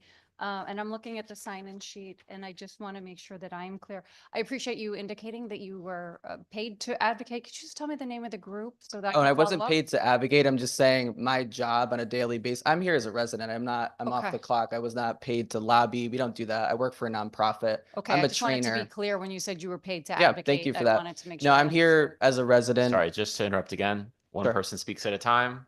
Sure, Just because there's a apologize. transcript that's being generated. Oh, So sure. I'm please. sorry. Thank I you. have no more questions. Thank you, Mr. Chairman. Thank you for clarifying. Absolutely. Thank you for asking. Thank you. Thank you very much. All right. Next up is Lillian Curtin, followed by Glenna Goldis, followed by Stephanie Vieta Shadler. I hope I got that right. Lillian Curtin, thank you for being with us, and you may begin whenever you're ready. First, thank you for having me, members of the committee, and allowing me time to speak on House Joint Resolution number 47 that proposes a state constitutional amendment to allow 16-year-olds the ability to pre-register to vote. I'm a second-year political science student at Quinnipiac University, and I'm a Avon resident. I will speak in support of the resolution as a student who went to Connecticut Public High School and continuing higher education in the state. My mandatory civics class was how I knew which career I wanted to pursue. I know a concern hours ago at this point was how 16-year-olds would be able to register without obtaining a permit or license. However, using classes like the mandatory civics classes as a way to enter into the political world could prove beneficial. I know how it feels to be a 16-year-old itching to get my hands on real political engagement and experience. Learning how to register and doing it in a class will open doors to civic education, specifically elections, parties, and voting procedures. Now, as a peer educator at my university and a poll moderator, I can say, in my opinion, based on observation that I've observed in the past year or so, that this will positively impact voter participation. I asked some students why they didn't register when they said they didn't. Many said that they didn't have the time or they didn't know how to. And let me specify that most of these are Connecticut residents. Some may not have cared, but if they had access to this in high school and they were carried through the procedure to do so, during that age, they would have already known the process and may have been more confident in registering to vote and more adamant. The goal should be to build the habit of voter participation from younger age. It may not be voting right away, but it is setting the precedent for future civic engagement, and that engagement should start well before 18. It'll build confidence in the political system by having that hands-on experience and hopefully create better civic engagement and education. Thank you. Thank you. Are there any questions from the committee? Representative Shannon. Yep. Thank you so much for being here and staying like all day. You've been here all day. Do you have, on the topic of, getting more people civically engaged and everything like that, do you have any ideas on good ways that you can really engage with your peers and get more people activated and out to vote? Peer-wise, it's more spreading the word on social media, kind of just a routine thing like that. When it comes to students, I'll use the 16-year-olds, for example, maybe having students, like college students like myself going into these classrooms. Like I've been in touch with my teacher from high school, and I would love to go in and give a presentation on civic engagement. That's very important to me. So doing so, kind of promoting the idea that it's not just a bunch of middle-aged people telling you that it's fun to do, but having maybe peers do it and maybe guides as well. Thank you. Thank you, Mr. Chairman. Thank you, Representative. Any further questions from the committee? Seeing none, thank you for sticking with us and contributing your testimony. Thank you. Have a good long night. Thank you. Go enjoy the rest of your Friday night. Think of us while you're doing it. Or maybe don't. Glenna Goldis, followed by Stephanie Vieta Shadler, followed by Mary Hool. Glenna Goldis, are you with us? There you are, on video, and whenever you're ready, you may begin. Good evening. My name is Glenna Goldis. I am a lawyer speaking against SJ 35 because its language about gender identity is ambiguous and could lead to outcomes that legislators and voters did not intend. For example, does this protection mean that a worker should not be fired for identifying as non-binary? Or does it mean that this person's coworkers should be fired if they refer to the person as she, her? This ambiguous bill could even lead to lawsuits against doctors who don't want to prescribe hormones on demand for minors. I practice in New York, where the law contains similar language to Connecticut's about gender identity. Our experience shows how it can be interpreted in surprising ways. In 2020, New York's Human Rights Division issued guidance stating that the gender identity law made it illegal for businesses to, quote, misgender anyone. It did not consider the issue of free speech. In 2021, people with non-binary identities sued the state of New York because some of its official forms only provided 2 options for gender. After 2.5 years, the state finally settled and agreed to revamp some of its systems. Last year, Nassau County on Long Island passed a law effectively barring males from girls' and women's sports. In separate lawsuits, both the Attorney General and an adult roller derby team argue that this law discriminates against trans people. A judge denied the roller derby's motion for a preliminary injunction, and they are appealing. Near Albany, a man has brought a discrimination claim against Hooters because the staff used he, him pronouns. Hooters responds that this person, a regular customer, sexually harassed its servers. The Human Rights Division will be assisting the claimant at an administrative hearing this year. And just this past week, the Attorney General of New York argued that the gender identity statute required hospitals to provide gender treatments to minors. Under this legal theory, government lawyers can prosecute doctors for choosing not to prescribe a drug or perform a surgery. Connecticut's current law about gender identity is easily repealed if you realize that it is leading to unwanted outcomes. But a constitution amendment can take years to remove from the books, so the state should figure out exactly what it wants before enacting it. If you want to grant males a constitutional right to use women's changing rooms and play women's sports, then you should draft a bill which says that in plain English, so that voters know what they are choosing. If you want to force doctors to perform surgeries on gender dysphoric minors, then draft a bill that says so. If you do not want these outcomes, then you should not try to add gender identity to the state constitution. Finally, I know the supporters of this bill refer to themselves as LGBTQ. This implies that gay people support their agenda, but I am a lesbian who opposes this bill, and I know many other gay people who are concerned about gender identity being added to law and gender nonconforming kids receiving hormones and surgery. We are organized in groups like LGB Alliance USA, which I am a part of, and Courage Coalition, who you heard from earlier today. Please do not assume that all gay people support LGBTQ bills, and I'm happy to take questions.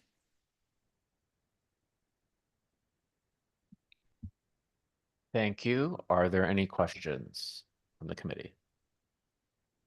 Representative Master Francesco. Thank you, Mr. Chairman. Thank you, Glenna, for your testimony. I found it to be very informative. I'm curious if you had taken a look at current Connecticut laws, and you being an attorney, really an expert on this and the Constitution, if this was to pass, what would be the immediate effect on the current laws that we have right now? Would you know that? Because we had people come before and testify that nothing's going to change. Our laws will remain the same and nothing will change. Would you be able to elaborate on that for me? Through you, Mr. Chairman.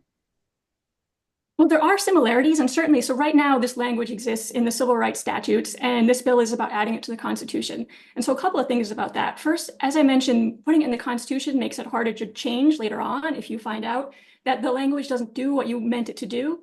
And so that speaks to the issue of what the courts have already seen. Now, from my look at Connecticut laws, it seems that the courts simply have not been faced with some of the harder questions that do come up related to gender identity and have come up in states such as New York. But that doesn't mean Connecticut will never see those cases. And so, those are the things, those are the points where somebody is saying, I was misgendered, or I wanted to, play the women's sports, but I wasn't allowed to because I was male. Those questions simply haven't been raised in Connecticut as far as I've been able to tell. And so the law that's just been sitting on the books has kind of been, it's like a grenade that's just lying there and it could go off, but it hasn't yet because, Connecticut's a relatively small state and I guess the issue hasn't come. Maybe the attorneys general you've had during this time haven't been as aggressive as, for example, the New York and California ones are right now. So, it's lying there and it could blow up. And also a difference in Constitution and the statutes is I believe it would apply to government actors being in the Constitution, whereas with the statutes we're just talking about, these would be apply to the public businesses, for example. Thank you for that answer. And through you, Mr. Chairman, is the New York constitutional change, is the language very similar to ours that we have proposed right now, where it included health and abortion? Through you, Mr. Chairman. Yes, so the background, I was talking mostly about what has happened under New York statutes that use the same language. New York just passed a constitutional amendment that went into effect January 1st, which has a similar concepts all mashed together. And it's interesting how that always happens. You have to think about abortion and gender affirming care, so-called, at the same time. I don't know why that is. But yeah, so New York passed that. Of course, that has just been on the books since January 1st. Okay, thank you. And I wasn't sure if that's why I was checking if the New York Constitution change also included the abortion piece, because obviously the concern that it's so broad and so vague, it would allow abortion up to birth and contradict with the laws that we have on the books right now. I'm almost making it unconstitutional. So I was curious to see how the New York Constitution was written, but I guess I would have to look that up. Glenna, thank you so much for your insights on this topic. Mr. Chairman, I have no further questions. Thank you, Representative. Are there further questions from the committee? Senator Sampson. Thank you, Mr. Chairman, and thank you, Counselor, for being here. I really appreciate your testimony because I think you summed up what I've been trying to say all day, subliminally in the form of questions. But you laid it out very, very clearly. The notion here is really about the way this is written, and it's going to have unintended consequences. I just a direct question. Because I think that there's, some disagreement about what is going to happen here. And I want to thank Representative Master Francesco for asking the questions I was going to ask initially, which is how will this change current law? But I guess what I want to ask more directly is if this constitutional amendment passed as it is currently written, do you foresee that a doctor could be sued for refusing to provide gender surgery or even prescribe medication like puberty blockers? Through you, Mr. Chairman. Yes, I believe that a doctor could be sued for that, which is not the same thing as me saying I think that the doctor should lose the lawsuit, but I think they could be sued. And the reason I think they could be sued is because just this past week, the Attorney General of New York, the Attorney General of California, and then just today, Washington, Oregon, and Minnesota also alleged that it is discrimination when these healthcare facilities decline to provide so-called gender-affirming care to minors if they're also providing some other kind of care to non-transgender people. So yes, because we have now 5 attorneys general in this country saying that's a good legal theory they plan to pursue, then absolutely, I think Connecticut should be concerned about those lawsuits. Right. Thank you very much. And a follow-up to that through Mr. Chairman, which is on the subject of abortion. I read this to be a fundamental protection of abortion up until birth in every circumstance whatsoever.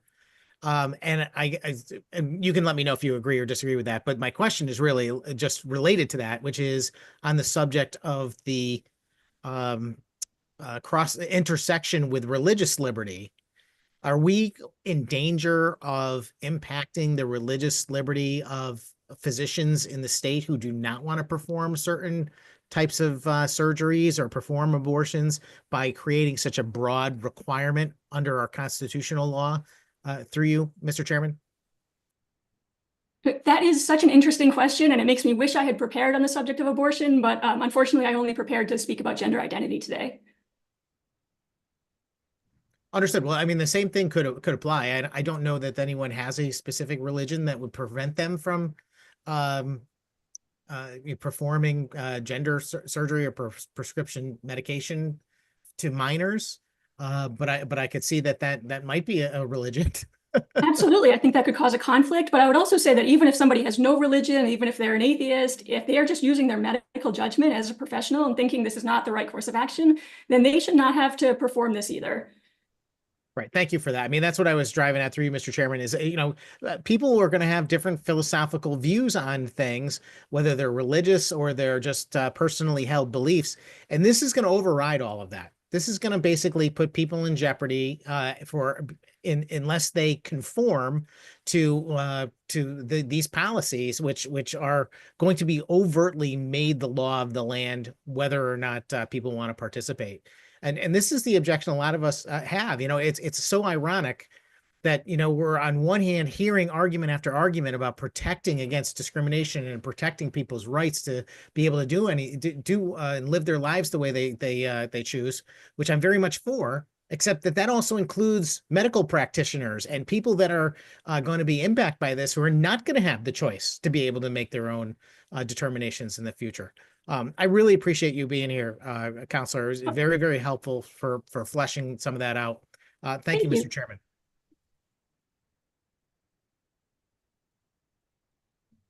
Further questions from the committee? Seeing none, I just had a couple myself. So Attorney Goldis, I think I heard you correctly when you said earlier that the language in this proposed constitutional amendment is already in statute pretty much in Connecticut. Is that fair to say? Yes, I believe so. Okay. So this would just be constitutionalizing that language, placing it in the Constitution. Yes, it would be making it harder to repeal later on when you see all the different consequences that can flow from it. All right. And how many years has it been in Connecticut statute? I believe since 2011. Okay. So it's been in Connecticut statutes for roughly 14 years, correct? Representative, I referred to this statute as a grenade earlier. I'm saying you have a grenade in your statute book and it could go off at any time. Well, it's been fair. I think it's fair to say that it's gone off a number of times, because I'm sure that it's been used to protect individuals against discrimination. No? I looked at those issues that I was described happening in other states, such as New York, leading to misgendering in sports, and I did not find them. And by the way, I don't know what the committee's position or what each individual person's position is on males playing female sports or people being fired for misgendering. But that's the whole point, is that you need to make clear whether or not these things are covered by the law, instead of just saying, we've been safe so far and we think we're going to just keep on being safe, we're going to play it loose. Why don't you just write a more specific bill? Because I mentioned earlier that my state, New York, voted on a constitutional amendment using similar language as this. So we voted back in November. My friends who are lawyers and other educated people who actually follow the gender debate, some of them, they were coming up to me and asking, what does this mean? I have no idea what this means. And and it's a long, complicated answer because it could mean different things. It's been interpreted different ways in different courts. So you have this opportunity to clean that up or just to avoid putting ambiguous language into your law and putting ambiguous language in front of your voters. So, I would suggest that you take that opportunity to clean it up rather than just saying, no, we've been good so far with the vague language. We're going to keep rolling with it. Well, thank you for that answer. I think I heard an agreement there that the law has been in existence for 14 years and none of the outcomes that you described have happened here in Connecticut. So I appreciate your testimony, and seeing no further questions, well, thank you for being here with us this evening. Thank you. Next up, we have Stephanie Vieta Shadler, followed by Mary Houle, followed by, I think it's Richard Thatcher. But if I got that wrong, I'm sorry. Is Stephanie with us? Yes, hello, Yes, can you you are. hear There me? you are. Whenever you're Awesome. ready, you may begin. Hello, thank you for these 3 minutes of your time. My name is Stephanie Vieta Shadler. These views are mine. I represent myself. I am a board certified and licensed behavior analyst. I support learners with severe special needs. I am a contributing member of society. I'm a published author. I'm an advocate and volunteer in support of maternal mental health and free resources to pregnant and parenting families, especially those in need. I am also a mom, which is my highest calling so far. I don't have a background in law or politics, and honestly, reading SJ 35 was difficult to understand. I am grateful for Connecticut Catholic Public Affairs Conference, which helps little people like me stay aware of some important things happening in the state, which I have now called home for the last 6 years. They summarize that SJ 35 is an attempt for a constitutional amendment to guarantee abortion without limits and make gender identity a constitutionally protected class. I strongly oppose SJ 35. By attempting to expand the definition of sex to include terminating a pregnancy, this would mostly focus on abortion, but would this include miscarriage? Because I have lost, sadly, 3 clumps of cells, said no one ever. I lost 3 humans because, humans only reproduce humans. Anyways, science aside, if you can even do that, by placing abortion under the Equal Protection Clause of the state constitution, this would make it impossible to place any legal limits on abortion in our state. It would override the current restriction in state law, which limits abortion up until viability unless there is a health concern. The amendment would provide the basis for legal challenges against any state limitations on abortion, including viability. That's a problem. It would result in abortions without any limits for the full 9 months of pregnancy becoming the law of our state, a major problem. And as a former yet always human fetus, this is innately problematic. Can anyone relate? Regarding gender identity and expression, it is not wise to place science aside here either, for our human biology is our very makeup. It cannot change no matter if we embrace gender dysphoria or not. I have a cousin who is struggling with this, and my cousin, along with anyone who also struggles with this in their reality, deserve supports and compassion. And those of us who do not agree, who do not accept gender identity ideology, could be potentially subject to criminal and civil charges because it would be viewed as discriminating by some. However, I challenge you to consider that, as is in the media right now, there's a little 3-year-old girl in the bathroom with her mom at a retail store, which I won't name, but she shouldn't be crying out of fear and confusion when a biological male with makeup and a dress walk into that same bathroom labeled for women. And yet it is that biological male that thinks they are the one with the right to be offended? ? With that, I understand the proposed amendment is an effort by legislators to eliminate any future public opposition to abortion or gender ideology. We will not stand down. Our children and their future depend on it. Last, I'd like to highlight a few great resources: Abortion Survivors Network and Secular Pro-Life and Gays Against Groomers. Thank you for your time. Thank you. Are there any questions from the committee? Seeing none, appreciate you being with us and contributing your testimony. Next up, we have Mary Houle, followed by Richard Thatcher, followed by Rebecca Runkle. Mary Houle with us? Oh, great. Whenever you're ready, you may begin.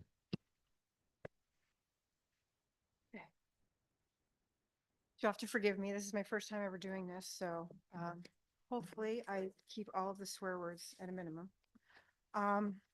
one of my weaknesses. So first of all, I want to thank all of you for allowing me to be here today. This is a new experience, and I'm very excited, very happy to be here. I am here today. My name is Mary Houle. I am a lifelong Connecticut resident, and I call Newington home. I'm here today with my husband, Kevin, and we are here to voice our strong support for Senate Joint Resolution 35. I want to start with a couple of little notes because I have been here since this all started at noon, so I have intently listened to every single person. I have watched a goalpost move all over this floor. And a couple of things I just want to point out. I am grateful for this opportunity. One of the things that I was able to do was I was able to see a community here that gathered that I normally would not be able to see. I would normally never be able to be a part of the LGBTQ community. I am not a part of the LGBTQ community. And so being able to see that community and people who don't even know each other just actively supporting each other has been phenomenal. I've been able to find more organizations that I want to support, more organizations that I don't want to support. One thing I would like to point out is that there is one of the people today that I'm not going to name names because I'm not here to call out anybody. One of the people today that members of the committee referred to as an expert.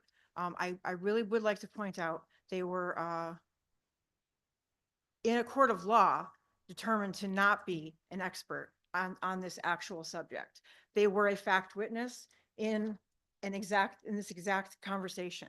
So when a court of law is telling you that you are not an expert, this place that is making the laws should not be considering that person an expert. And the fact that I've been here for 9 hours and was able to Google that in 2 seconds, I think that that's something that needs to be, made plainly aware.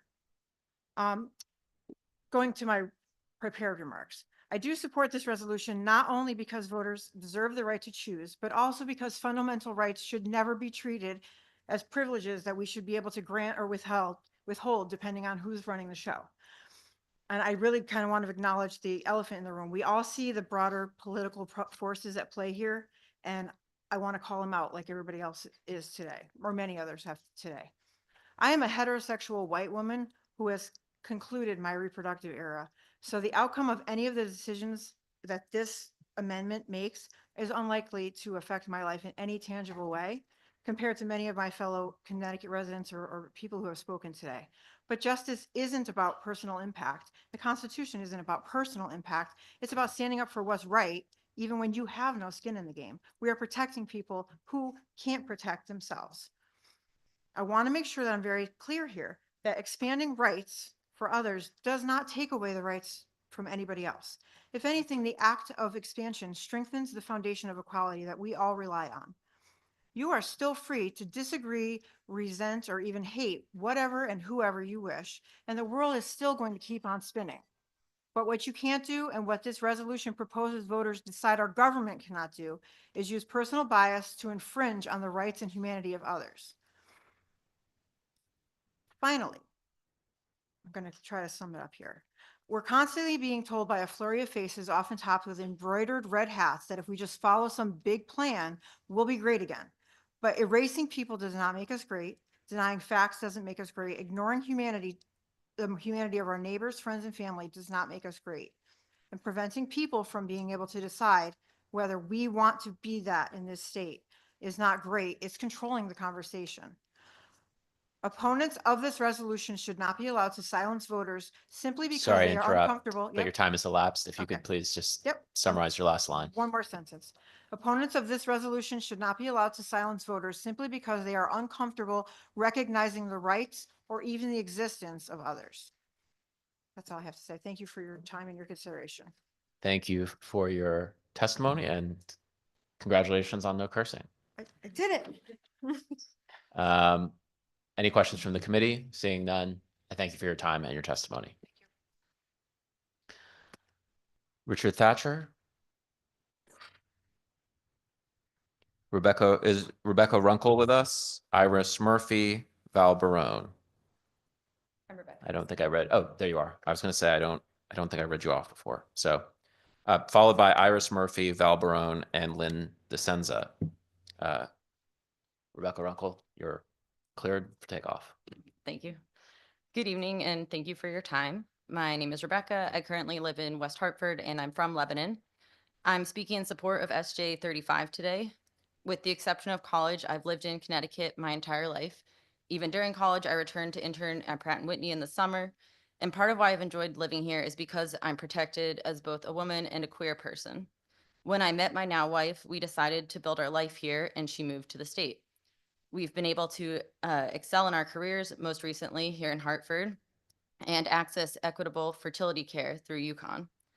Even as a millennial in a more accepting generation, I didn't always feel equal. When I was in college in Delaware, I went door to door asking people to support a proposal for marriage equality, which was thankfully enacted. It can feel demeaning to ask to be viewed as equal when I know we are.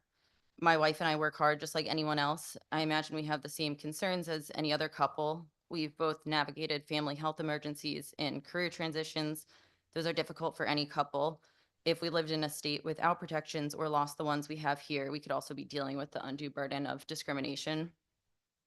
When someone assumes I'm straight, they make homophobic comments sometimes, and I've thought, what if they had been in a position of power over me? What if they put more weight on my sexual orientation than graduating first in my class? They could have stood in the way of jobs where I've excelled or denied me proper care. And I don't take the laws and protections we do have for granted. I appreciate everyone who fought to install those and is still defending them. However, it's clear that protections aren't guaranteed. It was devastating to see Roe v. Wade overturned. Should my wife or I need an abortion during our journey to build a family, we should both be able to access one and not be discriminated against later for having one. And I was mostly going to speak from personal experience, but in light of comments from other queer women, I also want to be clear that the trans and non-binary people, who many of them have spoken today, also deserve access to proper medical and gender-affirming care. I think myself and others deserve to be explicitly called out in the state constitution as an additional protection. We deserve it as equal citizens and neighbors. Besides, everyone benefits when businesses get the best employees and communities get the best versions of their members when they're supported. Now is the time for our state leaders to commit to their constituents and ensure our equal protections can withstand the years to come. Thank you for your time. Thank you. Are there any questions from the committee? Seeing none, we appreciate your time and your testimony. Thank you very much. Iris Murphy, followed by Val Barone and Lynn Vicenza. Is Iris Murphy with us? No. Val Barone. There you are. Whenever you're ready, you may begin. Hi there. Good evening, members of the Government Administration and Elections Committee. I am here today to ask that you support SJ 35. My name is Valerie, and I'm a transgender woman and a resident of Coventry, Connecticut. I'm relatively new to Connecticut. I moved here from Long Island, New York in June of 2023 after coming out of the closet in 2021 and experiencing extreme discrimination. By the time I left, I could not even leave my house without experiencing harassment. I have more than once feared for my life, and I came here seeking safety and acceptance. I'm so happy to report I have found both in Connecticut. I have really and truly come to love it here, and these days I consider myself more a resident of Connecticut than a New Yorker.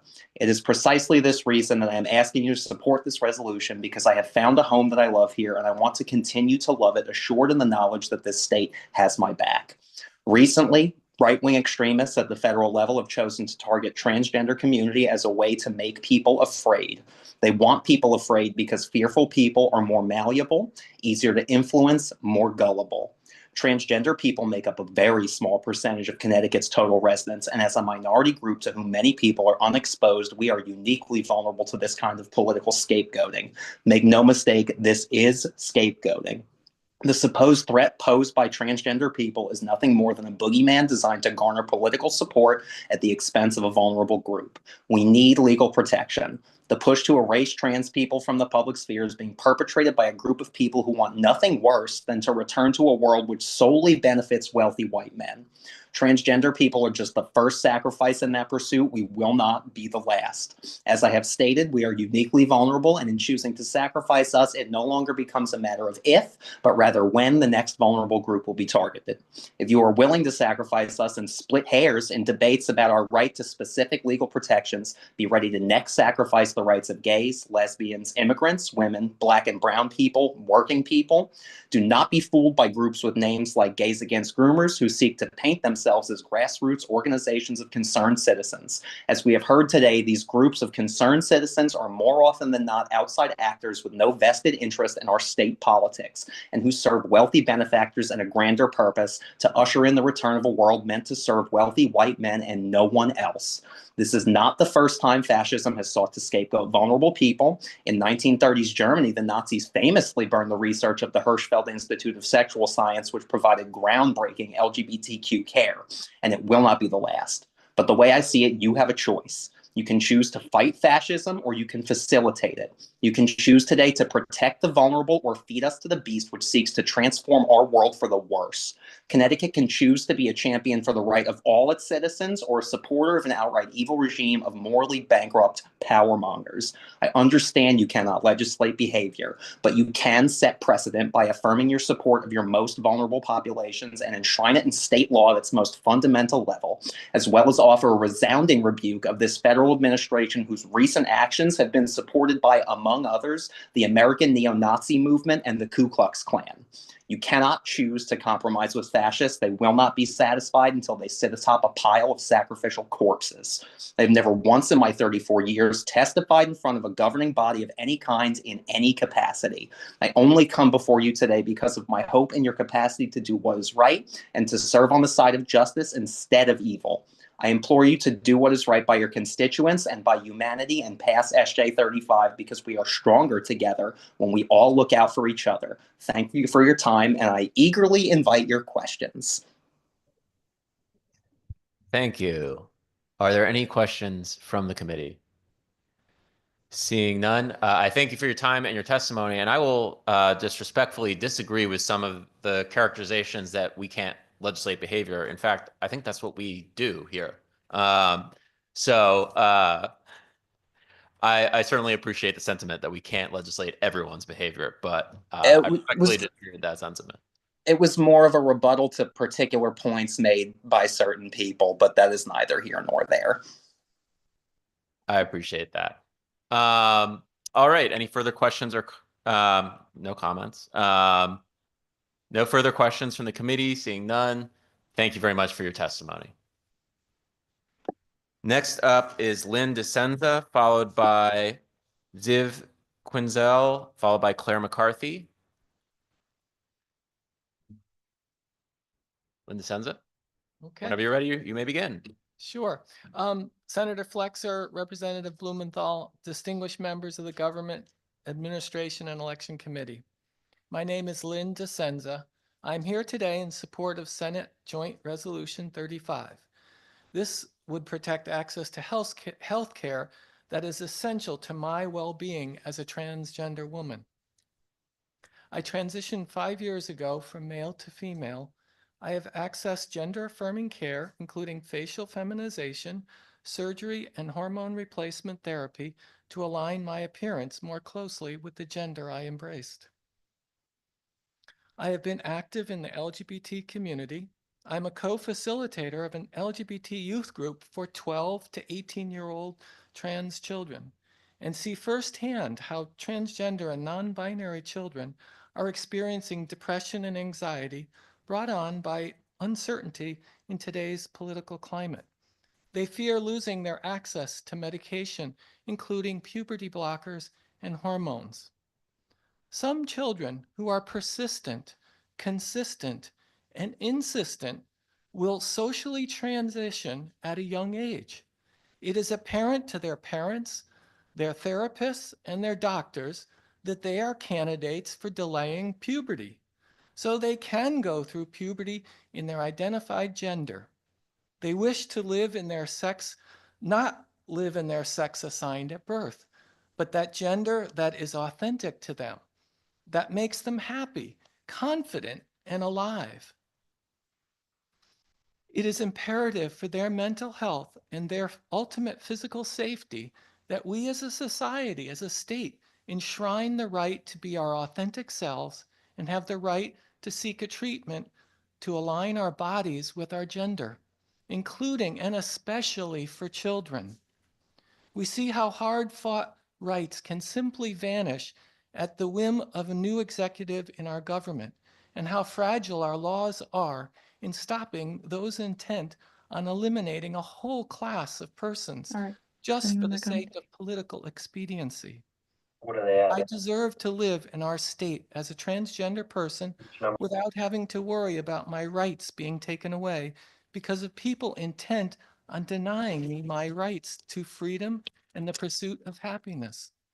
I believe it's imperative the people of Connecticut have the opportunity to expand our rights and protections.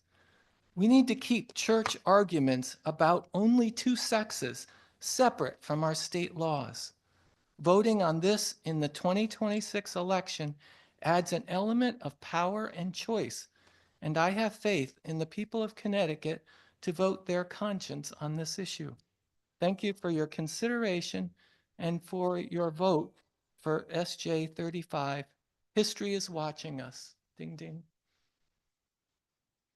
Right on time. Thank you very much for your testimony. Are there any questions from the committee? Seeing none, we appreciate your time and your testimony and sticking with us this evening. Thank you so much. Next up is Ziv Quinzel, followed by Claire McCarthy, followed by Christina Mitchell. Is Ziv with us? No. Claire McCarthy, are you with us still? No. Christina Mitchell, are you still with us? I see you there. Whenever you are ready, please turn on your camera and you may begin your testimony.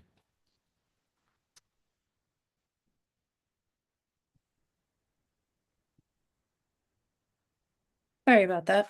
Members of the committee, I oppose SJ 35. I've lived in Connecticut for 25 years and raised my family here. I am the mother of 3 female athletes, and I recognize the biological differences between the sexes and the importance of protecting women's spaces. Redefining sex to include gender identity in the state constitution destroys women's rights. Among other things, if it solidifies Connecticut's practice of allowing boys to compete in girls' sports. The harm caused by gender identity laws is well documented in our state. 8 years ago, my middle daughter, Chelsea, had to compete against a male in the 100-meter at the Connecticut State Open. And then in 2018, a second male started competing in girls' track. At the State Open that year, first and second place went to male athletes. Chelsea finished 4th. And for her entire high school career, my daughter had to run against 2 males in nearly every state and regional championship that she competed in. Year after year, the girls lost podium spots, awards, media recognition, and state championship titles. Despite the lawsuit that we filed in 2020 to try and stop this from happening, Connecticut has continued to disregard the rights of its female athletes. In 2024, my youngest daughter also had to compete against a male, this time in long jump. And she wasn't alone. Male athletes in 5 different states, including Connecticut, won girls' high school championships last year. Just last weekend, a male athlete took the top girls spot in high jump at the CCC track championships. And it will happen again next weekend at the state championship, as this male is currently ranked first in girls' high jump in all of Connecticut. This is grossly unjust for female athletes, and it is unbelievable that the leaders in our state have allowed it to continue unchecked for the past 8 years. The CIAC has ignored biological reality in order to affirm the identity beliefs of boys. They say they do so because of Connecticut state law. They claim state law elevates an internal sense of gender identity above the objective reality of sex. If it wasn't your intention to take away the rights of women and girls to have sex-based sports categories, you could have fixed it by now. But it's been 8 years.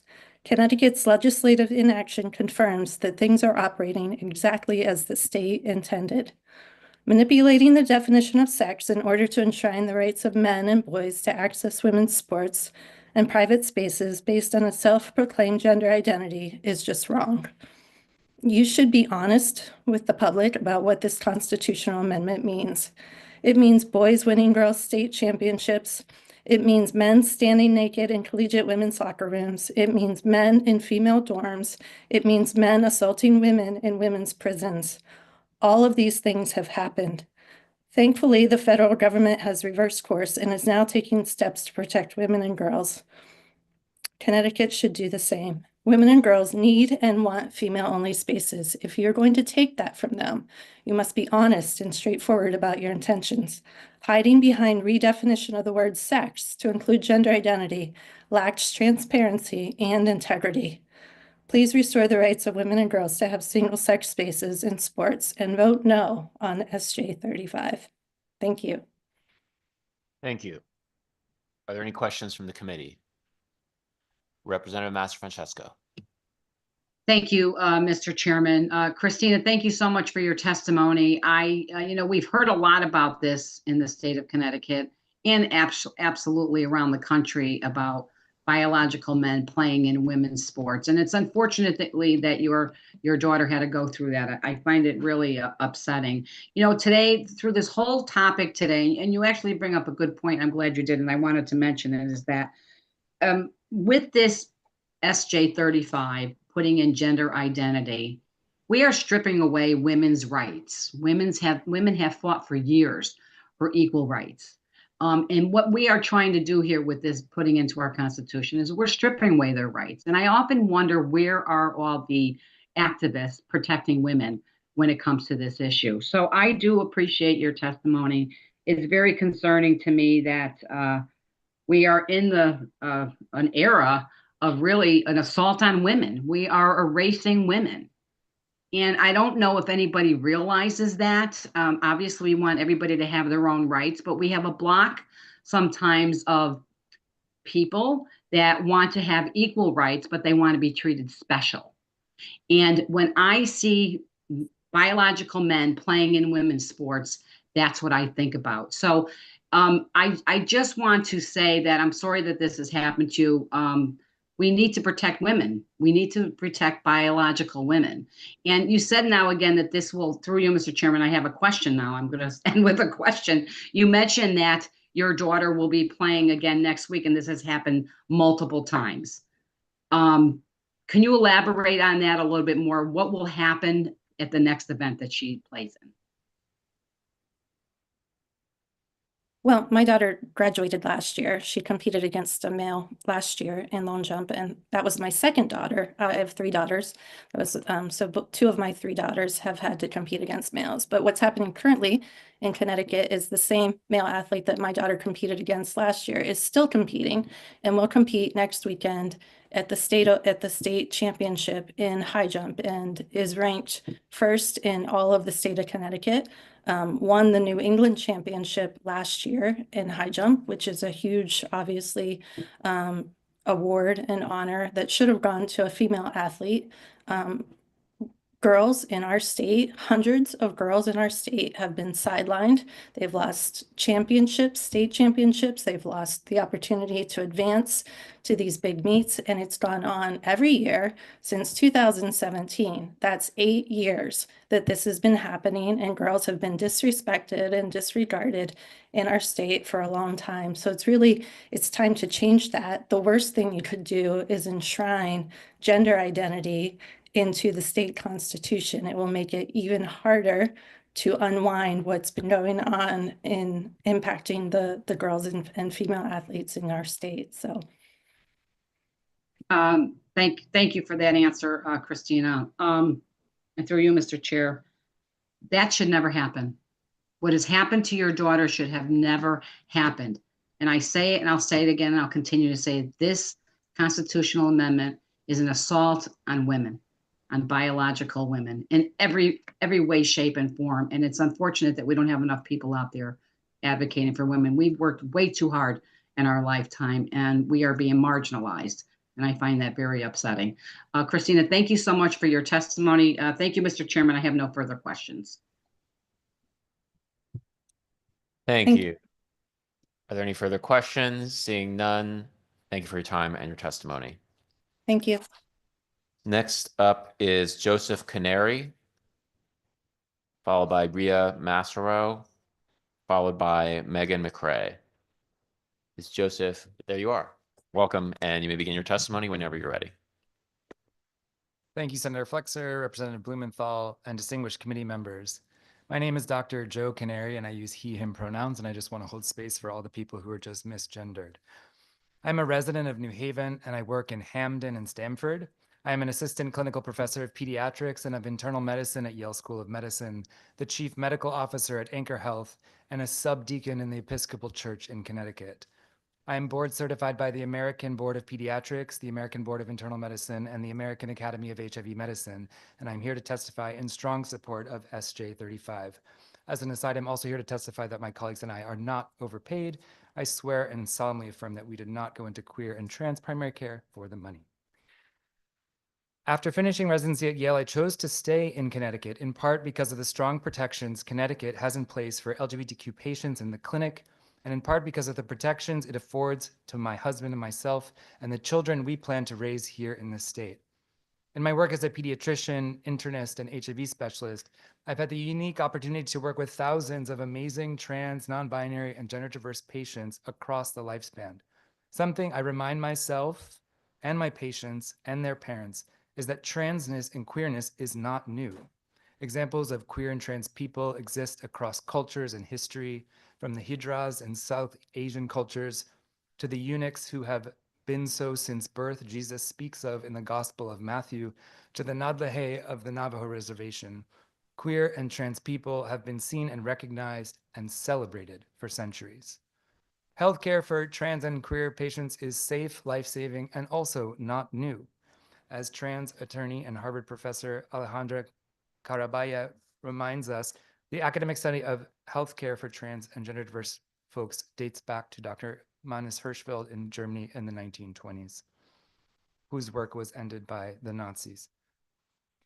Work with hormone therapy and gender-affirming surgery continued on in California in the 1940s. The medication we most commonly use for puberty blockade was discovered in 1973, and its use in the care of trans children began in the early 1990s. Something I also have to remind myself and my patients is that they are not intrinsically disordered or mutilated. We are beloved beyond our wildest imagining by a God who caused a kaleidoscope of diversity into existence. We are perfect and wonderfully made. Every day, I get to see queer and trans patients of all ages thriving. It's college admission season, and I now have been working with trans and gender diverse youth long enough to have many of them awaiting admission letters or coming back from college. Just last night, I was shouting for joy with a patient who shared his latest admit letter. This is what a medical appointment can look like for a trans youth who has received the care they need. This is the care our fellow siblings in Connecticut deserve and can obtain here, for which they leave Florida, South Carolina, and Texas to receive. I urge you to help enshrine these rights in our Constitution and help keep Connecticut safe for all. Thank you. Thank you. Thanks for your testimony. Are there any questions from the committee? Seeing none, thank you very much for being with us this evening. Next up, Ria Massaro, followed by Megan McRae, followed by Catherine Carpenter.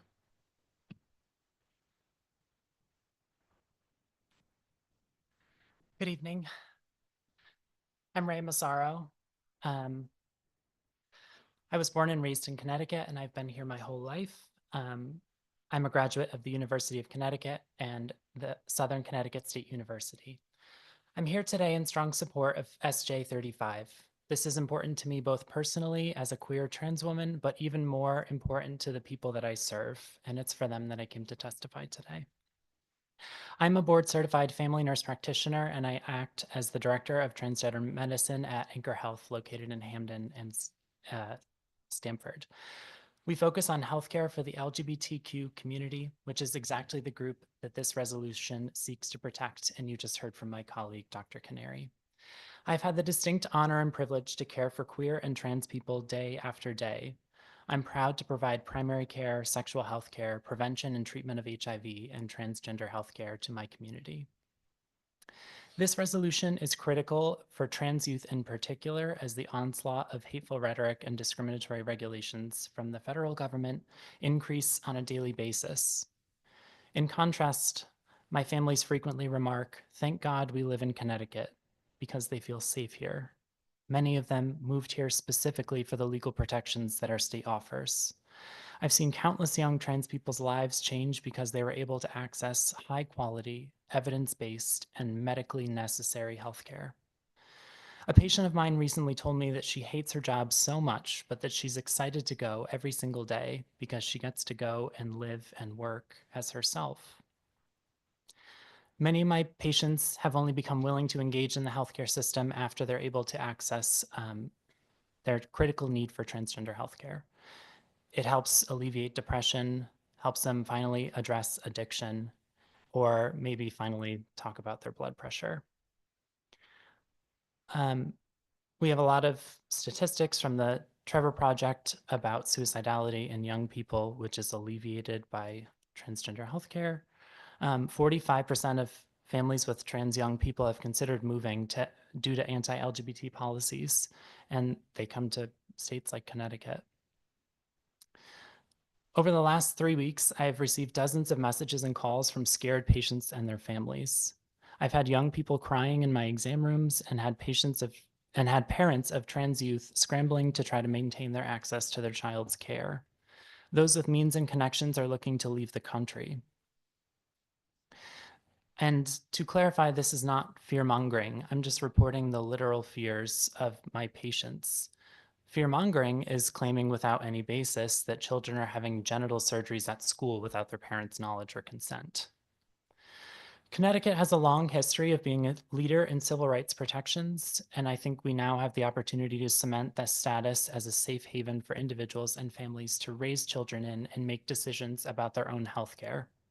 I'm grateful to the committee for your attention to this matter and urge you to support this resolution. Thank you. Thank you. Are there questions from the committee? Oh, Representative Shannon. Thank you, Mr. Chairman. Thank you so much for testifying today, and thank you for the work that you do. I'm just curious, like, what is the most common support that you guys that you guys provide at Anchor Health? Could you think of something that they come in there most often for? Primary care is everything. Right. So you name it. Lately, it's referring people or getting people connected with therapy services or, yeah, I mean, that's the main thing lately because of the distress that some of these folks are Right. under. And thank you. And the threats that we've been seeing that would directly impact everything that you do in your work. Yeah, absolutely. Thank you. Thank you for being here and staying so long today. Thank you, Mr. Chairman.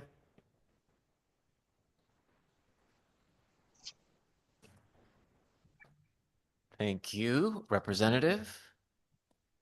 Representative Massafrancesco, did you have a question? I do. Just a quick question, Mr. Chairman. Thank you. Thank you so much for your testimony. And since you're in the medical field, I just wanted to ask you, would you be able to tell me what the population is in the transgender community, not the gay community, but just the transgender community? Through you, Mr. Chairman. What is the question? Just to clarify, Representative, are you asking what percentage of the population Yes. is transgender? Yes. Yeah, what percentage of the population is transgender, if you would know that statistic, not the gay community, but just the transgender community? Would you know what the population is? The statistics on that are? Yeah, pretty much every study has it at less than 1%. Thank you. Thank you so much. Thank you, Mr. Chairman. I have no further questions. Thank you, Representative. Any further questions from the committee? Seeing none, thank you very much for being with us today and contributing your testimony. Next up is Megan McRae, followed by Catherine Carpenter, followed by Tommy Worley. Is Megan McRae with us? No. Catherine Carpenter, are you with us? Yes, I see you on the Zoom. And whenever you're ready, you may begin.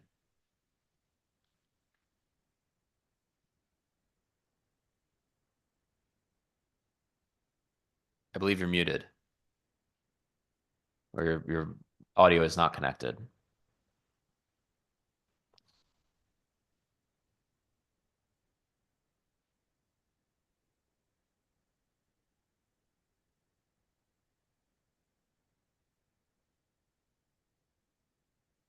Yeah, why don't we're gonna table you for the moment and get your audio worked out. And when it is ready, we will slot you back in.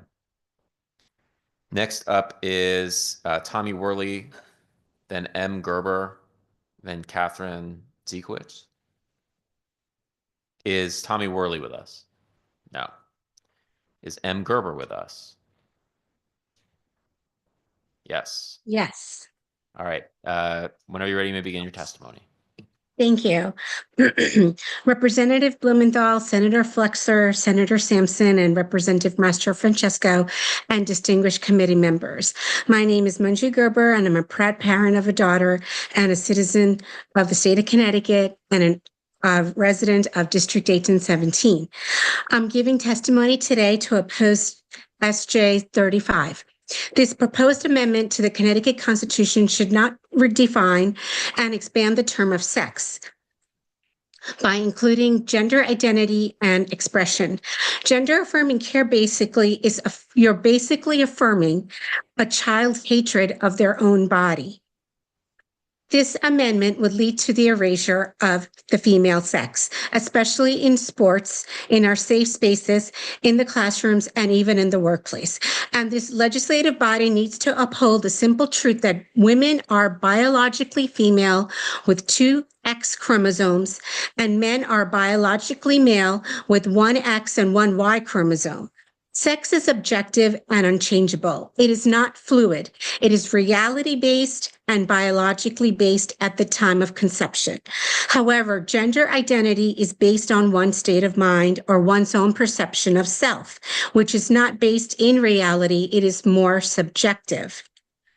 Every person, of course, needs to be respected, but one category or group of people should not have protection at the expense of other groups, such as girls or women. If we are going to take gender identity seriously, then why not also include age identity or race identity? Just because a 35-year-old man identifies as a 6-year-old does not mean he belongs in the first grade classroom with other 6-year-olds. Let's stop being politically correct and ignoring facts and instead return to the basics of common sense. If you're going to stand for diversity and inclusion, and if the future is female, then please stand for including the views, experiences, and feelings of young girls and women. Title IX was valiantly fought and passed specifically because women were being discriminated against and treated unfairly, whether it have been in the sports or in the workplace. So please consider all of these facts into passing or not passing this law. This legislation. Thank you for your time. Thank you. Are there any questions from the committee? Seeing none, we thank you for your time and your testimony this evening. Next up is Catherine Ziekowitz. Not here. Catherine Carpenter, did you resolve your audio issues? Looks like you did. If so, I think so, if you can hear me now. loud and clear. Whenever you're ready, you may begin. Thank you. Senator Flexer, Representative Blumenthal, and distinguished members of the Government Administration and Elections Committee. My name is Kat Carpenter, and I am here as a resident of New Haven, as a gender nonconforming lesbian, and as a registered nurse working at Anchor Health. I am not being paid by my organization or anyone else for my testimony today. I am off the clock. I am here to voice strong support of Bill SJ 35, which will ensure that individuals are not denied civil or political rights based on sex, including but not limited to discrimination related to pregnancy, sexual orientation, gender identity, or expression. I thank my amazing coworkers, Rhea Massaro and Joseph Canary, for speaking earlier, and would like to focus on how this resolution will support the needs of our patients. It is my job as a nurse to provide support for our patients, and that has become increasingly difficult in the current political climate. I have seen fear from my patients in the LGBTQ+ community, particularly our transgender and gender diverse patients, despite the constant attacks on their right to exist and to receive healthcare. These patients have shown tremendous strength and resilience during this time. While our office provides a safe place for them, they still receive care in other healthcare settings, like urgent care centers, emergency departments, and specialty offices. There is so much discrimination that takes place in this state for our patients when trying to receive healthcare. I have heard endless stories from my patients about how they are treated terribly by bigoted staff members and how this has affected the healthcare that they have received. As a nurse who has worked in the hospital system, I have also seen this play out in real time and can think of too many examples. I implore everyone who does not identify as a part of the LGBTQ plus community to consider that while Connecticut is a blue or Democratic state, you do not see the discrimination because you do not experience it. In conclusion, SJ 35 will provide much needed relief for our patients and help to safeguard our fundamental rights, promote equality, and foster an inclusive society. I thank you for your time. Thank you. Are there any questions from the committee? Seeing none, we thank you for your testimony this evening. Next up is Kylan Smith, followed by Charles White, followed by Natasha Karanko. Is Kylan Smith with us?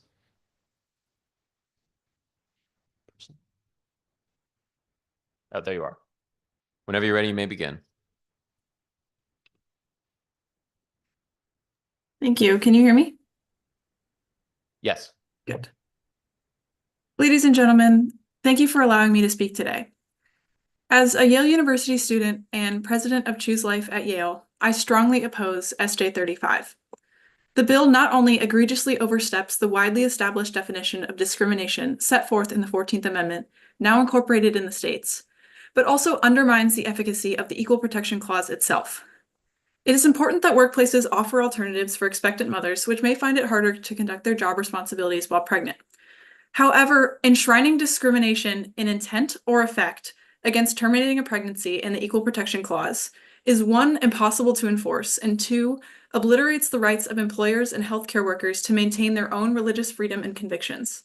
Intent or effect would, for example, mean that an employer holding a religious value would be forced to permit time off for a woman to get an abortion. Many representatives who spoke earlier today interpreted this bill to merely reaffirm people's access to already prevalent abortion care in Connecticut. Many couldn't even name a way in which people seeking abortions are currently discriminated against. Yet this bill would strip an entire group of employers and healthcare workers of rights and discriminate against those who uphold the value of human life to conduct their operations as they wish to. A bill proposing what will in effect be a net negative to civil rights in society should not be considered and rather should be vehemently opposed by those in our state. Secondly, as SJ 35 goes directly against the Equal Protection Clause, it is widely agreed upon that by a scientific community of over 5,500 biologists around the world that life begins at the moment of conception. 96% of these individuals, over 80% of which even labeled themselves as pro-choice, agreed upon this scientific fact. The Equal Protection Clause, even as stated currently in the Connecticut law, promises that no person shall be denied equal protection of the law on the basis of physical or mental disability. Some very common arguments against the personhood of children in the womb are their lack of mental faculties, their failure to be fully cognizant of what is happening around them, or lack of physical qualities stereotypical of the normal human experience. But if we truly take the language of the Equal Protection Clause at its word, then we are required to protect life in the womb, as we cannot discriminate against a fetus's temporary lack of physical and mental abilities, just as we do not discriminate against comatose or temporarily disabled born human beings. The logic of SJ 35 is punitive toward the innocent under the guise of offering equal protections to pregnant women. It rationalizes discriminating against a fetus through deadly abortive procedures and says that such procedures are essential to shielding women from discrimination.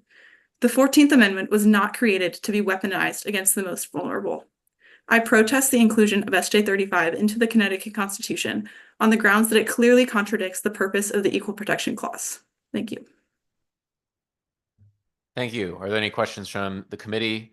Seeing none, thank you for your time and your testimony. Thank you. Charles White, followed by Natasha Karanko, followed by Claudia Catani, I believe. Is Charles White with us?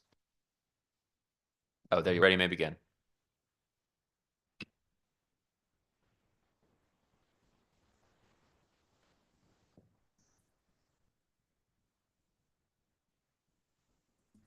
Sir, I believe your audio is not enabled.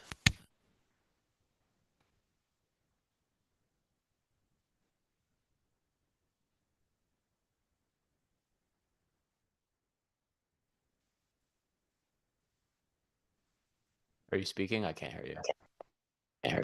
Oh, there we go.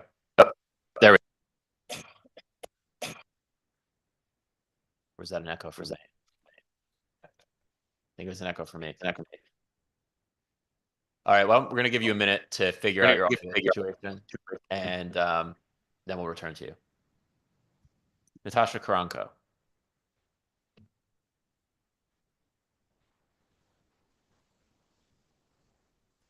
Hello. Karanko, whenever you're ready, you may begin. Hello, members of the committee, and thank you for being here for this lengthy hearing. My name is Natasha Karanko. I have been a resident of the state for going on 31 years and am a staff member of the Connecticut Citizen Action Group.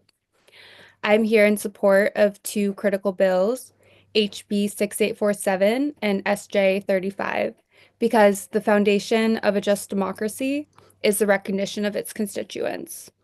The way we write our laws, the way we structure our systems, and the protections we enshrine in our Constitution tell people whether they belong and whether their rights are secure. 6847 is about a simple truth. You cannot serve the public if you refuse to see them. This bill does not demand sweeping overnight changes. It asks the state to take a step by evaluating what it would take to include a non-binary gender option on state forms. That's it, a review. This is not radical, it is responsible. An acknowledgement that non-binary people exist and deserve to at least be attempted to be counted. It is the bare minimum in a state that prides itself on being a leader in LGBTQ inclusion. I urge you to support HB 6847 and take this small step towards a more just Connecticut. SJ 35 will ensure that our Constitution truly protects all people. The promise of equal protection under law has existed in theory for decades, but for many has often disappeared in practice. This resolution will make it clear that discrimination based on sex includes discrimination based on pregnancy, gender identity, sexual orientation, and access to health care. To deny this protection is not neutral. It is a decision to keep people vulnerable. We have seen across the country that rights not explicitly protected are rights at risk. To varying degrees of severity, women across the globe fear for the quality of their life when faced with an unwanted pregnancy. Meanwhile, authority figures who have no reason to fear the consequences of an unwanted pregnancy or have never experienced the pain of gender dysphoria speak against the importance of protecting these populations and the actuality of their concerns. I find it ridiculous that we let these voices carry any weight. I have an aortic stent. Blood clots are more common during a pregnancy, and because of my stent, a blood clot can lead to a pretty quick death. I have not experienced gender dysphoria, but I've seen an amazing, positive, life-saving transformation in the lives of my loved ones who have, but then received gender-affirming care. These two bills are about one simple thing: recognition. The recognition that non-binary people exist, that sex discrimination has real consequences, and that equality cannot be conditional. Connecticut has the chance to lead, to ensure that no one in the state has to wonder if their rights are real or their existence is up for debate. I urge you to support HB 6847 and SJ 35. Thank you. Thank you. Any questions from the committee? Seeing none, thank you very much for being with us this evening and contributing your testimony. Did Mr. White figure out his audio situation? I am not seeing you on the Zoom, but if you return, we will slot you in. Glenn Grube.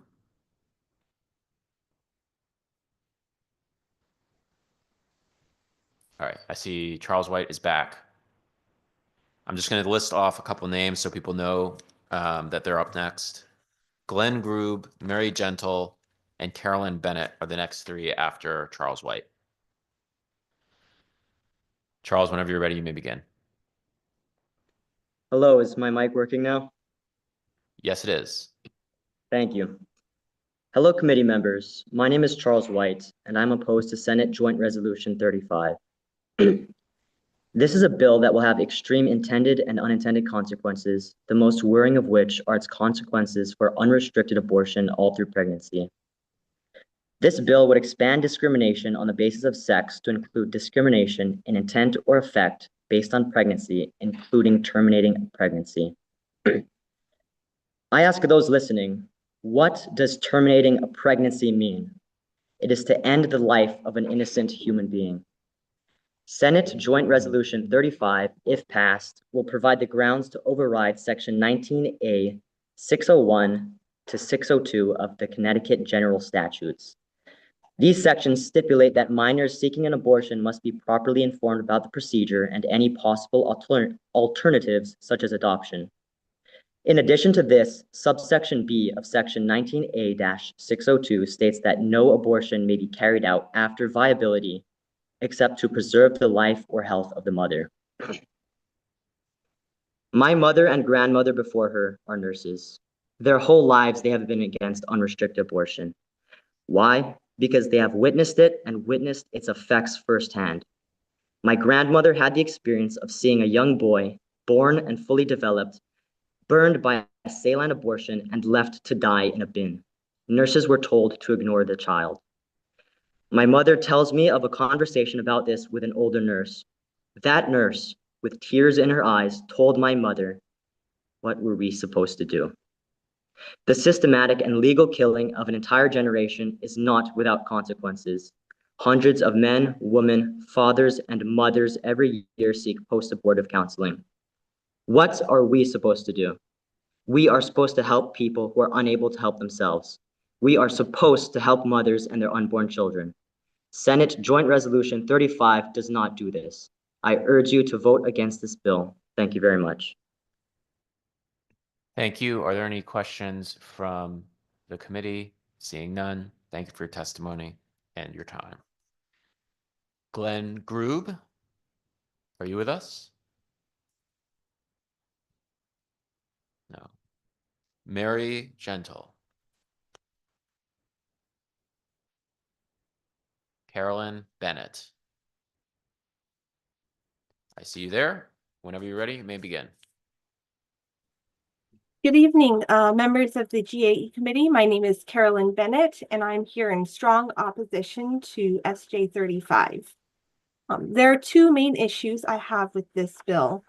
First is the phrase, preventing, initiating, continuing, or terminating a pregnancy. This statement is in essence inserting a right to abortion in our state constitution. But you must remember that when you support abortion, when you constitutionally protect abortion, you're supporting and protecting a right to the violent destruction of innocent human life.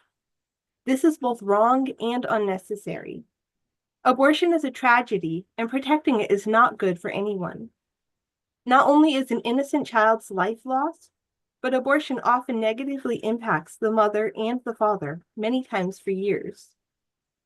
And because everyone says that abortion is a right, no one validates their pain or acknowledges that it could stem from their abortion experience. Legalized abortion promotes a culture of death that dehumanizes everyone involved. This devastation is what you will be asking the people of Connecticut to protect in our Constitution. Please oppose this. My second concern lies with the phrase gender identity and expression. In looking at what is currently included in our Constitution, I see a list of things I am born with. I cannot choose my race, color, sex, ancestry, national origin, or my physical or mental ability. I am born with them. These things are inherently unchangeable, and thus it is reasonable to expect I should not be discriminated against for them. Including gender identity and expression in this list is inappropriate. The fact that there are only two genders, male and female, is implicitly affirmed by transgender surgeries. If being a woman is not defined by biology and the physical body, then why do males get surgery to try and become a woman? When laws that protect female participation in sports and society are expanded to include males who claim a transgender identity, the original purpose of those laws is destroyed, and women become essentially erased by the laws that claimed to protect them. Equality becomes inequality endorsed by the government.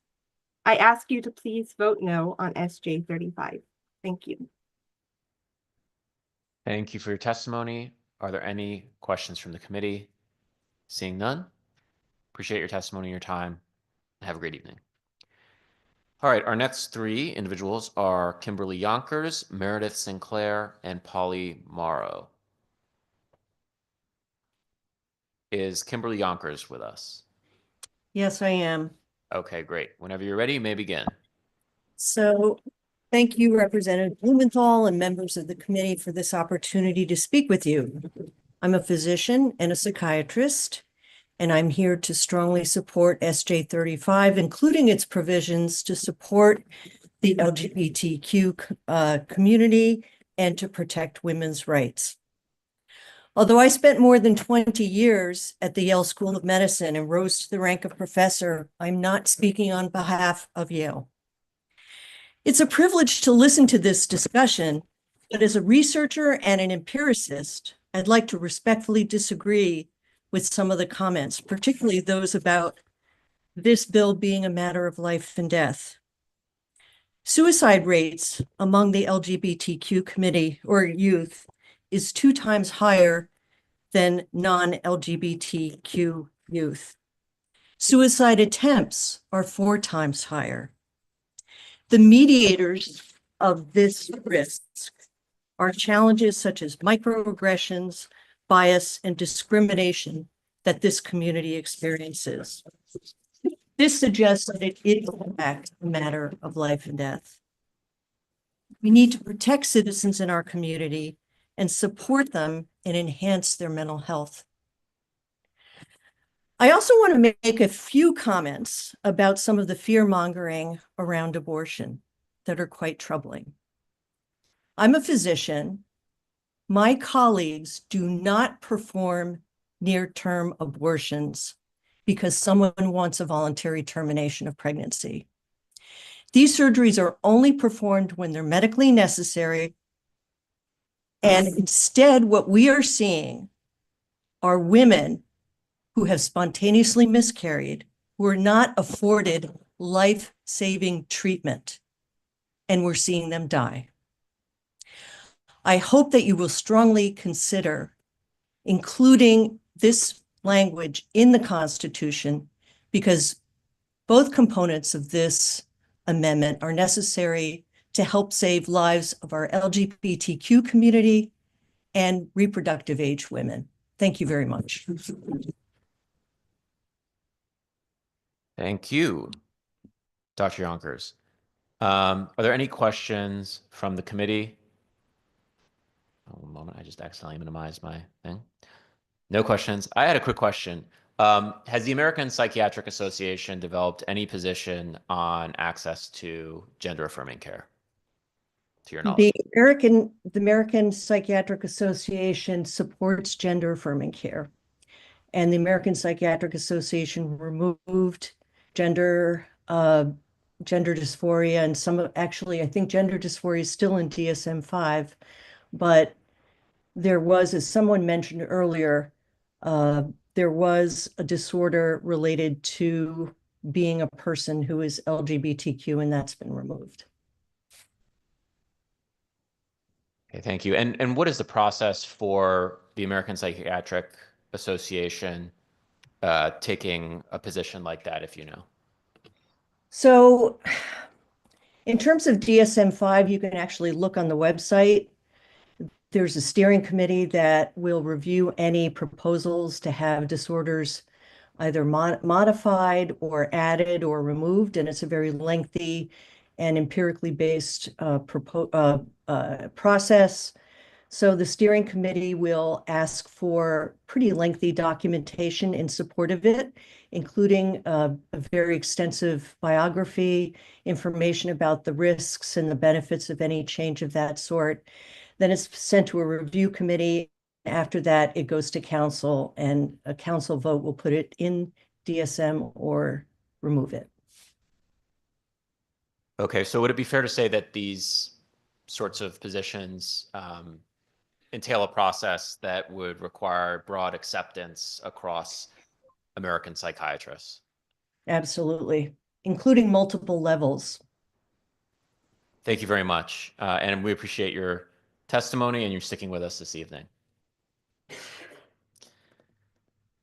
Next up is Meredith Sinclair. Is Meredith Sinclair with us? I am, yes. Can you hear me? Excellent. And next up, we'll have Polly Morrow, Scott Jarzenbeck, and then Leslie Wolfgang.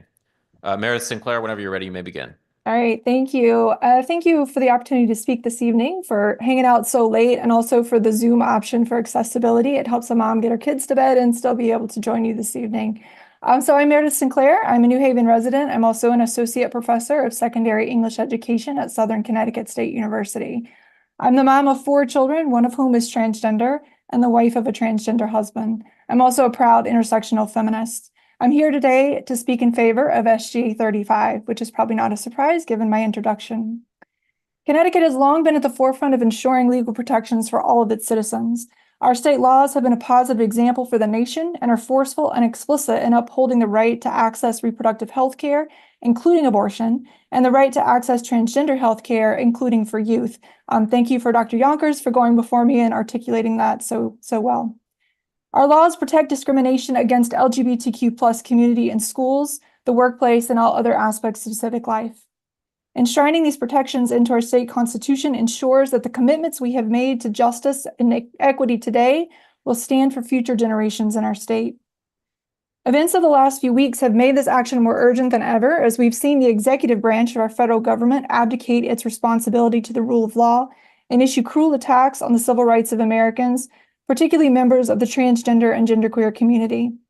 It's not fear-mongering, that word has come up a lot this evening, to say that transgender and genderqueer folks feel their lives are threatened when the federal government is literally trying to erase their existence. References to transgender folk are removed from federal government websites.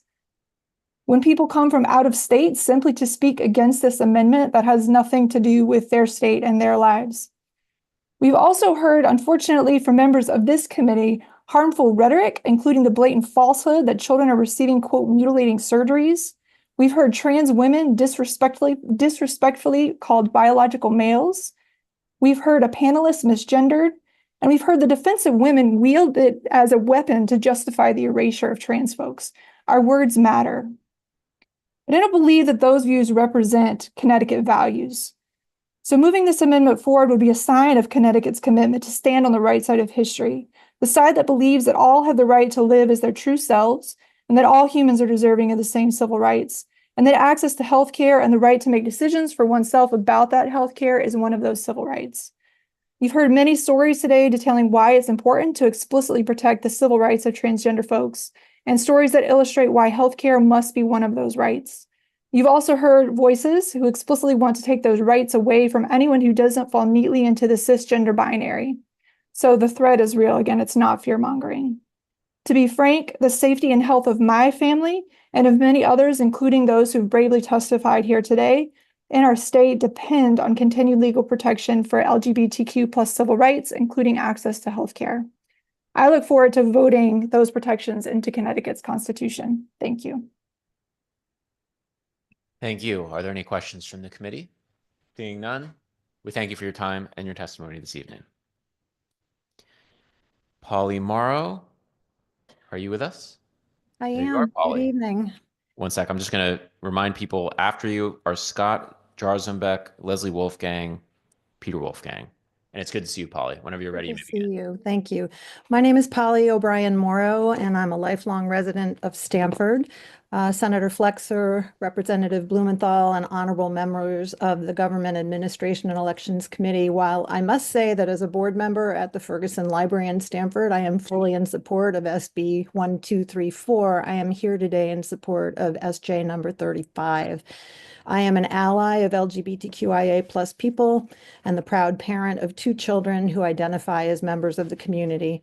I've become actively involved in efforts to support LGBTQIA people who are all too often marginalized, politicized, and targeted. I helped found the Stamford chapter of PFLAG National, and I serve on the board of Stamford Pride and lead its LGBTQIA+ History Project.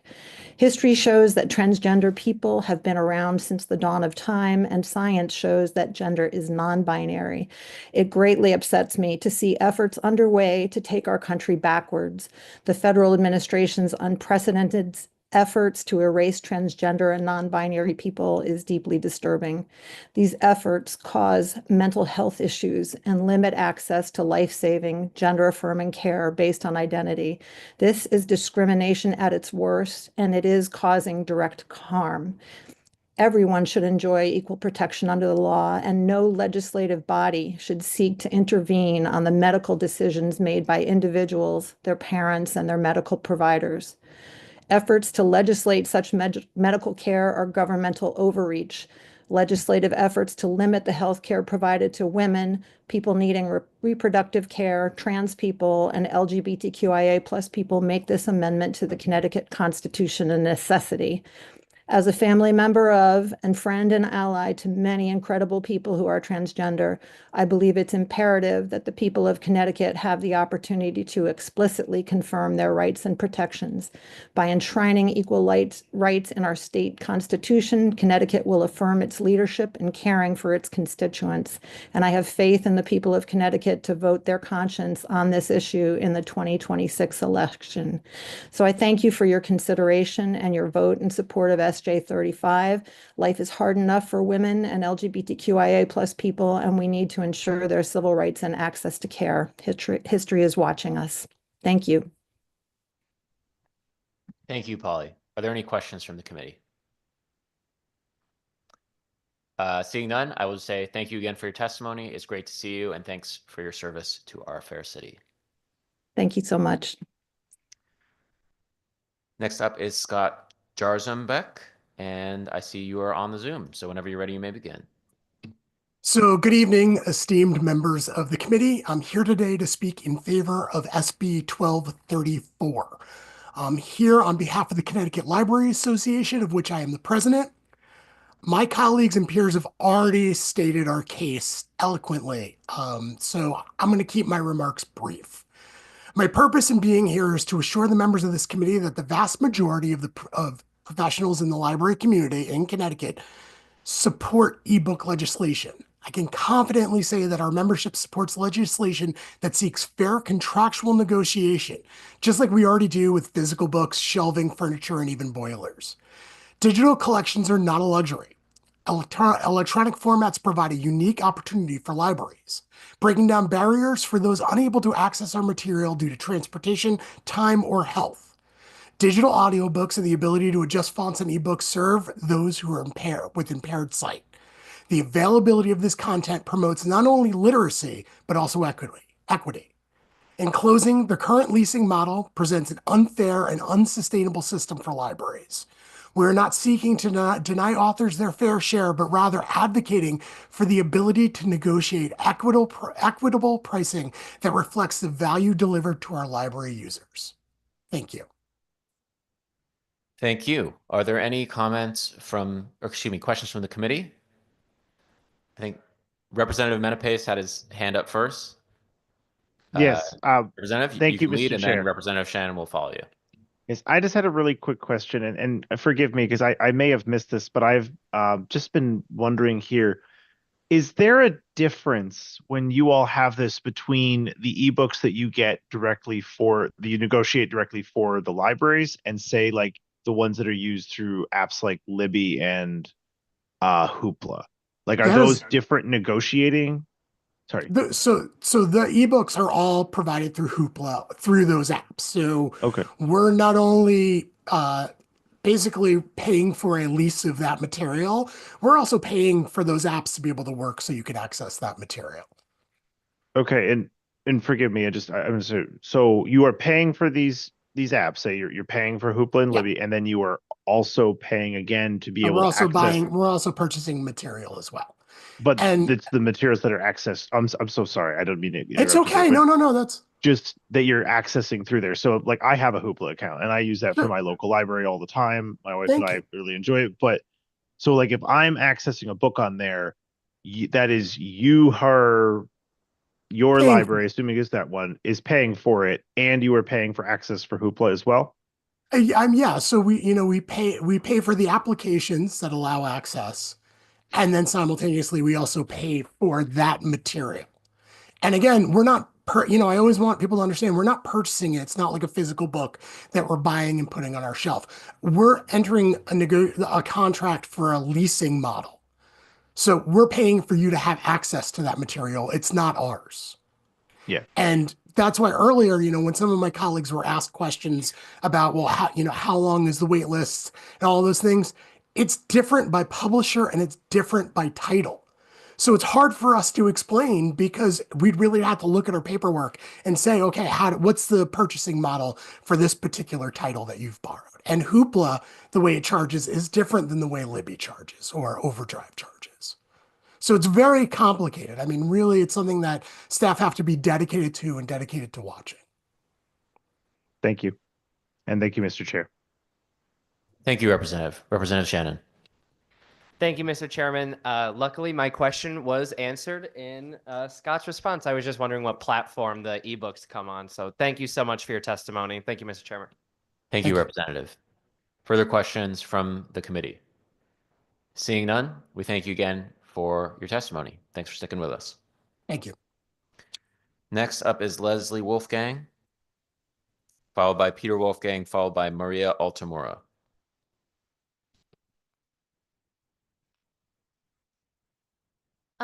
Okay, thank you. Good evening. My name is Leslie Wolfgang, and I am the Director of Public Policy for the Family Institute of Connecticut. Please visit donoharmmedicine.org to see statistics of children under age 17 and a half who have received cross-sex hormones and surgery in Connecticut. But I want to talk about abortion. This amendment would permit the expansion of abortion to include abortion after viability. Viability is generally considered possible at 23 weeks gestation, which is actually after when babies begin to feel pain. At week 24, they are aware they are feeling pain, which is around the same time they begin to experience consciousness. Abortions at this late stage are at risk for having their organs and parts harvested for sale. Fetal tissue harvesting and sale takes place in the abortion industry, even from infants born alive.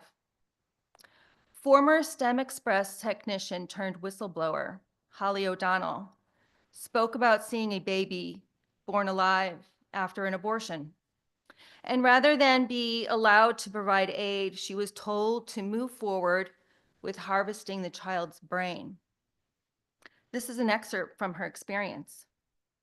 She's like, okay, I want to show you something. So she has one of her instruments and she just taps the heart and it starts beating.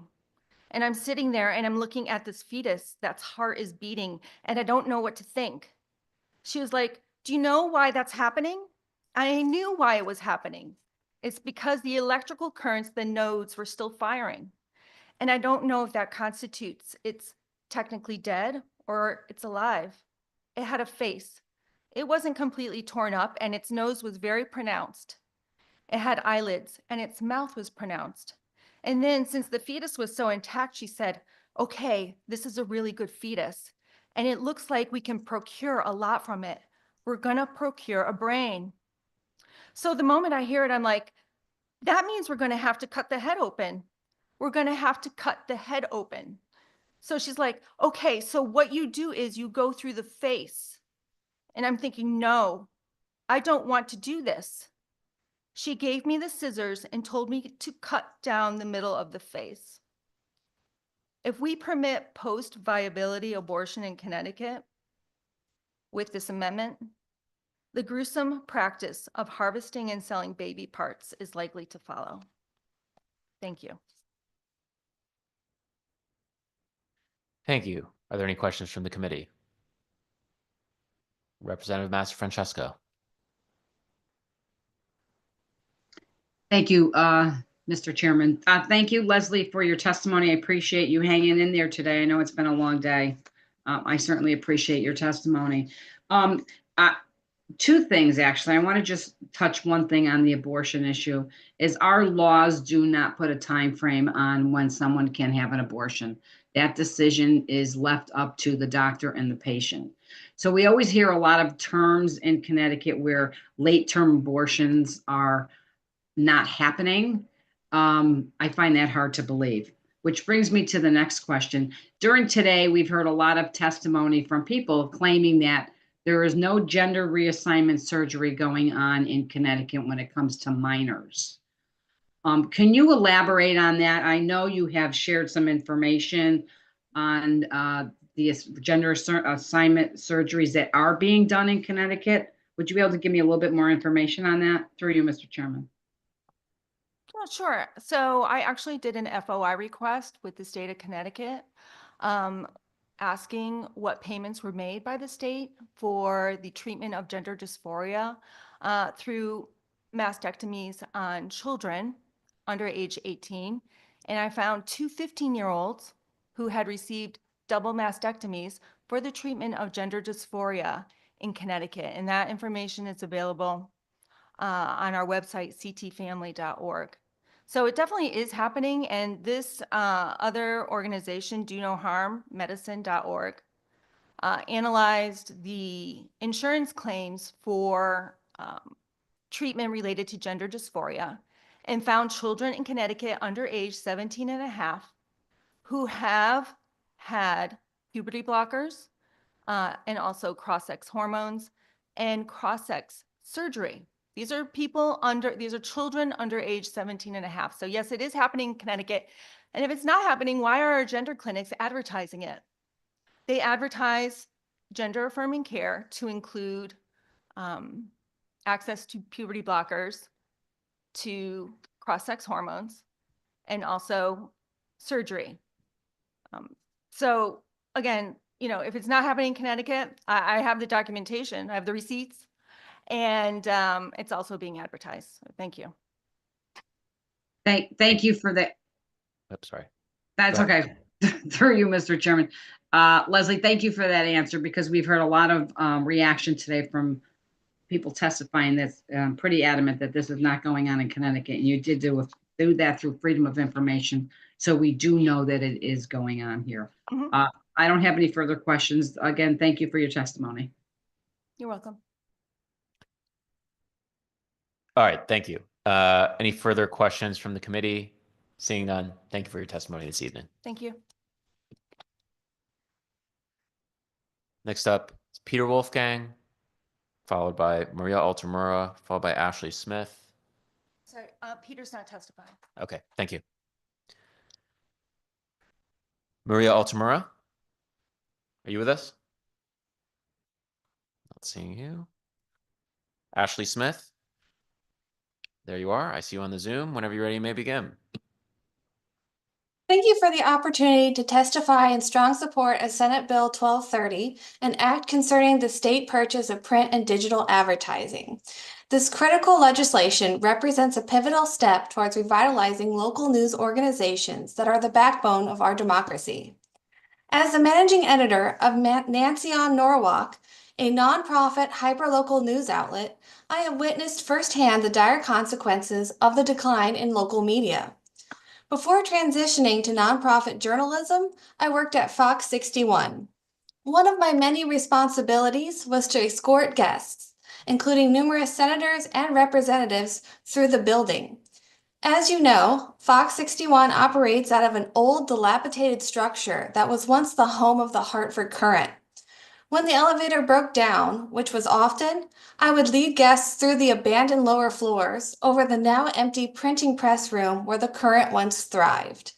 The huge, dark, empty room stands as a haunting reminder of what has been lost. Since 2000, there has been an 81% decline in newspaper advertising revenue, leading to the closure of over 3,000 newspapers nationwide, including several in Connecticut. This collapse has not only resulted in significant job losses, but has also crippled the ability of news organizations to serve as the fourth estate, a critical watchdog for our democracy. The consequences are profound. Diminished civil engagement, lower voter turnout, and increased political polarization. Many of my colleagues in traditional newsrooms have faced layoffs, leaving gaps in coverage of vital local issues. Nonprofit hyperlocal news outlets like mine have stepped in to fill these voids, but we often operate on shoestring budgets with limited resources. Without proper funding, we can't fully cover the issues that impact our communities. Senate Bill 1230 offers a pragmatic solution by mandating that state agencies allocate a portion of their print and digital advertising budgets to in-state commercial or nonprofit news publishers. This reinvestment of public advertising dollars would provide much-needed financial stability to local news outlets without compromising editorial independence.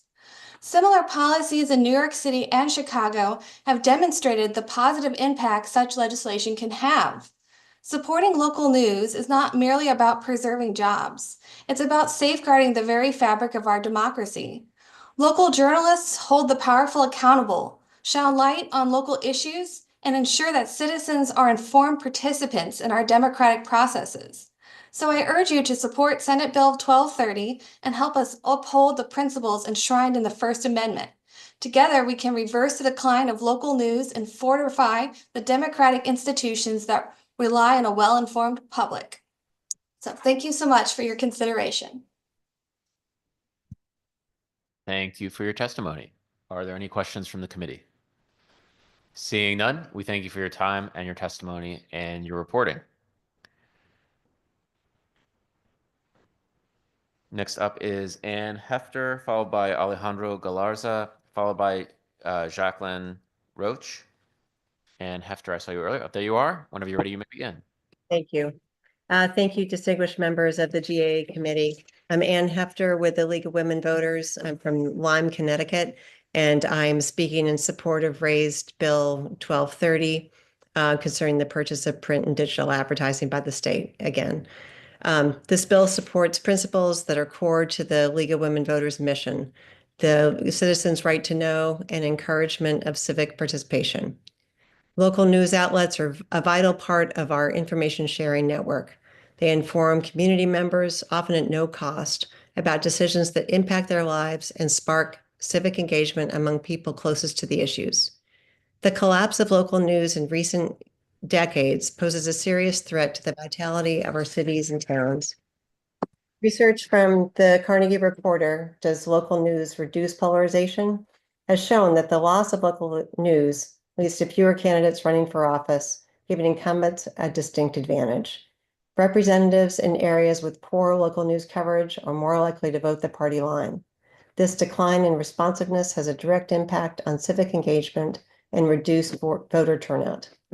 We can reverse this decline and restore resources to local news outlets that play an essential role in increasing civic participation, reducing misinformation, and building community. Americans have much in common beyond differing political views, and local news is uniquely positioned to help communities share interests, whether it's local arts and culture, sports, or obituaries. Public funding for local news is an excellent concept, already used at outlets such as Connecticut Public Broadcasting and in other municipalities such as New York City and Chicago, where similar legislation has passed. Multiple states are testing public policy as a strategy for supporting equitable local news, including California, New Jersey, New Mexico, Wisconsin, and Washington. Print advertising made up almost 80% of newspaper revenues before social media dramatically reduced classified ads. Digital ads replaced print with lower profit margins. Local newspapers need a mechanism to receive more funding, and Bill 1230 is an excellent step in the right direction. This is not a costly proposal, as the bill simply directs a portion of state advertising dollars to local news publishers to help support local journalism. We at the League of Women Voters are strongly in support of reallocating advertising revenue to the local press.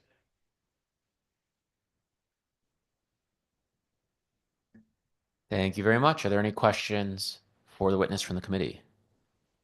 Seeing none, I will thank you for your testimony and say, actually, I really like your wallpaper. Thank you.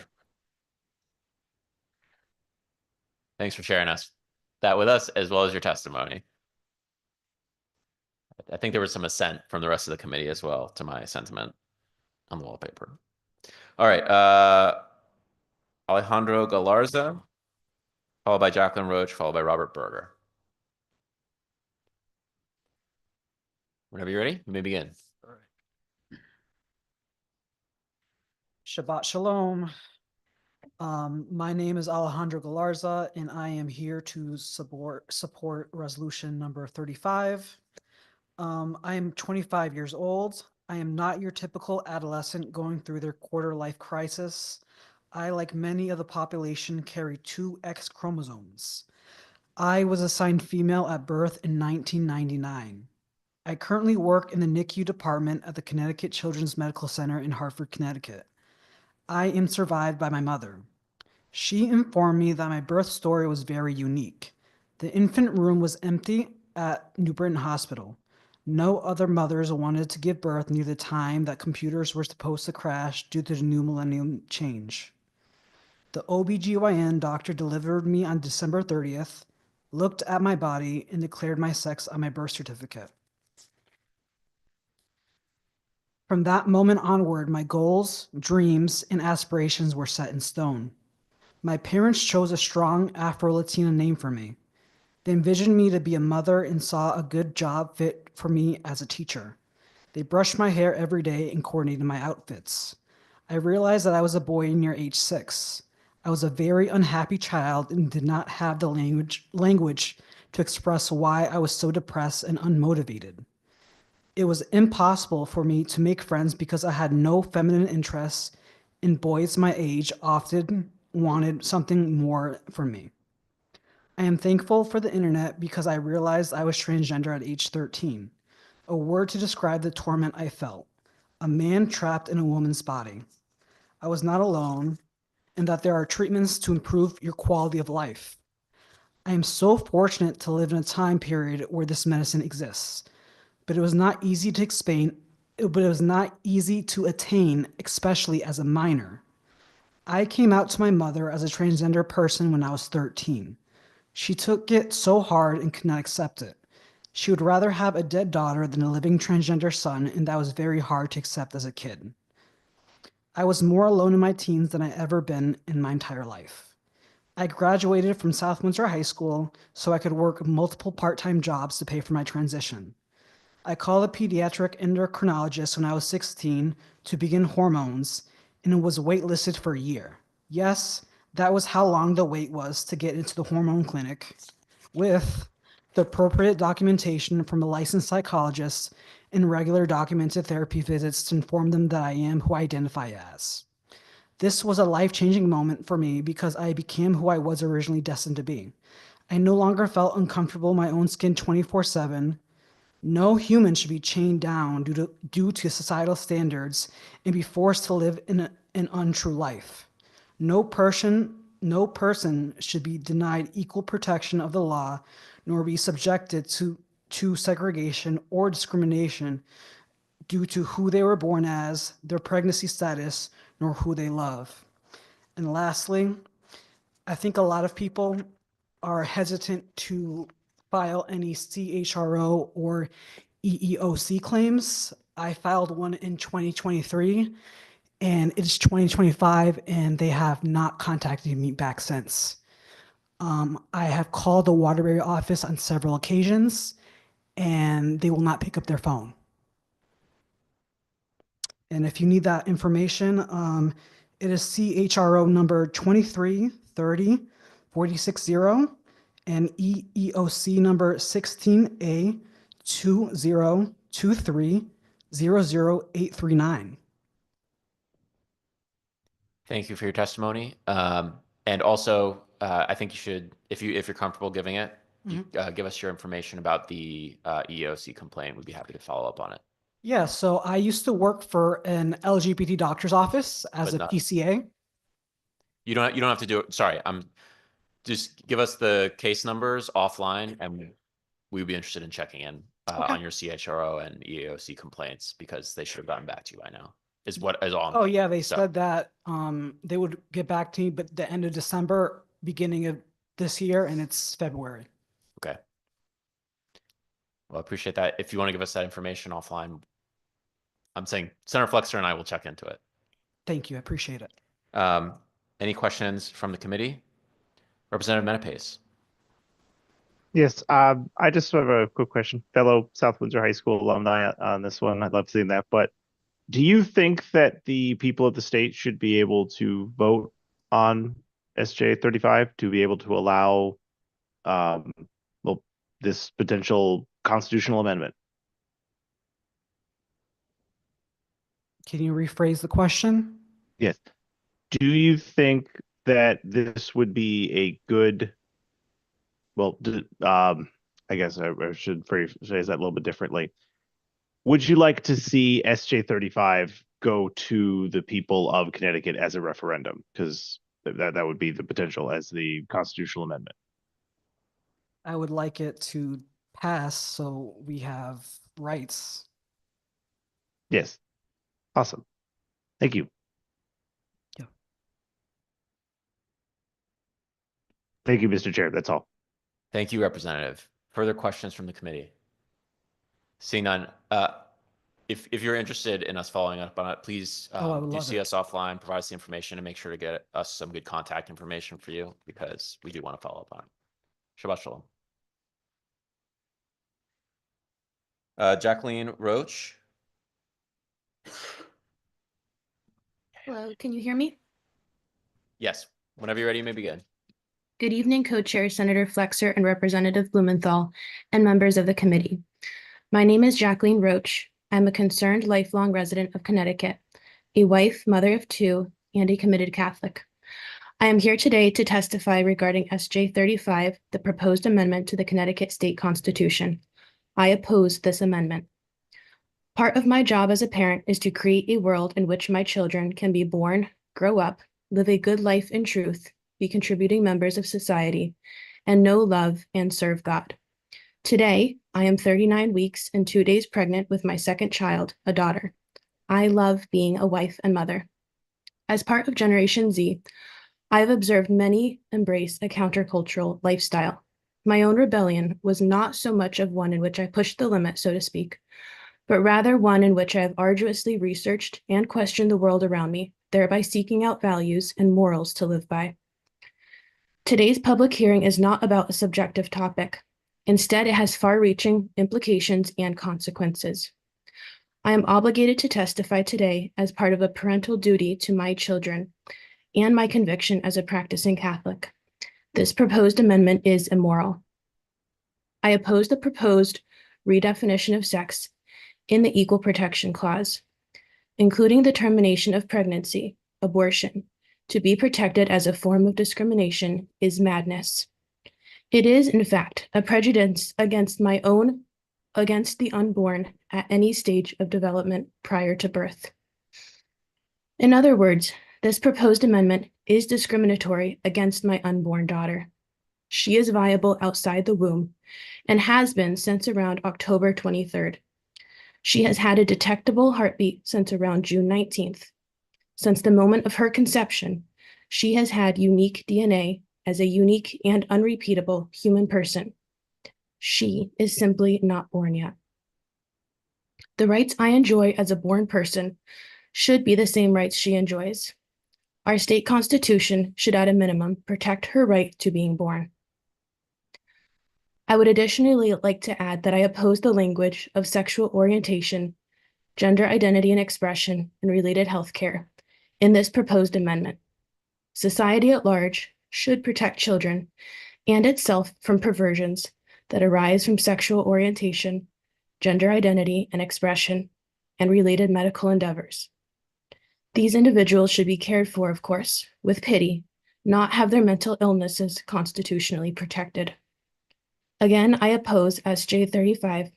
Thank you to the Government Administration and Elections Committee for hearing my testimony today.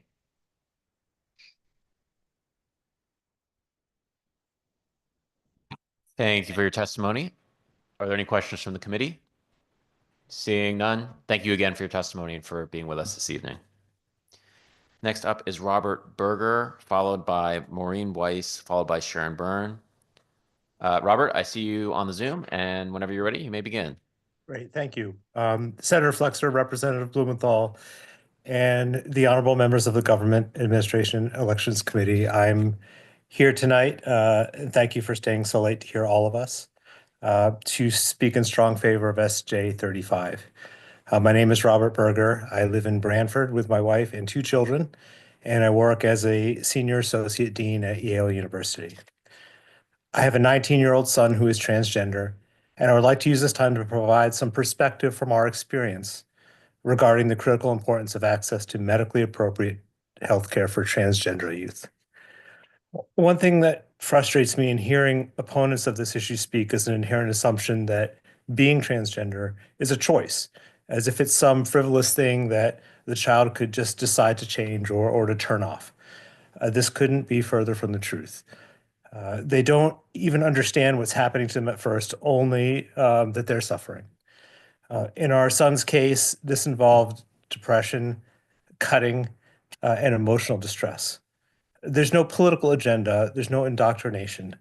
It's just a scared child in pain and parents desperately doing whatever they can to help them. I'm sure that everyone on the committee has a child or children in their lives that they love, whether your parents, grandparents, an uncle, aunt, godparent, whatever. You have children in your life who you love. And with them in mind, I'd like you to think about what we have experienced with our son. For a period of months, I would wake up every morning to a wave of nausea and a sickening ball of fear in the pit of my stomach. I would desperately want to not get out of bed. I would force myself up. I'd go to my son's door and I'd knock to wake him up for school. And as soon as I heard the teenage, I'm up, I'd feel a wave of relief and that fear would go away for another day. What I was afraid of was that one morning I would knock and there would be no response. And even taking advantage of all the medical, mental health, school, community, and family resources available to us, he recently confided to me that he did in fact make one suicide attempt around that time, which thank God was unsuccessful. I wouldn't wish that on anyone. It was terrible. But even worse would be experiencing that while not having access to appropriate, medically approved and proven effective healthcare, knowing that care exists that could potentially help, but not being able to access it. In our case, that care literally saved my son Levi's life. Had it not been available to him, I have no doubt that he would not be here. And with that care, he's now happy and healthy at a sophomore at Western Connecticut State. He's a psychology major.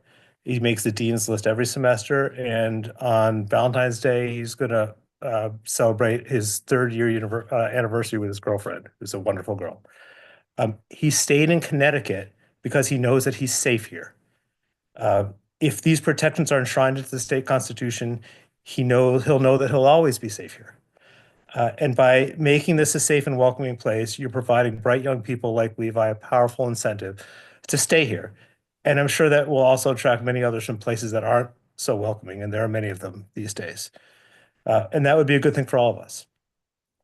Thank you for your time, and I urge you to support this bill. It's not an exaggeration 3-minute notice to say that it will save lives and benefit us all. Thank you very much for your time. Thank you. Are there questions from the committee? Seeing none, I will just thank you for your testimony and for sharing your family story with us, and appreciate your presence with us here this evening. Next up is Maureen Weiss, followed by Sharon Byrne, followed by Blaze Level. Is Maureen Weiss with us? No. Sharon Byrne? Oh, I see you are in the Zoom. Whenever you're ready, you may begin. Thank you. Thank you for your fortitude this evening, committee, and the willingness to hear every voice. I'm with the Women's Liberation Front, and we are a national radical feminist organization that works to restore, protect, and advance the rights of women and girls.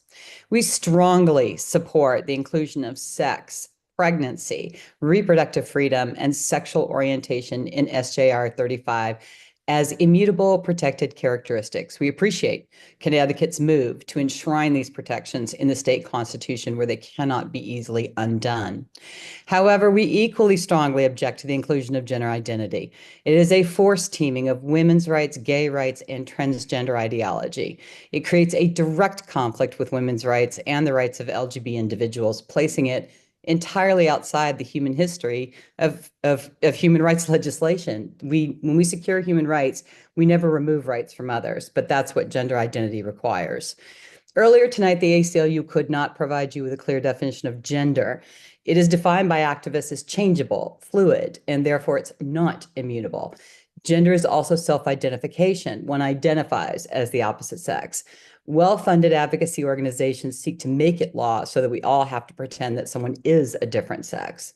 In many states, incarcerated males identify as women to transfer into the women's prison. No concern is given to the women who are locked up with these men. We have a case in California, Tremaine Carroll, who's on trial for raping 2 women as a convicted sex offender. He identified as a woman and transferred into the women's prison. He's since been remanded back to the men's prison. My organization is suing the state of California for transferring men into women's prisons. There have been male students who have been convicted of raping girls in all gender bathrooms in states like Virginia. A man identifying as a woman is suing a gynecologist for refusing to, examine him. When you incorporate gender identity as a protected characteristic, you've legalized it so that any man can enter any woman's private space, group, app, homeless shelter, rape crisis center, prison cell, bathroom, medical service, locker room, and changing room. Refusal will be discrimination under this law. Girls are not attempting to get on male sports teams or into their bathrooms. Women are not trying to get into the boxing ring or prison cells with men. Only women and LGBT rights are subsumed under gender ideology. We've heard from lesbians who are being told it's transphobic for them to not date a man who says he's a trans man. That's actually homophobia. We agree with Jamie Reed that gender affirming care is a cruel lie. It's sex trait modification. Humans cannot change sex, but kids are told that puberty is optional and they can be the opposite sex. None of this is true, and it's also not reversible. We applaud the attempt to protect women, including our reproductive freedoms and LGBT individuals from discrimination, but we oppose the inclusion of gender identity and expression, as it will create conflict with women's rights and cause harm to LGBT individuals. Thank you for letting me testify tonight. Thank you for your testimony. Are there any questions from the committee? Seeing none, we thank you for your testimony. Next up is Blaze Level, followed by Lenore Snowden Opalock, followed by Cheryl Crevier. Is Blaze Level with us? Yes, you are. Whenever you're ready, you may begin. Excellent. Distinguished members of our state government, or I suppose those of you who are still here. I'm Blaze Lavelle, here supporting SJ 35. Thank you for having me.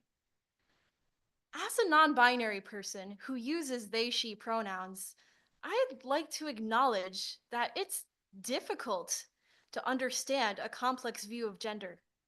So I want to put my experience and that of many others into words anyone can comprehend. Before you stands a person who's going through a difficult experience in their life, fighting an internal battle that people can't just look at them and understand.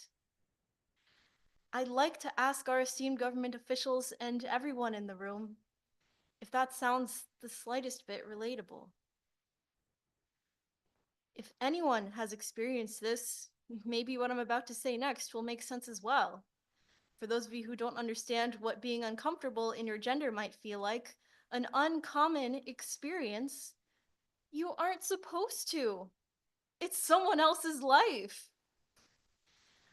I would argue that what's truly dangerous is when people think they do understand. And in fact, they understand to the point where they're certain you're making a big deal out of nothing. You insist your difficulty is real. Now it's annoying. And if you don't shut your mouth, then they will gladly shut it for you. For me, for so many of us who've been here today and beyond, that feels like half of the country right now. And most of all, it's the people at the highest rank of the nation that we hold dear. Now we're here, vulnerable, in your hands, our esteemed state governments. Will you let them silence us? Thank you. Thank you. Are there any questions from the committee? Seeing none, thank you for being here this evening and for contributing your testimony. Next up is Lenore Snowden Opalak. I see you on the Zoom. I'm here. Whenever you're ready, you may begin. Okay, good evening, Senator Blumenthal, Representative Flexner, esteemed members of the committee. I am here to speak in opposition to SJ 35. I'm a board certified internist with 30 years of experience practicing in Connecticut. Prior to coming to Connecticut, I was an OBGYN resident in California for 2 years.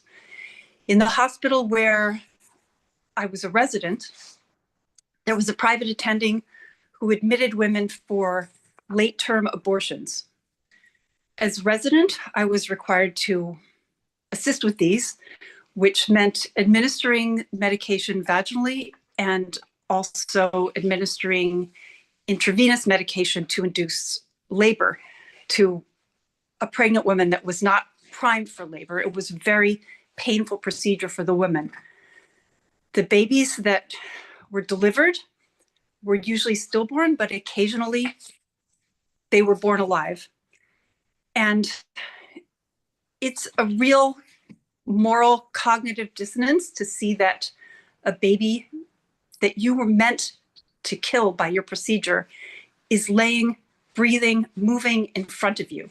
This is a viable human being that was meant to be killed. Now, that was in the early 1980s. Now the second trimester late abortions, which we're talking about after 14 weeks, are done by a procedure called dilatation and extraction, where the baby is dismembered and removed piece by piece.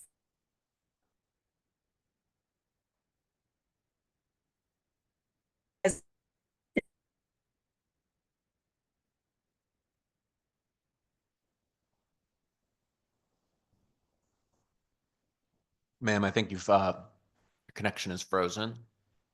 We will come back to you for the remainder of your testimony once you've unfrozen.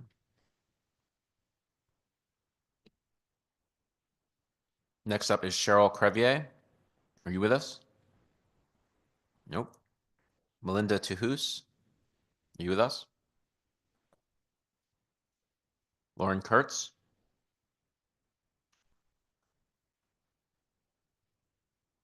Michael Bailey. I see you on the Zoom. Whenever you're ready, you may begin. Good evening, Senator Flexa and Representative Blumenthal, and esteemed members of the Government Administration and Elections Committee. My name is Michael Bailey, and I am the Executive Director of UConn AAUP, the union that represents the faculty, researchers, and coaches in collective bargaining at UConn. I want to thank the committee for your past work on this bill and for raising the bill this year. I am here testifying in support of Bill SB 1226. But once again, UConn AAUP must state that it supports open records laws that encourage government transparency and allow for the general public to access copies of administrative records when those open records requests are abused and used as weapons to harass and interfere with faculty research, teaching, and scholarship, or used to threaten or chill faculty from their right to academic freedom and unfettered reporting of research, UConn AUUP must rely on open records laws to protect faculty. The most widely known interference with scientific research has been in politically charged climate change, stem cell, vaccination, and abortion cases, but abuse of open records requests has impacted a broad spectrum of fields, including the publishing by a UConn faculty member on the history of a foreign government who was weaponizing FOIA to erase their sordid past and gain political advantage. You've heard that testimony earlier this evening. With the changes in Washington last November, we are now faced with even more threats of intimidation and harassment through requests for UConn communications and approved federal grant research involving DEI, LGBTQ, and SOGI. Examples of recent public requests at UConn include copies of public records related to diversity, equity, and inclusion, training at the University of Connecticut, training materials, copies of materials used in DEI training sessions, and on resources of the company used to perform the DEI training. Records that contain any communications with any or all of the following keywords or phrases: chosen family, finding family, affirming, regulations, LGBTQ, family acceptance, youth acceptance projects, all email exchanges between UConn DEIJ, which is Justice Included staff, and staff of the UConn President's Office. Copies of syllabi, modules, or other documents in the Husky CT for School of Medicine-related LGBTQ plus healthcare or gender-affirming care. Proposals for the Mellon Foundation grant titled New England Humanities Consortium, Faculty of Color Working Group. The annual status reports on the above grant submitted by the University of Connecticut to the Mellon Foundation, and grant proposal and research performance progress reports submitted for the following NSF Foundation-funded project: Advanced Collaborative Research, Creating Inclusive Scientific Societies Through Policies and Practices. The individuals requesting this information have the names of the investigators and the grant numbers from the funding agencies. They can search the funding agencies' online information and find all the information they need. They're requesting this information simply to intimidate and harass not only the faculty, but the institutions, who are becoming increasingly concerned with potential reductions in federal funding for offering programs and research relating to diversity, equity, and inclusion. 2 UConn faculty members supporting SB 1226 are submitting testimony anonymously today for fear that they will be identified and subjected to further harassment. This is the level of fear and intimidation that we have risen to. I urge you to read their testimony carefully. And most importantly, right now, there are requests for email communications, but when they are record requests going to include Zoom, Teams, and WebEx recorded meetings or transcripts. We think that the surface has only been scratched, and harassing public records will soon be made for other recorded public information. The current exemptions to the CT FOIA Freedom of Information Act do not contain the terms faculty, research, or teaching, and limits the ability of the university's general counsel office to adequately protect faculty from interference with their research, teaching, and scholarship. The proposed exemption will provide the necessary tools, and I urge the committee to pass Bill number 1226, and I thank you for the opportunity to testify on this bill this evening. Thank you. Are there any questions from the committee? Seeing none, we thank you for your testimony and your presence with us this evening. Lenore Snowden-Opalak, I think we've gotten you back, and I think you have about 30 seconds left or so of your testimony.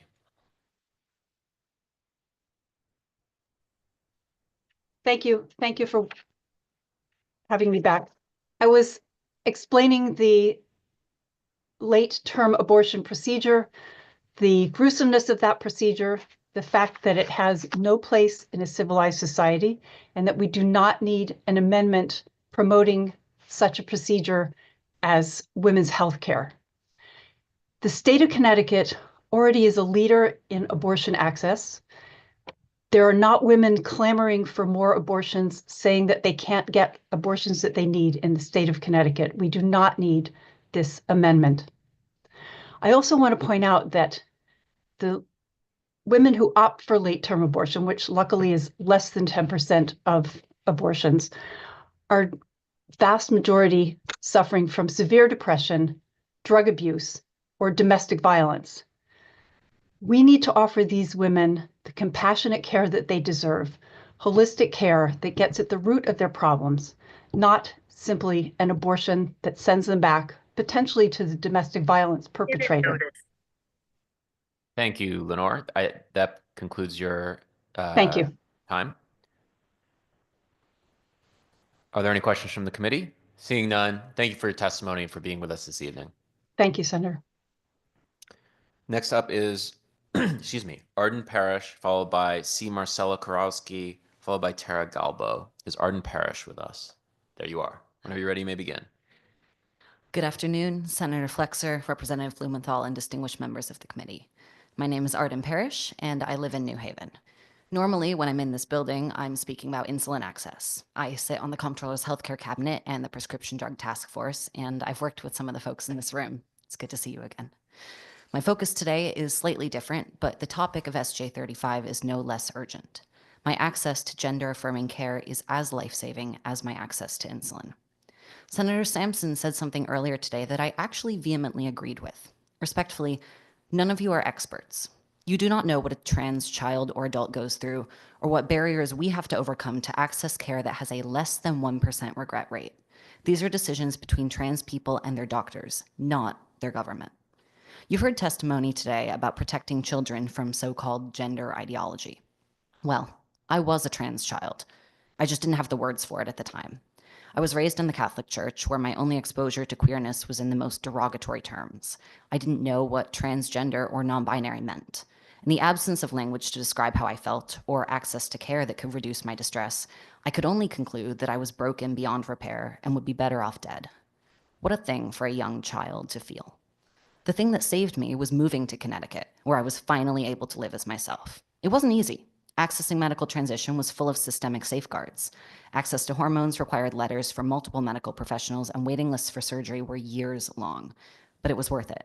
I survived, I'm here, and for the first time in my life, I'm happy to be myself.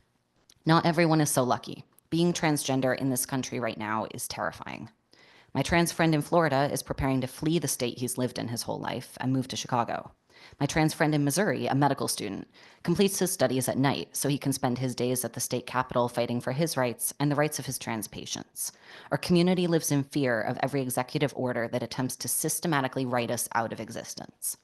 I've long been thankful that living in Connecticut has kept me safe from the anti-trans vitriol sweeping across our country. But now that sense of security has vanished. In the last month, 25 anti-trans bills have been filed in the Connecticut General Assembly, many of them by members who are currently listening to this testimony. Those who question whether we need protection are the very people we need protection from. As the federal government strips away the rights of trans Americans, we look to you, our state leaders, to protect us. This resolution will be slow in its implementation. It won't save us from the next year of transphobic attacks from the White House. It won't block the attempts from individuals on this committee to erase us from public spaces and limit our access to life-saving care. But it will send a message that in this state, life, liberty, and pursuit of happiness are not rights reserved for the majority. It will give our community a light at the end of the tunnel that we desperately need.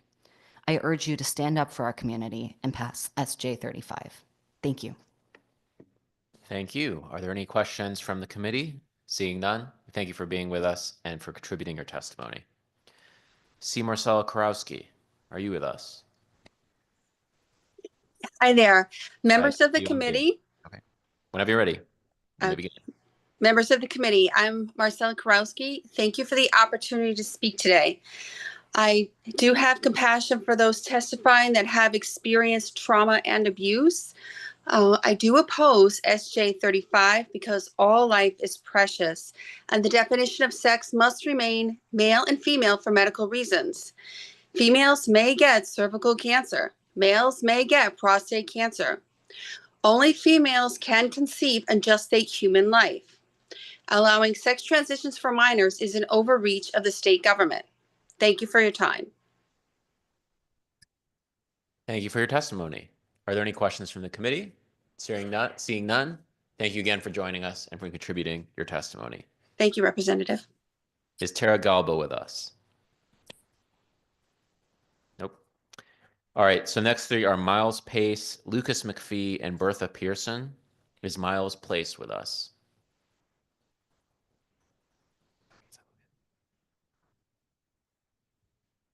Whenever you're ready, you may begin.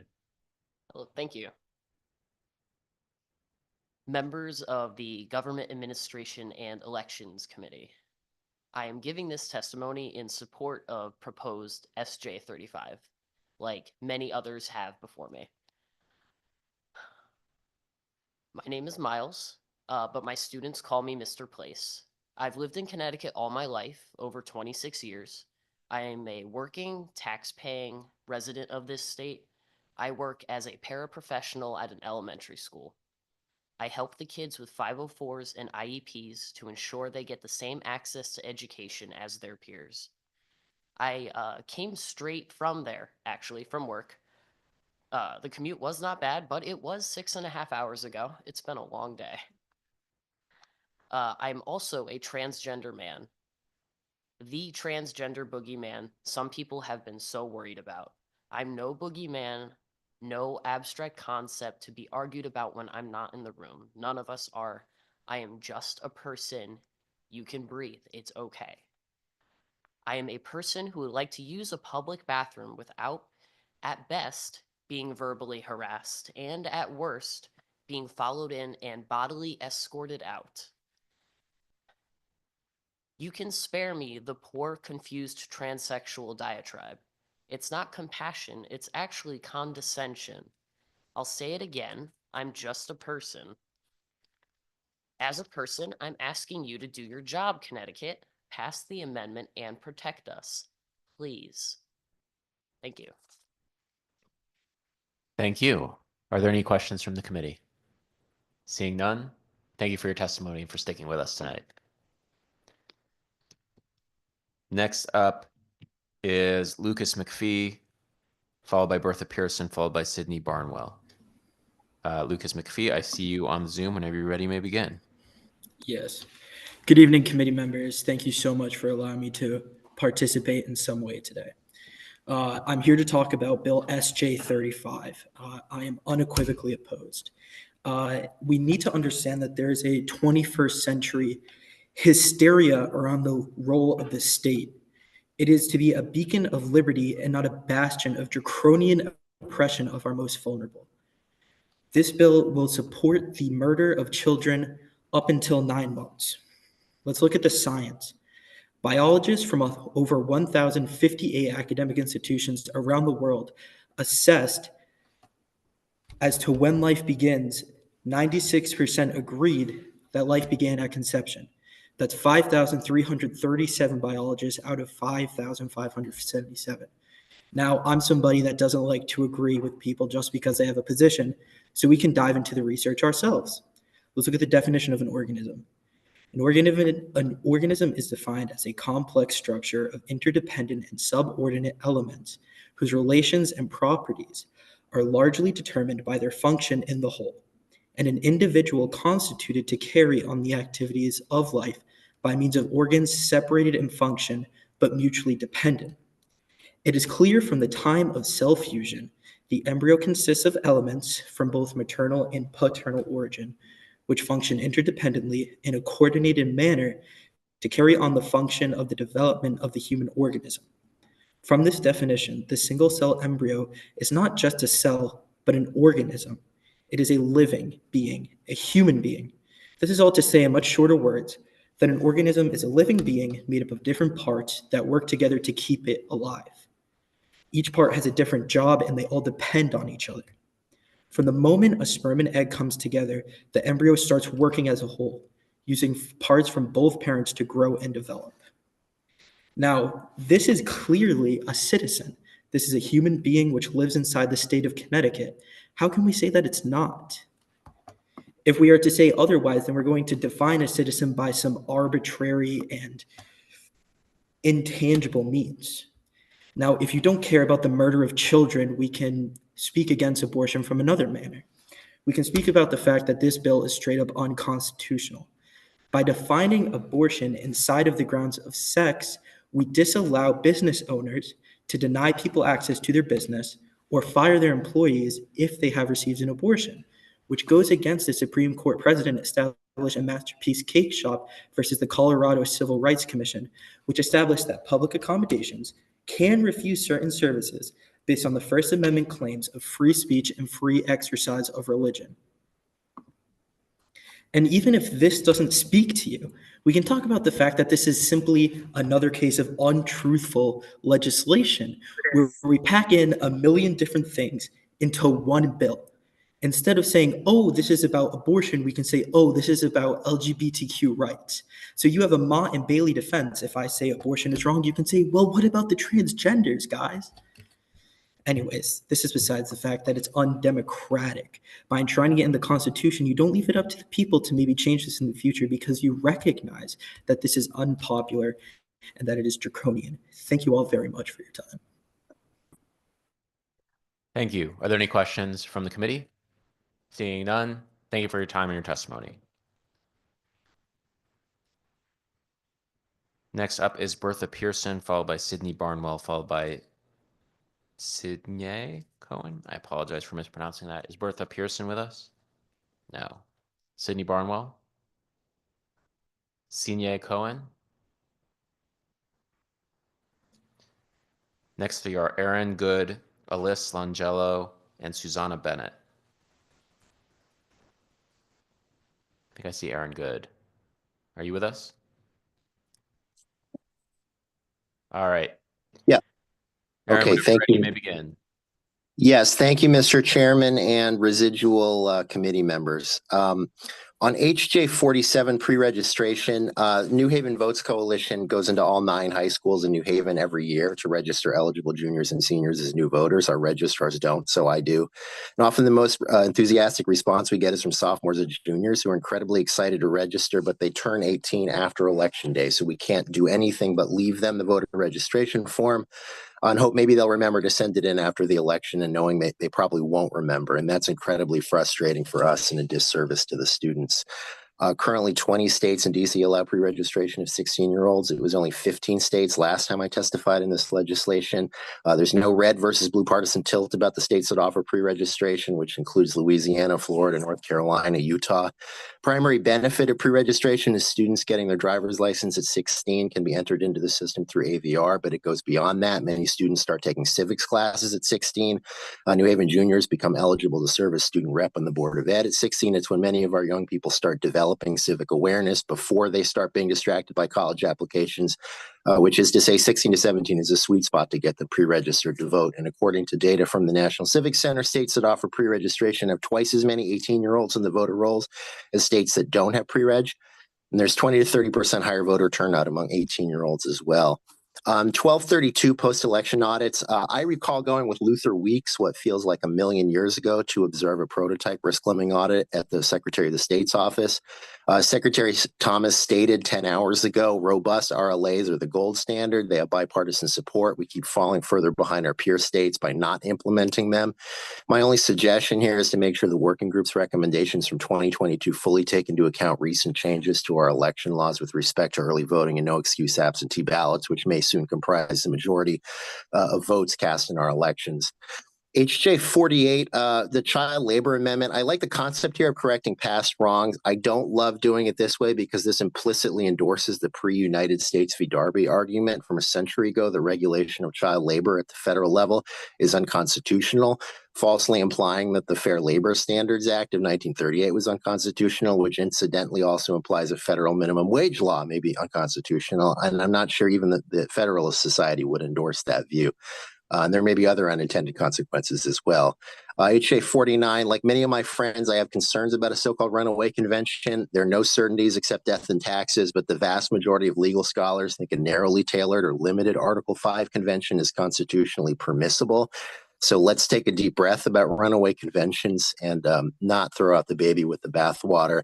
SJ 36, I did have some comments about why the Environmental Rights Amendment would be greatly beneficial for New Haven, but I see I'm almost out of time. So I urge the committee to review my written testimony on that proposal.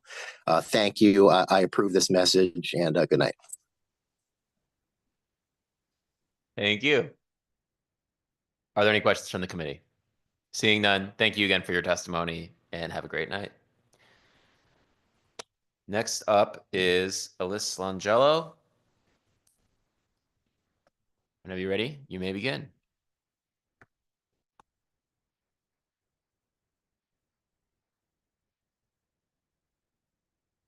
First and foremost, thank you so much. Good evening. As a resident of Cheshire and a constituent of Senator Sampson's, I'd like to make the following abundantly clear. I am submitting this testimony in unequivocal and urgent support of proposed Senate Joint Resolution number 35, a resolution to enshrine the fundamental human right to equal protection for all individuals, including explicit protections against discrimination based on sex, pregnancy, sexual orientation, gender identity, and expression. I have devoted my entire adult life to public service across this state and our country, working to strengthen and heal communities. I take pride in our state's commitment to justice and progress, but I also see firsthand the glaring injustices that persist, particularly against the LGBTQIA+ community, of which I am a member. Let me be clear. Discrimination is not hypothetical. It is real, rampant, and deeply harmful. 36% of LGBT individuals report workplace discrimination, with devastating financial consequences for nearly 30% of them. These numbers skyrocket for Black community members and more than 50% of transgendered workers. Meanwhile, our children, mine included, are suffering. Nearly 73% of LGBT youth report experiencing discrimination due to their sexual orientation or gender identity. These are Connecticut's children. They are my children, our future doctors, teachers, first responders, and leaders. If we do not act now, we are telling them that their lives, their rights, and their dignity are negotiable. They are not. The question before this committee is simple. Will Connecticut stand firmly on the side of equality, or will we allow discrimination to fester unchecked? Our state's constitution must be an unshakable safeguard against bigotry, not an incomplete document that allows loopholes for injustice. In this current political climate, we have seen that anti-discrimination statutes are simply not enough. I respectfully request that this committee take decisive action to pass SJ 35 without hesitation. Equal protection under the law is not a privilege, it is a right. It is past time that we secured it in our Constitution here in Connecticut. History is going to remember how you act today. Choose justice, choose equality, choose Connecticut's future.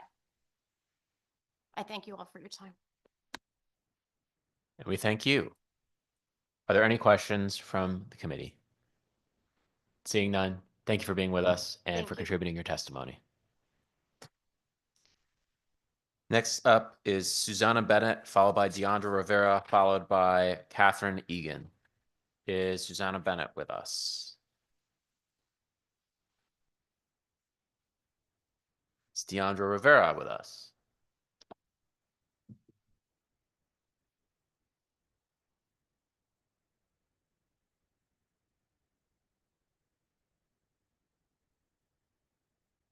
Whenever you're ready, you may begin. So, Senator Flexler, Representative Blumenthal, remaining members of the committee. My name is Deandra Rivera. I'm speaking for myself tonight, and this is my testimony of support, Proposal SJ 35, because it enshrines protections for kids and protects CT, or Connecticut's economy. I'm a fourth-year PhD candidate in mechanical engineering at Yale, and my duties have included serving as a teaching fellow for undergraduates and graduate students across a span of disciplines, including linear systems theory, mechanical design, mechatronics, and control systems theory. I research the multi-scale biomechanics of muscle tissue so we can better understand things like heart disease or musculoskeletal disorders and injury. But as a high school dropout who's worked pretty hard to be here, what I live for is giving my students the tools they need to feel empowered to make the world a better place in their own way. What I live for means nothing to people who think I am less human because I was born intersex, neither male nor female, or because, like around 30% of intersex people, because I am trans. I'm still dealing with the consequences of being forcibly medically transitioned into the binary as a teenager by providers who, like many here today, can't seem to learn that biological sex is at least a bimodal distribution and that intersex kids exist. These people don't care about kids, and we will all feel the consequences of failing to protect people like me. The Williams Law Institute at UCLA tracked the policy of over 140 countries over 50 years and found that removing one LGBTQ+ protection correlates with a reduction of around $1.5 thousand GDP per capita, or nearly $5.5 billion Connecticut GDP per protection. That's over half the state's growth seen since 2022. Roughly 6% of Connecticut workers identify as LGBTQ+, with a conservative estimated total income of $10 billion. And I mention this because companies will have to pay 20% of an employee's or 213% of an executive's salaries, respectively, of the person who is forced out of Connecticut by failing to protect them. Failing to pass SJ 35 will have the effect of making Connecticut less free, it will leave its residents poorer, and its businesses will be less market competitive. This is antithetical to Connecticut's growth as a cultural, economic, and intellectual hub, and we should protect ourselves from what the Southern Poverty Law Center coined in their Captain Report, an anti-LGBTQ+ pseudoscience industry, and pass the protections in SJ 35 so that people like me can keep contributing to its future. I'm told I'm pretty friendly by my students, so please ask me a question. Thank you. Are there questions from the committee? Seeing none, we appreciate you being here and contributing your testimony. See that Susanna Bennett is with us. Whenever you're ready, you may begin your testimony. Thank you, Senator Blumenthal. I apologize for being late in the sequence. My name is Susanna Bennett, and I am here in opposition to SJ 35, in part because of the inclusion of abortion in the resolution. And my written testimony speaks on behalf of all those who have lost a child to abortion and who have grieved that loss alone because they've felt that no one validates their pain and the reality that they have lost a child. But beyond that, I just want to touch on the topic of rights in general and kind of get down to the question of what is a right and what is the basis by which we determine that question. A lot of the discussion today has been on the level of experience, but experience alone is not sufficient to determine what is fundamentally intrinsic to our value as human beings. I think the Declaration of Independence articulates it well when it says that we are endowed by our Creator with certain inalienable rights. So our basis for determining rights goes beyond our experiences and our circumstances, and it appeals to a foundation outside of ourselves, which is the law of nature and of nature's God. And so therefore, a right is not only a privilege that we may assert, but it's a moral accountability that we have to our Creator to steward the gift of life and liberty. So the resolution has the wrong starting point, I think, because not only does it lump together who we are as human beings with how we live and the behaviors and choices, such as abortion, but most certainly by including abortion as a right, that actually goes against the most fundamental right that we have as human beings, which is the right to life. And for that reason, I oppose SJ 35, and thank you for your time. Thank you. Are there any questions from the committee? Seeing none, we thank you for your testimony. Catherine Egan, are you with us? Lydia Bennett. Hello, members of the GAE committee. My name is Lydia Bennett, and I am speaking in opposition to SJ 35. There are several aspects of the resolution that are deeply problematic, but for sake of simplicity, I'm just zeroing in on one aspect, which is the so-called right to terminate a pregnancy. It's truly astonishing that in 2025, terminating a pregnancy is even a consideration. In this day of medical progress and scientific advancements, there's no reason that abortion should ever be a thought. Today, we have ultrasounds and fetal Dopplers, which from an early point in the pregnancy, allow us to hear the heartbeat and see the unborn child in the womb. Some would argue that we don't know when life begins, but I did a quick online search with the question, when does life begin? And I opened an article from the National Library of Medicine, which is entitled The Scientific Consensus on When Human Life Begins, and I link it in my written testimony. Some of these numbers have been referenced today, but basically 96% of biologists from over 1,000 academic institutions affirmed the fertilization view, and the article says that science communicators should work to increase the level of science awareness on the fertilization view, as it stands alone as the leading biological perspective on when a human's life begins. So the question of when life begins, has a scientific answer, and scientists say that life begins at fertilization. So this shows that terminating a pregnancy requires ending a life. Most people would agree that it is wrong to kill a child. Why? Because it is wrong to intentionally end the life of an innocent, helpless human being. However, if that same child is inside the mother's womb, even more helpless, innocent, and vulnerable, somehow some people think it's okay for that child's life to come to a horrific end. Abortion intentionally ends the life of an innocent human being. That can never be right. I ask you to please vote no on SJ 35. Thank you. Thank you. Any questions from the committee? Seeing none, we thank you for your testimony. Thank you. Next up, we have Leanne Moore, Jordan Evans, and Maya Poet. Is Leanne Moore with us?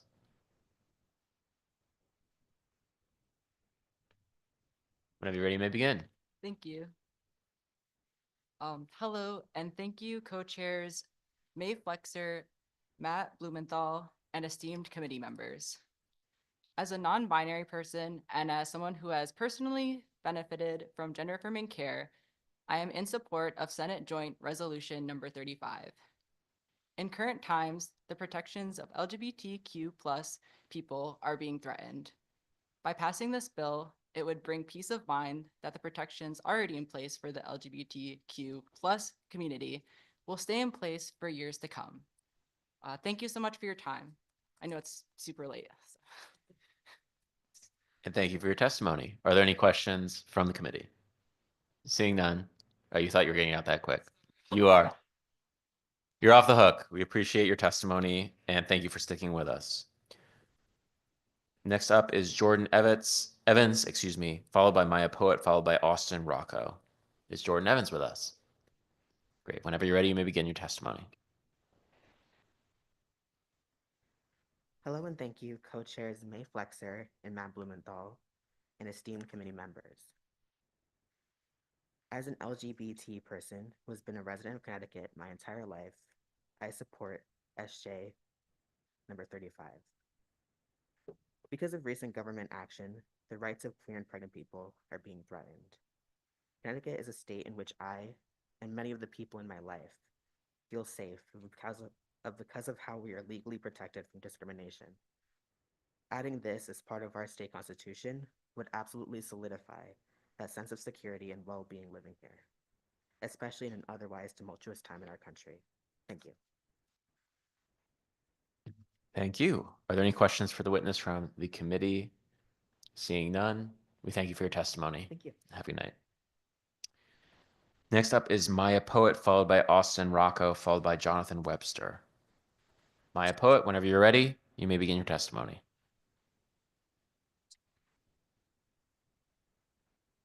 My name is Maya Poet. I'm 25 years old and I'm a detransitioner. Thank you to the distinguished members of this committee for allowing me to speak.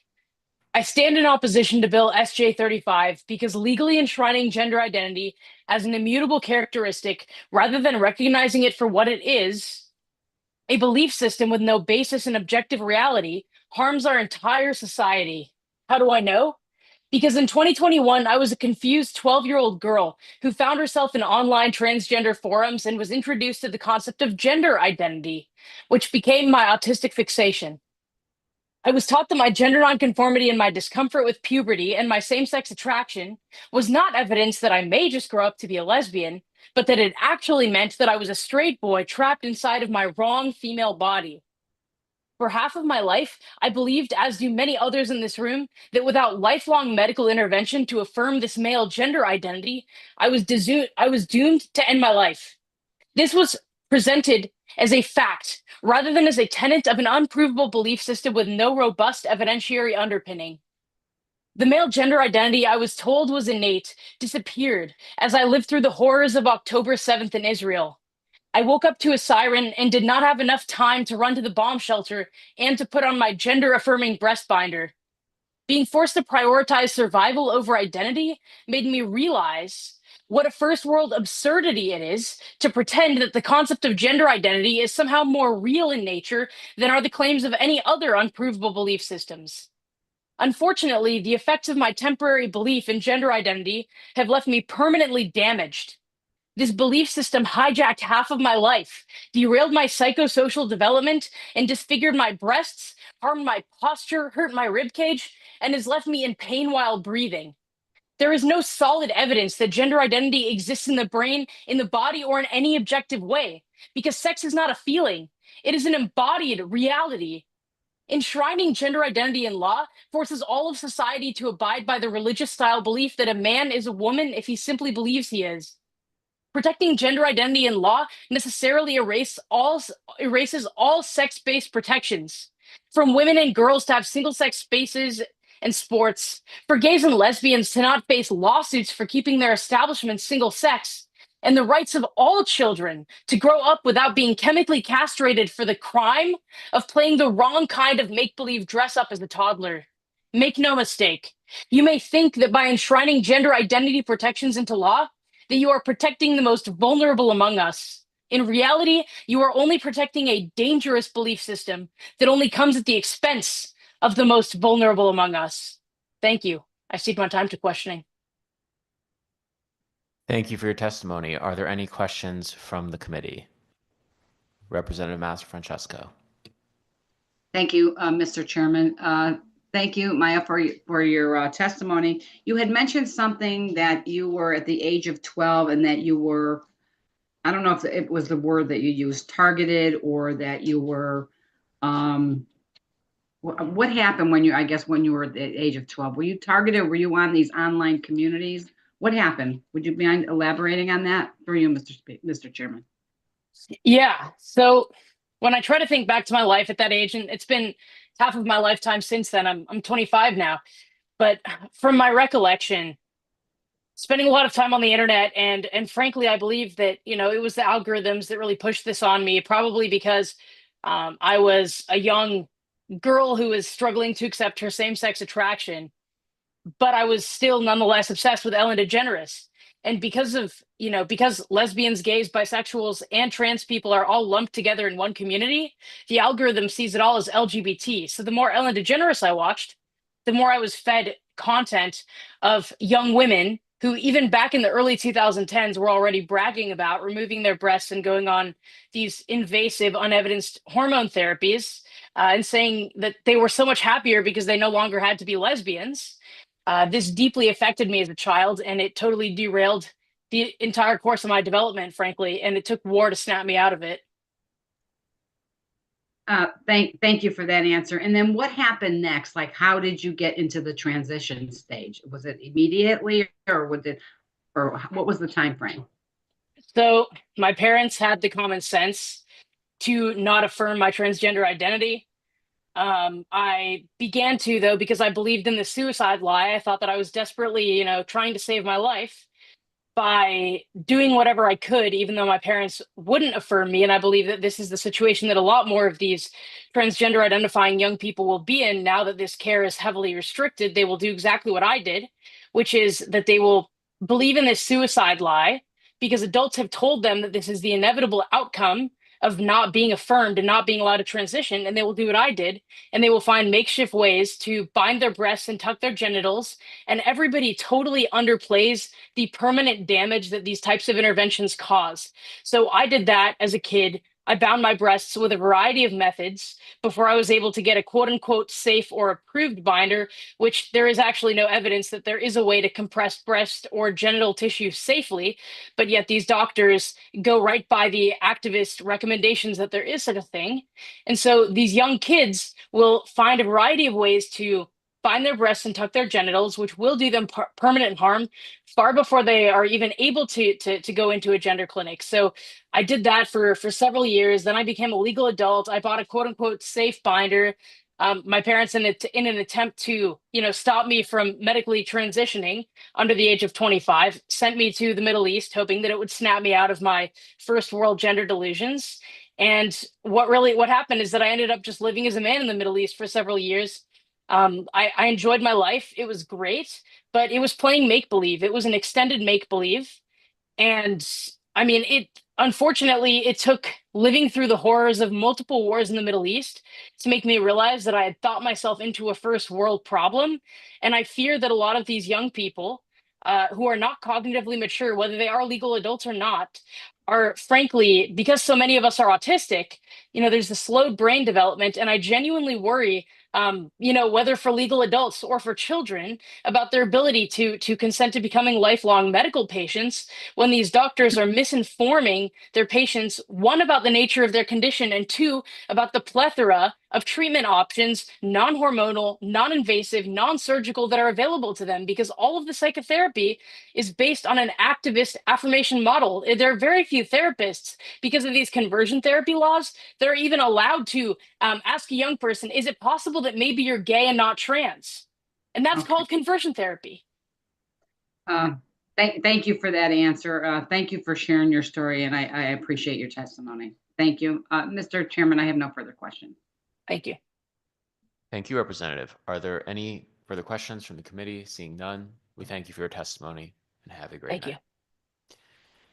Next up is Austin Rocco, followed by Jonathan Webster, followed by Debbie Hudobenko. Is Austin Rocco with us? Jonathan Webster. There you are. I see you on Zoom. Whenever you're ready, you may begin.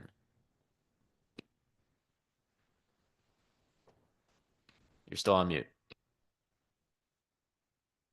Hello, sorry about that. Well, honorable members of the Administration and Elections Committee, thank you for having me. My name's Jonathan Webster. I'm a climate activist with Extinction Rebellion, and I'm here to voice my strong support for Senate Joint Resolutions 35 and 36, because Connecticut must step up as a leader in the face of growing threats to fundamental human rights. We are living in a time when basic protection for equality and the environment are under attack by a federal government driven by authoritarian ideology. The Trump administration and its enablers have made it clear they seek to roll back hard-won rights and concentrate power in the hands of a few billionaires. We cannot wait for Washington. Connecticut must act. You must act. SJ 35 ensures that equal protection under the law explicitly includes reproductive rights and protections for LGBTQ individuals. No one should face discrimination because of their gender identity, sexual orientation, or reproductive choices. This amendment is a matter of upholding the separation of church and state. Increasingly, religious fundamentalism is politicized to justify stripping rights and imposing one set of beliefs on an entire population. That is not democracy, that is theocratic rule. The state must ensure that no one's individual freedoms are dictated by someone else's religious ideology. Connecticut has a duty to stand against authoritarianism that seeks to legislate morality and control bodies under the guise of religious doctrine. Our Constitution must be clear. Equal protection means equal protection for all, free from religious interference. SJ 36 recognizes a fundamental right to a clean and stable environment. This is not about conservation, it's about justice. Communities, especially marginalized ones, have borne the brunt of pollution and climate instability while big corporations reap massive profits. The state has a duty not only to protect our natural resources, but to hold polluters accountable. If you degrade the land, you should be responsible for restoring it. If you poison the air, you should be responsible for cleaning it. If you contaminate the water supply, you should be responsible for purifying it. Connecticut cannot afford to let environmental destruction be someone else's problem. This amendment is particularly urgent as the continued expansion of methane infrastructure, misleadingly marketed as natural gas, threatens the health and safety of our communities. Methane is a potent climate pollutant, and every dollar spent expanding fossil fuel infrastructure locks in future warming. We need clear constitutional protection that puts people over short-term private profit. These resolutions send a clear message. Connecticut will not back down.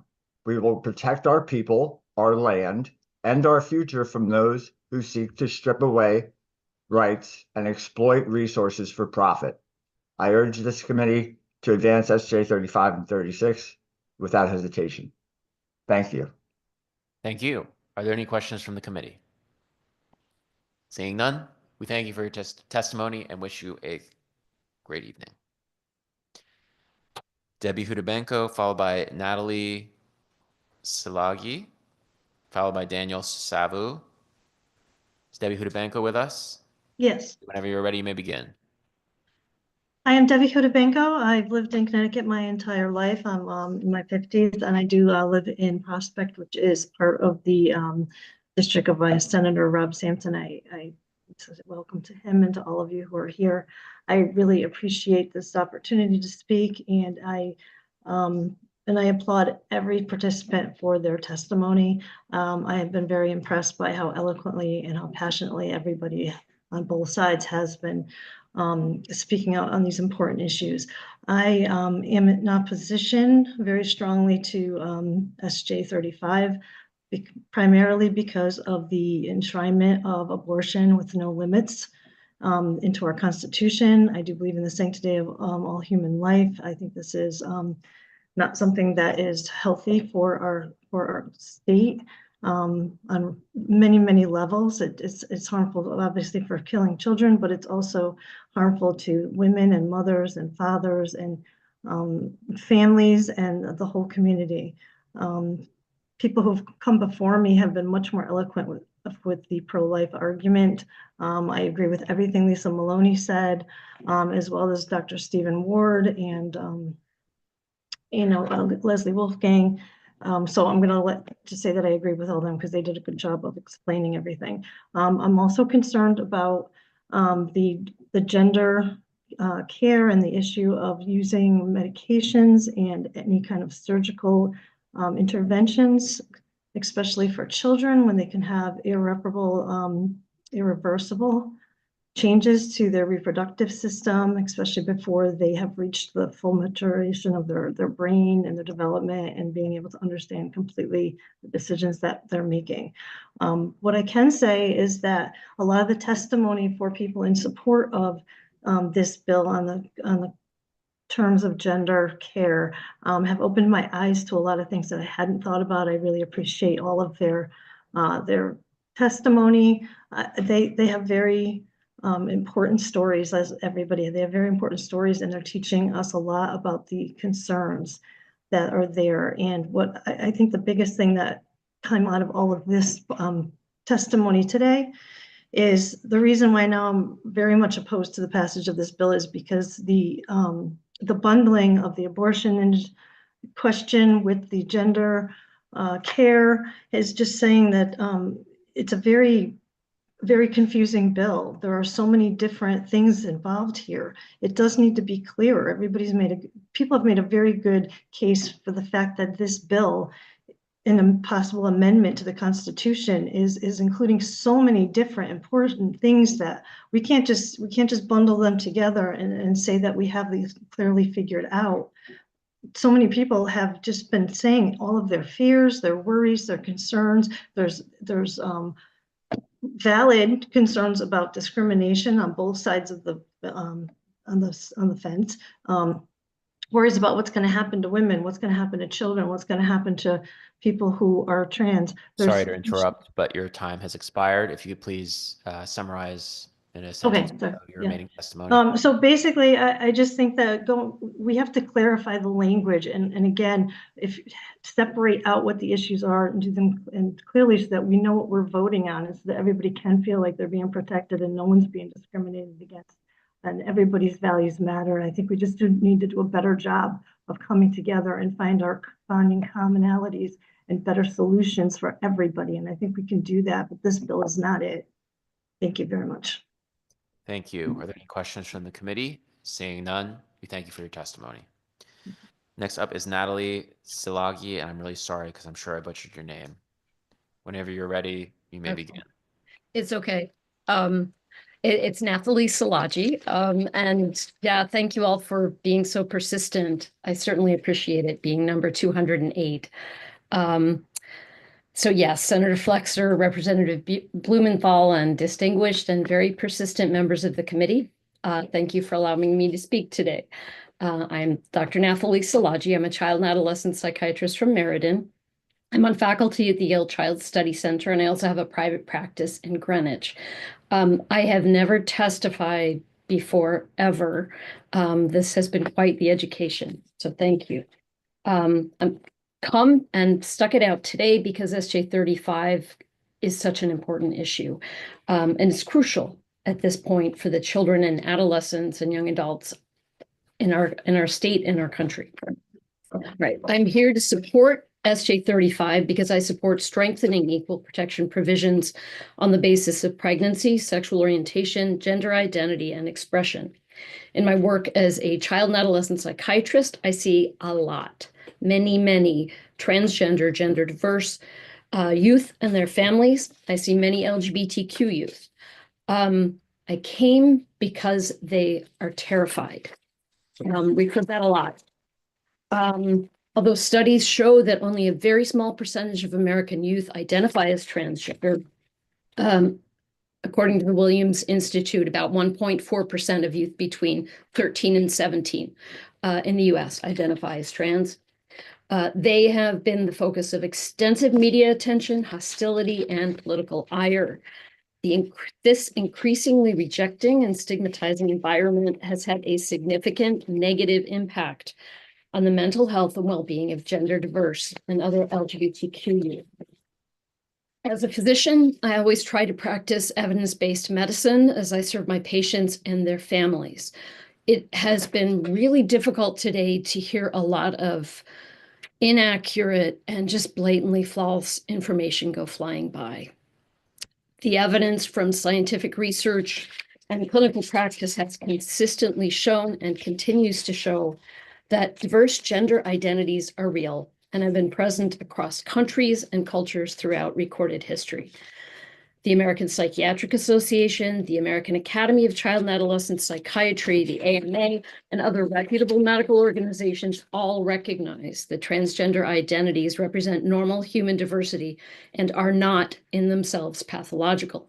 Gender diverse youth, like other LGBTQ individuals, experience higher rates of psychological distress, primarily due to exposure day in and day out to identity-based stigma, discrimination, and rejection.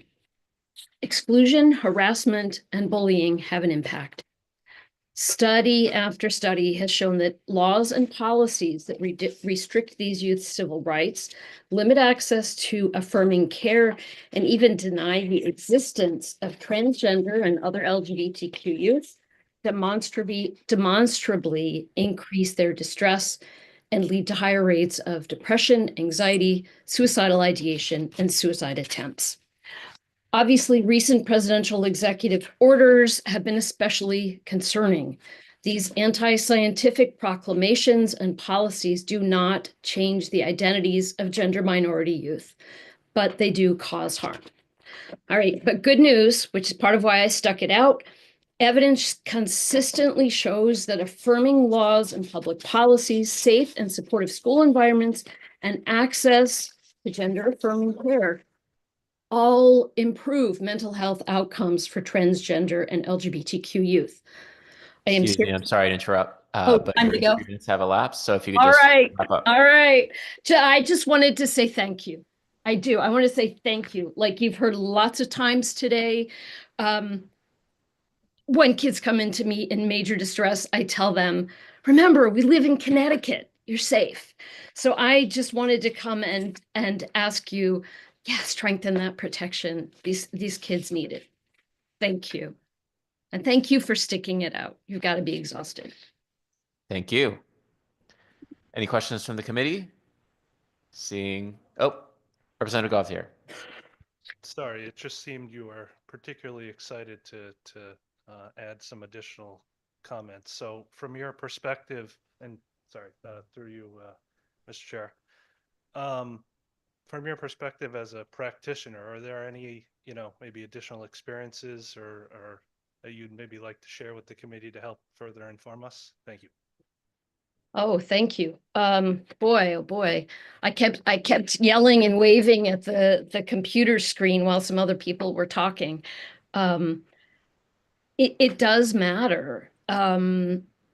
Just like there were studies showing that when they passed laws, I believe it was Wisconsin, 15, 20 years ago, and allowed smoking in bowling alleys, and the rates of heart attacks went up, and then they repealed them and the rates went down again.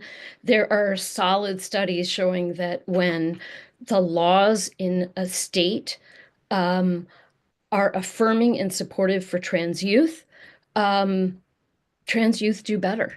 When the laws are restrictive or, like the Florida Don't Say Gay law, that they're not even allowed to talk about LGBTQ people, the rates of suicidality, depression, anxiety, suicide attempts go up. And that is absolutely reflected in my clinical practice. And it doesn't take much to help. One affirming adult in one Trevor Project study, one affirming adult in the past year resulted in a 40% decrease in suicidal ideation in LGBTQ youth.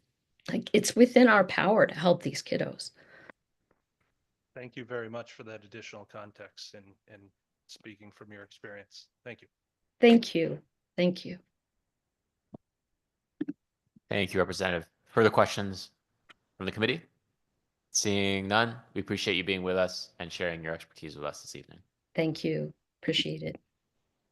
Next up is Daniel Savu, followed by Madison Urafino, followed by Shirley Blyther. Is Daniel with us? Yes, hello. Thank you for having me on. My name is Daniel Savu, and I am representing Gays Against Groomers, a nonprofit focused on the protection of children against those who take advantage of LGBT acceptance to further their harmful agenda. I am opposing SJ 35. As a kid, I experienced gender dysphoria. I was told by others that I was too feminine, and I internalized wanting to become a girl. Thankfully, my mom did not allow me to transition, and as I grew older, I slowly realized my personality and how I was perceived was a byproduct of my sexuality, not my biological sex or gender dysphoria. But my 10-year-old mind did not know this, and had I been allowed to pursue gender-affirming care, I would have irreversibly harmed my mental and physical health. Gender identity is a subjective definition, and therefore any individual or group can extrapolate the meaning of gender identity to defend their harmful agenda, and children whose brains are still developing are the culprits. Let me share some data. In a recent study in the Netherlands that came out in 2023, analyzing 204 people with gender dysphoria, 84% of those people no longer experience gender dysphoria into adulthood. And many other studies around the world mirror these numbers. According to Mayo Clinic,